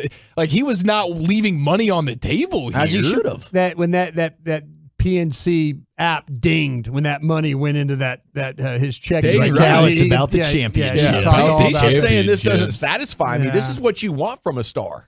He's like, yeah, great. I got money. I knew that was going to happen. We need to get a championship. Okay, if we look at it that way, for he did sure. have a chance at one. For sure. He sure did. And they're going to have another chance he played this great. year. But he's in a no-lose situation where he gets to be the guy that's number one all-time most paid, and also he's the guy that's sacrificing for the team because #championships. It's a great place to be. I love Jalen Hurts. The person, the guy, I wish he was wearing a different uniform, but I can also understand that, my dear God, he's carved himself a place in society and in sports that most guys don't get. You got all the money, and you get to act like Mr. Team Championship guy. Kudos to you. He earned it. Congratulations to him, and every other quarterback in throughout time should take a page out of his book. Should we if he would have come out and said the money is the most important thing, would he catch? Then you would have crapped on him. Yeah, you can't say that. You can't say that? No, you can't say They that. say Absolutely that not. those guys on the Live Golf Tour, they say it all the time. Yeah. Like, hey, the money was And they're doing shoeys, and they got smiles on their face. The money, he goes, and- hey, we're over here because of the money. That's why we're here. Yeah, every free agency, the guy shows up and be like, man, it was just a great fit. It's just something about this place I like. Well, that's probably the difference between the individual sport and the team sport. Totally. You can say that when you're the only one accountable to yourself. When you got 52 other guys that you're accountable for, it's like, I can't really say that out loud. 469, Dak studied leadership principles, for God's sake. Of course he knows what to say. He does, but it's not just with the media. And I think it's a master's in business leadership. Like the great natural leaders are like, wow, this is pretty cool. What else can I do, right? That's what the military is all about. What kinds of tools can we give our natural leaders to make them into incredible leaders who are empowered to, take men out onto the battlefield? So, that's when you get the elite combination of traits. And you mix that up with just a little bit of impulse control, which obviously Dak has a ton of. And now you're dealing with natural leader plus incredible education on how to optimize that leadership. And you're taking away the human impulse to say things that might sabotage you quite a bit. You know, you're trying to be a great leader, but your emotions swing away, and next thing you know, you're yelling at somebody for screwing up. You've sort of shot yourself in the foot. But Dak has all those traits, you know, natural plus education plus impulse control. I don't know why I'm arguing with the text here trying to convince you Dak's an alpha leader. If you don't see it by now, I don't know how much I'm going to be able to help you. We'll speak to another great leader, Chris Young, Rangers GM, coming up next on 105.3 The Fan. But first, let me tell you about my friends over at Elite Skincare. If you've been suffering from hair loss or thinning, I got that solution for you.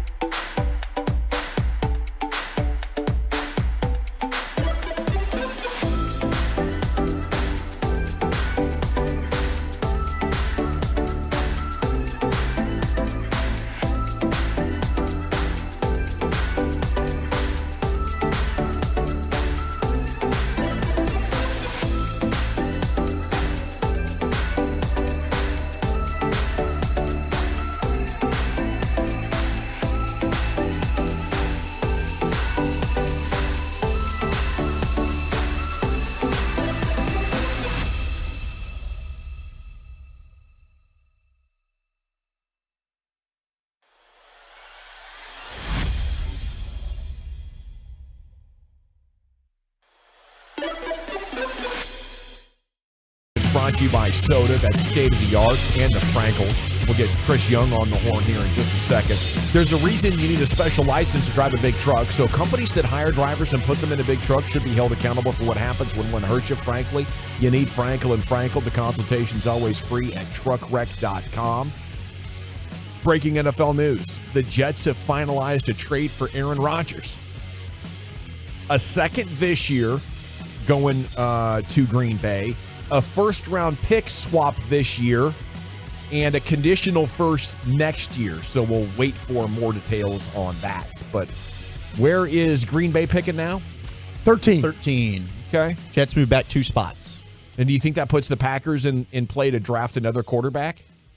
At 13, would you want to take one this time? If they wanted to, it is possible that one slides. I mean, we've done some of those exercises on the draft show where Will Levis slid all the way to 16 to Washington. Yeah. So it's possible. I don't think that they would. They might have the shot at the first receiver if they'd like. Very likely. Very likely could take the first receiver, yeah. Okay, and how much would you guys be curious about Jordan Love right now? How much of an opportunity do you want to give him, and do you feel like if there is a quarterback we like, we can't wait because we haven't seen much from Jordan Love? Kind of feel like you let him play and see what happens. You have to. Yeah. You have to. Absolutely. I think he showed you enough when he filled in after Rodgers got hurt against Philadelphia, where he showed a ton of growth from the last time we saw him in an NFL game against Kansas City to now. Okay, I've just been informed Chris Young's show is coming up at 4:20 here in the G-Bag Nation. Can we rock this right now, Wooly Bully? Let's do it. Can we do the top 10 at 4:20 at 3:26? Here's your host, the Wooly Bully. Yeah, baby. Impromptu Wooly Bully top 10. Let's party. It's draft week. I got the 10 biggest draft busts since 1990. Ooh. What I also want to do here, and I want the texts and the Twolos to get this flowing. Favorite bust of all time? It's Well, you can do that, or it's National Pig in a Blanket Day. Oh, gosh. Give me your favorite finger foods, 877-881-1053, and we can sprinkle those in while we go through our top 10 biggest draft busts. Now, Brian, you've been a part of these war rooms. I have. If I were to say what was the biggest draft bust you were a part of, who would you, or which player was that? Oh, we were wrong. Well, in Green Bay, we were wrong about a guy named John Michaels. Doctor here locally now. Doctor here locally, and he's doing fine work as a doctor. But, yeah, everything, USC offensive tackle, that's the problem we had in Green Bay. We would miss on the first rounders, but we'd find a third, fourth, fifth round guy, Dorsey Levens and, those kind of guys, and, Antonio Freeman's. And so you can make up for it that way. But, Dwayne Goodrich here was really, really bad for how that all ended up. We talked about him, the corner from Tennessee. It was a second round pick because we didn't have a 1. But, man, I mean, yeah, it really hurts you when you do all that work and that guy goes by the wayside. Well, those are good ones. I mean, the Cowboys have had a few. Most recently, Taco Charlton would be that guy. But here are the top 10 biggest draft busts since 1990. If you happen to have a story about any of these guys, Brian. 90 or 99?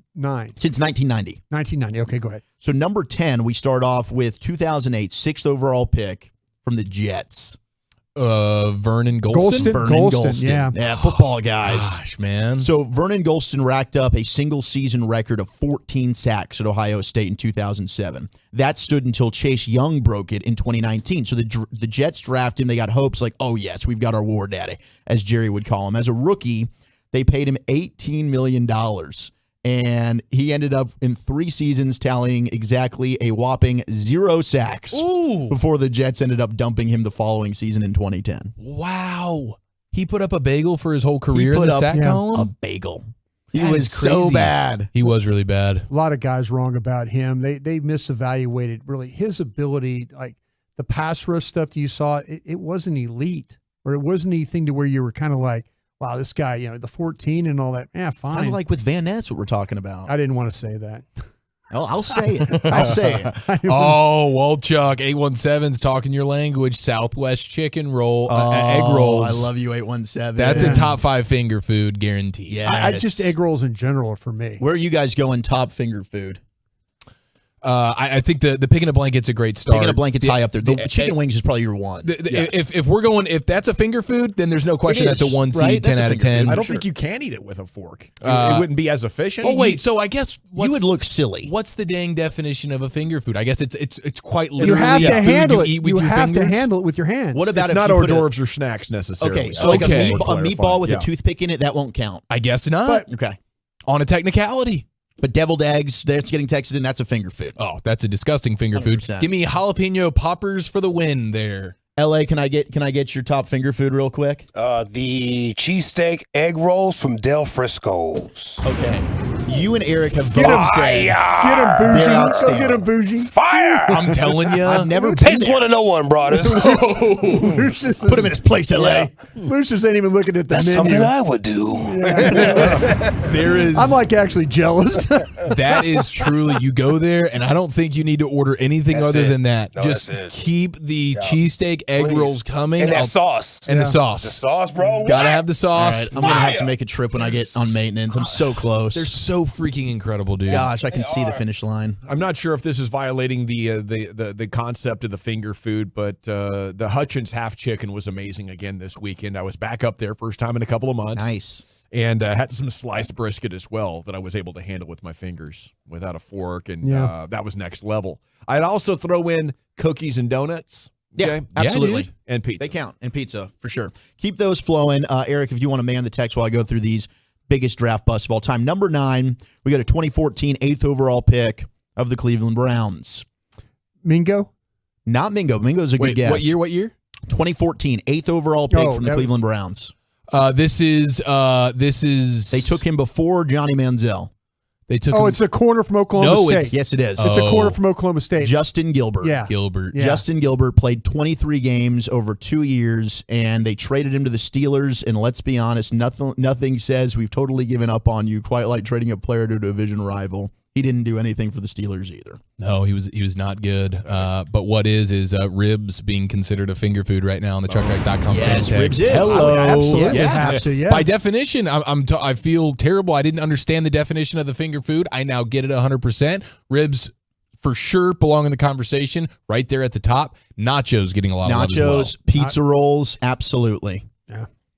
Let's go to another Oklahoma State player, shall we? Number 8, Jags, 5th overall pick, 2012. Ooh, 2012 Jags, 5th overall. Oh, this is Justin Blackman. It's Justin Blackman. Whoopsie. And Second Oklahoma State player hits the board. I know. Yeah, OK State not faring well in this top 10. 64 catches, 865 yards in his career. The issue with Blackman, great player, but drugs, alcoholism. Oh, alcohol. Yeah. Yep. Number 7, 1992, Brian. Okay. First overall pick by the Indianapolis Colts. Steve Edman. Steve Ettman, absolutely. And then Quentin Coriat went right behind him. Yeah. And that was my very first draft.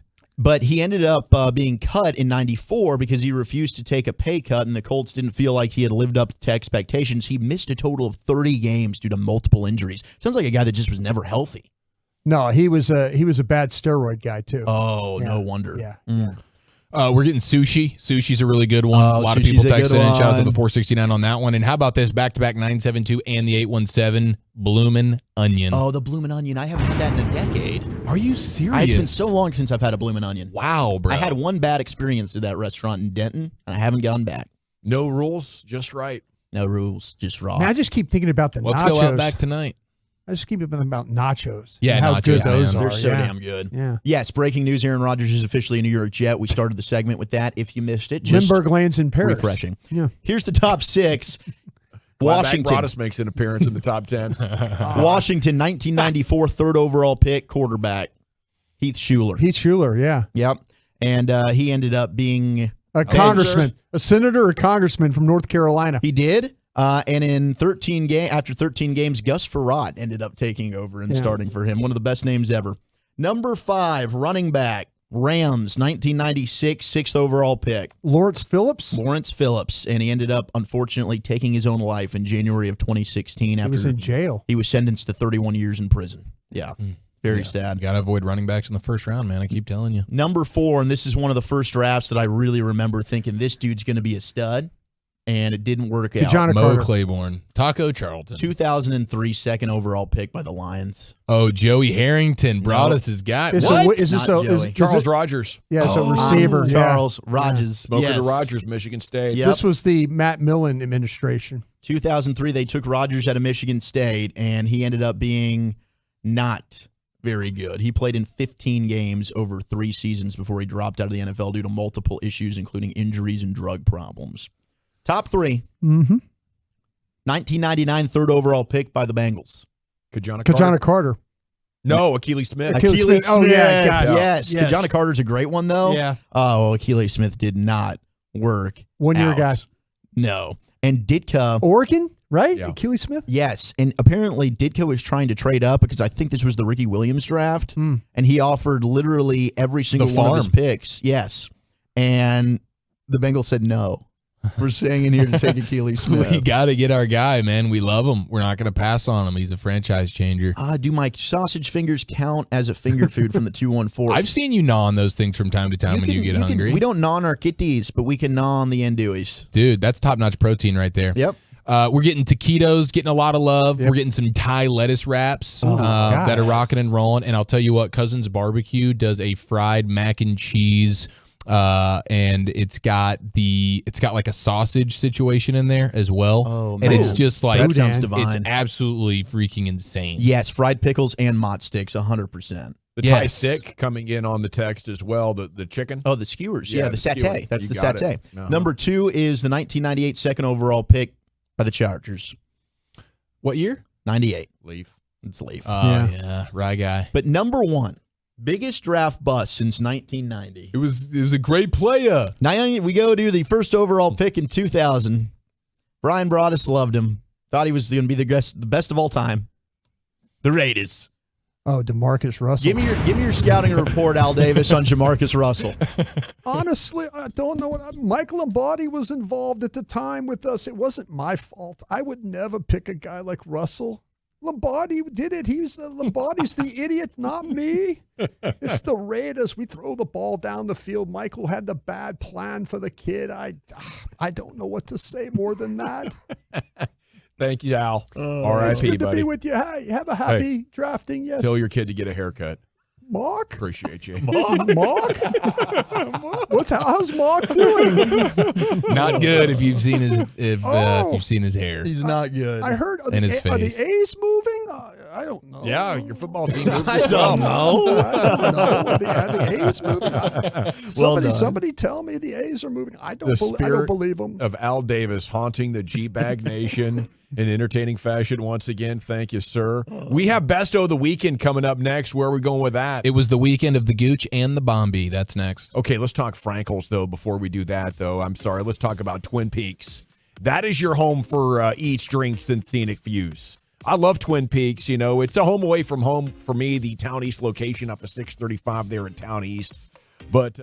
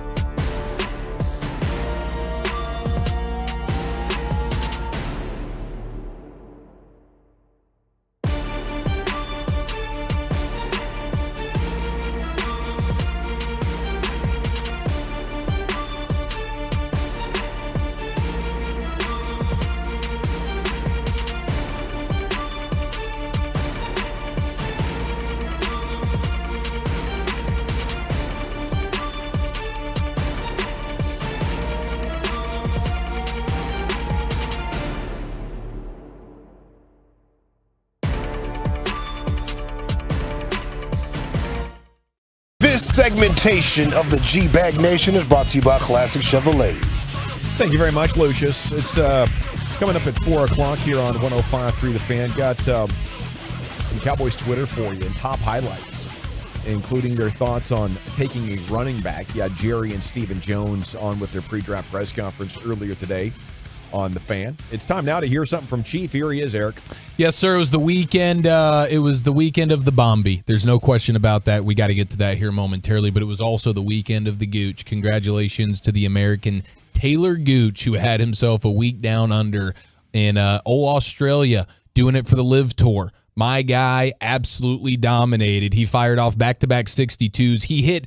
Gooch hit 35 of 36 greens in the first 2 days. What? On a par 3 course. Okay. Something tells me, though, that is pretty unheard of. He's like over 97% hitting that green. So congratulations to Mr. Gooch. He goes ahead. He wins it. He picked up almost $5 million with that win. Holy cow. Liv is not bleeping around, My man. favorite player. We'll make it rain. So Gooch is Oil and dollars. He's money bags right there, man. What do you need? Now El Bombi, Adolis Garcia, and we're going to chat with Rangers general manager Chris Young coming up at 4:20, and we'll certainly be asking him about Mr. Garcia, who I believe in the last 10 minutes or so was just handed the award AL Player of the Week. Yeah. He hit 400. He had 4 home runs, 14 RBI thanks to his Saturday night dominance. Rangers get the victory. They score all the runs, and a lot of that is because of Adolis Garcia. 3 homers, 2 doubles, 8 RBIs in a single game, which is pretty insane. He's the first player in MLB history to do that. But if you were listening to the broadcast, Matt Hicks, Jared Sandler, and Chris Blake, it was a very, very special moment with the way this all went down because from an RBI leading standpoint, Adolis Garcia is jostling, and every at-bat, it kind of changes who's number 1, who's number 2. So listen to this interaction. Chris Blake gives the update. Adolis is going to the plate, and this is just radio gold from the Rangers broadcast crew. Here comes Adolis Garcia and Chris Blake ready to chime in. Well, as we prepare to crown Major League Baseball's RBI champion on April 22nd, Yordan Alvarez has moved back in front of Adolis Garcia for the Major League lead. Alvarez, a 2-run home run for Houston tonight. The Astros lead the Braves 4-1 in the 6th. All right, so he's at 25 then right now, and Adolis is at 24 as he swings and pops one up foul, headed into the seats behind the Rangers dugout. Strike 1 to Garcia. It's a convergence of run production. What if Adolis just comes right back and says, you know what, Yordan, I'm scoreboard watching. I heard Chris Blake. I'm going to raise you a 2-run homer again. It would be his 3rd of the night. And here's a high fly ball out into left center field. Rooker and Ruiz going back. Is it gone? It is! Are you kidding me, Chris Blake? Adolis Garcia hits a rainbow home run that just makes it into the Oakland bullpen. His 3rd 2-run home run tonight. I raise you, Yordan. Rangers lead it 13-2.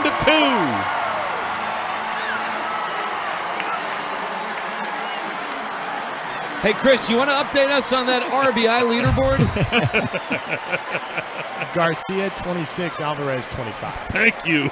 It was amazing because I was listening to this on the app out in Austin. Gosh, what a moment. I got to hear the majority of them call the game, and they're scrambling the entire time. Like, when's the last time a Ranger had 2 home runs in a game? When's the last time they had 3 home runs in a game? Look at the RBI total. Like, it was, the whole thing was just stats. What can we find to go ahead and give you more Josh insight? Hamilton had 4. Hamilton had 4. 4 against the last one Orioles. with 3 was Ronald Guzman back in Oh. 2019 against the Yankees. And that would have great trivia question because nobody's thinking Guzzi.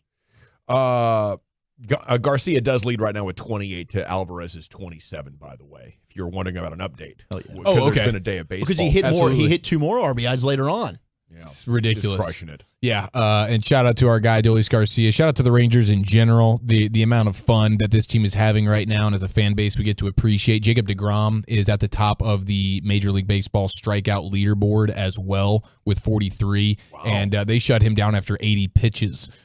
just yesterday. He looked great in those Sunday blues. Walchuk, I know you were all eyes on deGrom yesterday. He looked outstanding, 80 pitches, and he was just mowing through batters. 11. I don't know about you guys. I absolutely had deGrom on our K game. I had him going for 11 yesterday. I don't know about you too, guys. huh? Yeah. It was. Yeah, I had him at 11. That's all the way around. What the Okay. hell? Were you looking at my notes? So I guess I'm still up. You're not doing your own 2 damn to work 1 again. to 1 to 1. Now, how about Colorado and the Buffs? Prime time. He packs the house. It looked like an outstanding party in Boulder for the spring game.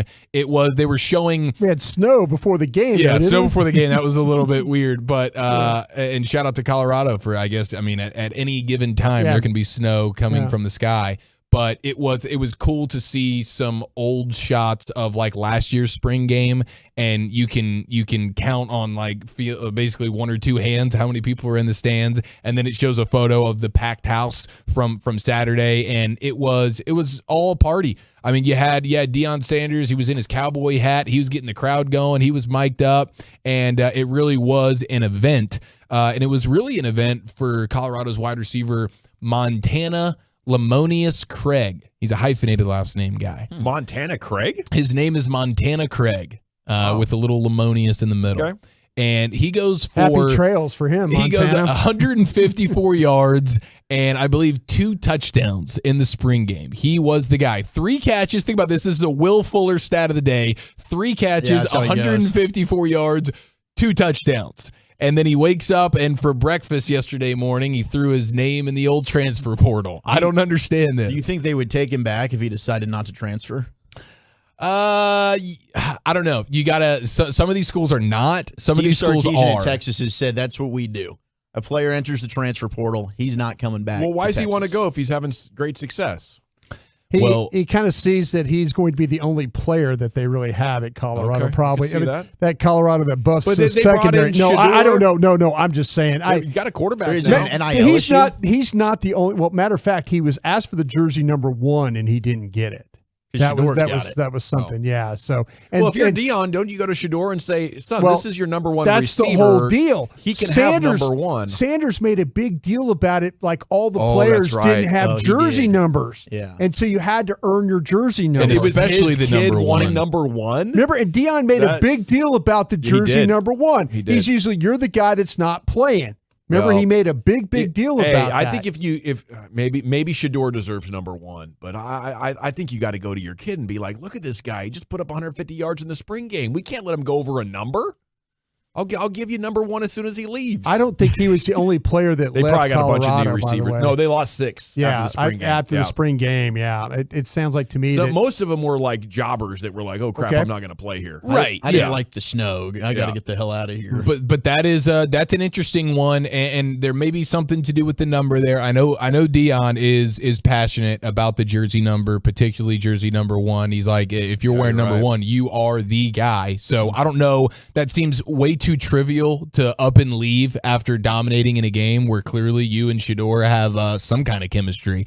But I also have heard and read some things about Colorado's NIL setup being a little bit unique, not in the player's favor. And so there's some weird stuff there. And so I don't know. I went off. I'm going to go get a bag from another school that's doing it right. Yeah, like that makes more sense. I can see that. You're even seeing this, like the University of Miami has a quarterback, Tyler Van Dyke, who coming into last season was one of the big name quarterbacks that might be like this time last year. You're like, oh, next year's draft class is going to have this Tyler Van Dyke guy. He might be a top 10 player. Top 10. And he ended up sucking to high heaven. And so he returned to Miami, but their NIL situation's getting wonky, and Alabama's quarterback situation, based on their spring game they just had, is not looking good. And now you're seeing, because of the NIL issues at Miami, this Tyler Van Dyke guy is now rumored to maybe be transferring to Alabama. Oh, that's not an upgrade. Nick Saban needs a quarterback, and apparently whatever millions of 5-star quarterback they have on that depth chart right now are not impressive. Milrose out of Katy. Milrose, yeah. So you might see that happen. I mean, this is transfer portal time after the spring situation, and guys figure out where they're at. But Makes sense. I thought this wide receiver from Colorado was a very interesting one. You dominate, you light it up, and then it's almost like, all right, middle finger, I'll go somewhere else. I thought Sanders lost a recruit too that was a corner. Yeah, they did. 4 or 5-star recruit. It was a corner that was coming in. Well, it sounds like they need some corners. Yeah, 4-star corner.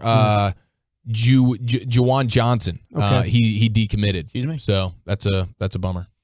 There was it was a weird situation. Yeah, where they had Juwan 2 on that 5-stars coming in. So I was like, as a 4-star freshman, you're not going to play there. I think that's where I'd want to go if I was a young corner. I want to go see what Dion could teach me. One texter is saying it's up to 15 names bailing out.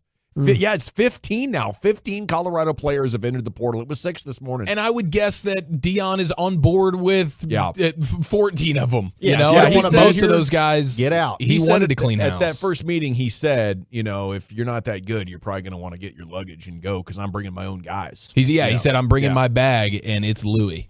Yeah, that's right. It is the G-Bag Nation here on 105.3 The Fan.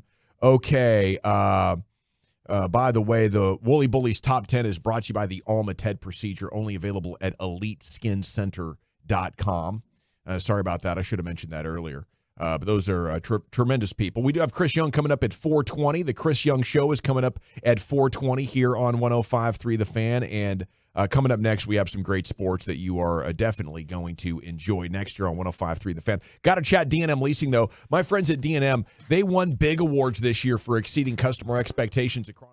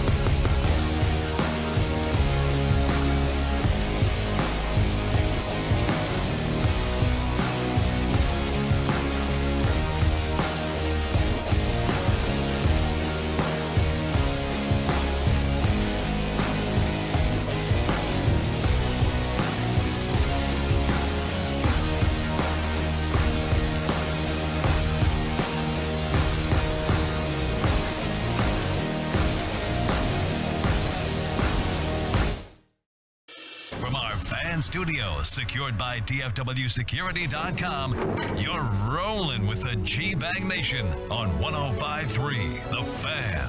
Welcome to the Nation. Oh, yeah, here we go. Hour 3, G-Bag Nation. It's actually our third and final hour of the show today. We have Rangers pregame coming up at 5 o'clock.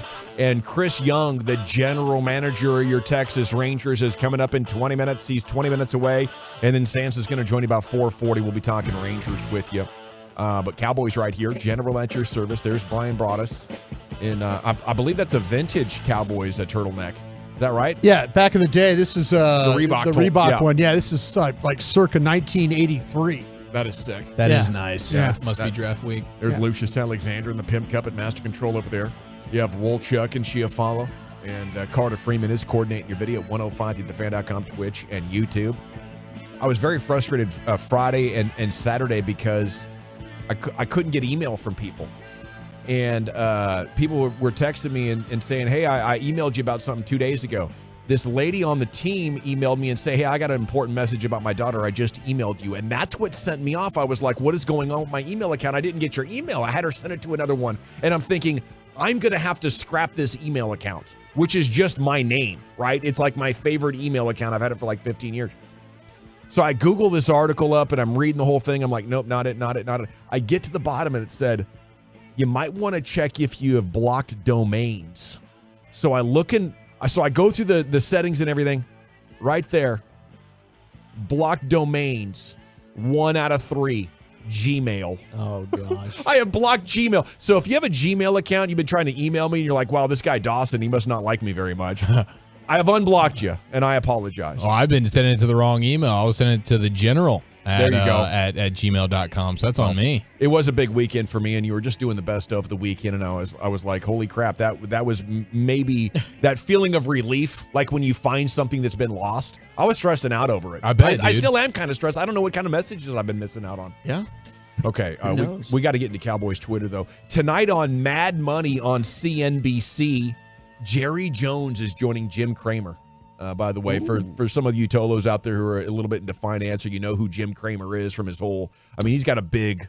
Yeah, he's got a big following on there on the business channel and stuff like that. Always got the tie loosened with the sleeves rolled up. That's kind of his bit and stuff like that. He's working hard losing people money. Yeah, exactly. Oh, yeah, he'll do that for you every once in a while. I'll tell you, bad day for a lot of media guys too, right? I'm making some changes over at Fox and CNN. That's right. Tucker Carlson and Don Lemon on the same day. Yeah, that's right. It is a big day for cable news storylines. I'd love to see them do a player swap.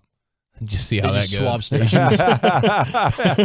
Yeah, they've had a couple that fight for the other side on the air, and it's funny when you notice sort of try to read between the lines. Yeah, there's the one guy that's on I think they call it's one of the most popular shows. They call it The Five, I think is what it is on Fox, and Greg Gutfeld now. Yeah, they got a guy on there that like he just like he wants he's had enough of the other four, and they're all over him. It's like you and I arguing about. Like quarterbacks. Your dad's always watching that. Yeah, exactly. Oh, no, my dad, I walk in. Is your dad bummed out about Tucker's development? I haven't. We should check in on him, see if he's okay. Yeah. Oh, that sent shockwaves throughout the entire senior citizen community. I'm going to get home and my dad's going to be sitting on the curb with his head down.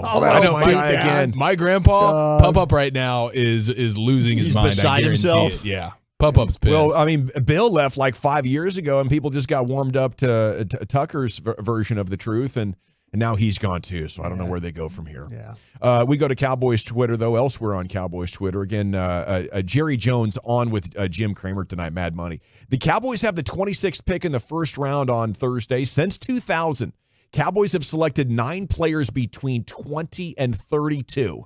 If you want an idea of how confident you can be between 20 and 32, in the last 22 years, the Cowboys have selected 9 different players. Here's how they're doing. Tyler Smith, win. Taco Charlton, L.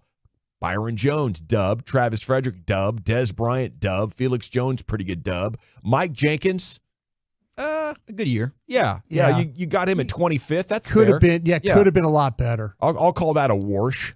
Whoosh. Anthony Spencer, dub.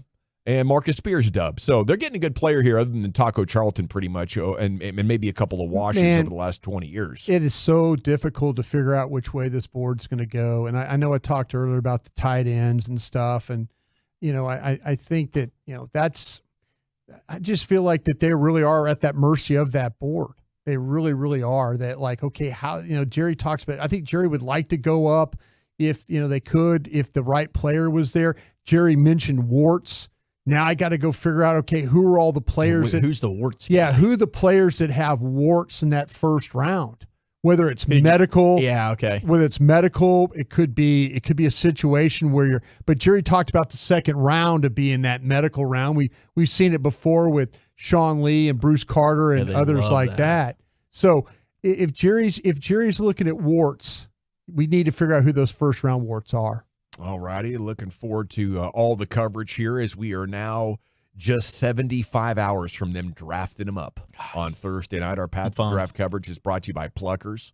You can join Wolchuk and I. We're going to be at the Pluckers in Addison. Yep. Right off there off a Beltline. And we'll be doing our show from the Plano Pluckers on Thursday. That's going to be and then you're going to take. I'm going to set a record on Pluckers wing consumption on Thursday. Okay, just put that down. Do you have to take the Pluckers helicopter from one Pluckers store to the other? Yeah, it's going to do that. It's going to be a haul. I'll be going from Plano to City View.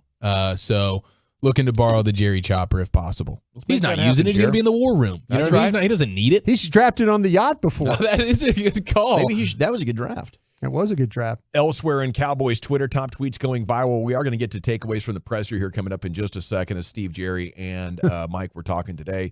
Dov Kleiman, who's not an actual reporter, but he's done a hell of a job repurposing and aggregating everybody's content. And now he's one of the best follows in the NFL on Twitter, even though all he does is follow other people and retweet it. And he's kind of built a deal off this, right? Bobby loves him. Aggregator of the year. Yes. He's up for the award.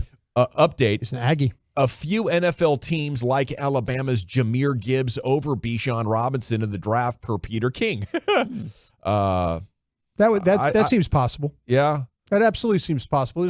There's people that probably look at the way that the biggest difference to me is that Robinson can make, say, 3 guys miss. I don't think Gibbs can. I think Gibbs can make the first guy miss.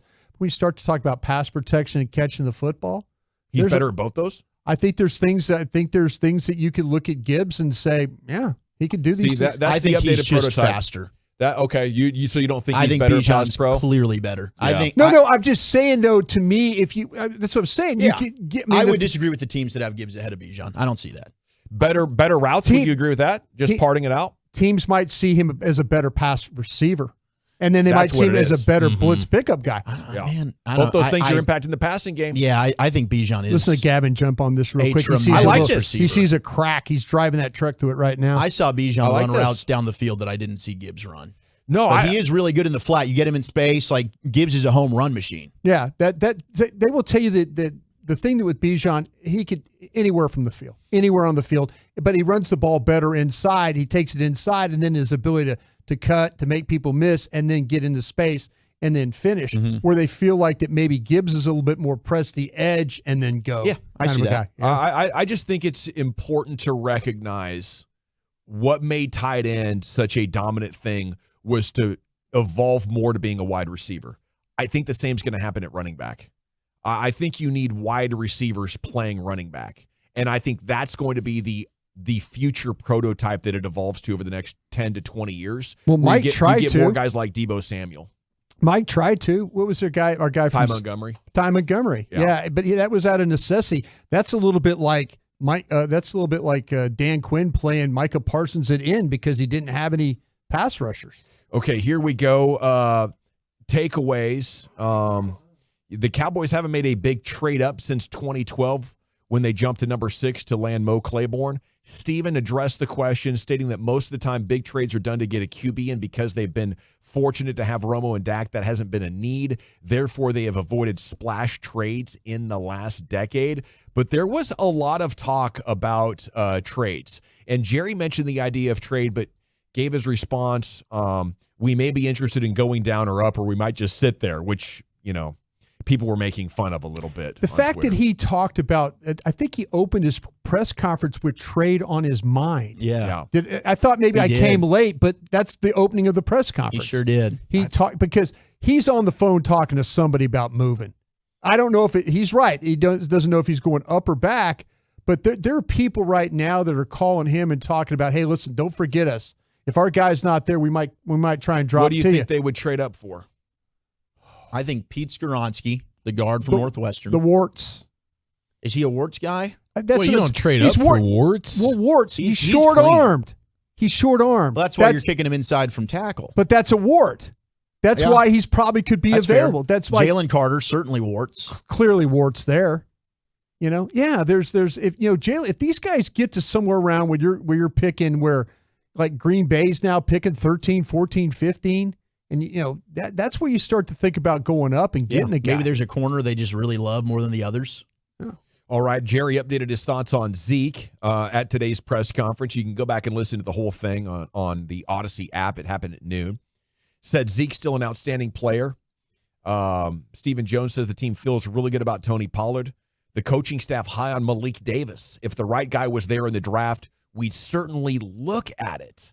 See, I think once you drop the big dough on Pollard and you have other guys backing up, it's not premium asset time. It's draft a guy that might become something, and if he doesn't, then we'll go premium asset next year in one of the first couple of rounds. And it just, every time I hear them talk, I try to read between the lines. I can't detect any sort of excitement. Like when they traded up for Mo Claiborne, they kind of let you know in this press conference, with several hints. And I haven't detected anything resembling a hint that they're high on the idea of taking a running back. Well, I'm glad that they're not high on the idea of taking a running back super high in the draft. I do think this is such a deep running back class that it would behoove you to take one at some point. This is supposed to be one of the best running back classes, so I would like for them to take one, because if they come away from this draft and they don't take one, then everybody's going to get back on they're really going to try and bring Zeke back and run this thing again.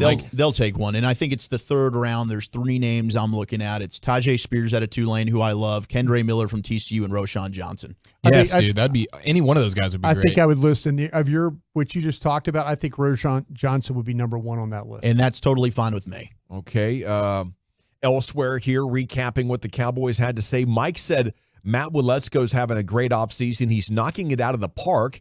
And Josh Ball is going to work more inside than out. Yeah. Says both guys are on schedule. Could they find a solution at left guard here between those two guys? Not with Ball. No, not with Josh Ball. Absolutely not. That tells me right there they have no position for him. They don't know what he's going to be. This is like our cornerbacks that play safety and then play corner. And this guy's got too many warts. Yeah, well, that's let's go. Ball was a warts guy. Yeah, that's for sure. Well, Ball was a wart daddy. Well, let's go. I think they legitimately like. Yeah, let's go. And they talk about Ball, but when you tell me he's going to play, they don't know where he's going to play. They're going to put him in a spot, and it's probably not going to work out. That's just what I'm reading there. Stephen Jones indicated the Cowboys will have 15 to 17 players with first-round grades, and they picked 26. How many do you got, Brian? 20. Okay. And Mike McCarthy said the S2 cognition is an excellent tool. Mm-hmm. Says he is impressed with it. Says Will McClay and the staff did some work in-house with it. The S2 guys came to the Star and, helped Explained install it. stuff. Yep. Says you don't want to get too far away from film. The emotional IQ and the football IQ, though, are also very, very key for – the full evaluation, but the S2 sounds like that's a pretty good tool. Been doing that for a while, they said. Yeah. Talked to some That's people awesome. that have been doing it for a while. You probably are at a situation now where if you have benefited from it, it's probably the end of having a massive opportunity. Now you're just making sure that you're not hanging out there naked while the rest of the league is working with it. But I imagine after all the attention that it's got over the last couple of months since you guys first brought it to our attention, every time you turn around now in a draft discussion, someone's bringing up the S2 cognitive test. I would imagine the entire league's doing it now. Maybe there's a couple that are. I mean, I don't understand why you wouldn't. I mean, it wouldn't make any sense. You don't have to put as much stock into it as the next team, but to not do it would just be gather all the information you can. It's like it'd be like neglecting the combine, because I view this cognitive test as It's not like a Wonderlic IQ test. It's just like these guys getting out on the turf and seeing genetically how were you made? Were you made quick? Were you made fast? Were you made explosive? This is telling you how you were made from a mental standpoint or a cognitive, whatever the hell, a processing standpoint. How were you made? It's not, you can't get better. You woke up and you were super fast if you're a super fast guy. Maybe you helped yourself get a little bit faster, but that's what you were. This is just another one of those to see, okay, how does your brain transition to, how does your brain process one of these information? Yeah. It's like most pro athletes are super fast. How do you get a linebacker that can seriously track everything and instantly fire into the gap? Mm-hmm. Or how do you get these point guards who can legit stay in front of Allen Iverson? It's because their brains are telling their feet to move, sometimes 30, 40% quicker than their peers. And there's such a huge edge. Like, how is this defender staying in front of the quickest point guards? It's because of the things that the S2 would reveal. Yeah. And there's been no better way of tracking it to this point. I've learned there's another test too. There's one they call it's called the AIQ test. Okay. Is another one. I mean, maybe we'll start to hear some, but a couple of teams I visit with, because I asked them about the S2 and they said, no, we're AIQ. There must be several of these that are on the competing platforms yeah, for exactly. studying similar things. I have no idea. I mean, it looks like a weird video game. I saw some screenshots of it. It looked like a Madden game from the 90s or something like that as far as the actual platform. But pretty empowering stuff, and it's great to know that the Cowboys are on top of it and have benefited tremendously. Didn't we hear Dak had a great score in it? And that's one of the things that helps separate guys with similar traits. It's like, why wasn't Dak a first-round pick?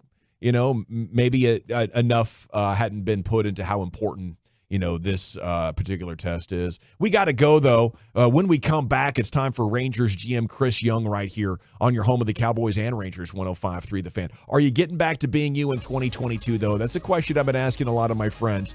If you have not, it's time to go to Men's T Clinic, mensteclinic.com.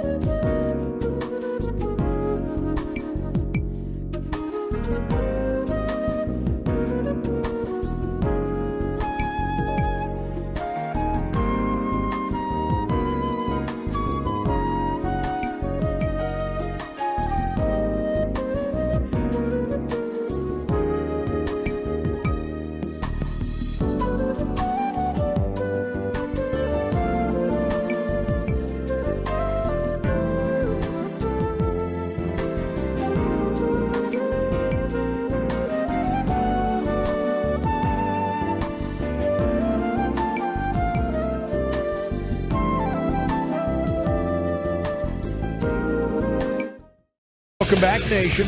It's time for the Chris Young Show here on your home of the Rangers. Segment's brought to you by Soda, and it's brought to you by the Frankels. There's a reason you need a special license to drive a big truck, so companies that hire drivers and put them in a big truck should be held accountable for what happens when one hurts you.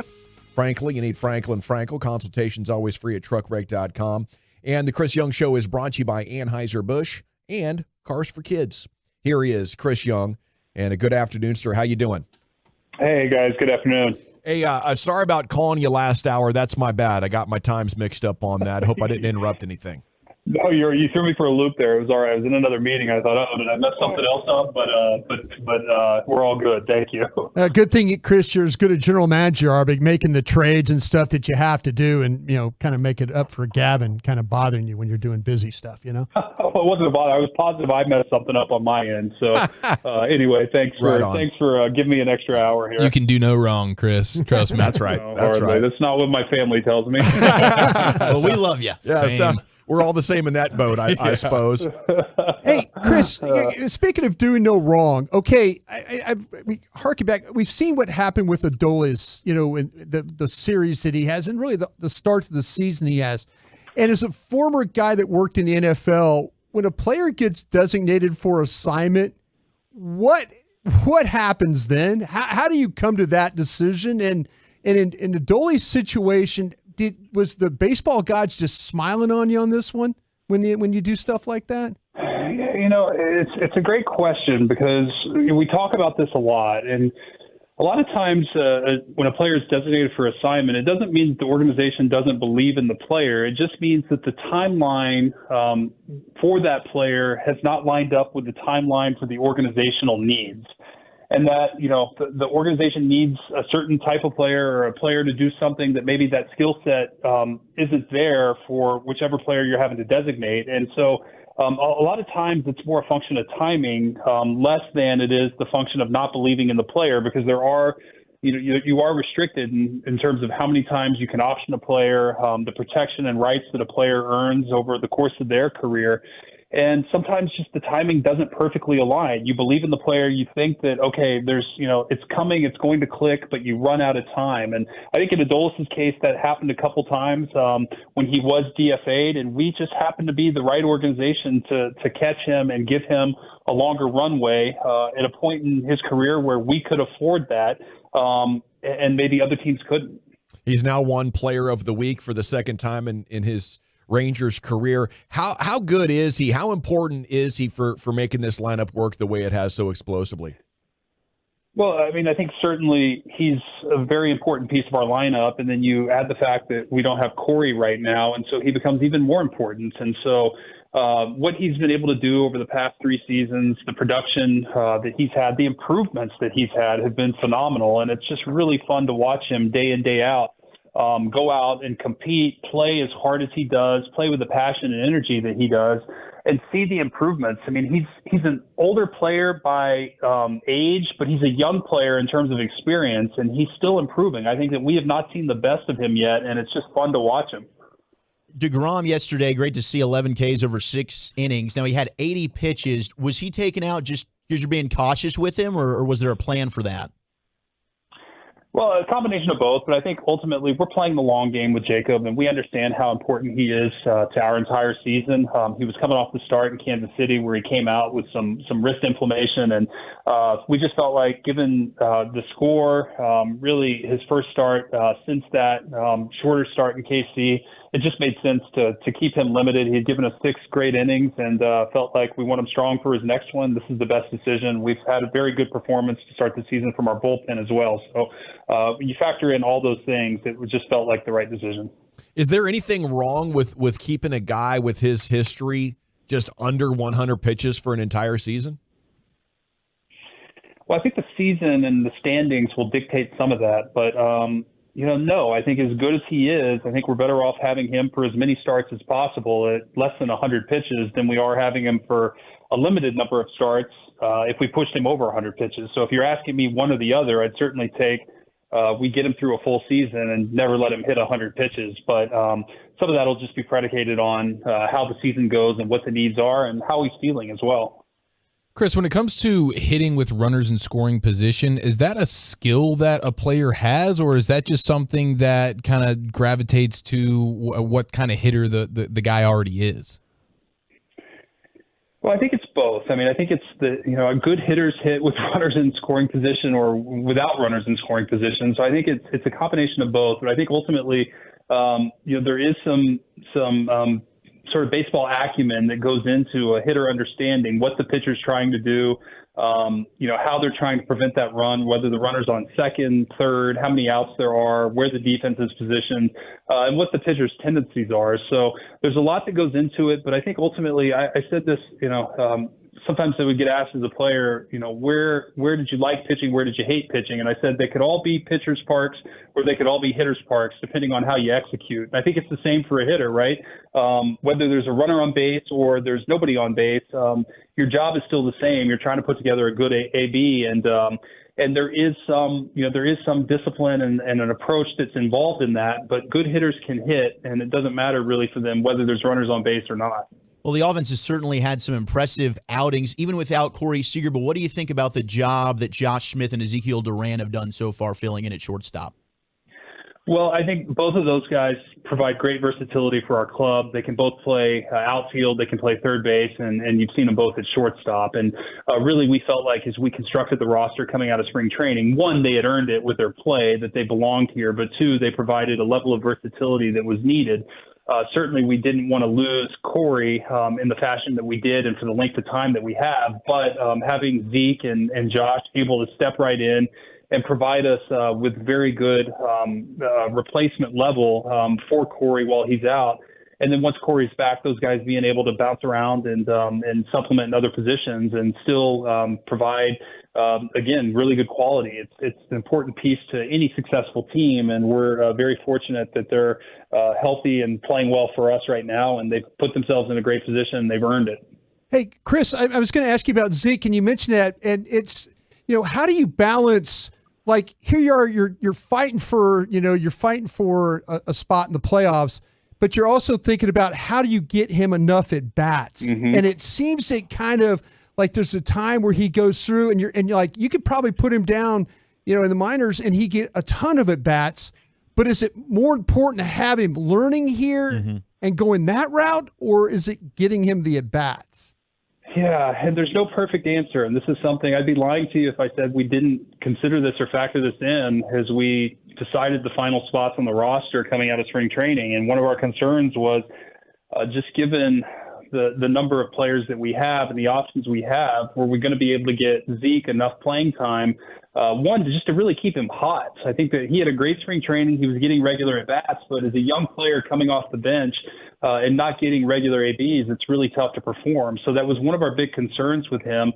We ultimately felt like the versatility he provided and combined with the coaches and the coaching staff's ability to get him enough regular ABs that it would be equally good for his development, but also is the best option to help us win games. And ultimately, that's what we're here to do. We're here to win. We're in win now mode, and Zeke, we felt like gave us the best chance, even if it's in a somewhat limited role at times compared to what he would be getting in AAA. We felt like he makes our big league club better, and that's why he's here. Okay, being in win now mode, to this extent, still early, but are you surprised how good it's been so far through first 20 games or so? I'm not going to say surprised because I believe in the group we have. I believe we've got a really, really good group of guys. They play the game the right way. They work their tails off, and they're prepared night in, night out. I think our coaching staff has done a tremendous job of keeping them engaged, keeping them prepared, and setting an expectation and building that culture. So I'm not going to say surprised, but I am. It's been very good. I'm not going to mince words. I think it's been very good that we've played very good baseball. We've played clean baseball. Been a couple games here and there where we've kind of let some things get away from us, but we're resilient.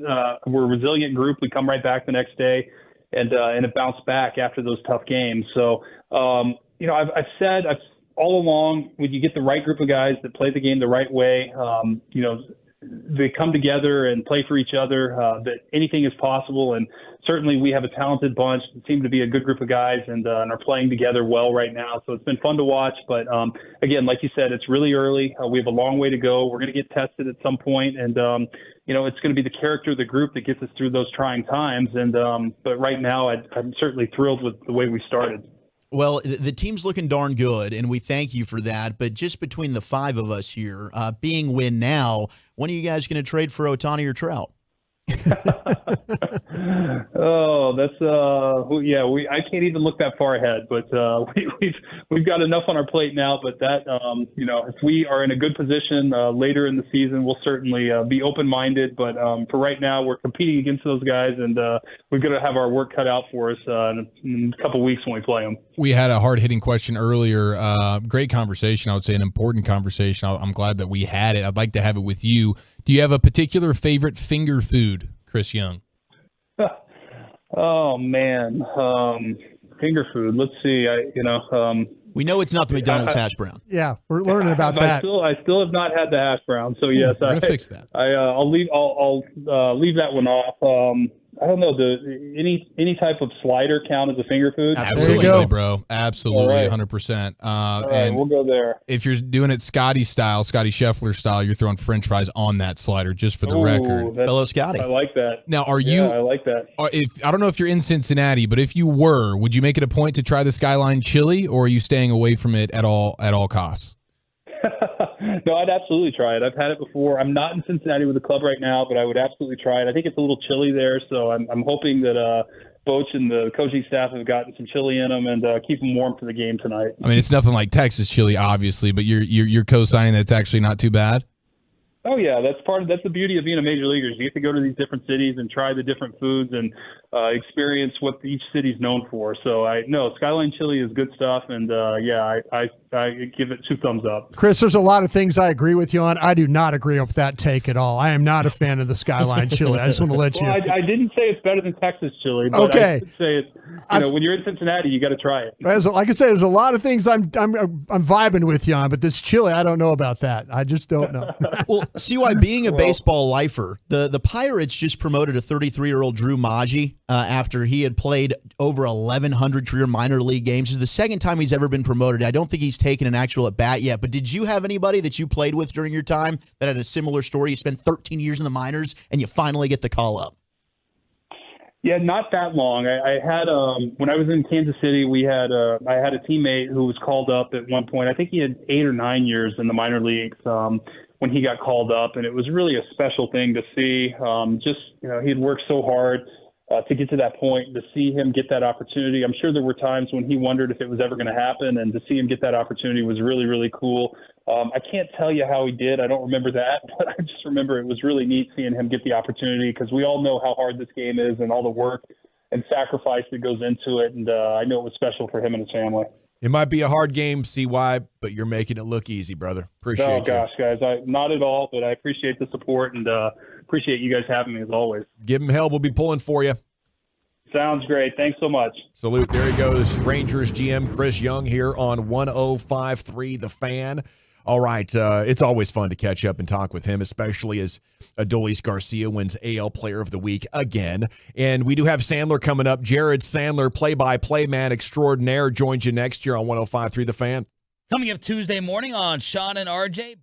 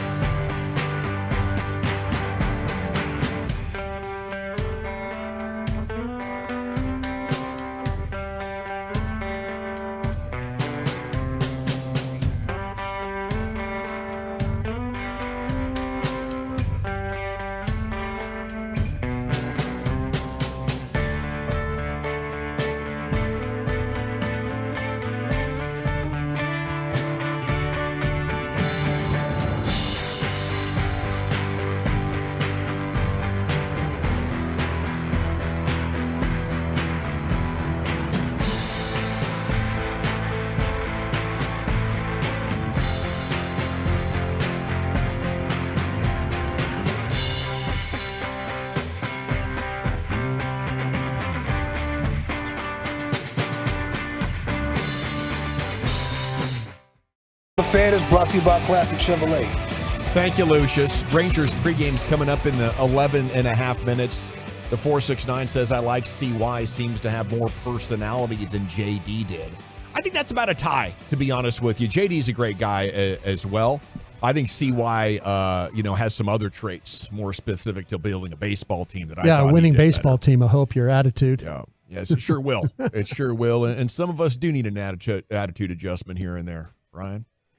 I agree with you. Yeah, I do agree. I think Eric is too combative, to be honest with you. And yeah, I think that attitude adjustment. I do need to, watch myself a little bit. Why don't you pipe down over there? Let's bring in Jared Sandler to see how he would like to contribute to the baseball conversation as we continue to live most our lives in a baseball paradise. Sands, how the heck are you? Guys, I'm great. I'm still debating whether I should try Skyline chili or not. It's one of the more controversial food staples tied to an area that I can recall. The text just hates it. Yeah, if you like spaghetti, water, and chili with 100 pounds of cheese on top of it, go for it. So it's a watered-down chili on top of spaghetti the noodles? The problem is the watered-down spaghetti noodles, right? The noodles are overly wet. You're right. So it makes the chili really wet. Too wet. Do they at least have like a good garlic bread with it? Yeah, they know. Like sop up some of that stuff. The sopping up is supposed to be the noodles. Yeah, the wet noodles. I think you got to try it though, Jared. I mean, don't you feel like you don't have to like it, right? But you have to try it. You went to a place today, Baseball though, rules. Jared. Didn't you? Didn't you go to a shop today, Jared? I heard. Didn't you? Where did I go today? Didn't you say you were going to try something? No, he was on the riverboat, yes. So I am going to try. It's called Tom and Chi. It's a grilled cheese place where they do like fancy, neat grilled cheeses, and instead of like your standard Texas toast, it's like a glazed donutty toast combo platter. There you go. That's and right. I know it could sound odd, but I've heard it's really good, so I'm going to give that a shot. I guess I'll throw this out there to you guys. I don't like clutter. I'm not a big, I don't collect a ton of things, but I thought it would be cool to get something at each ballpark. But the problem is I won't wear a shirt with a logo on it for a team that I don't support. So like when I go on my college football trip, Zach can attest to this. I won't buy a shirt from that school. What I'll do is I'll buy a shirt from a bar or a restaurant that's popular in that area.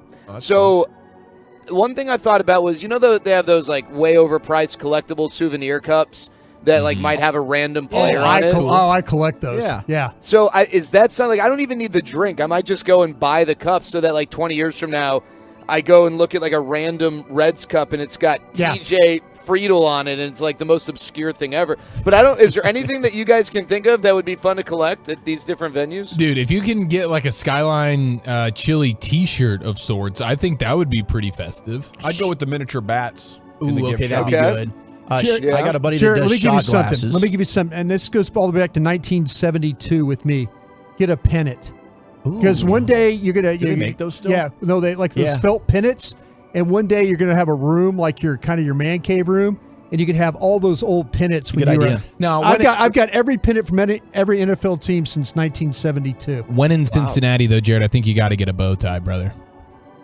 That might be the winner right there, Jared. Right, so you want to consider that. Let's talk about this baseball team. Good veering to a different direction. Yeah. AL Player of the Week, Adolis Garcia. Where is he in your personal Rangers player power rankings?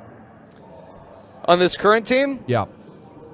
Oh, boy. Well, if we can get Adolis back to the same Adolis that was a Gold Glove caliber outfielder, then I think you've got to put him right there, probably behind deGrom, Seager, and Simeon. And I think you got Adolis right after that. That would be amazing if we can get this kind of product consistently. Very exciting weekend with what he did at the plate on Saturday. Pardon me. Oh, my goodness, Sandler. Did you just hear Chris Young on with us? I didn't. I was doing a lap around the ballpark. What do you have to say? Well, Wolchuk noticed he really didn't shoot down Ohtani and Trout. No, he basically confirmed we're going to trade for them without confirming. Well, I think the Rangers are thinking of trading some like a player to be named later and a souvenir cup from Globe Life Field for Ohtani and Trout. Maybe some cash considerations. Cash considerations. You can have Jack Leiter right now. They don't. Well, they don't. They don't do the they don't do as much trading of draft picks, but you can trade a compensatory round pick. So maybe throw one of those in there, and let's make it a little NBA style. We'll throw in a compensatory round pick from 2038. Hey, Jared, who would you like to see get going in this lineup that hasn't gotten going? That's a good question. I'd really like to see. I mean, it's not that Nathaniel Lowe's gone off to a bad start, but I'd really like to see him kind of get back to, some sort of form similar to what he had in the second half. But I think the guy for me, Robbie Grossman's a really interesting one. I think that if you can get him back to being like a 36 to 37% on base guy with some power, then it gives you some flexibility with how you construct your lineup. So he's an intriguing one. And then right behind him, I guess I'd be curious what life would look like if what we've seen from Leody Taveras so far this year is just a microcosm of what we're going to see for a majority of the season. Because if that's the case, now you've got another added dimension at the bottom of your lineup. Because the way he's hit the ball so far, small sample size, but so far has been really fun. He's been really hitting the ball hard. Need a quick answer here, Sands. How good are the Reds? Not very. Nice.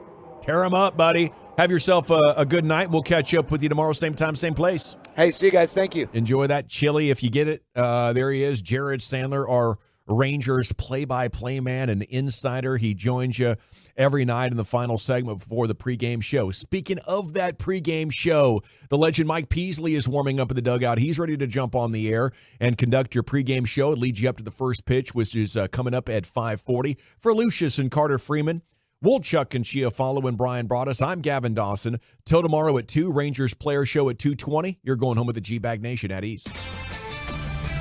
This is Maggie Gray with an auto.